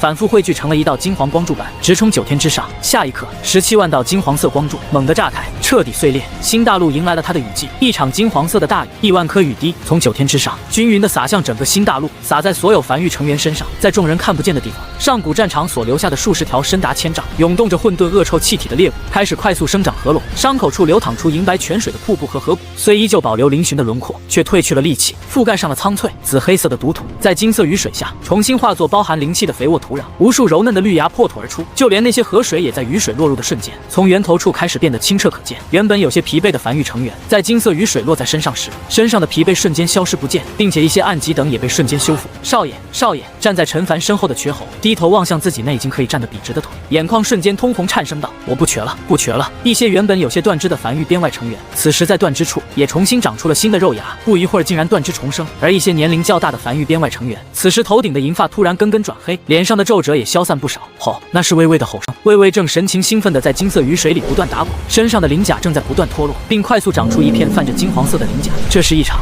洒向整个新大陆的金色大雨。站在城墙上的陈凡望向眼前这一幕，突然笑了起来。他终于知道君临天下的奖励是什么了。正常来讲，要想在一片大陆上布满鬼火，肯定是将鬼物彻底打走后才能完成的。那时候，这场金色大雨会修复这片大陆上所有被破坏的山河，会修复所有人的伤势，会为所有人延寿，宛如胜利金色大雨般，给这片饱经战火的大陆带来新生。这场金色大雨应该是在一场大战后的结尾所落下的。而除此之外，他望向灵魂深处，永夜领主面板上弹出的那则面板。若说这场金色大雨是给整个大陆的奖励，那则面板就是给他的奖励，二者合一便是君临天下。你已经将一片大陆所有区域点亮鬼火，获得特殊奖励君临天下。在接下来的3年里，这片大陆将会不断汲取永夜能量，形成鬼矿，土壤肥沃。在3年内，这片大陆将不会被鬼物侵袭。站在城墙上的陈凡望向远处，静静地看着这场金色大雨。他终于知道为什么当初那株问天香会说，如果有足够的时间，那就值，否则就不值了。君临天下真正的奖励，就是当一场大战结束后给予的3年和平安定期。在这3年内，这片大陆可快速发展，恢复往日繁华，并且不会受鬼物侵袭。他不知道形成的鬼矿数量会有多少，但他可以确定，不是一个小数目。值吗？他觉得值了。至于现在最重要的是，他从怀里掏出传音符，通过安置在海底隧道内的信号塔联系上了王魁，即刻带着所有梵域成员全部前来新大陆，速度要快。这场大雨可以延寿，修复暗疾是一场大机缘，势不可得。他不知这场金色大雨会持续多久，但还是先让梵域成员都来了再说。至于江北防线完全可自动化运作，寻常雨季也无需太多人守在梵域。在这道命令下达下去后，梵域开始动了起来，一辆辆高铁载满梵域成员，快速驶向海底隧道。这是很多梵域成员第一次踏进海底隧道。新大陆在梵域一直是最高机密，虽然很多梵域成员都隐隐猜到一些，但毕竟无人亲眼见证过。在吩咐完这一切后，陈凡才继续站在城墙上，望向这场金色大雨。这场金色大雨本应在击退鬼潮、收服所有大陆后才能降下来，3年的安全期，这意味着哪怕击退鬼潮，在这片茫然大海上还有更多敌人虎视眈眈地盯着他们。这3年的安全期或许才是最大的奖励。有很多敌人吗？他望向远处海面上那数百个被鬼火点亮的海岛，呢喃着：“那就来吧。”3年，他能感觉到，当自己获得了君临天下这个奖励后，他和新大陆隐隐产生了一种联系。比如他现在能依稀感觉到，原本因失去天道正在不断溃散的大陆，此时那些缝隙正在这场金色大雨下被快速修复。换句话说，这座大陆在很长一段时间不会再崩溃了，这里将会是他们的大后方。2个时辰后，梵域成员陆陆续续赶来，走出站台便看见了这场笼罩了整个新大陆的金色大雨，并且看见了空中的满天繁星。那场从繁星中落下的金色大雨，所有梵域成员都表现得极其亢奋，他们能明显的感觉到自己身上的暗疾全都恢复。留在梵域里的，除了梵域成员之外，还有梵域边外成员的家人等，此时也都一车一车的陆陆续续赶来，沐浴着这场金色大雨，为所有人延寿。1天1夜后，这场金色大雨渐渐停了下来，无穷无尽的黑暗再次笼罩在新大陆的上空，漫天繁星如往常一样被遮掩住。铺设在新大陆上的17万座鬼火已经齐齐碎裂，但新大陆整个大陆却被一个巨大的金色蛋壳所笼罩。鬼火虽已碎裂，但鬼火提供的鬼火范围却保留了起来，并且合为一个。陈凡能感觉到，这个笼罩了整个新大陆的鬼火会持续3年，在3年内，新大陆不会遭受鬼物侵袭。虽然这些日子他本也没看见有什么鬼物侵袭，在永夜降临后，能看见有缕缕黑暗，如同墨水滴入清水那般，刺穿这个巨大的鬼火蛋壳，落入新大陆地面地表，并渐渐形成一座鬼矿，无需挖掘，只需拾取即可。而这这种自然生成的鬼矿会持续3年，在如此之多的资源加持下，梵域将会迎来更快的发展。这场雨季依旧如往常一样极其平淡，梵域所有核心成员也都安静地享受着这场雨季，因为所有人都知道，这很有可能是他们最后的安宁时刻，也是他们度过的最后一场安宁雨季。就这样，1年很快过去，陈凡站在江北防线上，单手拄着翡翠手杖，望向远处波涛汹涌的死海。距离梵域获得君临天下奖励已经过去1年了。如今的时间是永业历382年10月底，距离今年雨季降临只有几日功夫。今年雨季将不是寻常雨季，将是那位气息消散、海底鬼潮登陆的时刻。长达170公里的江北防线矗立在江北海岸线上，不少梵域成员在其中奔波忙碌着，为鬼潮袭来做最后的准备。4年了，陈凡长吐了一口白雾，天渐渐凉了下来，比以往凉得更早一点。自从他来到这个世界也有4年多。4年前，他得知江北海底鬼潮即将登陆，这4年他一直为此在做准备。如今终于迎来了这一刻，梵域上下全都动了起来，齐心协力，就为了这一战。狱主王奎大步走至陈凡身旁，低头望向手里的本子，刚才已经派人检查过了，江北防线所有炮塔和噬魂雕塑都在指定位置上摆放着，没有破损，且在后方还有100座备用噬魂雕塑，准备随时填补。除此之外，在无名山大后方共200座祭坛都处于正常状态，可为江北防线提供足够的修补。且如今梵域储备鬼石已经来到了78亿枚鬼石。陈凡轻点了下头，本来梵域储备鬼石是没有这么多的，光开采新大陆的话，1年功夫是开采不了这么多鬼石的。但在拿到了君临天下的奖励后，君临天下所自然诞生的鬼矿，仅仅是1年就给他们诞生了30多亿枚鬼石，已经回本了。还有一件事，王奎继续汇报道，江北防线足足有170公里，我们需要大量人手，才能像7号防线那样，在每晚抵御鬼潮结束后，出城收集鬼物尸体，并挖取鬼石。但我们如今人手不够，如果要大肆招收梵域边外成员的话，王奎话音未落，陈凡便打断了王奎的话，不用招收，发出通告，让江北4地和关西平原所有势力派出人手前来支援，主要负责部分后勤以及战后收集工作。不是我们的人会不会有？王奎有些迟疑道，不会。陈凡摇了摇头，让每个势力的势力之主亲自管理自己手下的人，并进行监督。若是出了什么岔子，我们找势力之主问责。他们平日就是干监督和管理这种事的，这也是他们擅长的，这样可以大大减少比如将鬼石塞进自己怀里这种情况发生。去吧，明白。陈凡看了眼王奎远去的身影，双手搭在江北防线的垛墙上，长吐了一口气后，心神一动，储备在梵域仓库的数亿枚鬼石，突然一瞬间齐齐碎裂，化作乳白液体，沿着铜管快速朝江北防线涌来。江北防线开始如多米诺骨牌一样不断被齐刷刷点亮，城墙开始依次升高。在8.5亿枚鬼石加持下，江北防线原本清一色的5级城墙，如今齐刷刷的升至6级，面前不断弹出一则面板，城墙升至6级，坚固强度增加，请选择升级方向。1. 城墙可自爆，并爆发出巨大威力，威力取决于城墙的坚固程度和等级。2. 近距离攻击城墙的敌人有较低概率遭到一定伤害反弹。3.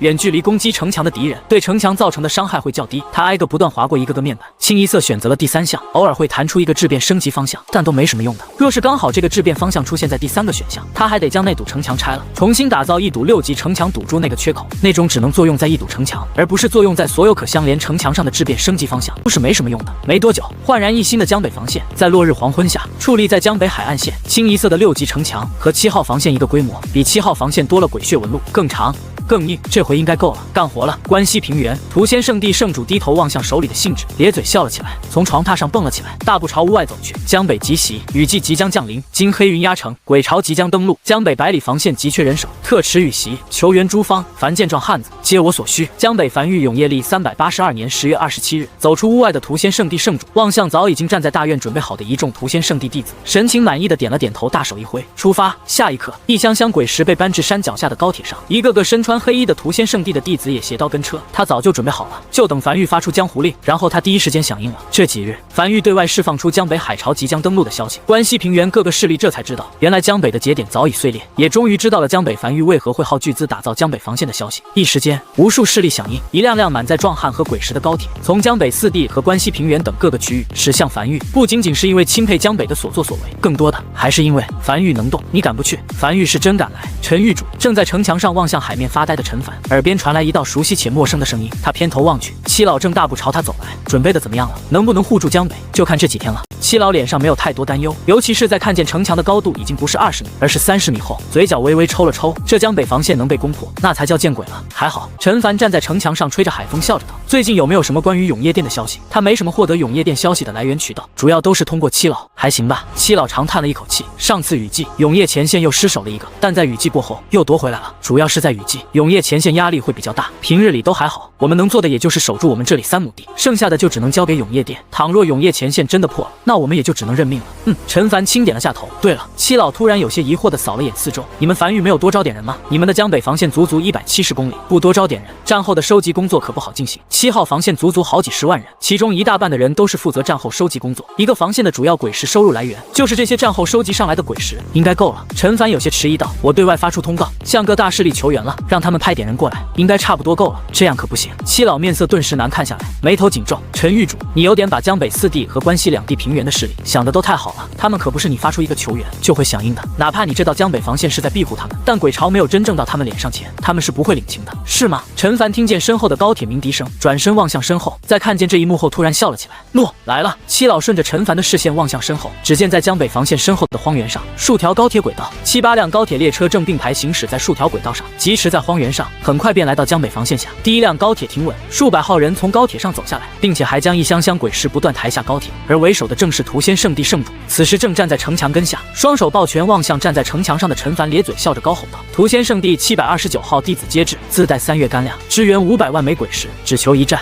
为江北，为关西，谢了。”站在城墙上的陈凡双手抱拳回了一礼，同样笑道。站在一旁的七老微微一怔，才下意识到屠仙圣地圣主本就是个识大局的人，上次他就支援了7号防线500万枚鬼石，但其他势力可……话音未落，剩余几辆高铁上也走下来不少人，并都带着鬼石。江北李家7房青壮接至，任凭樊玉调遣。关西平原明尊教3000教徒悉数在此，任凭樊玉调遣。江南药王谷所有弟子接至，任凭调遣。关西平原越来越多的势力赶来，并且在江北荒原尽头还能看见更多辆高铁正在不断疾驰而来。七老望向眼前这一幕，彻底懵在原地。他们上次求援可没这么多势力响应他们的，不由偏头望向陈凡，下意识的呢喃道：“怎么响应你们樊玉求援的这么多？可能是樊玉人缘好吧？”陈凡笑了起来，他一一谢过后，王奎出面带着樊玉成员，开始给各个前来支援的势力之主分发传音符，并根据人手安排负责防线地段。七老也没久留，又看了一会儿后，才乘坐樊玉高铁赶回7号防线。毕竟雨季即将降临，7号防线也有不少事要处理。永业大陆某处常年被黑暗所笼罩的区域，一人2恶待在黑暗中央，身穿灰袍的中年男人，这些日子越来越心神不安，不断偏头望向江北的方向。虽然他什么都看不见，但他还是下意识不断望向江北方向。他能清晰的感觉他在江北留下的气息，尚有几日就要熄灭了。江北那些被他气息镇压在海底的大批鬼巢即将登陆了。就在这时，黑暗里传来一道有些苍老且疲惫的声音：“那位，你当真还不愿说吗？只要你现在离开，你便可重新回到江北，继续镇守你的江北。你真的愿意看见江北无数生灵因你而死？”原本心神有些烦躁的中年男人，在听见这话后低头陷入良久沉默。过了许久后，才轻声道：“江北无数生灵不是因我而死，而是因你们而死。”他对江北是有感情的。当年他来到永业大陆的第一站便是在江北，是江北的人将他从海里捞了上来，给了他一口饭吃。他以前是没有感情这种东西存在的，自从上次自爆后，就渐渐有了感情。但一些事情是原则性的问题，倘若让鬼族得知他以前所在的那块大陆具体位置，而对方又真的做到了穿过雷雨海域，那对于永业大陆来讲就是必死之局。那个大陆已经接近崩碎了，鬼族想要栖息在一块大陆上，就必须要找一块完整的大陆。永业大陆依旧是他们的第一目标，并且还会通过消化那块大陆上的大量鬼石，大幅增强鬼族实力，永业大陆就更挡不住了。双方再一次谈崩，一时间这片被黑暗笼罩的空间再次陷入沉默。不知过了多久，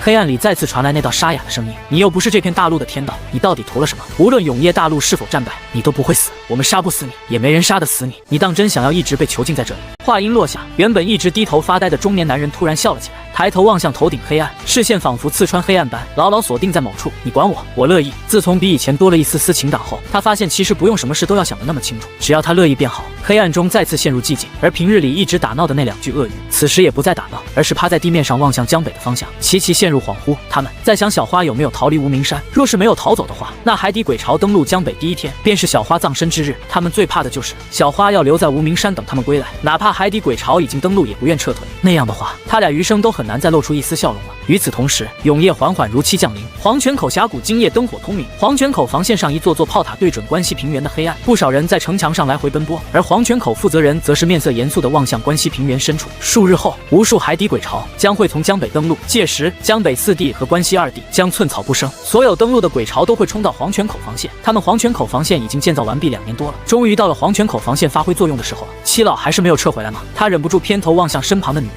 没有。女人摇了摇头。七老给我们最后的一则消息是，7号防线将会死守关东平原，以及还有一句我听不明白的话。什么话？乱世出枭雄，苦难但奇迹。江北有人镇守，江北不会沦陷。江北有人镇守。中年男人眉头紧皱。什么叫做江北有人镇守？能一人镇守一片区域的，除了那位之外，再无他例。他没见过任何人可以一个人镇守一片区域的。但要说势力的话，他们永业殿又没派出任何支援，意思是江北四地和关西两地崛起了一个可以镇守江北的势力。他还说什么了？没说了，但听起来语气里并没有太多绝望，像是信心十足一样。中年男人沉默良久后，才低声沙哑道：“那就看看雨季降临后，会不会有鬼潮冲到黄泉口防线下方吧。”时间一点一点推进，长达170公里的江北防线城墙根下，修建了3条高铁轨道。这些3条轨道将会负责战时的后勤快速补给以及鬼物尸体收集。每个势力都领到了自己的号段，他们将会负责自己号段城墙外范围内的战后清理工作。监督人都是各个势力的势力之主以及部分繁育成员。这些挖出来的鬼石会全部再次投入到江北防线。毕竟海底鬼潮登陆可不是打1晚，或者是打1个雨季就结束了，而是会一直打，只要防线不沦陷，就会一直打3年。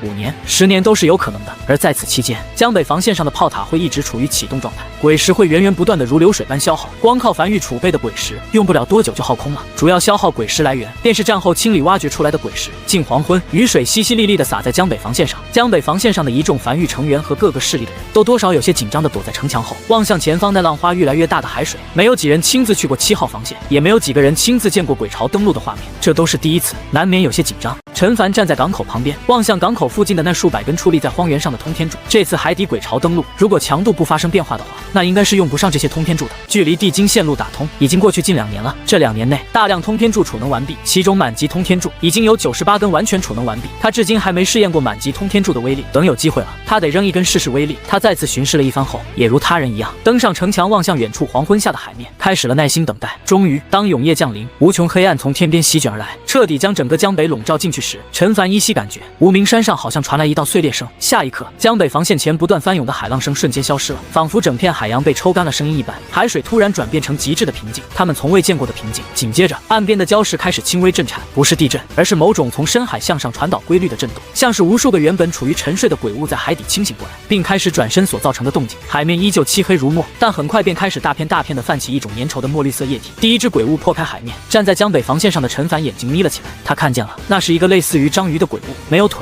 底部是无数蠕动的触手，但这仅仅只是序幕，如同一篇故事的序言般，真正的恐怖紧随其后。海平面在这一刻突然整体抬升了，一道极其恐怖的海浪突然升起，重重拍打在江北防线上，无数浪花溅起的同时，数不尽的鬼物借着浪花宛如黑色潮水般，以一种不可阻挡的姿态，眨眼间便覆盖了江北整个海岸线。鬼潮来袭。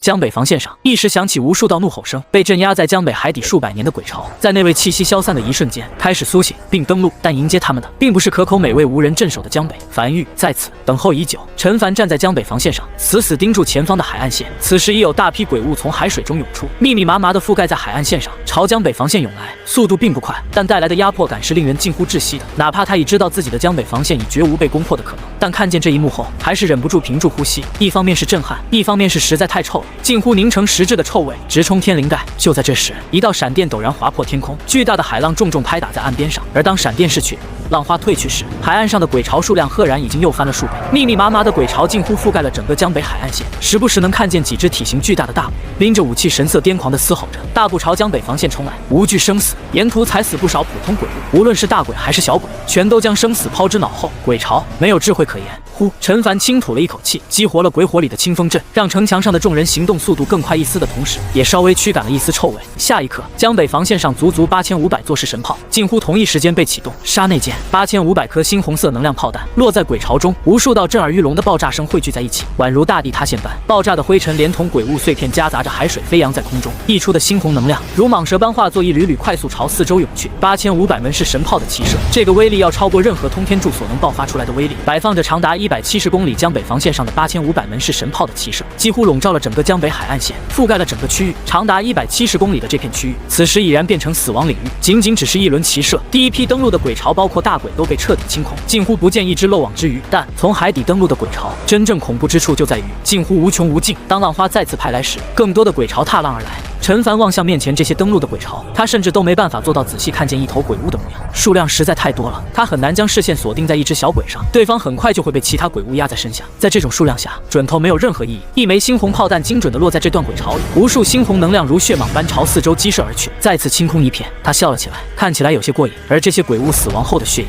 正在被长达170公里的江北防线上的鬼血纹路快速吸收，清一色的不断闪烁着猩红光芒的鬼血纹路，在夜色中显得极其诡异。轰轰轰！这场4年之战终于正式拉开了帷幕。这不是一场短时间内结束的战争，而是只要江北防线不被攻破，就会一直存在的战争。震耳欲聋的爆炸声形成了这场战争的主旋律，无数颗爆炸的猩红能量炮弹几乎染红了整个江北海岸线。在江北防线的末端，紧挨山脉，那个屠仙圣地的弟子，此时双手紧紧握住手里的大刀，望向下方那一幕，眼中闪过一阵骇然。眼前这一幕是他从未见过的，他这辈子从未见过如此之多鬼物，他不敢想象，如果没有江北防线，这批鬼巢朝他冲来会怎样。他唯一能做的或许就是以最快速度拧脖子，瞬间再捅自己心口2刀，确保自己能死得痛快点。但此时，这完全有能力将江北屠戮一空的鬼巢，正在成片成片的被是神炮屠戮，宛如踩死一片蚂蚁那般简单。他望向身旁正不断轰鸣的数座是神炮，第一次如此真切地体会到圣主为何如此惧怕樊玉，也终于知道了圣主为何会吼着大义地将他拉了过来。站在大义就站在樊玉这边，不站大义就是站在樊玉对面。怎么样？身旁樊玉成员在看见这一幕同样有些震撼。我说的没错吧？死不了的。樊玉镇守江北数年，才打造出了这条江北防线，若这么容易被攻破，那樊玉这几年岂不是白忙活了？就在这时，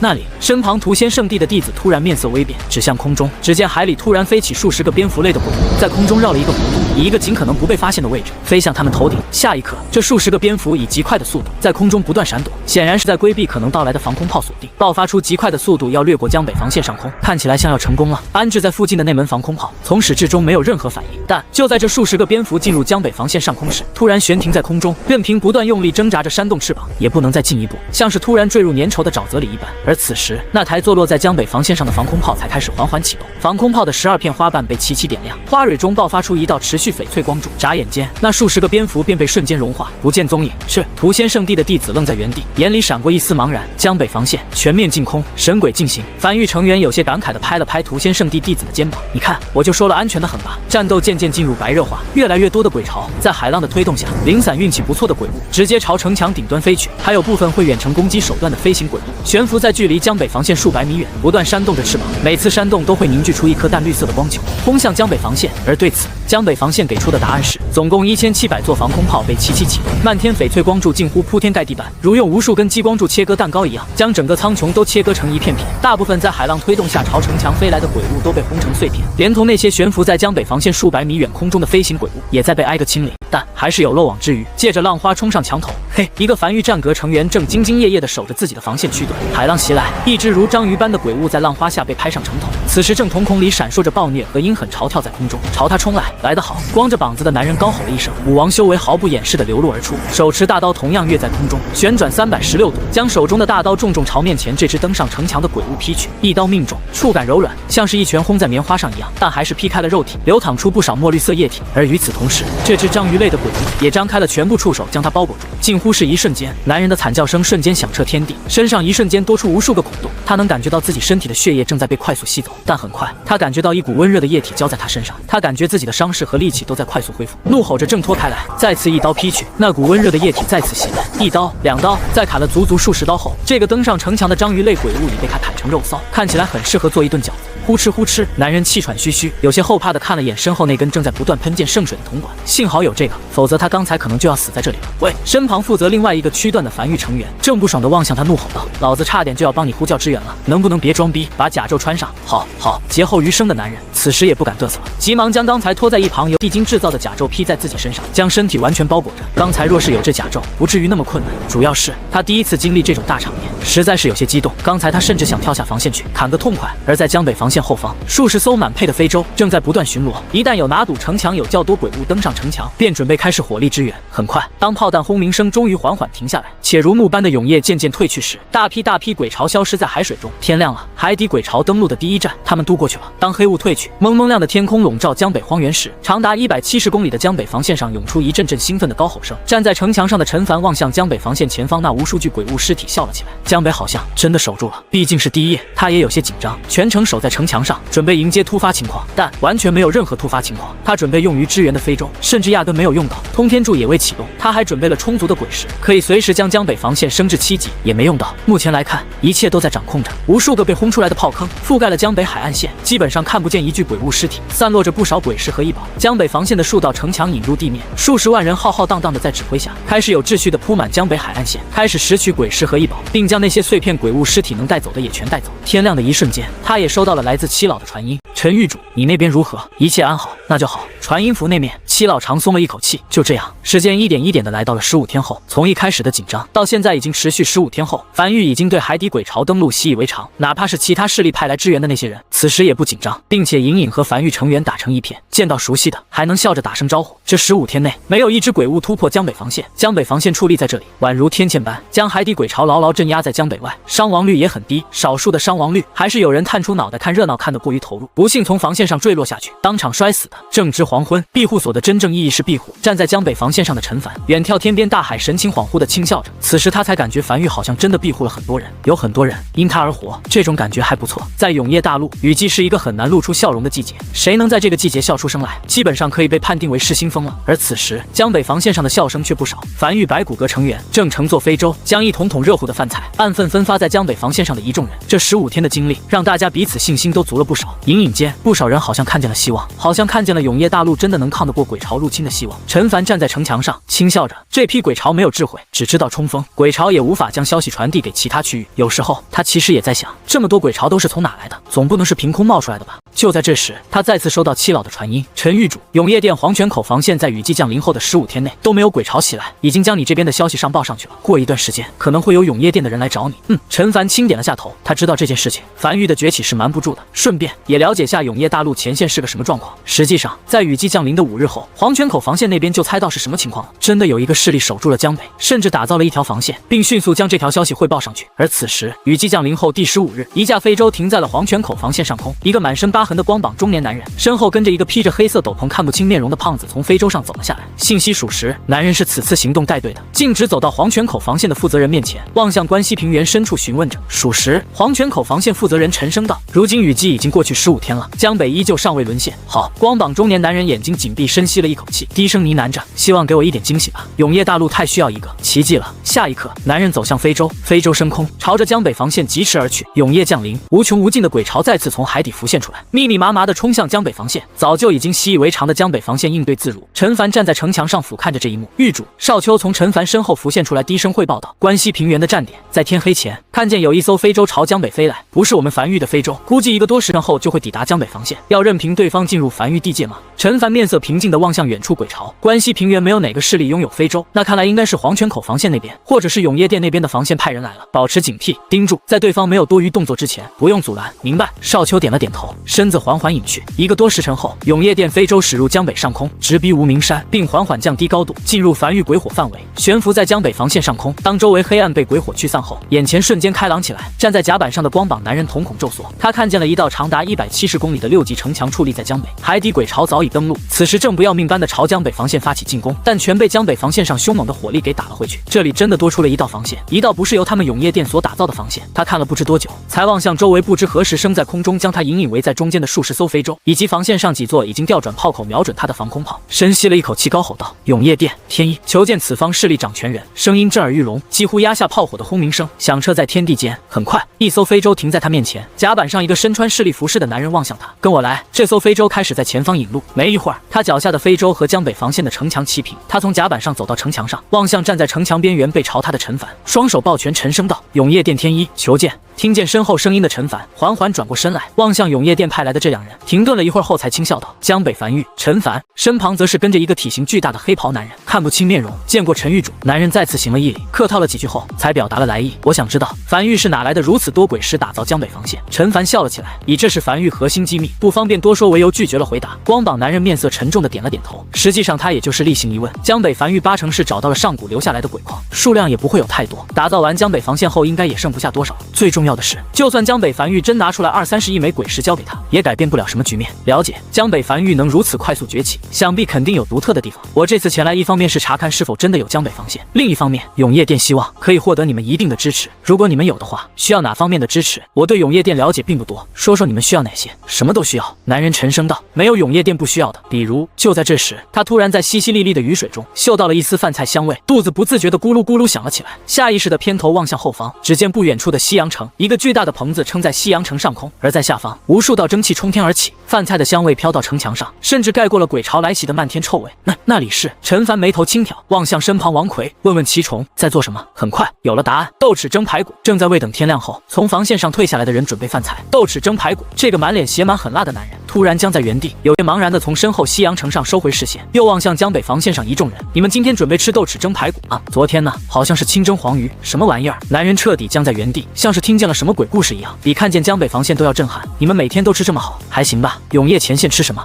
我们吃炒面，就是将面粉炒熟后浮水下咽。有一瞬间，他甚至想留在江北防线了。那我知道樊玉可以为永业店提供什么支持了。陈凡笑了起来，樊玉或许可以先为永业店提供粮食和线路支持，但需要一点鬼石作为报酬，毕竟铺设线路挺费鬼石的。男人眉头紧皱，永业店现在拿不出一枚鬼石，除非你可以自提。自提是什么意思？就是去永业前线自提。永业店现在的运输线路被破坏了不少，余下的线路很紧张，再加上有内部叛徒泄露情报，大额鬼石很难运输至其他区域。但倘若你要去永业前线自提鬼石的话，就没什么问题了。他一边说着，一边紧紧盯着在江北防线墙根下快速疾驰奔波的高铁。他好像隐隐知道樊玉说的可以提供线路支持是什么意思了。陈凡走至一旁搭建在江北防线上的小屋里，外面雨大，进屋聊吧。茶屋内，陈凡给男人倒了一杯茶，讲讲你们永业店的运输线路以及为什么线路被破坏。好，光膀男人双手端着茶杯停顿了一会儿后，才开始讲述。原来永业大陆存续的核心秘密是在这片大陆之下沉睡着一座无形大阵，海岸边连绵山脉便是这座大阵的阵纹显现。有山的地方就是节点完整的地方，鬼潮永远不可能翻过连绵山脉，正是它的庇护，才将汹涌鬼物隔绝在外。唯有而失去连绵山脉的地方，就是大阵节点碎裂之处，就是鬼潮撕开防线之地。这个时候就需要防线补齐这些节点碎裂的区域，比如江北防线和7号防线。随后，男人从怀里掏出一张鬼皮地图铺在桌面上，将大那些出现阵纹碎裂的区域指给陈凡看。明白了。陈凡看着鬼皮地图点了点头，靠在椅背上轻揉着太阳穴，没有讲话，陷入沉思。这番交谈让他对永业大陆的格局有了一个初步的了解认知。简单来说，永业大陆此时就像是一件有些破烂的衣服，而他们防线的作用便是查漏补缺，补住那些缺口。大陆破破烂烂，他们缝缝补补，情况就是这么个情况。而在这种情况下，运输物资线的重要性是不言而喻的。只是每多这样一个防线沦陷，就会导致运输物资的难度再翻一番。一旦3-4个区域被沦陷，那接下来便会是滚雪球般的沦陷，短短数月可能就会全部沦陷。陈凡望向坐在男人身旁的那个穿着黑色斗篷的肥胖男人，轻声道：“守夜人。”肥胖男人点了点头，从喉咙里挤出一道应声，听起来极其刺耳，如刮玻璃一般。我是隶属外出行动组的。光膀男人沉声解释道：“永业店外出行动组的一个主要职责，就是碾碎那些可能燃起熊熊大火的火苗，故而我们出门在外必须有一名20级以上的守夜人陪同。20级的守夜人自爆后所诞生的威力，可足以将一个20公里内缺口的鬼物瞬间全部清空。而且守夜人的自爆不会摧毁防线和波及到人类。”陈凡把玩着手里的琉璃小人，这威力可比6级通天柱大多了。他甚至有点怀疑，或许比满级通天柱的威力都要大。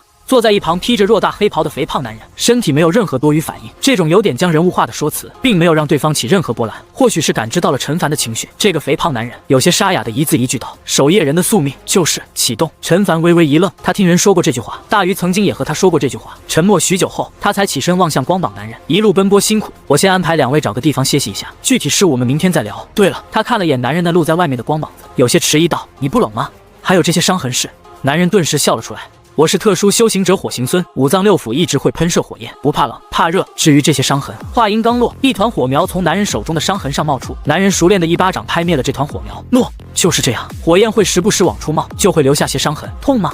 陈凡疑惑道：“有点，但习惯就好。”男人笑了笑，外出行动组的成员必须要拥有一人能挡住一片鬼潮的实力，但也不会随便启动。只是当启动后，基本上生命走到了尽头。陈凡没有讲话，随后吩咐王奎带着2人去了樊城，将2人暂时安顿在樊城的一间客栈内，而陈凡则是独自一人坐在桌前，俯瞰着男人临走前留下的鬼皮地图，陷入思索。他在思考通过樊玉的抵御，该如何铺设一条足够安全的线路，让西部1号前线和樊玉之间建立起联系。很快天亮了，伴随着浓稠黑暗褪去，在淅淅沥沥的雨水中，中，鱼肚白的天泛在空中，叫号声在江北防线上不断响起。在指挥下，从防线上退下来的人和准备出门拾取的人都渐渐聚在一起，准备开饭。江北防线的墙头上，永业殿天一望向面前桌子上的饭菜，肚子实在是按捺不住的开始咕噜咕噜叫了起来，有些不好意思的抬头望向陈凡。那个陈狱主，我就先开动了，一起吃。陈凡笑呵呵道：“都是些家常便饭，招待不周，还请见谅，足够丰盛了。”真的。天一深吸了一口气后，当即狼吞虎咽了起来。旁边那个肥胖男人守夜人也第一次有了多余动作，时不时夹起一块排骨放在自己碗里，时不时传来一道呻吟声，那是痛苦的呻吟声，就像癌症晚期病人吃饭一样，极其痛苦。陈凡沉默地看着这一幕，永业殿的人比他想象中过得要更苦，甚至都不如之前的江北陈家吃得好。片刻后，天一放下饭碗说道：“陈狱主，还有一件事，我已经将樊玉的潜力上告至永业殿了。昨夜我知晓，江北防线的打造没有动用任何建筑师，是陈狱主你一人打造。这种级别的建筑师，哪怕江北沦陷，陈狱主你都不能出事，所以我第一时间告诉了我师父。你放心。”天一深吸了一口气后，面色严肃道：“事关重要，我没敢走正常上帝渠道，我只告诉了我师父一个人，除此之外没告诉任何人。他在永业殿的位置很高，绝对不会将消息泄露出去的。我还有要事缠身，需要去黄泉口峡谷那边处理一点事情，就不多耽误了。这枚子母石你收好，可远距离通讯，和我单线联系，有什么事情我会第一时间告诉你。”言罢，两人告别，乘坐非洲渐渐消失在视野中，走得极其果断。坐在椅子上的陈凡靠在椅背上平静着没有讲话，良久后才不由轻笑了起来。他昨晚已经大概想到该如何铺设线路了。而此时，在城池内一间私人屋子内，一个白发苍苍的老者神情恍惚，一杯茶接着一杯茶不断送入嘴中。不知过了多久，老者才起身关闭门窗，激活阵盘，从储物戒里取出一枚鬼骨。当这枚鬼骨被取出来后，无风自燃，鬼骨化作的黑烟在空中凝而不散。眨眼间，黑烟中隐隐浮现出一个黑影，这个影子好像很高兴，声音似近似远的在屋内响起：“你终于联系我们了，这是你这辈子做出的最正确的选择。只要你提供的情报足够重要，当鬼族占领永业大陆后，可保你全家荣华富贵，并分你一缕天道赐福，让你延寿100年。”当黑影浮现的一瞬间，老者眼里的恍惚瞬间散去，他知道自己已经没有回头了。此时他哪怕什么都不说，被查出来也依旧是个死字。停顿了一会儿后，他低头望向茶桌上的香台，低声道：“江北被守住了，有一个势力名为江北樊玉，在没有任何势力资助的情况下，打造出了江北防线6级防线，且势力首脑陈凡是一个很强的建筑师，独自一人打造了江北防线。他将天一汇报上来的消息一五一十的汇报了上去。”收到。黑影笑了一声，很快缓缓散去，而黑烟并未散去，反而是快速凝聚，赫然又再次组成了一个鬼骨。就在这时，敲门声突兀响起，老者快速将鬼骨收入储物戒里，关闭阵盘，重新坐在茶桌前，轻咳了一声后才沉声道：“进来。”很快，一个小年轻有些手忙脚乱的闯了进来，言语间满是兴奋：“长老，永业西部1号前线传来了好消息，说缴获了一张蓝色品级的建筑蓝图，让我们快点派建筑师过去，去西部1号前线参悟建筑蓝图。”老者没多说什么，跟着小年轻出了门，只是他在背后看了眼面前这个有些兴奋的小年轻，轻叹了一口气：站得越高，知道的就越多，对永业大陆的未来就更不抱期望。与此同时，黑暗中，一个鬼皇正坐在大殿王座上，望向下面鬼屋递上来的情报，有些恍惚的呢喃着。他没想到，在这种环境下，人类内竟然还会有奇迹。一个位于西荒岛极其贫瘠的区域，竟然还能有势力崛起，并独自打造一道江北防线。他们这些年极力阻拦永业殿到西荒岛的线路，就是为了让江北沦陷，好让鬼巢登陆，里应外合之下侵入腹地，从侧面对永业大陆西部1号前线造成威胁。没想到，还是被名为江北樊玉的势力守住了。只是他压根没听过这个势力。他低头望向手中的地图，沉思许久后，又在地图上思索着，点了几下，才下令道：“吩咐下去，让永业大陆西部1号前线海域里的鬼巢偷渡一批鬼巢前往黄泉沿海防线海域，以最快速度，不惜一切代价攻入黄泉山脉区域，然后进入黄泉山脉区域，一路向西突破黄泉口防线，从永业大陆腹地前往江北，灭掉樊玉。”话音落下，跪在大殿上的一只男鬼愣在原地，抬头望向坐在王座的鬼皇，震撼道：“王，这样做会极大消耗战力，导致我们更难攻下1号前线。一个樊玉值得消耗如此大的代价吗？”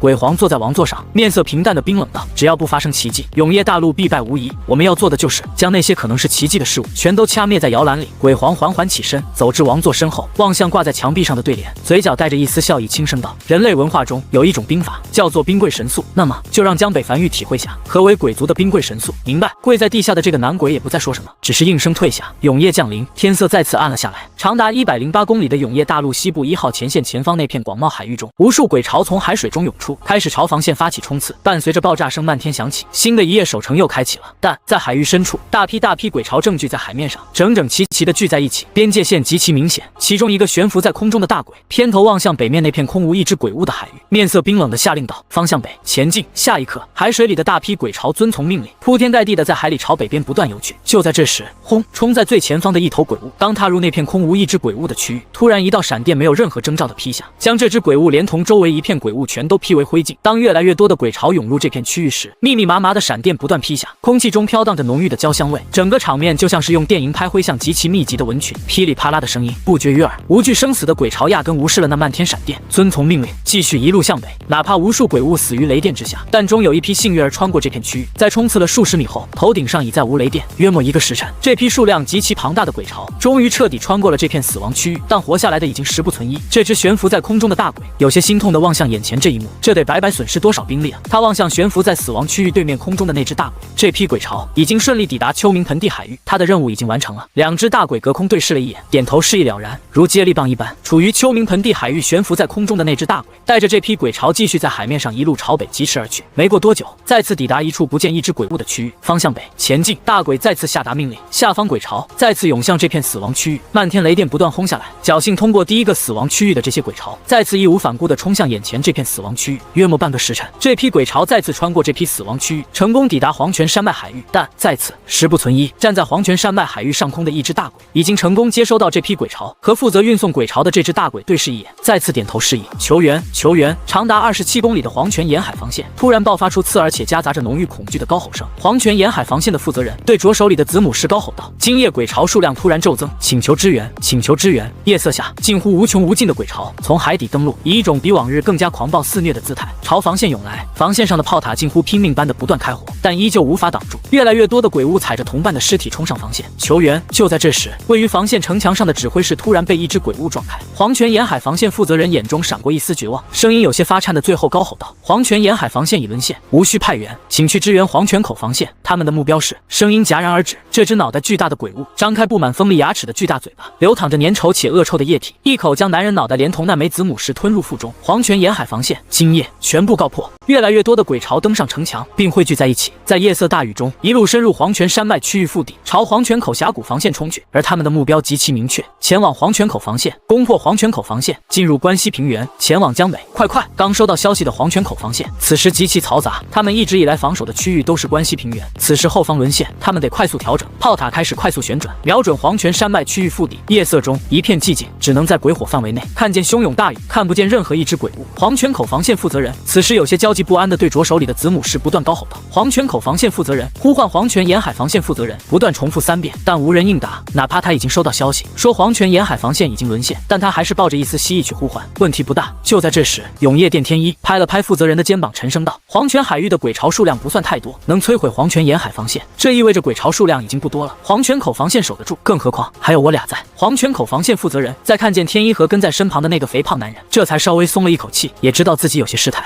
我第一次当防线负责人，还没经历过鬼潮，没事儿。天一笑了笑，下次就有经验了。然而，当第一只鬼物从黑暗冲进鬼火范围，紧接着无穷无尽的鬼潮从黑暗里狂奔着冲进鬼火范围后，天一面色瞬间大变。这批鬼潮数量绝对不是黄泉口海域该有的鬼潮数量，一眼望去，鬼王足足数百个，就连大鬼也有几十个，而这仅仅只是冲入鬼火范围的头批鬼潮，这不是黄泉口海域该有的鬼潮强度。几乎一瞬间，他便明白怎么回事了。在和师傅汇报繁育的时候，师傅突然问了一句：“这个消息是只告诉自己，还是通过正常渠道上报后额外告诉他？”他当时不知为何突然留了个心眼，说消息已经通过正常渠道上报了，额外告诉师傅。他心里是十分信任师傅的，是师傅收留了他，是师傅带着他加入了永夜殿。只是当他看见这批完全不是黄泉口海域该有的鬼潮以如此快的速度冲到这里的时候，他便知道师傅泄露了情报。这些鬼潮甚至没有摧毁沿途的城池，说明目标极其明确，冲垮黄泉口防线，进入关西平原，灭繁育。师傅啊！天一突然惨笑了起来，只觉得内心有点闷得慌，堵得他难受。原本就一直在体内不断燃烧的熊熊大火，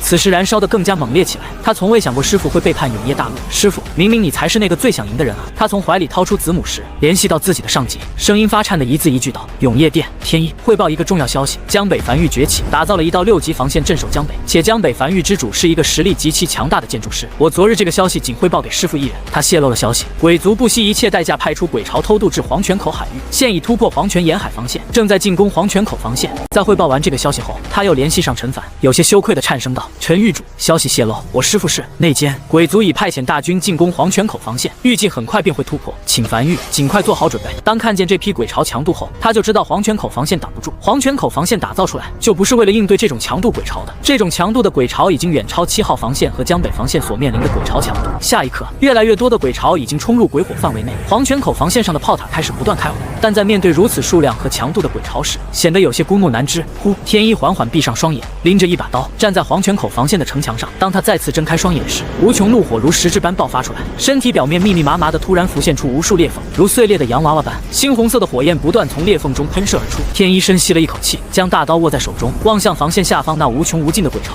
跃在空中，身如流星般被猩红火焰包裹着撞向鬼巢，所有靠近的鬼物被瞬间燃烧至湮灭，声音饱含愤怒的高吼道：“永夜殿，天一！”在此，只见天一双手持着大刀，怒吼着插向地面，身上燃烧猩红色的火焰瞬间狂涌至刀尖处，钻入地底消失不见。原本包裹着天一的猩红火焰全都消失得无影无踪，宛如瞬间被熄灭的蜡烛般。但紧接着，整个世界仿佛停顿了一刹，地壳开始微微发颤。下一刻，无数碎片飞至空中，近乎无穷无尽的火焰，如同火山喷发般，以天一为中心从地心深处激射而出，范围极大，近乎一瞬间便清空了周遭大片鬼巢，甚至就连一个靠近的鬼王也在这一击下惨烈而死。一人诛杀一只鬼王，一击结束。天一面色煞白，毫无血色，跌跌撞撞地站在地面上，望向刚清空的那片区域，几乎眨眼间又被数量更多的鬼巢填满，无数癫狂暴虐的鬼物无惧生死地朝他狂奔而来，狂风夹杂着恶臭扑面而来。就在这时，他怀里的子母石突然发烫，并传来陈玉主那熟悉且沉重的声音：“樊玉支援即将抵达，坚持住！”他回头看了眼身后的黄泉口防线，突然笑了起来，掂了掂手中的刀，转身望向前方无尽鬼巢，舔了舔嘴角，不由有些回忆今早吃的那豆豉蒸排骨，真是美味啊！此时前方那朝他狂奔而来的鬼巢渐渐模糊了起来，他依稀想起了年少时跟着师傅身后时讨要橘子的场面，温馨且欢快，但如今来不及了。陈玉主，谢谢你的款待。夜色中，天一矗立在残留在地面上的烈焰中，在狂风暴雨中横刀站在原地，身如弓般直直盯着距离他最近朝他狂奔而来的一头鬼物。隐约间，他在这头张开大嘴咆哮的鬼物齿间看见了一枚子母石，那应该是黄泉沿海防线沦陷时负责人手里的那枚子母石。帮你报仇了，兄弟！下一刻，天一身上的裂缝变得愈来愈大，整个人近乎要散架一般，更加狂暴的猩红火焰从皮肤表面的缝隙、眼鼻耳喉里激射而出。他尽可能的张大嘴巴，怒吼着，想要宣泄着体内的滚烫。他烫了一辈子，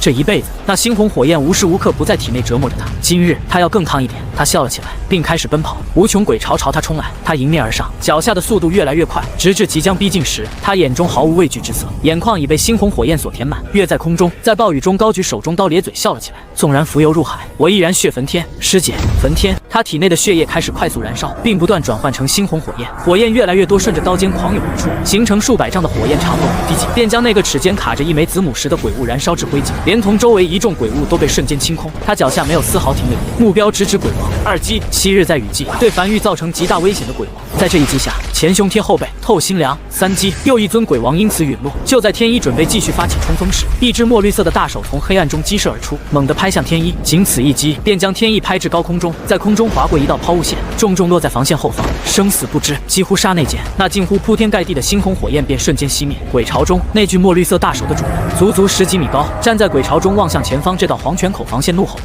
这是一尊大鬼，是比鬼王要更强一个档次的鬼物，绝非人力所能挡。这片区域短暂被清空的区域，已经再次被鬼巢填满，并狂奔着冲向黄泉口防线，再次发起无惧生死的冲锋。黄泉口防线上，负责人将这一幕尽收眼底，眼眶泛红的沙哑道：“守住，守住！”防线上的炮塔开始最大功率的不断对下方的鬼巢狂轰乱炸着，但在越来越多的鬼物尸体堆积之下，大量的鬼物距离墙头已经越来越近。天一被大鬼拍飞前，用子母石告诉他，樊玉的支援即将抵达。他不知道樊玉如何在短时间内给出支援，但如今他唯一能仰仗的希望就是樊玉了。黄泉口防线足足数十公里，他所在的这处区域因天一的爆发，压力稍微减轻，但其他区域却已随时可能会沦陷。这批鬼巢的数量和强度都已远超黄泉口防线所承载的上限。一直跟在天一身后的披着黑袍那个肥胖男人，此时步伐轻盈的在墙头上不断快速奔波着，最后视线停留在了一个抡起巨锤已经大步走到防线前，准备抡锤砸下去的大鬼上，突然停了下来，身上一直披着的黑袍无风自脱，露出他的本来面貌，皮肤内流淌着白色的能量。这个肥胖男人站在暴雨中，转身望向天一被大鬼拍飞的方向，深深看了一眼后，才从喉间挤出一丝破风且沙哑的声音：“守夜人97号启动。”男人踏在空中，一步一个脚印走出防线，悬空而立，身体内的白色能量如沸腾般开始不断翻涌，直至当所有皮肤表面都浮现出裂缝后，他缓缓张开双臂，最后看了眼眼天地间，从怀里掏出从樊玉偷摸带走的一个红糖馒头，将挡住嘴的疙瘩往上抬了抬，艰难地塞进嘴里咀嚼着，刺耳声音中夹杂着笑意，低声呢喃着：“甜，终于可以不疼了。”下一刻，幽绿色的光芒如极光般瞬间绽放开来，并不断朝夜色中涌去。长达27公里的黄泉口防线，近大半防线被幽绿色极光所笼罩，所有人都看见了这一幕。幽绿色极光所到之处，无数鬼巢连同鬼王纷纷陨落，只有大鬼能逃过一劫，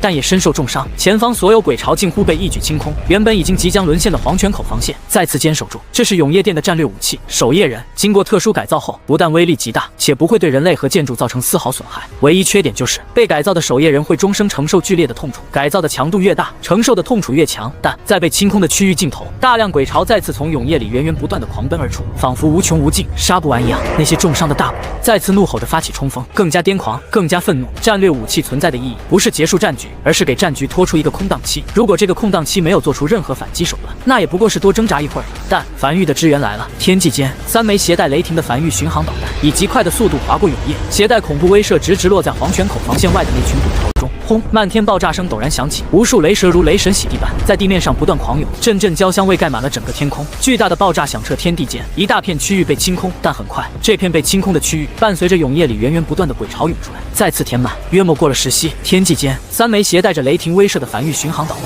再次从天地间划破夜空疾驰而来，重重落在鬼巢中。无数具鬼物尸体碎片和幽绿液体绽放在空中，区域再次被清空。永夜里的鬼巢再次源源不断涌来。10息后，3枚樊玉巡航导弹再次如期而至。黄泉口防线后方，生死不明躺在荒原上的天一，怀里的子母时不断传来陈凡那急促且沉重的声音：“天一，汇报前线战况。”天一，但却无人回应。声音孤零零的在夜色中响起。樊玉100艘满配非洲在收到球员信息第一时间连夜升空，以最快速度朝黄泉口防线赶去。但非洲速度再快，等抵达黄泉口防线，也已在2个时辰之后。站在非洲甲板上的陈凡望向面前的半透明面板的地图，在黄泉口防线前方不断清点着，每点一次，矗立于樊玉港口的通天柱就会发射3枚，支援黄泉口防线。导弹的速度比他非洲的速度快了不知多少倍，但他不知道前线状况，只能盲轰。每隔60息轰3发，他很快想到了什么，通过传音符快速联系上7号防线的7老，帮我联系黄泉口防线负责人，告诉我黄泉口防线现在是什么状况。明白。很快，陈凡联系上了黄泉口防线的负责人，这里是江北樊玉，告诉我现在黄泉口防线的战况。是。对方语气有些慌乱和无助。天一已死，守夜人已启动，有一批我不知道的手段从天而降，杀死了不少鬼巢。那是樊玉的巡航导弹，数量有限。你现在负责给我汇报情报，当你认为需要支援的时候，我会再次发射樊玉巡航导弹。中间等待间隙大概需要37息，你自己算好提前量。大概2个时辰后，樊玉100艘非洲会抵达黄泉口防线，请坚持住。他没解释太多。传音符那边很快传来对方收到的声音。在做完这一切后，陈凡在站在非洲甲板上，望向前方不断朝2侧退去的黑暗，面无表情的沉默着，久久没有讲话。这批鬼巢是冲他来的，鬼族有点太谨慎了，也太果断了。他已经隐藏了很多实力，对外暴露出来的实力仅仅是一道江北防线而已。但哪怕如此，鬼族在得知的第一时间，依旧是以雷霆攻势欲要摧毁他。那么多鬼巢突兀出现在黄泉口防线，鬼族付出的代价不会小。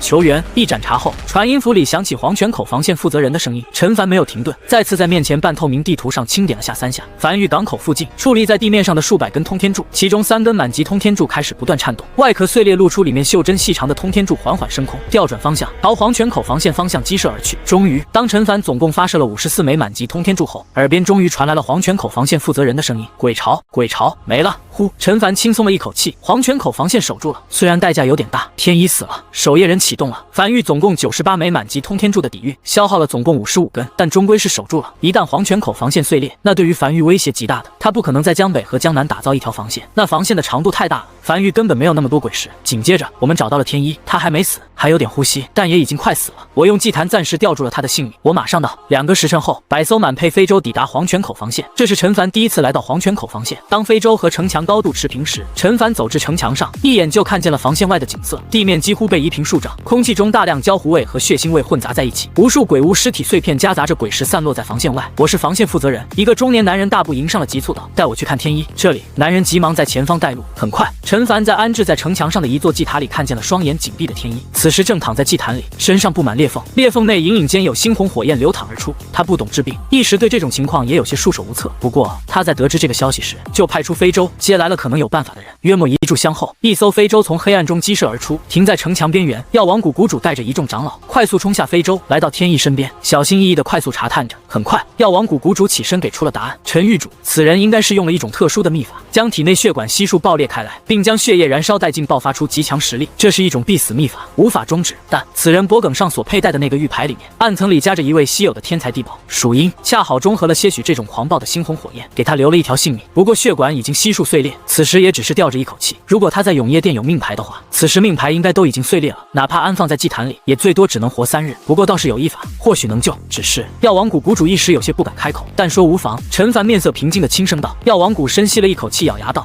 第一步就是帮他重塑血管，但人体的血管极其复杂，目前没人能做到这一点，除非在此人体内种下一株鬼血花，让鬼血花的根茎布满其身，代替血管的存在，再将此人种植在10级农田里，让鬼血花快速生长，之后再为夫人血丹，促进血液诞生，疗养数月后，理论上有一定概率能活。等等，站在一旁的少秋眉头紧皱，沉声道：我记得药王谷是个正派吧，不是什么魔门邪派吧？狱主，这个鬼血花是一种极其罕见的折磨人和控制人的手段，将鬼血花种植在人体内，根茎会在血管不断生长，极其痛苦。当彻底生长完毕后，会结出一枚果子，只要捏碎这枚果子，此人便会七窍流血，当场暴毙。而那人血丹更是一些入魔修士屠戮生灵血液所炼制而成的丹药，用于快速提升修为。这些都是歪门邪道，你拿来治病，什么歪门邪道？能用来救人的就是好道。药王谷谷主原本还有些没底气，但听见有人质疑自己的专业领域，忍不住开口反驳道：但据我所知，炼制人血丹需要大量凡人的血液，你打算屠戮多少人炼制1枚人血丹？少秋知道自己此时不应该开口了，但他是真的看不惯屠戮凡人的行为，不屠。药王谷谷主摇了摇头道：我们药王谷满门每人自愿献一点血，就足够炼制1炉人血丹了。少秋突然愣在原地，嘴巴微微张合半晌，没有反应过来，他怎么从没想过还可以通过这种方式来炼制人血丹的？这好像还这可以，就按你这个方法来。陈凡沉声道：将人带回江北繁育西阳城，你亲自负责为他疗伤，只要能救活，有赏。是。药王谷重重点头应下。一艘非洲连夜启程，载着药王谷一众人和重伤濒死的天一赶回繁育。陈凡站在黄泉口防线城墙上，听着身旁黄泉口防线负责人解释着来龙去脉。陈凡望向那个黑袍守夜人自爆的方向，地面上还残留着一丝丝被染成墨绿色的泥土。他没亲眼看见那一幕，但通过负责人的讲解，他大概能想象出这一幕。不知为何，他总是觉得这样对守夜人太残忍了。守夜人的宿命不应该是启动，没人希望自己生下来的唯一的宿命就是自爆。大概了解了情况后，陈凡偏头望向这个黄泉口防线负责人，沉声道：我会帮你简单改造下黄泉口防线，加强黄泉口防线的强度，但这件事情就不要上报了，上报后下次来的鬼潮说不定会更多。明白。黄泉口防线负责人颤声点头应下，他已经大概明白什么情况了。另外一边，而在这批鬼潮全军覆没不久后，位于永夜西部玄武1号前线海域外的那尊鬼皇，面色阴沉，独自一人坐在大殿王座上。这次的失败让他短时间内肯定无法再派兵前往繁育了。只是若是真任凭繁育发育起来，虽然崛起到能影响整个战局的可能性是极小的，但毕竟是一个不稳定因素。先上报吧，让上面做决定。片刻后，天渐渐亮了，一夜又结束了。该死！永夜腹地深处，一座坐落在平原上的城池内，一个老者正和上级汇报的时候，鬼族那边突然主动联系他，吓了他一跳，差点暴露。就在这时，砰！他布在屋内的大阵突然被暴力破坏，传来巨大的爆炸声。谁？老者面色微变，望向门口，面色凝重，高声道：这里是永夜殿西部战略堂，副堂主张翼德的私人居所，何人擅自闯入？下一刻，门被撞了开来，10几个穿着黑衣戴着面纱的人鱼贯而入，走进屋内，将老者围在中间。紧接着，一个拄着手杖的老人缓缓走进屋内，来到老者面前，晃了晃手中令牌，轻声道：需要我做自我介绍吗？永夜殿西部外出行动组组长，求已死，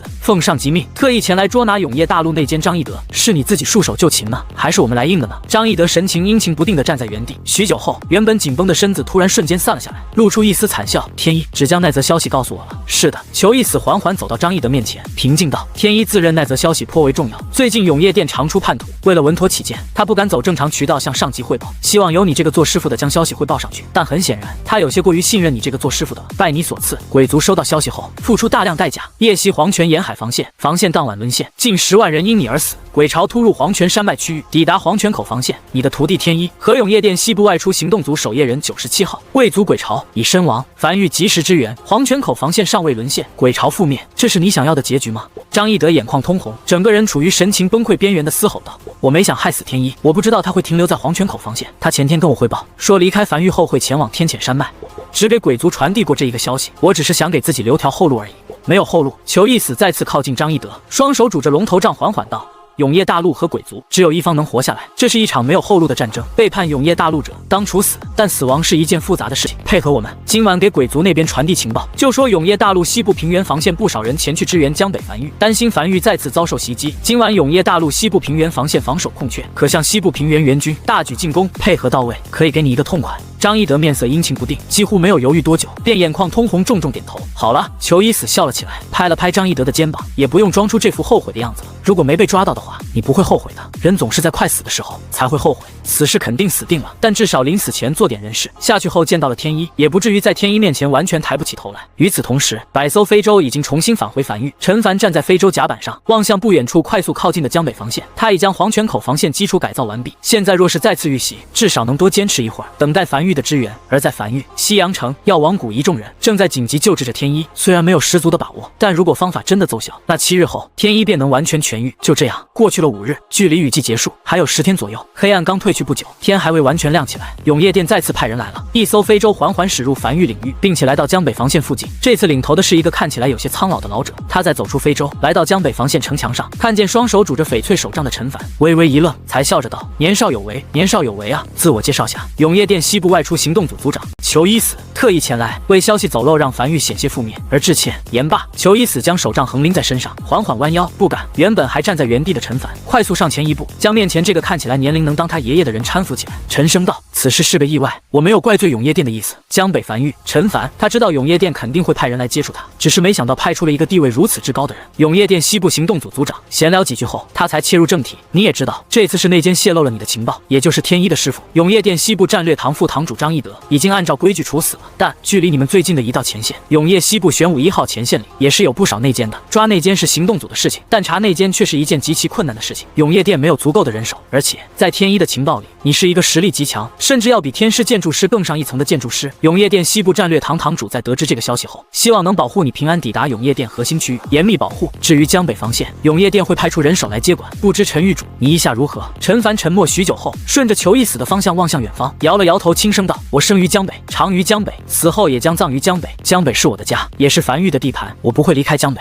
裘一死也没多强求，只是点了点头，笑着道：“很正常，堂主也猜到了这一点。永业大陆不少崛起的势力都是如此，他们会镇守自己的区域，宁愿每日和鬼巢打交道，也不愿被保护起来。不过你名义上需要加入永业殿，这样日后无论繁育又再次崛起，或者是突然有了什么新机遇，永业殿都会对外宣布是永业殿的支援。”陈凡微微一愣，偏头望向裘一死：“怎么？”裘一死笑了起来：“你不会以为永业大陆全靠永业殿撑着吧？那永业殿得有多能耐啊！”其实他停顿了一会儿后才继续道：“这个是永业殿机密，你不要对外讲。在永业大陆上有不少像繁育这种突然发现了鬼矿崛起的势力，又或者是某个势力突然诞生了一个天才建筑师，天生对参悟建筑蓝图极其擅长等等之类的。而这些崛起的势力虽然数量稀少，但潜力十足，大部分都会打造防线来镇守自己的区域。而他们的鬼石建筑是从哪来的？对外宣传都是永业殿支持的，其实大部分本身就是他们自己的。不这样不行，你现在才刚刚崛起，就有鬼族主力军派出大批鬼巢偷渡来找你了。你知道为了这次偷渡他们横跨2个区域付出了多大的代价吗？百不存一，百不存一啊！”裘一死远眺天边呢喃着：“你所看见的大批鬼巢，其实那批鬼巢的1%而已，9成9的鬼巢都在偷渡区域时被大阵天雷所屠。倘若你日后再次崛起，你猜猜永业西部玄武1号前线那边鬼族主力会怎么做？但当你名义上加入永业殿后，那以后你所有的崛起对外都可以宣布成永业殿的支援。虽然那边依旧会注意到你，但至少会放松不少警惕。”好，陈凡点头应了下来。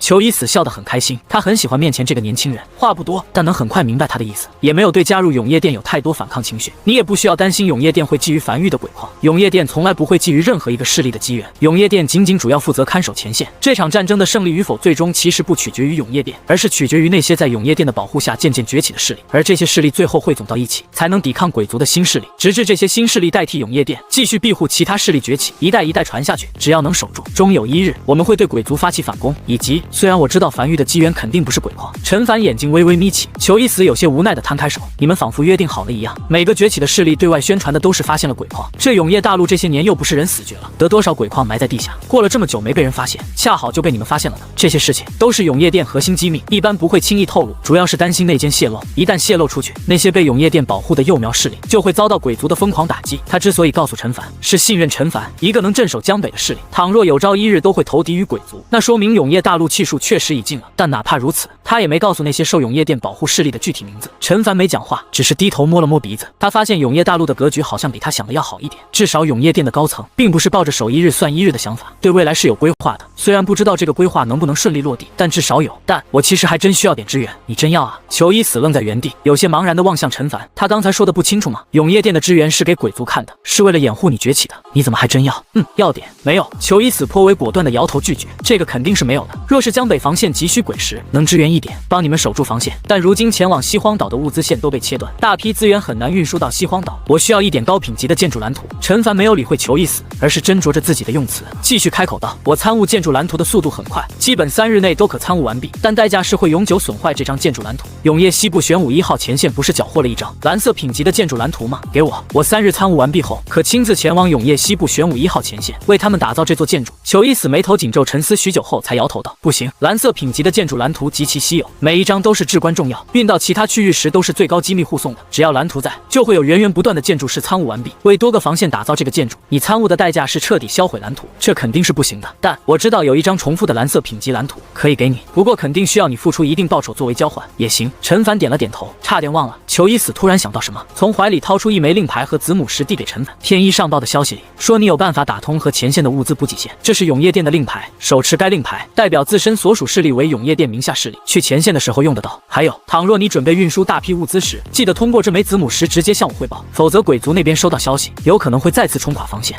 陈凡接过这枚令牌和子母石，又和裘一死交流一番后，裘一死才转身朝停靠在空中和城墙齐平的非洲走去。就在这时，身后传来陈凡的声音：裘老，要不留下来吃顿饭再走？裘一死身子僵在原地，望向江北防线上跑动的人群，饭菜香味渐渐传入他鼻子。他停下脚步，转身望向陈凡，笑着道：天一他们当时吃了吗？吃了。那行，尝尝。饭菜很快端上来，还是矗立在江北防线上的那座小屋。陈凡像上次一样坐在那里，只不过这次坐在对面的不是天一和披着黑袍的肥胖男人，而是一个头发苍白的老者。江北防线伙食真不错。裘一死笑着夹起一块排骨放入自己碗里。他们走之前吃的什么？和今天一样，也是豆豉蒸排骨。裘一死拿筷子的手微微一颤，如刚才一般笑着，只是眼眶里不知何时泛起数缕红血丝，将手里的排骨送入嘴里。好手艺。视线又注意到摆在桌子上的那盘红糖馒头，不由自主地拿起一个馒头送入嘴里。甜，看来临走前应该是吃到了一口甜。他儿子生前那么喜欢吃甜的，肯定不会错过这个红糖馒头。好了，不吃了。裘一死深吸了一口气，将咬了一口的红糖馒头塞进怀里，突然想到什么一般，起身有些着急地朝外颤颤巍巍地走去，一边拍着自己脑袋一边嘟囔道：瞧我这记性，差点忘了还有钥匙缠身，我得赶紧走了，我送你。陈凡起身将裘一死送到城墙边缘。裘一死踏上非洲后，突然想到什么，转头望向陈凡。对了，陈狱主跟在天一身后那个守夜人启动价值大吗？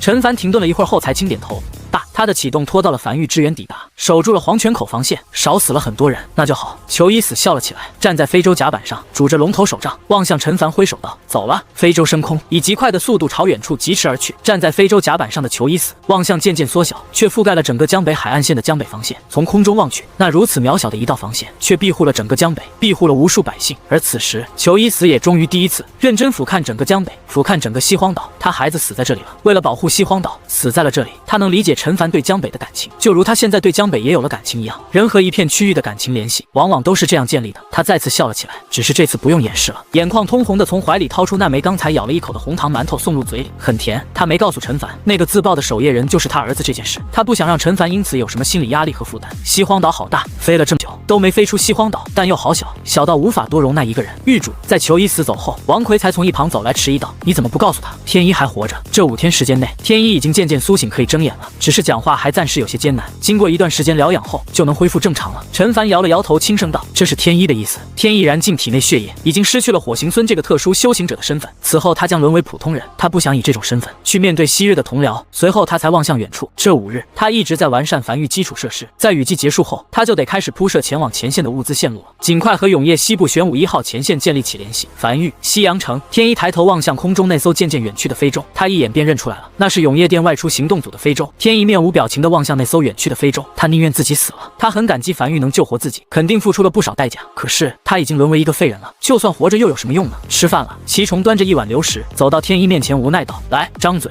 这几日给天一喂饭都很困难，这家伙要绝食饿死自己。或许是看见了永业店的非洲，今日的天一情绪有些波动，身体尚处虚弱，沙哑道：我已经是一个废人，活着已经没有任何意义了。什么废人？祁崇翻了个白眼，过几天你就能生龙活虎了，没少胳膊没少腿的，怎么就成废人了？我已不是火行孙了，沦为一个普通人。然后呢？樊玉有大批普通人你的意思是他们都是废人，没他们插秧，你连这碗流食都吃不上，没他们给你搭棚子，你现在还在暴雨中呢，他们的付出在你眼里完全看不见，就是一个废人，赶紧吃饭，吃饱饭了准备干活。你以为樊玉要白养你啊？跟我一起种田，不干活哪来饭吃？天一微微一愣，脸上第一次有了波澜，随后仿佛想明白了一般，乖乖张开嘴，吃了一大口流食，颇为用力的咀嚼了起来，眼里也重新浮现出了一丝对未来的希冀。他最怕自己没用，但奇虫让他突然明白，他还有用，只要有用就行。西阳城，陈凡站在远处的棚子下，望向这一幕，轻笑了起来。他没有过去打扰，只是在远远看着。雨季快结束了，该准备盘点后，开始干活了。樊玉、无名山洞穴外阴雨连绵，雨季尚未结束。这几天江北防线没有过多变化，从海底登陆的鬼巢被死死遏制在海岸线，无法再逼近一步。日子就这样过去了10日。雨季结束，虽然依旧会有鬼巢从海底登陆，但数量没有那么多了，也没有那么频繁了。永业殿那边也没有消息传来，说明永业前线在今年雨季又守住了，这意味着又有1年的平稳发育期。走了，陈狱主，我们先告辞了，明年再来。陈狱主路过城墙下的势力之主，在看见站在城墙上的陈凡，纷纷挥手高吼着告别。好，陈凡笑着挥了挥手，而一旁绝侯则是负责将这些势力通过高铁都送回自己的势力范围内，并且会给予部分鬼市补贴。雨季里，这些势力提供了不少人力支持，江北防线上的人越来越少，不少势力挨个撤走。而原本这些势力很多都来自于关西平原，以前彼此势力都有不少矛盾，但在江北防线上同吃同住了1个月后，矛盾也渐渐削弱了不少，准备干活了。江北防线上，陈凡伸了个懒洋洋的懒腰，望向远处海面，他突然意识到一个事情，那就是王麻子的奇迹是在多种巧合下实现的。他到现在都不知道王麻子到底是如何闯过那雷雨海域的，还是一来一回2次。若说1次是侥幸，那连续2次的侥幸也未免有些过于侥幸了。下一刻，陈凡转身，招手唤来趴在一旁地面上的卫尉，走向身后悬停在空中和城墙齐平的非洲上，开始铺设铜管。铜管竖着不断上升，一路来到3000米高度，然后才开始横向蔓延，直伸向黄泉口防线。是的，他打算打造一条空中快轨，直通永业西部玄武1号前线。这是一个枯燥且乏味的工作，他已经做好接下来几个月的时间都留在这艘非洲上了。狱主，怀里传音符里传来王奎的声音，我在江北防线上没找到你人，听他们说你已离开樊玉，现在方便向你汇报樊玉近期状况吗？说吧。如今樊玉储备鬼石具体数字为107亿枚鬼石，其中江北防线在雨季里扣除消耗后贡献了12亿枚鬼石，剩下大部分鬼石都是新大陆那边贡献的。陈凡点了点头，知道了。这段时间樊玉各项工作按计划推进，由你监督。明白。对了，狱主，这次收获的1宝里，其中几个石头好像有点像是狱主你专门嘱咐过的天道石。等狱主你回来，不用，我已经在返程了。片刻后，陈凡来到芥子室内，快速扫过漂浮在空中的那一个个异宝信息，从眼前不断闪过，眼中时不时闪过一丝诧异，有不少好东西啊。随后他将视线落在悬浮在空中的那2枚石头上，咧嘴笑了起来。熟悉的名称，熟悉的味道，熟悉的面板，天道石，而且是2颗天道石。这2枚天道石都是黄泉口防线那边大鬼掉落。王奎在一旁解释道：好。陈凡咧嘴笑着将这2枚天道石塞进怀里，大步朝仓库外走去。樊玉现在储备的鬼石不少，足100亿枚，只待和永业西部玄武1号前线那边打通后，他便开始准备爆发式增长了。别的不说，就说那通天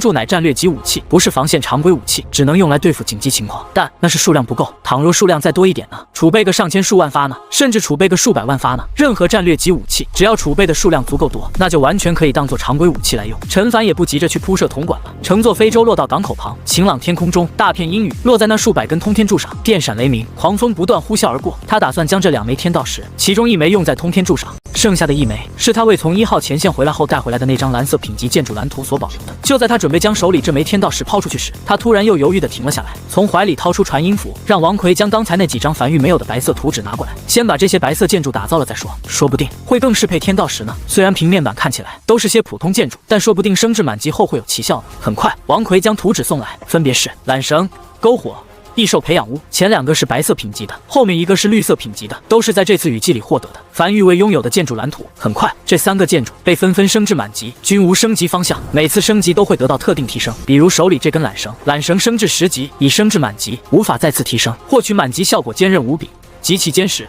陈凡挥了挥手中这根颇为厚重的绳子，面色有些微微古怪，真是什么类型的建筑蓝图都有啊，这算是建筑吗？他觉得这应该算是生活工坊生产出来的，就是一根绳子，打造费用不算太贵，但胜在十分结实。但别说，还真有点用。樊玉还真需要些极其坚实的绳子，当然肯定是不配1枚天道石的。他又望向篝火，这个建筑和鬼火完全不一样，但总算是有点建筑的样子了。作用是用来取暖。这么一座小小的篝火，可以抵御寒冷，而且供暖范围并不小。这个倒是可以在梵域里推广开来。篝火升至10级，已升至满级，无法再次提升，获取满级。这时，正行走在凡城街头上的少秋，感受着翠绿大雨滴答滴答落在自己身上时，微微一愣，半晌才反应过来，不由张开双臂，闭上双眼笑了起来。他的很多功法催动都需要消耗寿命，他本来也没打算活太久，原本他的寿命也没多少，但在沐浴了新大陆那场金色大雨后，他就延寿了。此时又延寿了，新大陆的那场大雨提升了他50年寿命，这场大雨提升了5年寿命。他望向凡城内无数人走出街道，显然大家都感受到这场翠绿大雨是对他们有益的，纷纷张开双臂享受着这场来自天道的馈赠。只是有些人却闷闷不乐，他们没感觉到这翠绿大雨有任何稀奇的地方。对这次雨季有功之人会根据自己的付出获得对应奖励，奖励不等；而无功之人，翠绿大雨落在身上则是没有任何反应。西洋城无数白骨阁的成员兴奋高吼着，他们没想到他们竟然也算有功，种地也有功，嘿嘿。祁崇笑得极其开心，他在雨中看来不仅仅是狱主认可了他的付出，就连天道也认可了他的付出。看以后谁还敢说种地无用的，天道都说有用，你说没用，你比天道权威等等。祁崇突然想到什么，回头望向天一，天一算不算有功？天一没镇守江北，而是付出在了黄泉口防线，但回头时他却看见了出奇的一幕，只见一道明显更加密集的翠绿大雨在大雨中形成一道雨柱，将天一整个人笼罩进去。这是更大的天道赐福，说明天道认为天一在这次镇守江北中付出了更多的，至少比他们付出的多。也是，祁崇恍惚的呢喃着，如果不是天一在黄泉口防线拖住了那批鬼潮，等到了梵域的支援，否则梵域腹背受敌之下还真不好处理。天一待在原地，抬头望向空中，他能清晰地感受到自己体内的鬼血花根茎在被快速排除，新的血管在他体内生长出来，那团猩红火焰再次燃烧起来，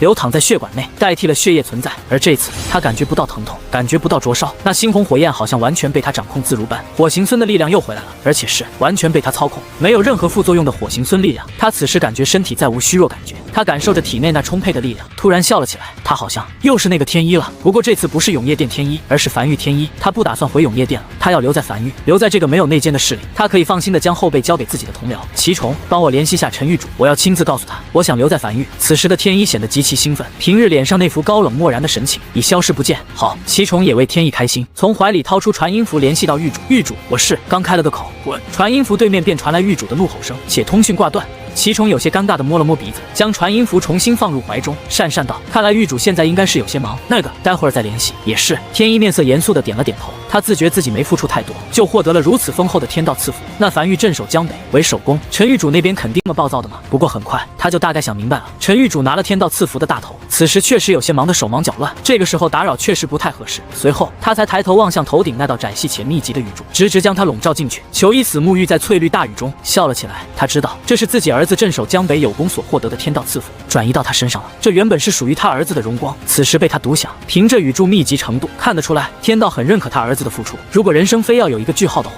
那他觉得自己儿子这个句号还不错，至少被人所记住。在翠绿大雨下，他体内原本肆虐不断钻体而出的猩红火焰渐渐平静了下来，但威力并未减小，反而他感知到威力变得更大了，并不会再伤害他的身体了。原本他只能再活几年，现在只要他愿意，再活个10几年一点问题没有。整个江北都沐浴在一场翠绿大雨中，而在关西平原，各个前去支援江北防线的势力上空，也都有一片片专属的翠绿大雨。翠雨天降，天道赐福，镇守江北，有功则赏，只要付出了就有功，哪怕是梵域看不见的地方，天道君会记录在案。终于在截止百息前，陈凡长吐了一口气，紧绷的神经突然松懈下来，呢喃着终于选完了。但就在这时，他突然发现自己好像看不清面前的东西了，一片翠绿水雾，怎么跟瞎了一样？下意识抬头望向头顶，忍不住愣在原地。今天这雨这么大吗？他感觉自己像是被一根通天柱直直砸进地底一样。很快他便察觉出不对劲儿了，如通天柱一般近乎实心的雨柱从天而降落在他身上，却并没有太多刺痛感，如春雨润万物，体内泛起阵阵暖流，像快去了一般。这是翠雨天降，天道赐福。在琢磨出来什么情况后，他也不着急了。没一会儿后，大雨缓缓消失，万里无云，完全看不出来刚才下了雨，而地面上也没有任何水波，甚至就连他的衣服也没湿。挺好，陈凡笑了起来，望向趴在一旁的魏魏。他除了感觉自己身体更轻快，以及寿命好像延长了，并没有感觉到太多这个天道赐福的效果，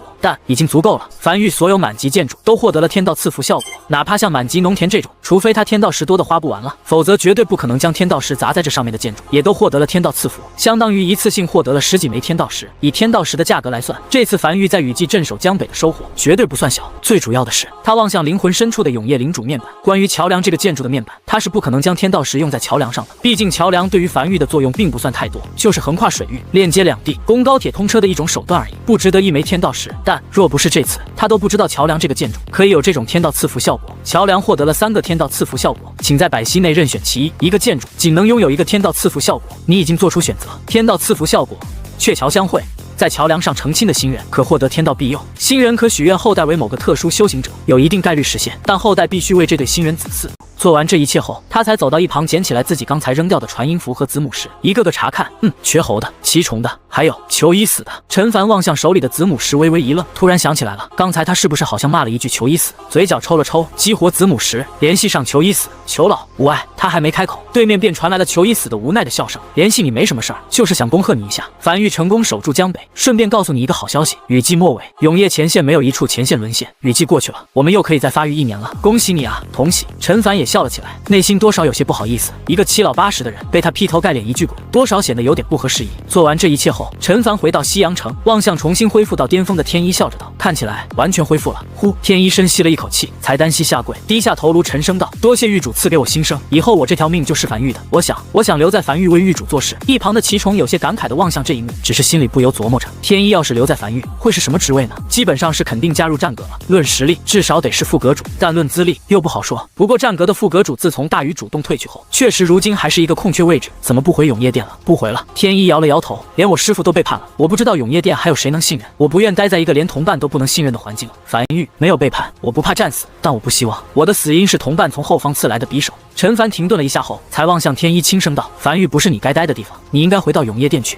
我在永业殿里没有一个可以绝对信任的人，我信任你。如果你回到永业殿，我在永业殿里就有了一个值得信任的人。其二，樊玉未来会和永业殿合作，一同对抗鬼巢，但樊玉不想因永业殿里的内奸白白战死。我需要有一个人在永业殿里告诉我真实情况和暗流涌动下的一些蛛丝马迹。其三，我看得出来你现在实力比以前更上一层，并且有功绩加身，回去后职位肯定能更上一层楼。当你站得足够高，也能方便你去清理永业殿里的叛徒。”天一没有讲话，只是茫然起身，眼里原本的光泽突然暗淡了一丝。他没想到陈凡会拒绝他留在樊玉，他这些日子十分羡慕樊玉里的气氛，没有背叛，没有内奸，这是他想发光发热的地方。但很快他突然想到了什么，迟疑道：“那我可不可以先加入樊玉，再回到永业殿？”“当然可以，樊玉欢迎你的加入。晚些时刻，祁虫会带你去领取一套樊玉服饰和身份令牌，你暂且归暗阁所属。少秋是你的直属上级，你平日和他联系，重要信息可直接向我汇报。”陈凡笑了起来，这家伙实在是太聪明了，一点就通。他的意思就是这个意思，明白？天一笑了起来，眼里重新绽放出光芒，这样好像更好了。他不但加入了樊玉，而且还可以铲除永业殿里的内奸。在做完这一切后，陈凡才离开西阳城，乘坐樊玉高铁前往港口，望向窗外快速向后市区的来往的人群，嘴角微微上扬，这样就挺好。在抵达港口后，陈凡才来到港口靠后江北荒原的一片区域，这里在他的吩咐下，已经腾出一大片区域，准备用来储备通天柱。但在具体决定储备数量之前，他要做一个实验，这个实验决定着能不能提高通天柱的射程。加把劲儿啊！1、2拉！在这片被腾出来的区域，一根刚被打造出来的1级通天柱正矗立在江北荒原上，而在这根足足数百米高的巨大通天柱附近，站了不少樊玉战阁成员。此时每个人手里都拽着一根绳子，使出吃奶劲咬牙拽着，那不是普通绳子，是陈凡刚刚打造的满级建筑缆绳。在获得了天道赐福后，天道赐福效果是使其变得更加结实。在一众武王的用力下，这根矗立在地面上的通天柱开始缓缓倾斜，并保持一个平缓的速度朝地面落去。而在通天柱的下方，是一辆被扩大且经过改装的樊玉高铁。很快，在一众吆喝声中，这根1级通天柱很快被稳稳当当的落在了等候在下方的樊玉高铁上，溅起阵阵灰尘，完美。周围响起樊玉成员的一众欢呼声，拄着翡翠手杖站在一旁全程目睹这一幕的陈凡，此时也不由笑了起来。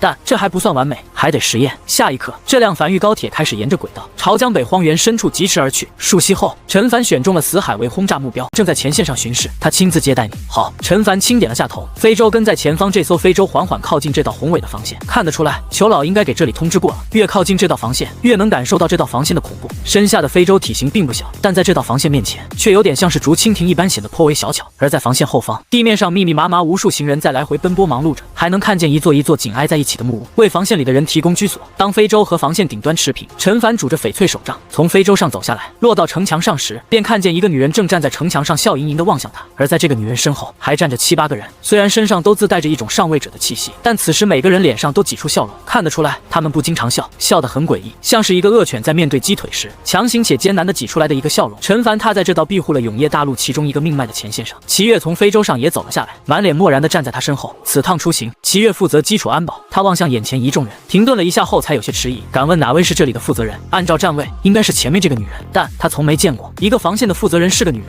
是我。他话音刚落，站在人群面前的那个女人便笑着迎了上来。怎么瞧不起女人？陈凡眉头紧皱，身子稍稍往后退了一步。没有，只是没想到永业前线的负责人会如此年轻。年轻吗？女所以女人有些不解地望向樊玉。所以此次樊玉起来，单纯只是免费资助前线粮食，以及带回去一些蓝图。是的，太好了！女人怔了许久后，突然蹦起来，在屋里兴奋高吼着。陈凡嘴角微微抽了抽，走出指挥室，来到城墙边缘，望向防线外波澜壮阔的大海。刺骨海风迎面袭来，都走出屋子了，还隐隐能听见女人的兴奋声在屋内响起。陈玉主。而这时，刚才跟在女人身后的一个中年男人大步朝他走来，有些歉意的小声道：“我是1号前线的副负责人，婵姐她。他老师原本是1号前线的总负责人，但在这次雨季里，他老师牺牲了，他接手了这个位置。他老师是他如今还在世的唯一亲人，再加上又突然将1号前线的重担扛在自己身上，压力有些大，情绪变得有些不太正常，希望你见谅。无碍。”陈凡摇了摇头，这样他就大概可以理解。随后，这个中年男人笑了笑，走，陈狱主，我带你参观1号前线，请。两人肩并肩走在城墙上，齐越跟在身后几步远，双臂抱怀夹着一柄长剑，嘴里叼着一根狗尾巴草，望向防线外的海面，眼神有些波动，不知想到了什么。接下来，两人就这样一边交谈着，一边走在城墙上。男人给他介绍了不少关于1号前线的信息。走了许久后，陈凡站在城墙上，感受着脚下的厚重感，望向防线外，他也要拥有这样的一道防线，还是这种防线更有安全感。走了，城墙上，陈凡望向婵姐和一众负责人挥了挥手，没再多说什么，走上非洲。伴随着非洲升空，他也准备回家了。出门3个月了，有些疲惫，他站在甲板上，低头望向手里的那张蓝色品级的建筑蓝图。一宝名称：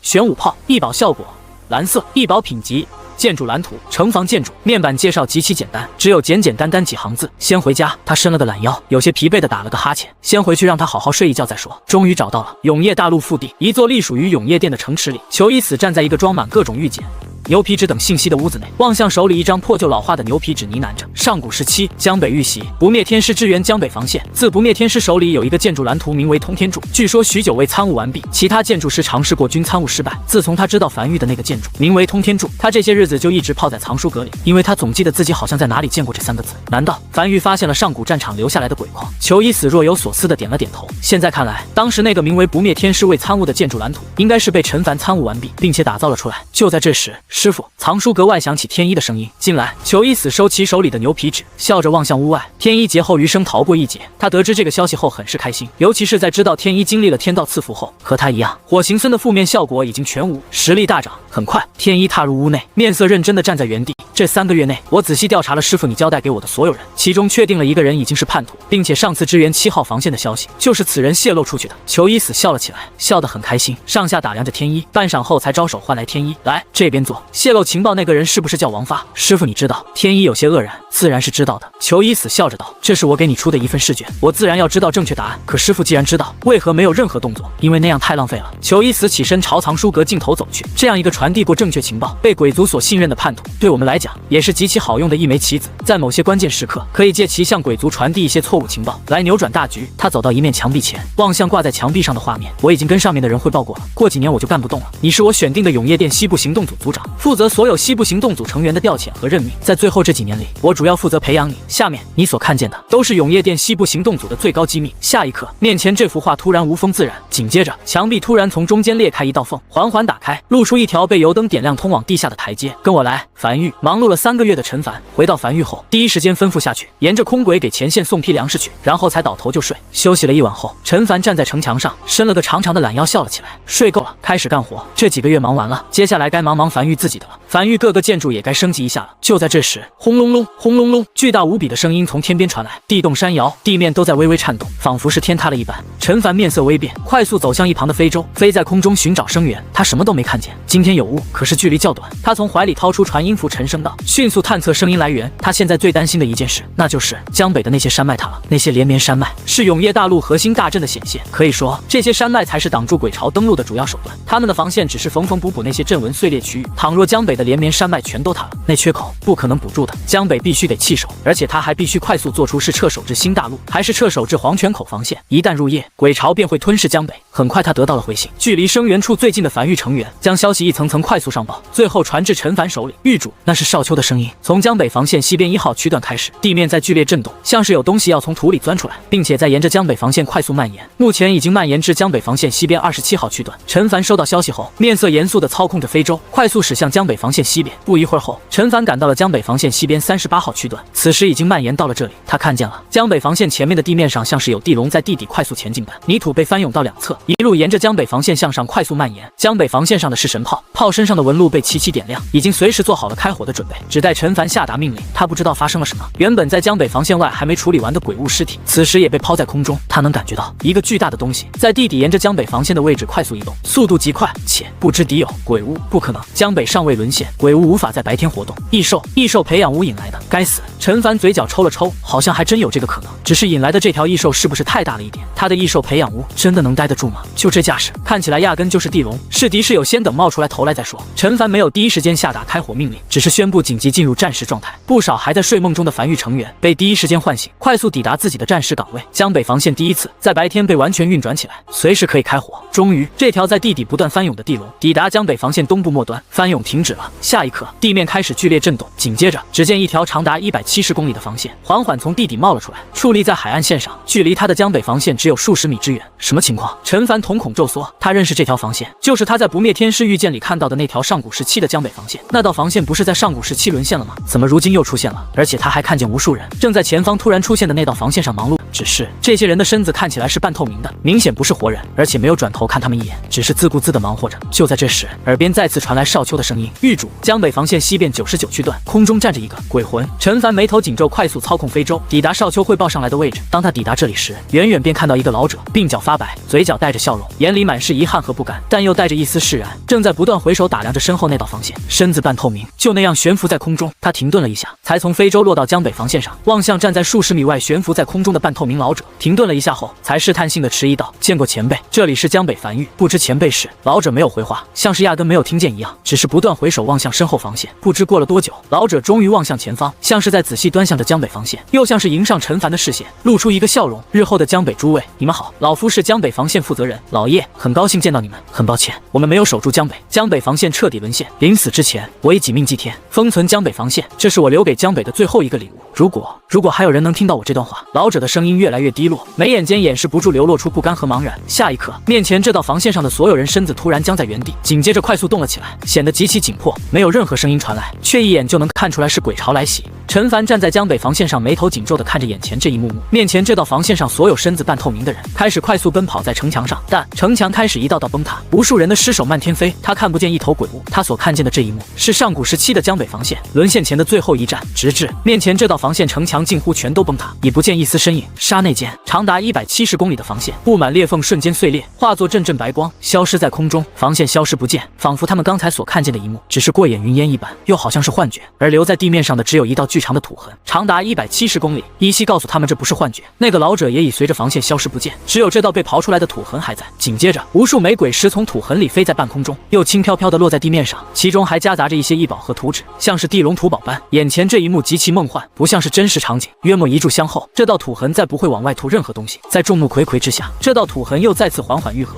重归完好，像是什么都没发生过一样。这是阵法。陈凡走出江北防线，站在刚才那个土痕浮现的地面上，亲眼看到这一幕的齐越快速赶来，有些急促道：“狱主，这是上古时期布下的阵法。上古时期江北防线沦陷时，将一些还没消耗完的鬼石、异宝等全都埋在地底深处，不想被鬼物获得。此举需要大阵辅助完成，并且在触发某个特殊节点，当这座大阵判定为此时江北不是沦陷区，所吐出来的东西不会落到鬼物手里的时候，大阵便会被现世，将所藏起来的鬼尸等吐出来，留给后人。”言语间，齐越有些唏嘘道：“现在几乎没有哪个势力能布出这种规模的大阵了，总感觉从上古到现在断层了很多东西。”陈凡没有讲话，只是眉头微微皱起，望向脚下。他终于知道，为何江北明明是上古前线，却没有一座鬼矿，反而江南不是前线，还能时不时发现一座鬼矿了。上古时期，江北防线在沦陷前，将所有鬼矿都埋在了地底深处，一个深到连魏魏都完全感知不到的深度。而那幅幻象，则是让他觉得以前地人颇为纯粹。良久后，他才低声道：“不用道歉，江北如今有繁育镇守，不会再沦陷了。”一众繁育成员已经走出防线，将从地底吐出来的这些鬼石快速收拢起来入库。这是上古时期的鬼石，在跨越数千年后，依旧完好无损。在经过这个小插曲后，陈凡才继续回到无名山，再又一次亲眼看到上古时期江北防线的沦陷，让他觉得如今的江北防线还是不太够，必须变得再强一点。时间不知不觉过去了大半年，很快雨季即将再次来临。10月末，陈凡正独自一人走在繁育各个区域，不断升级着繁育的各个基础建筑，比如建筑工坊。他停在那座已经满级的建筑工坊面前，笑了起来。这大半年内，他已将载具工坊升至9级，多了2个可打造的载具，其中这2个载具都为繁育帮了大忙。比如在载具工坊升至8级后，新增加了一个载具巨鬼，移动速度较慢，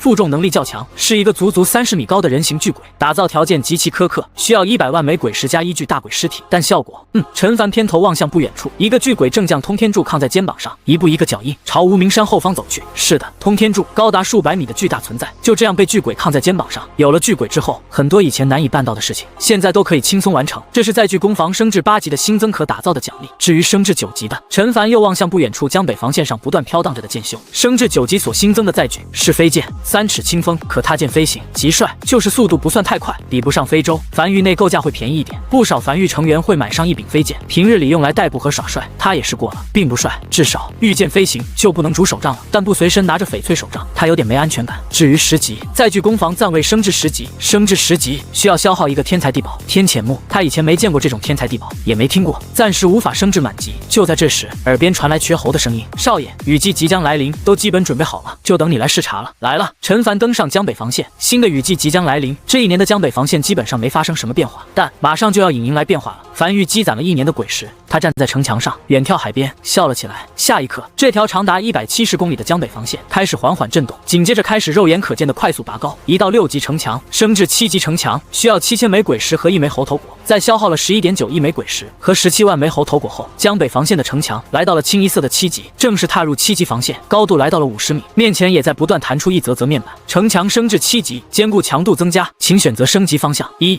降低安置在城墙上的城防建筑鬼石消耗。2、略微再次提升城墙的坚固程度。3、远距离攻击城墙的敌人对城墙造成的伤害会较低。陈凡望向面前不断弹出来的面板，清一色的快速勾选了第一个升级方向。然而，陈凡虽然看似在机械式的勾选着第一个升级方向，但注意力却极其集中，很快便看见了一则特殊的面板：城墙升至7级，坚固强度增加，请选择升级方向。1、已质变。万家灯火，城墙本体将自带鬼火范围，鬼火范围取决于安置在城墙上的最高等级鬼火。该质变升级方向可生效在相连城墙上。稀有。2、近距离攻击城墙的敌人有较低概率遭到一定伤害反弹。3、远距离攻击城墙的敌人对城墙造成的伤害会较低。陈凡笑了起来，稀有级别的升级方向，若是这则升级方向出现在其他防线上，顶多也就是省点每日维持鬼火消耗，但生效在江北防线上，那就真的是质变了。江北防线拥有万里长城的传奇质变，完全可以做到1+1大于2的效果。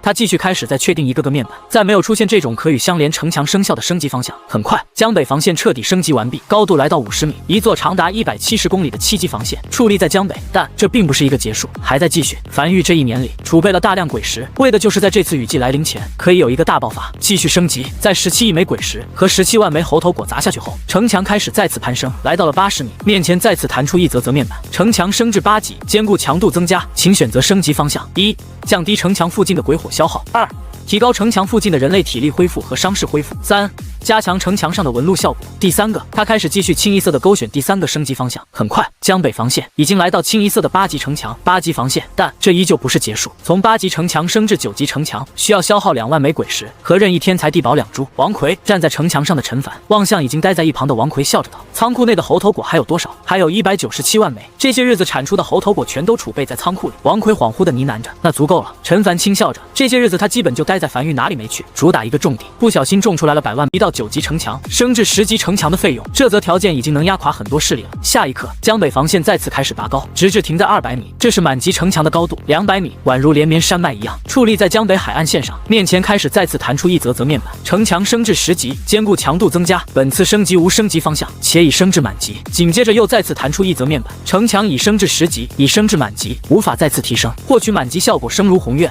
你站在城墙上所发出的声音，可响彻天地间。江北防线10级防线，终于，樊玉终于拥有了第1座10级防线。陈凡站在江北防线上远眺海面，轻笑着。接下来要做的就是将西荒岛各个缺口，比如7号防线和黄泉口防线都彻底接管，放弃原先防线，打造属于江北自己的防线。他要将西荒岛的缺口彻底堵起来，打造一个鬼族绝对奈何不了他的安全区域，然后便可以大肆朝各个永夜前线支援噬魂雕塑等辅助建筑，这是能影响整个战局的举动。届时，鬼族肯定会气急败坏的偷渡来找他，然后便会看见西荒岛3个缺口上驻扎着3到10级防线，一个连9级防线都奈何不了的前线鬼巢，经过百不存一的偷渡，又能奈他何？他要将西荒岛打造成一个绝对安全的地盘。狱主一旁已经彻底懵住的王奎站在城墙边缘望向下方，高度甚至让他有些晕眩，足足200米高啊，是不是浪费了一点？江北没那种规模的鬼巢，浪费。陈凡笑了起来，咂巴着嘴。新大陆那边辛辛苦苦挖鬼石是为了什么？是为了放在仓库里生孩子吗？这里我们的后方足够安全了，我们在外才能为所欲为，不然你看我们现在提心吊胆的，运点点粮食去前线，都担心被鬼族惦记，多少有点不爽。鬼石还是不够多啊！他盘算着樊玉如今剩余的鬼石数量，升至10级城墙，消耗了85亿枚鬼石和85万颗猴头果。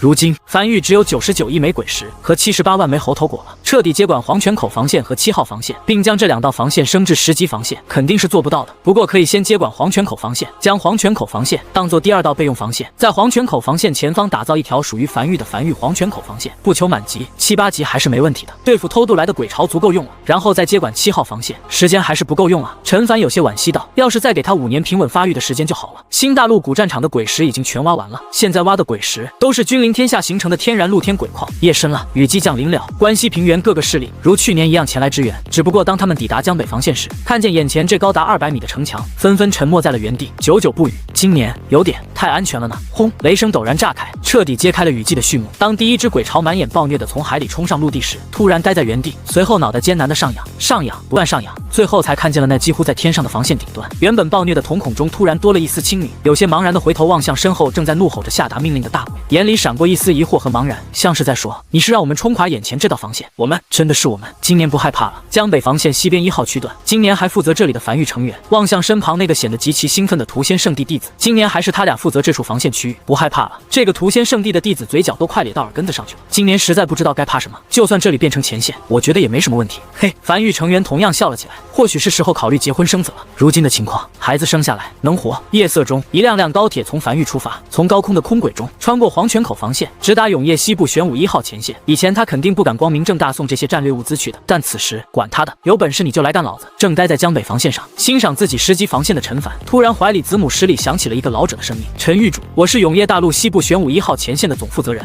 陈凡眉头轻挑，他记得这个男人的声音。大半年前他去1号前线的时候，这个男人带他参观了前线，讲解了一些东西。只是他记得这个男人不是2把手了，1把手是个女人。禅姐死了，鬼巢来袭，打头阵的大鬼出言挑衅。禅姐走上城墙回应，中了案件。我现在负责接管永业大陆西部玄武1号前线，暂时担任总负责人。子母石那边的声音停顿了一下后，才再次开口：“我代表1号前线所有人感谢樊玉支援的噬魂雕塑，10万枚鬼石一座的售价，我相信对于樊玉来讲是亏本售卖，真的感谢。但我们抓到了一个叛徒。”可惜那个叛徒已经将消息泄露给鬼族，鬼族可能会偷渡前往西荒岛。抱歉，通讯挂断。陈凡摸了摸鼻子，10万一座，其实他没少赚，但这不重要，重要的是禅姐死了。他眉头微微皱起，依稀记得那个他刚抵达1号前线，这个行事风格颇为出挑的女人。雨季不是才刚降临吗？大鬼出言挑衅，他轻叹了一口气，这也是命了。先去加固下黄泉口防线，鬼巢可能要来偷渡了，先做好准备。黄泉口防线很短的，只有27公里，消耗不了多少资源。他又看了眼江北防线下那群蹦蹦跳跳的鬼巢，哪怕是席卷浪花而来，也根本触碰不到城墙顶端，甚至都不用是神炮开火，就让他们搁这儿爬个数十天的，都怕爬不到城墙上来。200米高，开玩笑呢，比这些鬼巢命都高。紧接着，一辆辆樊玉高铁承载各种物资，迎着夜色驶入江北荒原，向着黄泉口防线位置疾驰而去，准备去接管黄泉口防线。都做好准备。黄泉口防线负责人有些紧张的在城墙上不断巡视着，这是他担任总负责人的第2年。虽说他们是内陆防线，不会被鬼巢侵蚀，但去年的惨烈还是给他留下了深刻的印象。万一今年还有呢？此时已经入夜数个时辰了。就在这时，他怀里的传音符突然传来一道熟悉的声音：“这里是江北樊玉，黄泉口防线即将迎来大批鬼巢，不是黄泉口防线所能抵挡的存在。从此刻起，江北樊玉正式接管黄泉口防线。”话音落下，在鬼火照亮范围中，一辆辆高铁从关西平原的黑夜里驶入黄泉口防线。紧接着，还没等他反应过来，一艘非洲便从黑暗中驶来，和城墙齐平。陈凡拄着手杖走上城墙，望向黄泉口防线负责人，笑着道：“还用自我介绍吗？你应该认识我吧？江北樊玉，陈凡。开城门，樊玉要在前方打造一道樊玉黄泉口防线。”很快，黄泉口防线数个城门开启，数辆樊玉高铁顺着早就铺设好的线路驶向黄泉口防线外。这大半年，他早就是在樊玉和黄泉口之间铺好了2条线路。高铁驶出黄泉口防线的瞬间，一个个巨大的巨鬼从高铁上跳了下来，还有大批樊玉成员开始原地卸火，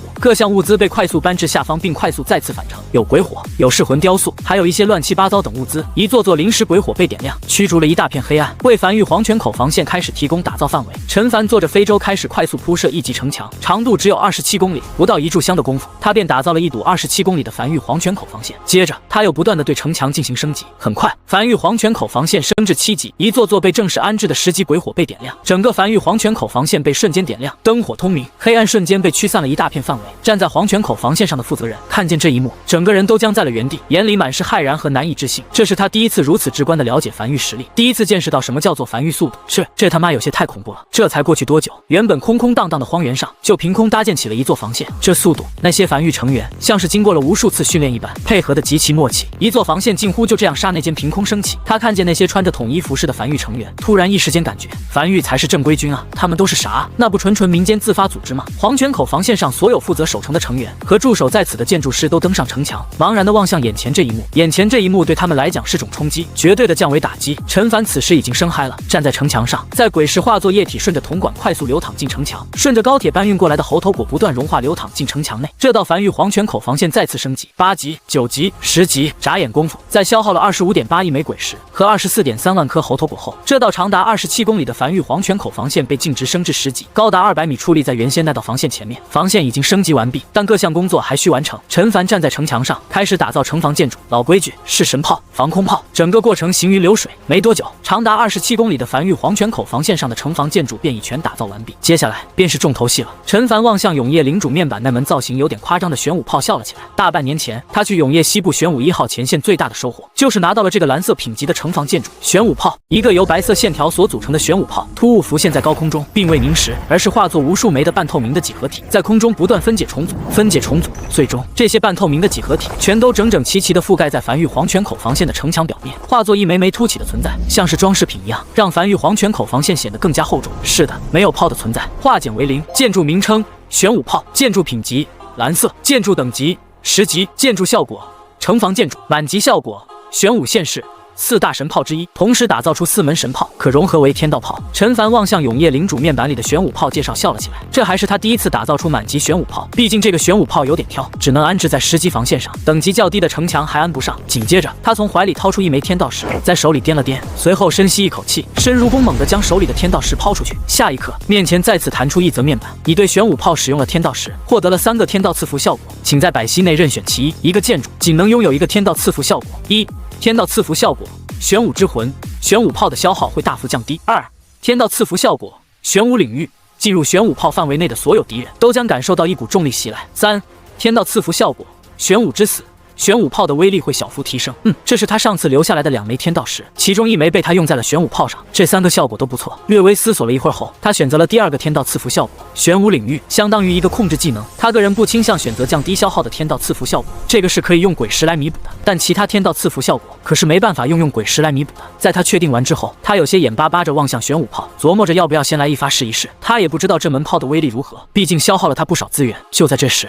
怀里传音符突然传来小秋的声音：狱主，防线外有一批鬼潮涌来。陈凡偏头望向远处，只见在鬼火尽头，一批批熟悉的肉球正随风在地面上不断滚动。挺好，他笑了起来，那就用这批肉虫鬼潮来试试威力吧。陈凡乘坐飞舟飞在空中，俯瞰着这批肉虫鬼潮，并启动了玄武炮。城墙表面的第1枚古朴石块被点亮，散发着一种青色光芒。紧接着，第2枚、第3枚、第4枚，眨眼功夫，镶嵌在城墙表面的1024枚古朴石块被快速依次点亮。这些被点亮的石块宛如一只玄武卵，浮现在整座城墙上。下一刻，所有古朴石块被全部点亮。轰轰！只见一道无形的冲击波从繁育黄泉口防线底部猛地涌出，那动静像是有庞然巨兽在地底翻身一般。紧接着，天地间隐隐响起一道玄武的怒吼声，震撼人心。那每1枚古朴石块都发射出一道青色光柱。当1024道青色光柱聚集在一起时，一道近乎半透明的青色玄武陡然浮现，抬头怒吼着，声音宛如实质，在空中溅起道道阴痕。一个庞然巨物如虎入羊群一般冲进肉虫鬼巢，每一巴掌落下都能拍死一大片肉虫鬼。而肉虫鬼临死前的自爆被青色玄武完全无视。巨大的庞然巨物底盘宽度大概在数百米，已经落在防线上的陈凡目不转睛地盯着这一幕，没有犹豫，当即催动式神炮对着青色玄武开始轰炸。数十门式神炮对青色玄武开始狂轰乱炸，然并未对青色玄武造成一丝伤势。炮弹穿过青色玄武，落入鬼巢中。和他判断的一样，这青色玄武不但完全免疫敌方的攻击，也完全免疫来自防线的攻击。毕竟这玄武无实体，和铜管一样处于虚幻状态，这有点牛逼了。陈凡有些恍惚地呢喃着，玄武炮的攻击方式不是光柱，而是召唤出一头体型巨大、实力极强还处于虚幻状态的青色玄武，天然立于不败之地。青色玄武的死亡方式只有一种，那就是能量耗尽，不存在被杀死。而那些肉虫鬼巢在靠近防线后，仿佛被慢倍速播放了一般，身子翻滚的速度慢了许多。那是玄武炮的天道赐福效果在发威，挺好。陈凡笑了起来，具体好不好还得看消耗。他望向永业领主面板，这一发玄武炮消耗了他100万枚鬼石，还行，没他想象的贵。而永业领主面板上玄武炮上清楚地标注着无需冷却，可随时催动，也就是说他只要鬼石足够，玄武炮同时开火100次就会有有100头。处于虚幻状态下的青色玄武在鬼巢中肆虐践踏。很快，肉虫鬼巢被清空，失去攻击目标的青色玄武开始呆在地面发呆。过了许久后，才缓缓消散在空中。2炷香，陈凡望向旁边燃尽的那2炷香，青色玄武的持续时间大概在2炷香左右，还算是比较持久的。只是不知道具体威力如何，也不知道能不能打得过大鬼。可惜没有大鬼让他来做个实验。而此时，繁域黄泉口防线上各个地方已全部安置完毕，部分被调动在这里的繁域成员已经都各司其位。现在还有一个问题，那就是安排谁当这道防线的负责人。思索片刻后，他从怀里掏出子母石，联系到裘老。很快通讯建立，轻咳一声：“裘老，问你要几个人？只要你开口，随便要。”子母石里传来裘老爽朗笑声：“7号防线负责人七老和黄泉口防线负责人，这2人都给我繁育吧。”子母石对面突然陷入了沉默，半晌后才传来裘老的声音：“陈狱主，那这2道防线就突然没负责人了？繁育负责接管，你的意思是黄泉口防线负责人担任你新打造的繁育黄泉口防线负责人？差不多吧。”陈凡向七老解释了原因。子母石对面裘老沉默了许久后才开口道：“人事调动不是永业殿西部行动组的权利，尤其是防线总负责人的调度。不过永业殿西部战略堂堂主正跟我喝酒呢，他负责人事调度，让他跟你说说看看。”话音未落，一个明显要苍老许多且迫不及待的声音就在子母石里响起：“陈狱主，我已经知晓了你在今夜向永业西部玄武1号前线支援的噬魂雕塑，我想问的是，你能不能将这些噬魂雕塑支援到西部其他前线？这个建筑对于我们来讲很重要。”“当然可以，但需要一点时间。”“好。”子母石里的那个苍老的声音斩钉截铁道：“给你了，7号防线和黄泉口防线所有人都给你了，防线也给你了，以后西荒岛都是你们繁育的，我这就下达命令。”说罢迅速挂断通讯，不给陈凡回话机会。陈凡嘴角微微抽了抽，看来前线是真有些紧张了，连这种大人物都开始玩这种小心机了。他只要2个人，给他这么多人，明显是永业殿补给给不到了，索性直接全脱手了。叫那家伙过来吧。是。片刻后，黄泉口防线负责人忐忑地望向陈凡：“陈狱主，你找我？”“陈凡随意看了这个男人一眼，注意接听消息。黄泉口防线负责人虽然不知道发生了什么，但还是下意识将子母石握在手里。很快，子母石里发烫，里面传来了一个醉醺醺的老者声音：“张秋八，我是永业殿西部战略堂堂主，现在下达命令，听命。”张秋八面色瞬间严肃起来：“是战略堂堂主亲自联系他，肯定有重要任务颁布。从现在起，你被永业殿除名了。”黄泉口防线负责人僵在原地，下意识低头看了眼手里的子母石，看看自己的子母石是不是假的。什么玩意儿？大领导越级联系他，就是为了告诉他一句：你被开除了，你和黄泉口防线所有人全都加入繁育。不等他回话，通讯挂断，还没等他反应过来，陈凡便走过，笑着望向他：“收到信了吧？回去吧，将你们黄泉口防线所有人都统计一下，然后告诉大家伙准备开饭，吃点夜宵，压压肚子。”解决了这件事情后，陈凡才重新回到奇宠几人之间，嘱咐道：“张秋八加入繁育后，由周末你负责带，让他大概了解下繁育。”随后又嘱咐了几句后，陈凡便启程返回繁育。不久后，天亮了，陈凡已经回到江北防线，站在江北防线的城墙上，掂了掂手中的天道石，这是繁育最后一枚天道石，最后一枚了。他有些感慨地望向手里这枚天道石，当即将这枚天道石重重砸在身下的城墙上。下一刻，面前再次弹出一则面板：你对城墙使用了天道石，获得了3个天道赐福效果，请在百息内任选其一。一个建筑仅能拥有1个天道赐福效果。1. 天道赐福效果，坚不可摧，城墙的防御会小幅提升。2. 天道赐福效果，雄伟壮观，城墙看起来会更加雄伟，且小幅提升各个升级方向的效果。3. 天道赐福效果，铜墙铁壁，城墙将免疫5成远距离攻击。陈凡略微思索了半晌后，选择了第2个天道赐福效果。联合这个天道赐福效果，可以再次增强鬼血纹路效果。在做完这一切后，他才转身遥望关东平原方向。7号防线长达97公里，距离较长。如果从零开始打造一道长达97公里的10级防线的话，暂时鬼石还不够。不过再给他个半年时间，差不多就够了。西荒岛的3个缺口就可以被他彻底堵起来。希望今年雨季可以平安度过吧。陈凡站在城墙上低声呢喃着：只要今年雨季平安度过了，那么等明年繁育就可以正式上桌了，就可以正式参与到和鬼族的交锋中了。狱主站在防线上正远眺海边的陈凡，怀里的传音符传来了小邱的声音：王老已经收到命令，赶赴繁育黄泉口防线，准备上任。好，陈凡应了一声，表示自己知道了。繁育黄泉口防线的负责人经过讨论，由王老担任，也就是那个曾经让王奎做了13年的王家主。此人是王奎举荐的，此人管理能力不错，将站点经营的有声有色的。他思索了一会儿后，也决定先让王老试试。繁育目前太缺人才了，先扔到防线上去锻炼锻炼，看看能不能拿住势。原黄泉口防线负责人张秋八还需要培养一段时间，至少需要对繁育的状况有一点了解。玄武炮，他大手一挥，在长达170公里的江北防线上又打造5门玄武炮，雨水淅淅沥沥的从空中落下。新的一年雨季来了，永业大陆腹地，一座隶属于永夜殿的城池。好了，该走了。醉醺醺、满脸胡茬的老者起身，摇摇晃晃地望向裘伊死。这都喝到天亮了，真该走了。不送。裘伊死此时也有些喝到位了，眼睛都不怎么睁得开，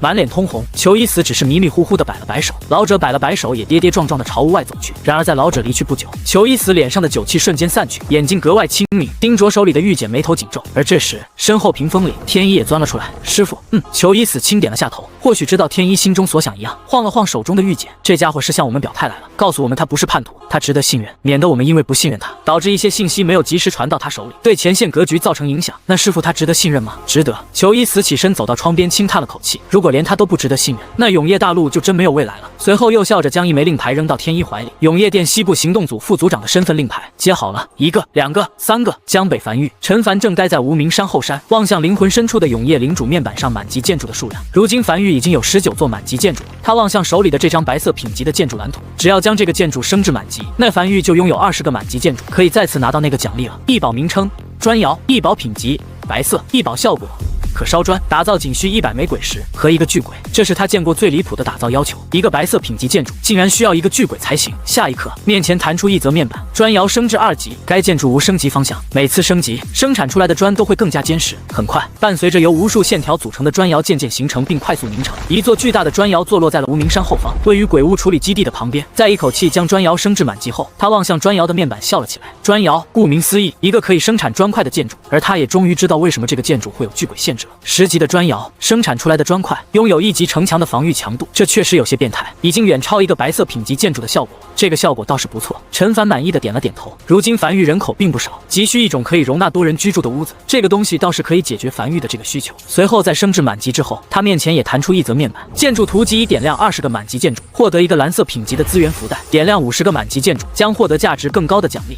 依旧是蓝色品级的吗？陈凡有些微微失望，他还以为会是更高品级的，不过和他之前获得的福袋不同，这个福袋是蓝色品级的资源福袋。福袋打开后，有 9.5% 概率获得21枚鬼石，有 0.5% 概率获得31枚鬼石加1个蓝色品级资源福袋。他随意抽开资源福袋上的蓝绳，下一刻，空气仿佛凝滞了一般，紧接着无数枚鬼石突兀浮现在空中，宛如流星雨暂停在半空中般，随后夹杂着雨水噼里啪啦的砸向地面。陈凡僵在原地，他望向手中从福袋里掏出来的1个福袋，有些茫然。他运气这么好，0.5%的概率都被他随机到了。数十万枚高级鬼石从天而降，这相当于31枚鬼石，还有给了1个资源福袋。再试试呢？他有些试探性的再次打开手中的这个资源福袋，紧接着空中再次浮现出数十万枚高级鬼石。靠！陈凡此时明显觉得这不是运气了。随后他又尝试了一次，又是10万枚高级鬼石从天而降，手里又多了1个福袋。只是在他看不见的地方，旋绕在他身上的金色气息，随着他每打开一次福袋，都会少一缕。而这些金色气息，正是去年天道赐福陈凡头顶那个翠绿雨柱里所夹杂着的金色气息。陈凡面无表情的沉默在原地，望向手里的资源福袋，他没敢再开了。他大概琢磨明白怎么回事了。如果他没猜错的话，应该是去年的那场翠雨。他当时还疑惑，为什么他的翠雨那么大，但效果却和其他人看起来没什么区别。现在看来，应该是有额外增加运气的效果，只不过这个额外效果他不知道，而且不是实现的，是按次数算的，也不知道还有多少次。他暂时不想自己好不容易搞的这点运气全都弄在鬼石上，已经够了。白白给了他91枚鬼石，让樊玉的鬼石储备瞬间来到了162亿枚，也足够让他打造7号防线了，就差猴头果了。不久后，樊玉天仓阁成员赶到无名山后山，将地上的漫天鬼石拉回仓库。陈凡又打造了3座满级砖窑。时间来到第2天，樊城一个个巨大的巨鬼正搬起一枚枚巨砖，按照旁边地面上刻着的图纸，根据指挥依次摆在空地上。不一会儿，一座约14层高的高楼大厦拔地而起。很快，眼前这栋高楼大厦在盖到18层后开始封顶。狱主站在一旁的王魁望向那一栋高楼大厦，有些咂舌道：“我以前从未听闻有如此高的建筑，大风吹过，真的不会塌吗？”不会。陈凡摇了摇头，没有过多解释。砖窑的满级效果就是抗风抗震能力极强。对了，陈凡突然偏头望向身旁王魁，管理人员培训班那边最近进展如何了？在大半年前，樊玉新开设了一个私塾，主要培养管理人员，专门挑选一些资历较老的樊玉成员进行培养，一旦毕业就可以直接担任管理岗位。王魁面色认真汇报道：“目前第1班已经都顺利毕业，都入驻各个管理岗位了。”陈凡轻点了下头，没再说什么。时间流逝，不知不觉15天过去了。雨季过去了15天，据永夜殿那边传来的消息，没有一座前线沦陷。而这15天，樊城已经焕然一新，被重新改造过一番的樊城，面积再次扩大，参差不齐的高楼大厦矗立在樊城各个角落，让这座城池和其他城池看起来完全不一样。另外一边，一座不为人所知的宫殿里，一只鬼皇正面色阴沉地坐在大殿上。鬼族高层下了一道命令，暂时放弃攻打前线，不惜一切代价先清理掉那些不稳定因素，然后休整1年，明年发起总攻。这些不稳定因素成长速度太快了点，而这次清除樊玉的任务就交在了他的头上。良久之后，坐在大殿上的鬼皇长叹了一口气，迟迟未下达命令。他在等一个更好的解决办法，真要全军出动袭击西荒岛。等到了西荒岛，就不剩几个兵了。他是真的不想自己部下就这样白白死在天雷下。下方的一个小鬼献计道：“王，不如想办法将陈凡勾引到前线，然后用当时诛杀1号前线负责人那样，如法炮制杀死陈凡。这肯定比偷渡到西荒岛来的方便。”鬼皇坐在大殿上琢磨着，这倒是个好办法，反正只要能杀死陈凡就行，怎么杀就不管了。听说那陈凡对建筑蓝图极其在意，大殿内突然响起他的笑声。鬼一听令，取出仓库的一张蓝色建筑蓝图，放在一大鬼嘴里，让这头大鬼率兵冲击前线，将这张蓝图送到前线手里。是，他也储备了不少蓝图，这些蓝图对他们鬼族没用，但对人类有用，他们会收集起来，很多时候做诱饵极其好用。天亮了，当天亮不久后，陈凡怀里的子母时便传来裘老的沉重的声音：“陈狱主，昨夜永业大陆不少次级防线被攻破，鬼族付出了巨大的代价，偷渡了大批鬼巢，有目标有计划地清除掉了很多种子势力。这些势力都是像樊玉一样拥有巨大潜力的势力。我们拦了下数批鬼巢，缴获了一些牛皮纸，牛皮纸上标注着他们的袭击目标：江北、樊玉、陈凡位居榜首，你多加小心。”通讯挂断，刚睡醒的陈凡在收到这则消息的时候，面无表情地沉默在原地，嘴角微微抽了抽。喂，他什么都没干，他只是送了批粮食，送了批雕塑而已，怎么就位居榜首了？鬼族这么恨他的吗？随后快速掏出传音符，王奎将海岛那边成熟的猴头果都拉回来，看看能不能凑到87万枚猴头果。现在西荒岛还有7号防线这个缺口没被堵上，实在不行也得先打造一座9级防线，给这个缺口堵上。废物！废物！永业西部玄武1号前线海域里，一座宫殿内，那头鬼皇正愤怒地摔打着桌子上的瓷杯。建筑蓝图成功送到前线手里，但根据他内应的消息，前线那边并未将这则消息通知给陈凡，而是自个留下让1号前线建筑师参悟了。气煞我也！他的计划是想通过这个蓝图将陈凡引到前线，这样他可以免去偷渡损失。但他没想到前线竟然压根不将这个消息告诉陈凡。那陈凡不是顶级建筑师吗？有蓝图你不找陈凡，你他妈自己参悟！要不……跪在下面的小鬼抖若筛糠的颤声道：“要不再送一张？送你妈！”鬼皇有些气急败坏道：“再送下去，老子不就成内奸了？这次不但没引来陈凡，还白白损失一张蓝色品级的蓝图。”不过他很快深吸了一口气，让自己尽可能冷静下来。别急，蓝色品级的蓝图参悟起来没有那么快，需要很久。让我想想还有什么办法能将陈凡引到前线来。让我想想，绑他家人。王，陈凡没家人，绑他老婆没老婆，孩子呢？没孩子，手下呢？核心手下都在江北呢。鬼皇突然沉默了，那还能绑啥？好像只能强攻了。鬼皇沉默地坐在大殿上，一言不发。此时他脑海里不断闪过从人类文化中学到的一个个计谋。可就在他沉思时，怀里鬼谷突然再次传来一道声音：“栖息之地已在碎裂边缘，我们没有多余时间了。”鬼皇面色难看的沉默在原地，久久不语。如今的战局形势谁都能看得明白，只要拖下去，永业大陆会被鬼族渐渐磨死。但问题是，鬼族也拖不得太久了。栖息之地那边已经在碎裂边缘，他们必须找到一个新家。也罢，既然如此，那只能这样了。良久后，鬼皇走出大殿后，怒吼一声，黑暗中传来无数鬼物的响应声。紧接着，在这片广袤的海域上，大批鬼巢开始聚在一起，按兵不动，准备跨区域偷渡。而在远处，则是有源源不断的鬼物从海底冒出，继续冲向永业西部玄武1号前线。那些鬼巢不受他们控制。与此同时，大批物资已经运往关东平原的7号防线。既然10级防线暂时造不起，那就先造个9级防线。陈凡坐在车厢内，低头翻阅着手里整理出来的相关情报。昨夜，永业殿各个前线的鬼巢几乎全都通过百不存一的方式偷渡到次要防线，清除掉了一些有潜力的势力或人，付出的代价着实不小。只是，如果他是鬼族的实际掌权人，他会下达这个命令吗？付出和回报看起来有些不成正比。再有潜力的势力发展起来也是需要一定时间的，有点过于着急了。片刻后，陈凡抵达7号防线。陈狱主，七老已经带人在这里等候多时。关东平原这里真的会迎来这种规模的鬼巢吗？不好说。陈凡摇了摇头，做好万全准备。时间紧，任务重，谁也不知道今夜鬼巢会不会就降临。97公里的7号防线区域需尽快打造。时间流逝，夜深了，樊玉还在忙碌。这道9级防线基本已经彻底打造完毕了，大体已经完工了，只需要补充一些细微的东西就可以了。这道防线，我将其命名为樊玉7号防线，它会继承7号防线的意志。陈凡将一枚代表樊玉的身份令牌递给七老手里，轻声道：“这道防线的负责人依旧是你，我只有一个要求，守住这道防线，这道防线绝不能被攻破。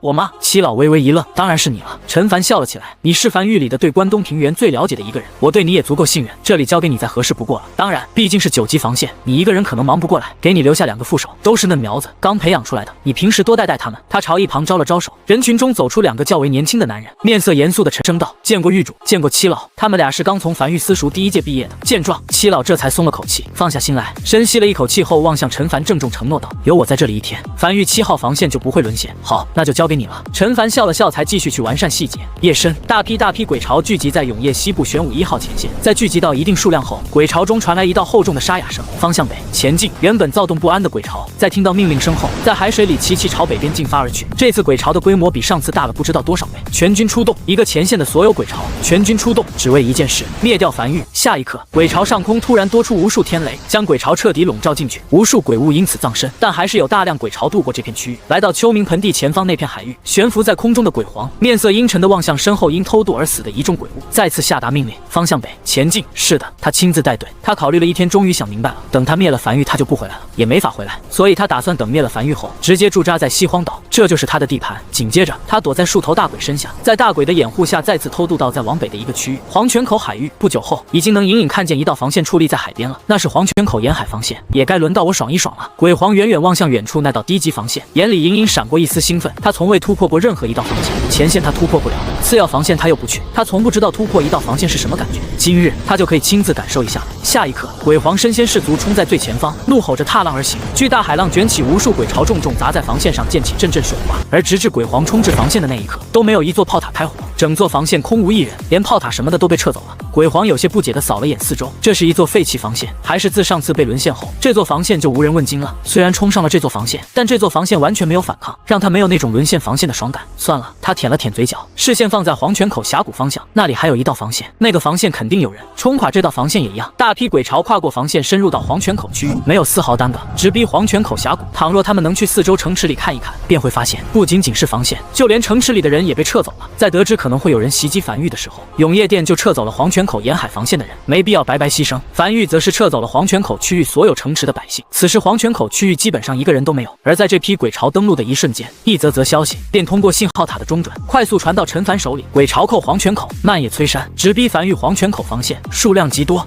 已经将樊玉7号防线打造差不多的陈凡，正在城墙上歇息着。在收到这则消息后，咧嘴笑了起来，没有丝毫犹豫，带着人便乘坐樊玉高铁，在夜色里朝樊玉黄泉口防线疾驰而去。终于来了，同时用传音符快速联系到少秋，嘱咐留在樊玉黄泉口防线的暗格成员，无需插手指挥，只需记录下王老的神态、处理方式和决策即可。这是王老担任樊玉黄泉口防线负责人第一次遇到的鬼巢来袭，且看对方如何应对，便能知道此人能否重用。这次鬼巢他无惧，10级防线摆在那里，寻常鬼巢不可能冲垮他的。樊玉黄泉口防线此时高达200米的城墙上灯火通明，他们已经收到消息，鬼巢即将来袭。这批鬼巢还是从前线偷渡来的鬼巢，虽然经历过百不存一，但无论是数量还是强度，都和他们平时雨季里看到的鬼巢完全不一样。这是鬼族正规军，大量樊玉成员在城墙上不断奔波着，紧张的气氛渐渐凝成，哪怕准备的再好，在面临大敌前也会忐忑。一个暗格成员此时正隐匿在阴影里，全程注视着王老的一举一动，默默在心里记下。心理素质较强，没有太多波动。王老，这个曾经丘贺王家的王家主，此时站在城墙边缘上，将手里的玉简塞进怀里。他才刚看完狱主留给他的关于樊玉黄泉口防线的详细信息，此时面色未有太多波澜的举起手中的身份令牌，这是负责人的身份令牌，其中也有这道防线的近乎全部权限。下一刻，这道高200米、长27公里的樊玉黄泉口防线高度开始快速降低，直至150米、100米、80米、50米，并且还在不断继续降低。就在这时，一道寒光突然出现在王老脖梗中，那个一直隐藏在暗中的暗格成员第一次违背阁主命令，从阴影出走了出来，将匕首夹在王老脖梗上，从怀里掏出传音符联系到阁主，颤声道：“阁主，我现身阻止了王老。”王老可能是内奸，他正在主动降低防线高度，如今防线高度已经只有50米了，如果不是我拦着，还要继续降。很快，传音符里传来少秋的声音：“让他继续降，你不用插手。”是。这个暗格成员咬咬牙，抽走匕首，撤到一旁，再次回到阴影里。站在城墙上的王老看了眼身旁的阴影，高举身份令牌继续降低防线，直至将防线高度降低至30米。原本极其雄伟的一道防线，此时看起来就和普通6级防线没有任何区别。6级防线的高度就是30米。随后才掏出传音符联系到陈凡狱主，根据我得到的信息，这批鬼巢是从前线偷渡过来，是拥有智慧的鬼巢。倘若当他们看到防线是10级的时候，可能就不会发起进攻了。这批鬼巢强度不低，能掉落不少好东西，白白放走不太好，有违天意。先以6级防线做伪装，进入射程后瞬间开火。传音符里传来狱主的笑声：“你是樊玉黄泉口防线负责人，这些事情你自己做主就行。”看得出来，狱主挺满意。王老眼里流露出一丝笑意，没再看身后墙角的位置。终于到了，鬼皇率领着大批鬼巢，远远看见黄泉口防线后狞笑起来。30米高的城墙，也就是6级防线，城墙上能隐隐看见不少人在跑动，就先拿这个防线开刀吧。都注意了，樊玉有一种手段，可远距离支援，爆炸威力极大，但支援需要一定的时间。以我们的实力冲垮面前这道6级防线，只要几10息的功夫就足够。冲垮防线后立刻散开，然后再汇聚。他的计划很完完美，毕竟他学过人类的兵法，知道什么叫做天下武功唯快不破。再好的计划也会有漏洞，而只要足够快，就能弥补很多漏洞。唯一让他有些隐隐疑惑的是，永夜殿什么时候这么奢侈了？面前这道防线的城墙竟然是清一色的鬼血纹路，够奢侈的，但无伤大雅，不影响战局。下一刻，近乎凝成实质的恶臭味从永夜中扑面袭来，一只鬼物张牙舞爪的从永夜里冲进鬼火范围，紧接着越来越多如同潮水般的鬼物冲进鬼火范围，直逼樊玉黄泉口防线。黑云压城城欲摧，一种近乎令人窒息般的绝望感。鬼潮中夹杂着数十头大鬼抡着巨大锤子朝防线狂奔而来，不少鬼物都被这些大鬼踩死在脚下。而在永夜里，漂浮在空中的鬼皇只是冷哼了一声，掌心渐渐凝聚出一团幽绿色的雾气，脖颈青筋渐渐暴起，去！怒喝着将这团幽绿色的雾气抛向防线。但就在这时，他看见自己那全力一击，那团幽绿色的雾气在撞到城墙上时，轻飘飘的散开，城墙没有任何损失，就像放了一个烟花一样。什么情况？这个刚才还野心勃勃的鬼皇突然愣在原地，有些不信邪的再次扔出一团幽绿雾气，依旧如此，再次轻飘飘散开。难道是特殊的升级方向，可免疫远程攻击？鬼皇眉头紧皱，大概猜到是什么情况了。也罢，他摇了摇头，从怀里掏出一柄大刀，再次怒吼一声，从永夜里冲入鬼火范围，亲自朝防线杀去。这一次，他将带头冲锋，在永夜西部玄武1号前线那里，他从没带头冲锋过，毕竟会死。但这里他要一展雄威，不行吗？樊玉黄泉口防线上，王老看见一头大鬼手里拎着大刀，嘴里还怒吼着，一头会说话的大鬼。再看周围鬼物，明显都惧怕这只大鬼。王老眼睛微微眯起，这明显是个有来头的大鬼，也差不多该收网了。此时鬼潮已经渐渐感觉到不对了，不少大鬼冲到城墙根下，抡起锤子砸城墙的时候，却发现纹丝不动，他们好像在砸天道的脚底板一样，根本砸不动。这不是6级防线吗？怎么连灰都不掉的？冲到一半的鬼皇在亲眼看见一头大鬼抡起巨锤砸在防线上，但防线却纹丝不动后，眼皮疯狂跳动，内心突然泛起浓郁的不安感，几乎下意识的就停止了冲锋，并快速朝后退去。或许这道防线有极其稀有的升级方向，可免疫远程攻击，但还能免疫近战攻击。一到6级防线，怎么可能硬抗大鬼一锤而纹丝不动？你至少也得掉几层灰吧？除非这不是6级防线。下一刻，这道防线开始快速拔高，直至拔高至200米。与此同时，安置在防线上的1350座式神炮终于开始全功率启动，一枚枚猩红炮弹开始毫不留手地将鬼潮笼罩进去。嗡嗡嗡！位于樊玉黄泉口防线表面的1024枚古朴砖块开始被齐齐点燃，并各自激射出一道青色光柱，光柱快速在空中凝成一头巨大的青色虚幻玄武。这头玄武落地的第一时间，便目标锁定于他，朝他直直冲来。10级防线，朝永夜深处狂奔而去的鬼皇不断回头望向身后这道防线，脸颊煞白，一个根本不是前线，甚至连次级防线都算不上的防线，竟然是10级城墙。这种事永夜殿肯定干不出来，不出意外的话，只有樊玉能干得出来。疯了，那樊玉彻底疯了！全军听令，撤退，撤退！他一边向永夜狂奔而去，一边高吼着：“先撤，滚啊！”他一边下令，一边攻击着身后这头青色玄武，但这头玄武就死死盯住他，他的攻击被对方完全免疫，烦得要死。正所谓痛打落水狗，溃败一线。在一个并不算开阔的峡谷里，是神炮的伤害溢出，在这里被完美发挥到最大。每一枚猩红炮弹下去，都能看见无数枚血链在鬼潮中穿梭，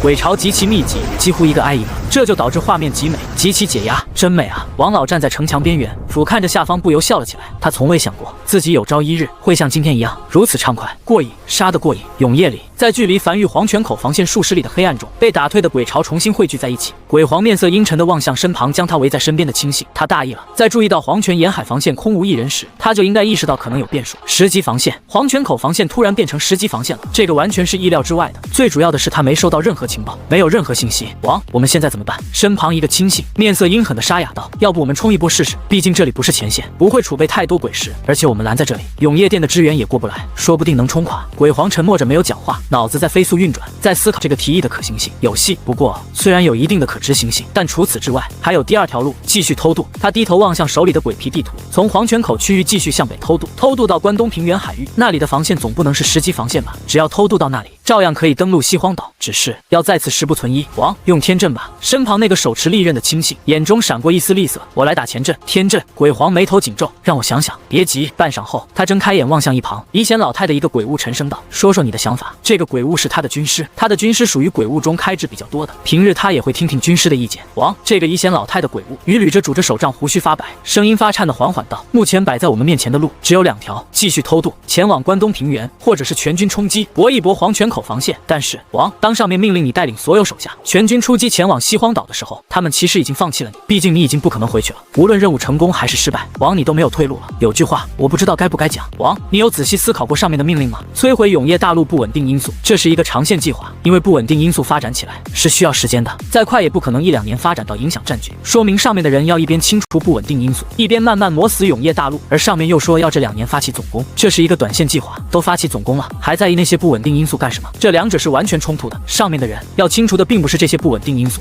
鬼皇愣在原地，抬头望向头顶的黑暗，下意识挠了挠脖子，那上面要清除的人总不能是我吧？是的，老鬼沙哑道。上面的人在这次雨季命令很多前线的鬼巢以一种近乎自毁的偷渡方式去消除不稳定因素，却又说要在1-2年后发起总攻，这明显是前后矛盾。不出意外的话，上面的人已经开始在分果子了。王，你被踢出局了！鬼皇顿时有些怒极反笑，都他妈没攻进去就开始分果子了。按照现在的局势，早晚会占领永业大陆，而且我有些怀疑上面可能获得了其他助力，等占领后再分果子就有些麻烦了。否则毕竟这么多兵力不会白白损失。鬼皇沉默着，久久不语。这番话对他的冲击太大了，他从未想过会有这种可能。王，老鬼继续缓缓道，所以这里其实有我刚才说的第3条路，无论是偷渡还是强攻，我们为的是什么？为了占领永业大陆，有属于自己的一块土地。但现在我们不是已经拥有了吗？老鬼指向四周，黄泉口区域已经沦陷，这里就是我们的土地，这里就是我们的家，剩下的事交给前线就行了。我们都从前线撤走了，攻打防线什么的和我们已经没多大关系。我们如今的兵力只有出发前的1%，还能打什么防线？很多事情不是等功成名就之后才能做的。不用占领永业大陆，我们也能安家。可是鬼皇皱眉道。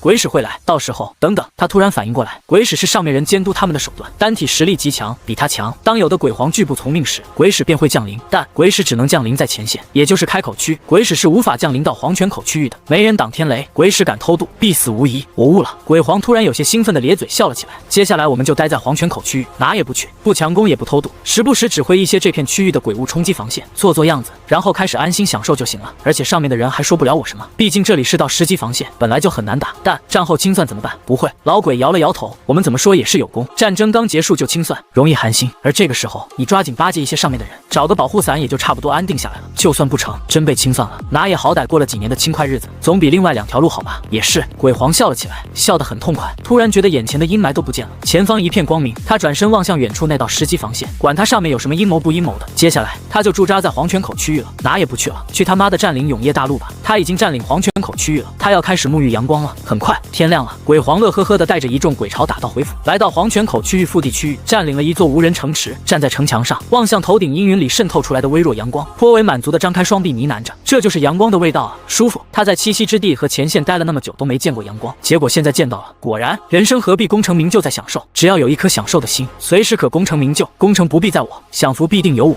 身后一众开了灵智的鬼物已经开始纷纷给自己找屋子了，而在城外则是趴着大批鬼巢，此时已经解甲归田开始开垦了。王身旁一头鬼物大步走来汇报道，城主府给你腾了出来当做你的宫殿，除此之外还找到了不少种子，已经分散下去让大家开始种地了，只是下面的人比较愚笨，尚未学会。笨！鬼皇有些不满地骂了句，种地这么简单的事儿都不会，告诉他们3天内学不会给他们种地里。随后他才抬头望向头顶悬浮在高空中的那根散发光亮的空轨，这条线路应该就是樊玉运往前线的那条物资线了，这倒是个麻烦事儿啊。鬼皇有些微微皱眉，他不担心永业殿前来清理他们这批鬼巢可是正规军，没有防线的庇护，永业殿拿头清理他们靠守夜人吗？得多少守夜人才能清理掉他们？但樊玉不一样，他有点担心樊玉是真有家伙事儿啊。就在这时，他怀里的鬼骨微微响起，进展如何了？鬼皇眼睛微微眯起，拿起鬼骨回信道，遇到一些意外，黄泉口防线被升至10级防线，正在强攻。鬼谷对面沉默了许久，显然没想到黄泉口防线会升至10级防线。真的？他撇了撇嘴。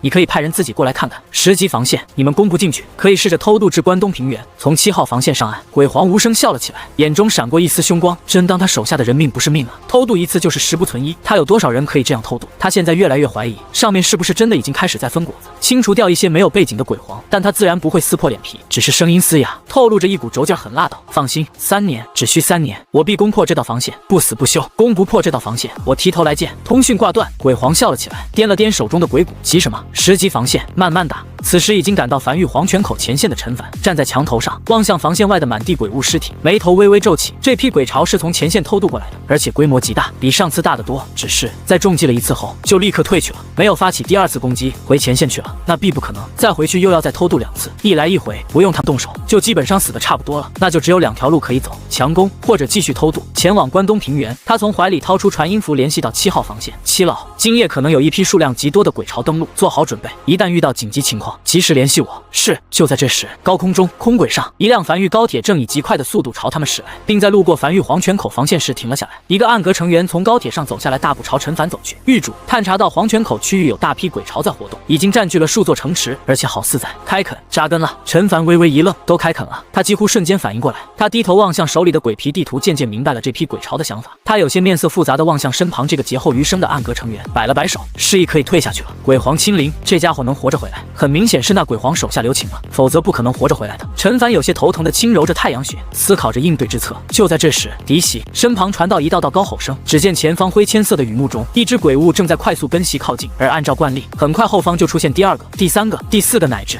直到这只鬼物已经冲到城墙下方，都没见其他鬼物，只有这一只鬼物朝防线发起冲锋，左手高举白旗，右手高举一张牛皮纸，将牛皮纸原地放下后，才再次转身朝雨幕中跑去。这什么情况？站在身旁的瘸猴有些微微皱眉，不愧是前线的鬼潮，开战前还先发檄文的，讲究。你去将那檄文上来。很快，这张牛皮纸送到陈凡手里，数行简短的字：95指战书，鬼皇95告樊玉，孤拥兵数百万，然天道贵生，今愿指兵戈，以黄泉口之地为界，两不相犯，无兵不扰君资路，君亦无故不战，阴阳各有道，乾坤各自容。陈凡面无表情的沉默在原地，这是他第一次收到来自鬼物的求和书。不得不说，这个鬼皇确实比他遇见的所有鬼物灵智都要高一点，都会咬文嚼字了。对方是真的打算当逃兵了，不打了，就待在黄泉口区域了。对他来讲不是什么好事，但也不是什么坏事，就有一种很诡异的感觉。这是他这么多年来从鬼物身上感觉到最诡异的一次。少爷，瘸猴看见这封信后也有些摸不着头脑。那我们就硬下来，先按兵不动。陈凡沉思了一会儿后开口道：我们更需要发育时间，他们不急，那我们更不急，先跑几趟空车，看看对方是什么情况，顺便回封信。我要一点诚意，比如他们的内奸名单，这样真的行吗？鬼皇有点没底气的站在城头上，和身旁几个幕僚商讨着，而旁边地面上则是丢了不少废弃的草稿。为了出这么一封休战书，他们几人商讨了许久，毕竟这是代表着他的文化素养，不能掉了面。鬼族和鬼潮最大的区别就是他们懂文化。试试看。老鬼沙哑道：若是站在人类视角来看，肯定是不会同意，毕竟人类不会允许永夜大陆被占领，哪怕是一片区域，但人类毕竟是个体，不是一个整体，在我们没有过多损害樊玉利益的情况下，樊玉应该也不会主动开战。鬼皇沉默许久后才抬头望向头顶阴云下的雨幕，呢喃道：天下之大，想找一处容身之地真难啊，也不知道海的对面都有什么。王，别好奇，好奇这个的鬼物没一个回来的。也是。鬼皇点了点头，望向不远处埋进地里的种子，有些兴致勃勃道：还是好奇下这批种子什么时候可以成熟吧，这是他第一次种地，多少有些稀奇。就在这时，一辆樊玉高铁从他们头上的空轨疾驰驶过，并缓缓飘下一封信。鬼皇瞳孔微缩，衣袖一挥，那在空中缓缓飘落着的信封便加速朝他手中击射而来。打开信封望去，樊玉复书：然何必有志，现尔潜伏入境者名册，以验成款，明录至日，白羽为期，在意将士。鬼皇眉头紧皱，仔细读了几遍后，看明白了，是让他上交出内奸名单，顿时长松了一口气。看来樊玉愿意接受和谈，一些条件都不是问题。当即洋洋洒洒清了清嗓，开口道：军师，我说你记，内奸有如下。洋洋洒洒一口气说了10几个人的名字后，才继续补充了一句：记得帮我润色润色，显得有文化一点。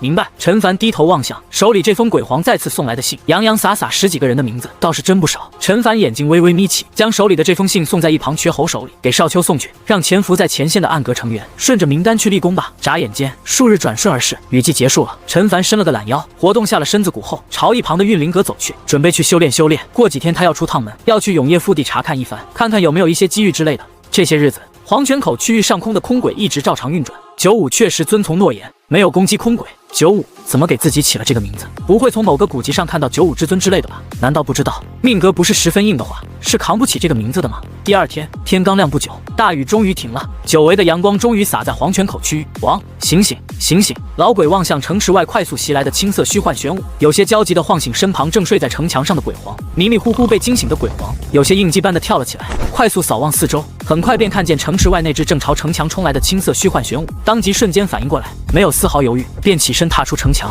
悬浮在空中，身影被灰雾所笼罩，朝黄泉口海域击射而去。距离他和樊玉议和已经过去10来天了，一切正常，双方互不干涉。当时逃离黄泉口区域的时候，他很快就甩掉那只青色虚幻玄武。不得不承认一点，那青色玄武虽然全身虚幻，近乎无敌，但毕竟是玄武，速度远不如他。除了一开始冲锋时速度快一点，后面很快就被他拉开了。他甚至还待在黄泉口区域的城池里，美滋滋的等到了天亮。但等天亮不久后，事情就不对劲了。他在平原尽头又看见了那头青色玄武，速度已经远远没有之前快了，但目标极其坚定，像是锁定了他一般，直勾勾的朝城墙冲来。他继续跑，将这头玄武一路溜到海里，然后加快速度哼着小曲，又回到了黄泉口区域。然后第二天，这头青色玄武就又从海域里冲到黄泉口区域了，从此就像冤魂一般，一直纠缠着他。他试着朝樊玉发去询问，樊玉那边给的回答是不知。而陈凡此时正乐呵呵地站在锅边，夹起一筷子饺子吹了吹塞进嘴里。身边王奎此时怀里传音符微微发烫，紧接着才开口道：“狱主，樊玉黄泉口防线那边又有消息传来了，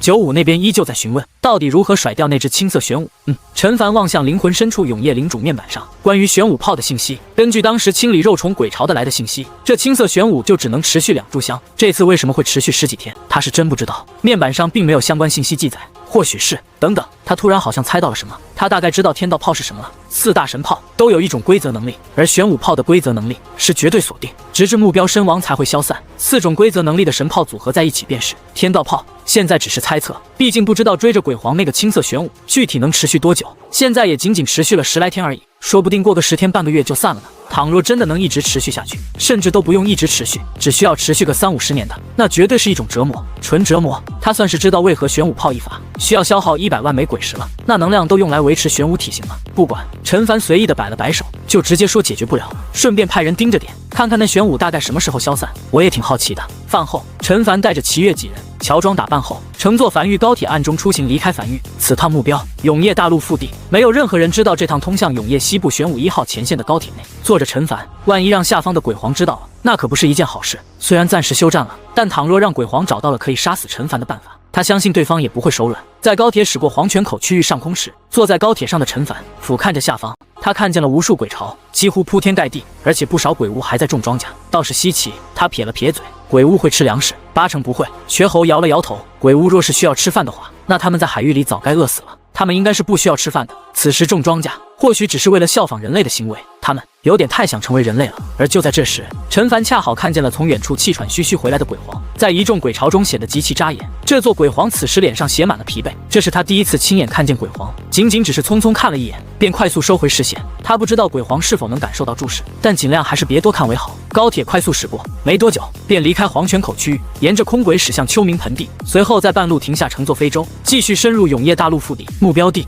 玄武平原。3日后，非洲缓缓降落在玄武平原边缘地带，将非洲藏在一处峡谷后，才再次将交通工具换成普通的骷髅马车，前往距离他们最近的一座城池。很快，他在平原尽头看见了一座城池，明明距离极远，但他还是看见了那座城池上雕刻的3个大字玄武城，应该是类似旗帜之类的效果。马车开始加速朝城池驶去，但不久后停。陈凡眉头微微皱起，他刚才明明看见城池就在数千米远，但骷髅马前进了这么久，怎么反而感觉城池看起来距离更远呢？他揉了揉眼睛，怀疑自己是不是有些眼花了。少爷，瘸猴也揉了揉眼睛，我好像眼花了，我怎么感觉城池越来越远了呢？继续前进。陈凡没有多说什么，这次他看得清清楚楚，马车在靠近城池近1000米远的时候，便感觉距离越来越远。见鬼了！陈凡抬头望向挂在头顶的太阳，此时若不是白天，他还以为会是碰见了一座鬼城。初来乍到，这玄武平原就给了他一个下马威。我下车，你们继续前进。这次，陈凡拄着翡翠手杖站在原地，望向距离数千米远的玄武城以及身旁的马车。马车开始快速前进，很快便越过他，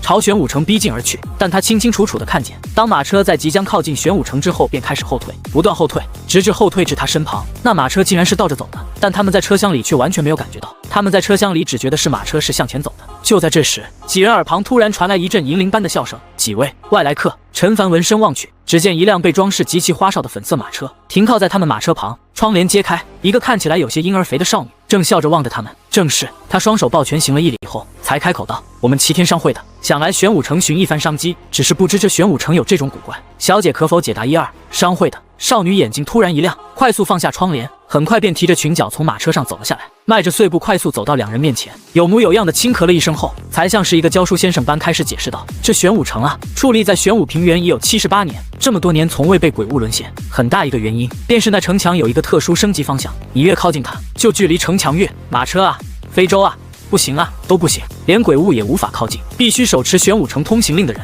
才能进城。玄武城在玄武平原近乎无人不知无人不晓，你们竟然连这都不知道？你们是玄武平原的商会吗？正常来讲，第一次进玄武城的商会，需要先在西边10里处的阁楼里购买通行令，方可入城。不过……”少女故意停顿了一下后，才从怀里掏出一枚铜制令牌递给陈凡：“我这里有多余的1枚通行令，送给你们了，就当是交朋友了。”陈凡接过手里这枚令牌，熟悉的味道，一看就是生活工坊出品的。他眉头轻挑，笑着道：“谢了，不知有什么可以回报的。”可这个拎着裙角的少女有些不好意思的眼神飘忽道：“你们不是商会的吗？事情说来有些复杂，我来自玄武城唐家的，家族主要靠经商为生。1年前，老爷子将我们兄妹4人派出去，给了我们每人20万枚鬼石，说让我们1年内外出用这20万枚鬼石为家族做出贡献，根据贡献大小来决定继承人，可以是结交一个顶级势力，也可以是打通一个商路，什么都可以。长老们会评价贡献值，1年期限已经到了，我空手回去总归是有些不好，刚好遇见你们，你们连玄武城都不知道，肯定是玄武平原之外的商会。你们要是可以和我回去交差的话，我就可以和老爷子说我拿着20万枚鬼石，拉来了一个玄武平原外的商会来考察我们家族，到时候你把你们商会吹得厉害一点，然后装模装样考察一番后，说考察失败就行了。听明白了？陈凡点了点头，面色有些古怪地望向面前这个有些婴儿肥的少女。所以你这1年拿着20万枚鬼石什么都没做。永业腹地是有一种沿海区域没有的松弛感，沿海区域都打得要死要活了，腹地这里还能旅游1年的啊！少女偏着脑袋认真道：“我上面3个哥哥，他们都比我厉害，他们当继承人肯定要更好。老爷子也不会真指望我做出点什么成就来，但空手回去毕竟不好，稍微带点成就回去，老爷子也会开心开心。怎么样？可以吗？”少女眼中闪过一丝期待和忐忑，踮起脚尖，手指交叉在身后，抬头望向陈凡：“当然可以。”陈凡笑了起来：“很棒。”少女满意的点了点头，伸出手：“那从现在起我们就是朋友了。我叫唐月，我叫陈凡。”陈凡同样伸出手。一路上，陈凡发现这是一个比较健谈的女孩，而且没有太多防备心。一路上在叽叽喳喳的讲述着自己这1年里所去过的地方。陈凡有一搭没一搭的接着话。很快，马车顺利驶入玄武城，行驶在闹市中，7拐8拐停在了一座大宅子面前。到了，就是这里了。唐月从马车里跳了下去，突然想到什么，才急忙跑到后面自己马车里，从马车里艰难地抱出来一只大猫。唐月望向走下马车的陈凡，有些疑惑道：“他叫胖喵，平日他一直黏在我身旁，但我刚才去你马车上，他竟然没有跟上来。”陈凡望向唐月马车内部，都是一些女人杂物，除此之外再无他人，就只有一个马夫坐在马车前。看来这头异兽应该是全程保护女人安全的，没敢跟上来是自然的。这头马车里有微微残留的气息，别人闻不到，同为异兽应该是能闻到的。异兽，陈凡笑着道：“那。”唐月摸了摸胖喵的脑袋，它是龙猫，很厉害的一种异兽，据说体内有一丝白虎的血统。你应该知道白虎吧？那白虎是上古4大异兽之一，据说在很久很久之前，共有4大异兽，分别是白虎、青龙、朱雀、玄武。后来他们生了很多异兽，龙猫就是体内有白虎血统的一种。而玄武平原以前据说就是玄武的地盘，玄武和白虎又是爱人关系，他们生下了很多孩子，其中一个孩子就是龙猫类的异兽。陈凡默默地听着唐月的讲述，这些倒是他没听过，也辨别不了真伪，就这样听着吧。就在这时，面前这座大宅门被推开，一个头发黑白交加、看起来颇为硬朗的老者，穿着一身便装推门走了出来，望向唐月，眼里满是和蔼的笑着。这1年里玩的可还开心？哪有？唐月眼睛一亮，冲进老者怀里，有些没底气的小声道：“我做事了，我找到了一个来自玄武平原外的商会，这个商会很厉害的，说不定可以帮助到我们唐家。”老者笑着拍了拍唐月的后背，视线望向站在马车旁拄着手杖、一身青袍的陈凡，眼里的笑意突然缓缓逝去。先将唐月松开后，才整理了下自身衣物，双手抱拳行礼，面色认真道：“老夫为玄武城唐家的家主，不知这位贵客，齐天商会会长陈凡，陈会长，里面请。”他本以为是这丫头找回来的一个人演戏的，他也乐得陪丫头乐呵乐呵，但在看见此人时，便立刻知道这不是演戏。他接触过不少年轻人，这年轻人明显不一般，最主要的一点就是淡然，那种淡然来源极其自信的底气，可见惯了大场面的使然，这是难以伪装出来的。毕竟他们家的宅子极大，又装修的极其豪华，一般年轻人看见后肯定会露怯，这是下意识的行为，难以掩饰的。会长，站在一旁的唐月望向陈凡，有些惊诧道：“你竟然是会长？”陈凡点了点头，无奈笑着。他其实不想用会长这个名头的，但这个老爷子明显见多识广，这个时候再编个较低的身份，就有点故意伪装的感觉了，反而会有破绽。大宅里颇为热闹，摆了不少桌酒席，他们来的恰是时候，正开席。在开席前，唐家老爷子上前讲话，望向在座所有人，笑呵呵道：“1年前，我将唐家唐月兄妹4人派出去，每人带着20万枚鬼石，让他们出去为唐家寻机缘。如今时限已到，兄妹4人均平安归来，唐家所有族人都汇聚于此，各位长老也均无缺席。今日就让各位长老评一评，谁贡献最大？贡献最大的将会成为唐家继承人，担起壮大唐家的重任。”台下掌声响起，陈凡坐在主桌上，望向唐月的那3个哥哥，跟随大众一起鼓掌，眼里还有些稀奇，这还是他第一次参加这种大家族的聚会，人还真不少。唐月兄妹4人明显是主脉，这种选继承人的方式，支脉也服气，毕竟支脉也希望拥有一个足够强大的继承人，带领唐家继续兴盛。瘸猴坐在一旁有些感慨，以前在江北陈家的时候也有这种聚会，不过那时候少爷是在柴房里的，他也在，倒是也邀请少爷了，但是少爷不愿去。我先来。一个有些沧桑的中年男人起身，望向一众唐家族人，沉声道：“我身为唐家长子，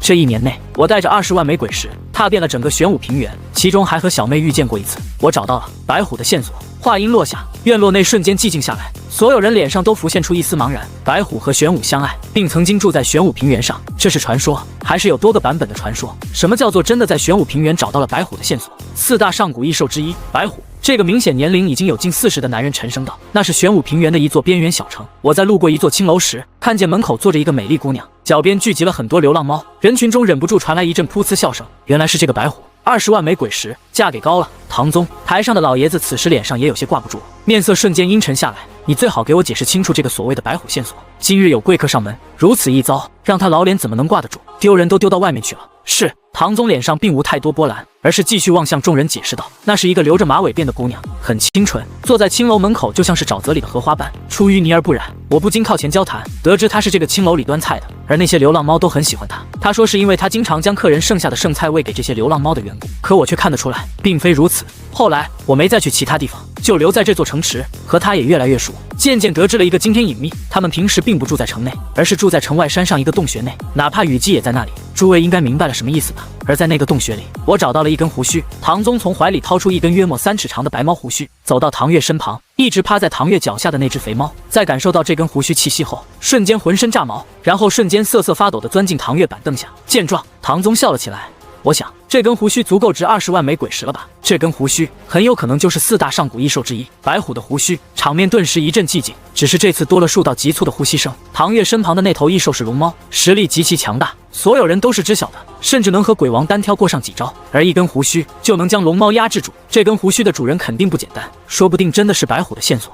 唐家老爷子不经意地看了眼坐在主桌上的陈凡，头皮微微一僵。他从陈凡眼里看到了好奇之色，这次倒是没在贵客面前丢人，但是却给贵客泄露了一个唐家的大机密。这本来是独属唐家的机密，此时说不定会泄露出去。而这时，唐宗再次开口道：“那个洞穴我已经翻遍了，没有其他东西了，只有这根胡须。而在这根胡须被我带走后，那个洞穴也无法在永夜里驱逐鬼物了。哪怕这根胡须不是白虎的胡须，也是价值连城的天才地宝。”以及他拉起坐在一旁的留着马尾的姑娘。这1年里，我和她诞生情愫，这次我将她带回家里，想要迎娶她。好说好说。唐家老爷子再次笑了起来，看来是没有后续了。那倒是也不担心泄露什么，而且长子一直未婚，他为此头疼了许久。没想到这次出门还把这个事情解决了，双喜临门。各位长老评分。很快，一众长老商讨后，根据唐宗的贡献给出了评分，79分。下一个起身的是唐家的二子，一个看起来有点像是花花公子、面色煞白的男人。此时晃晃悠悠的起身：“爹，我这1年在外和一个修行宗门古云宗建立了联系，那边允诺我们唐家每年可派3位弟子入宗修炼。不错不错。”唐家老爷子满脸欣慰的着望向这个平日沉迷吃喝玩乐中的二子，也算是长大了。古云宗是玄武平原最强大的修行宗门，能和这等宗门建立起联系，着实不错。各位长老评分47分。紧接着唐家三子，这个较为年轻的男人起身后，低下头望向脚尖，有些结巴道：“爹，我这1年没找到什么机缘，但我鬼石也没敢花，我20万枚鬼石全带回来了，没事儿，也挺好。”唐家老爷子无奈地安慰道：“和二子每日沉迷吃喝玩乐，三子可以说是完全相反，什么都不敢做，唯一能做的就是守财。1年过去了，20万枚鬼石原封不动，确实够省。整个玄武平原，像他们这种大家族里，找不到这么一个能省的人。”各位长老评分18分。紧接着，所有人视线集中在唐月身上，以及坐在唐月身旁的陈凡。唐月起身轻咳了一声后，才一本正经地介绍道：“为大家介绍下，我身旁这位是齐天商会的会长，势力很强，来自玄武平原外。在我的介绍下，来我们唐家考察，万一谈成的话，会有一笔大生意。有多大呢？”话音刚落，人群中便传来一道带着笑声：“怕不是唐月你随便找了个人回来了演戏的吧？凭唐月你的能力，你能接触到什么大商会呢？”众人视线纷纷望去，只见一个身上戴满珠宝的中年妇女，身后跟着2个下人，从前院走来，停在桌子间，望向唐家老爷子。唐家摆宴，不邀请我是什么意思？我不是唐家人吗？胡来！唐家老爷子面色难看道：“有贵客登门，此时不是你胡搅蛮缠的时候，退下。家家有本难念的经。”唐家表面光鲜亮丽，但私底下还是有些不为人知的事。这个女人确实是唐家人，是他哥哥的妻子。早些年，家族在崛起阶段，他哥哥为了唐家牺牲，此后他接手了哥哥的位置，成为唐家家主。唐家也渐渐一路壮大。只有这个女人一直心有不甘，认为如果不是她男人死了，此时唐家就是她男人的唐家，经常在一些鸡毛蒜皮的事儿上和他作对。他可以理解，但今日贵客登门，实在不适合闹这么一出。唐月深吸了一口气，迎着中年女人眼神回顶了回去。他的商会有1000万枚鬼石储备，不，有5000万枚鬼石储备。你说算不算大？大！这个站在桌子间的中年妇女，脖梗上的项链每一颗都圆润的毫无瑕疵，手腕间翡翠水头极足，浑身打扮显得极其富贵，唇角微微下垂，带着一丝讥诮，望向唐月。当然算大，能拥有5000万枚鬼石储备的商会，放在任何地方都绝对算得上是大商会。恰好他举起手里的一枚泛白鹅卵石，我这里刚好有一枚从永业店获得的问真石，只要将这枚石头握在手里，说真话便毫无反应，说假话便会散发出红光。你敢让你身边的小哥试一试吗？话音落下，场面瞬间寂静下来，所有人视线全都集中在陈凡身上。其实大家都知道，这人八成是唐月带回来演戏的，毕竟唐月也没竞争继承人的想法。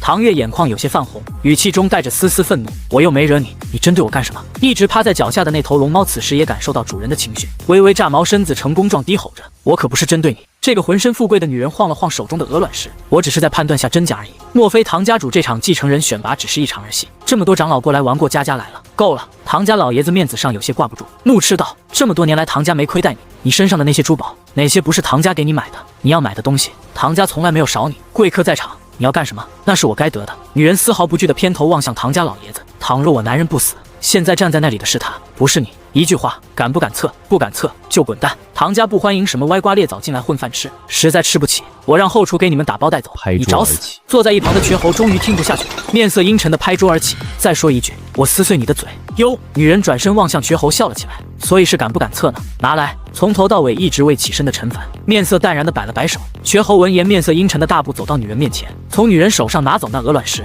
重新返回桌前递给陈凡。陈凡打量着手里这枚石头，眼睛微微眯起，倒是有点意思。能测真假吗？也不知道是从哪搞来的，回去的时候看看能不能带一批回去。唐月有些慌乱地凑到陈凡耳边，急促小声道：你不用测的，你现在快点发怒就说你被辱了，然后赶紧离开，剩下的事我来处理。不用。陈凡笑了起来，将这枚鹅卵石握在掌心。我商会拥有5000万枚鬼石储备。下一刻，红光四射，手里的鹅卵石突然变成血红，数道血红色的光芒从指缝间四射出来，变红则为假。院落内所有人全都僵在原地，什么情况？唐家老爷子此时深吸了一口气，双目紧闭，站在原地考虑该怎么收场。老哥，你这么硬气的一副底气十足的样子，但为什么冒红光了？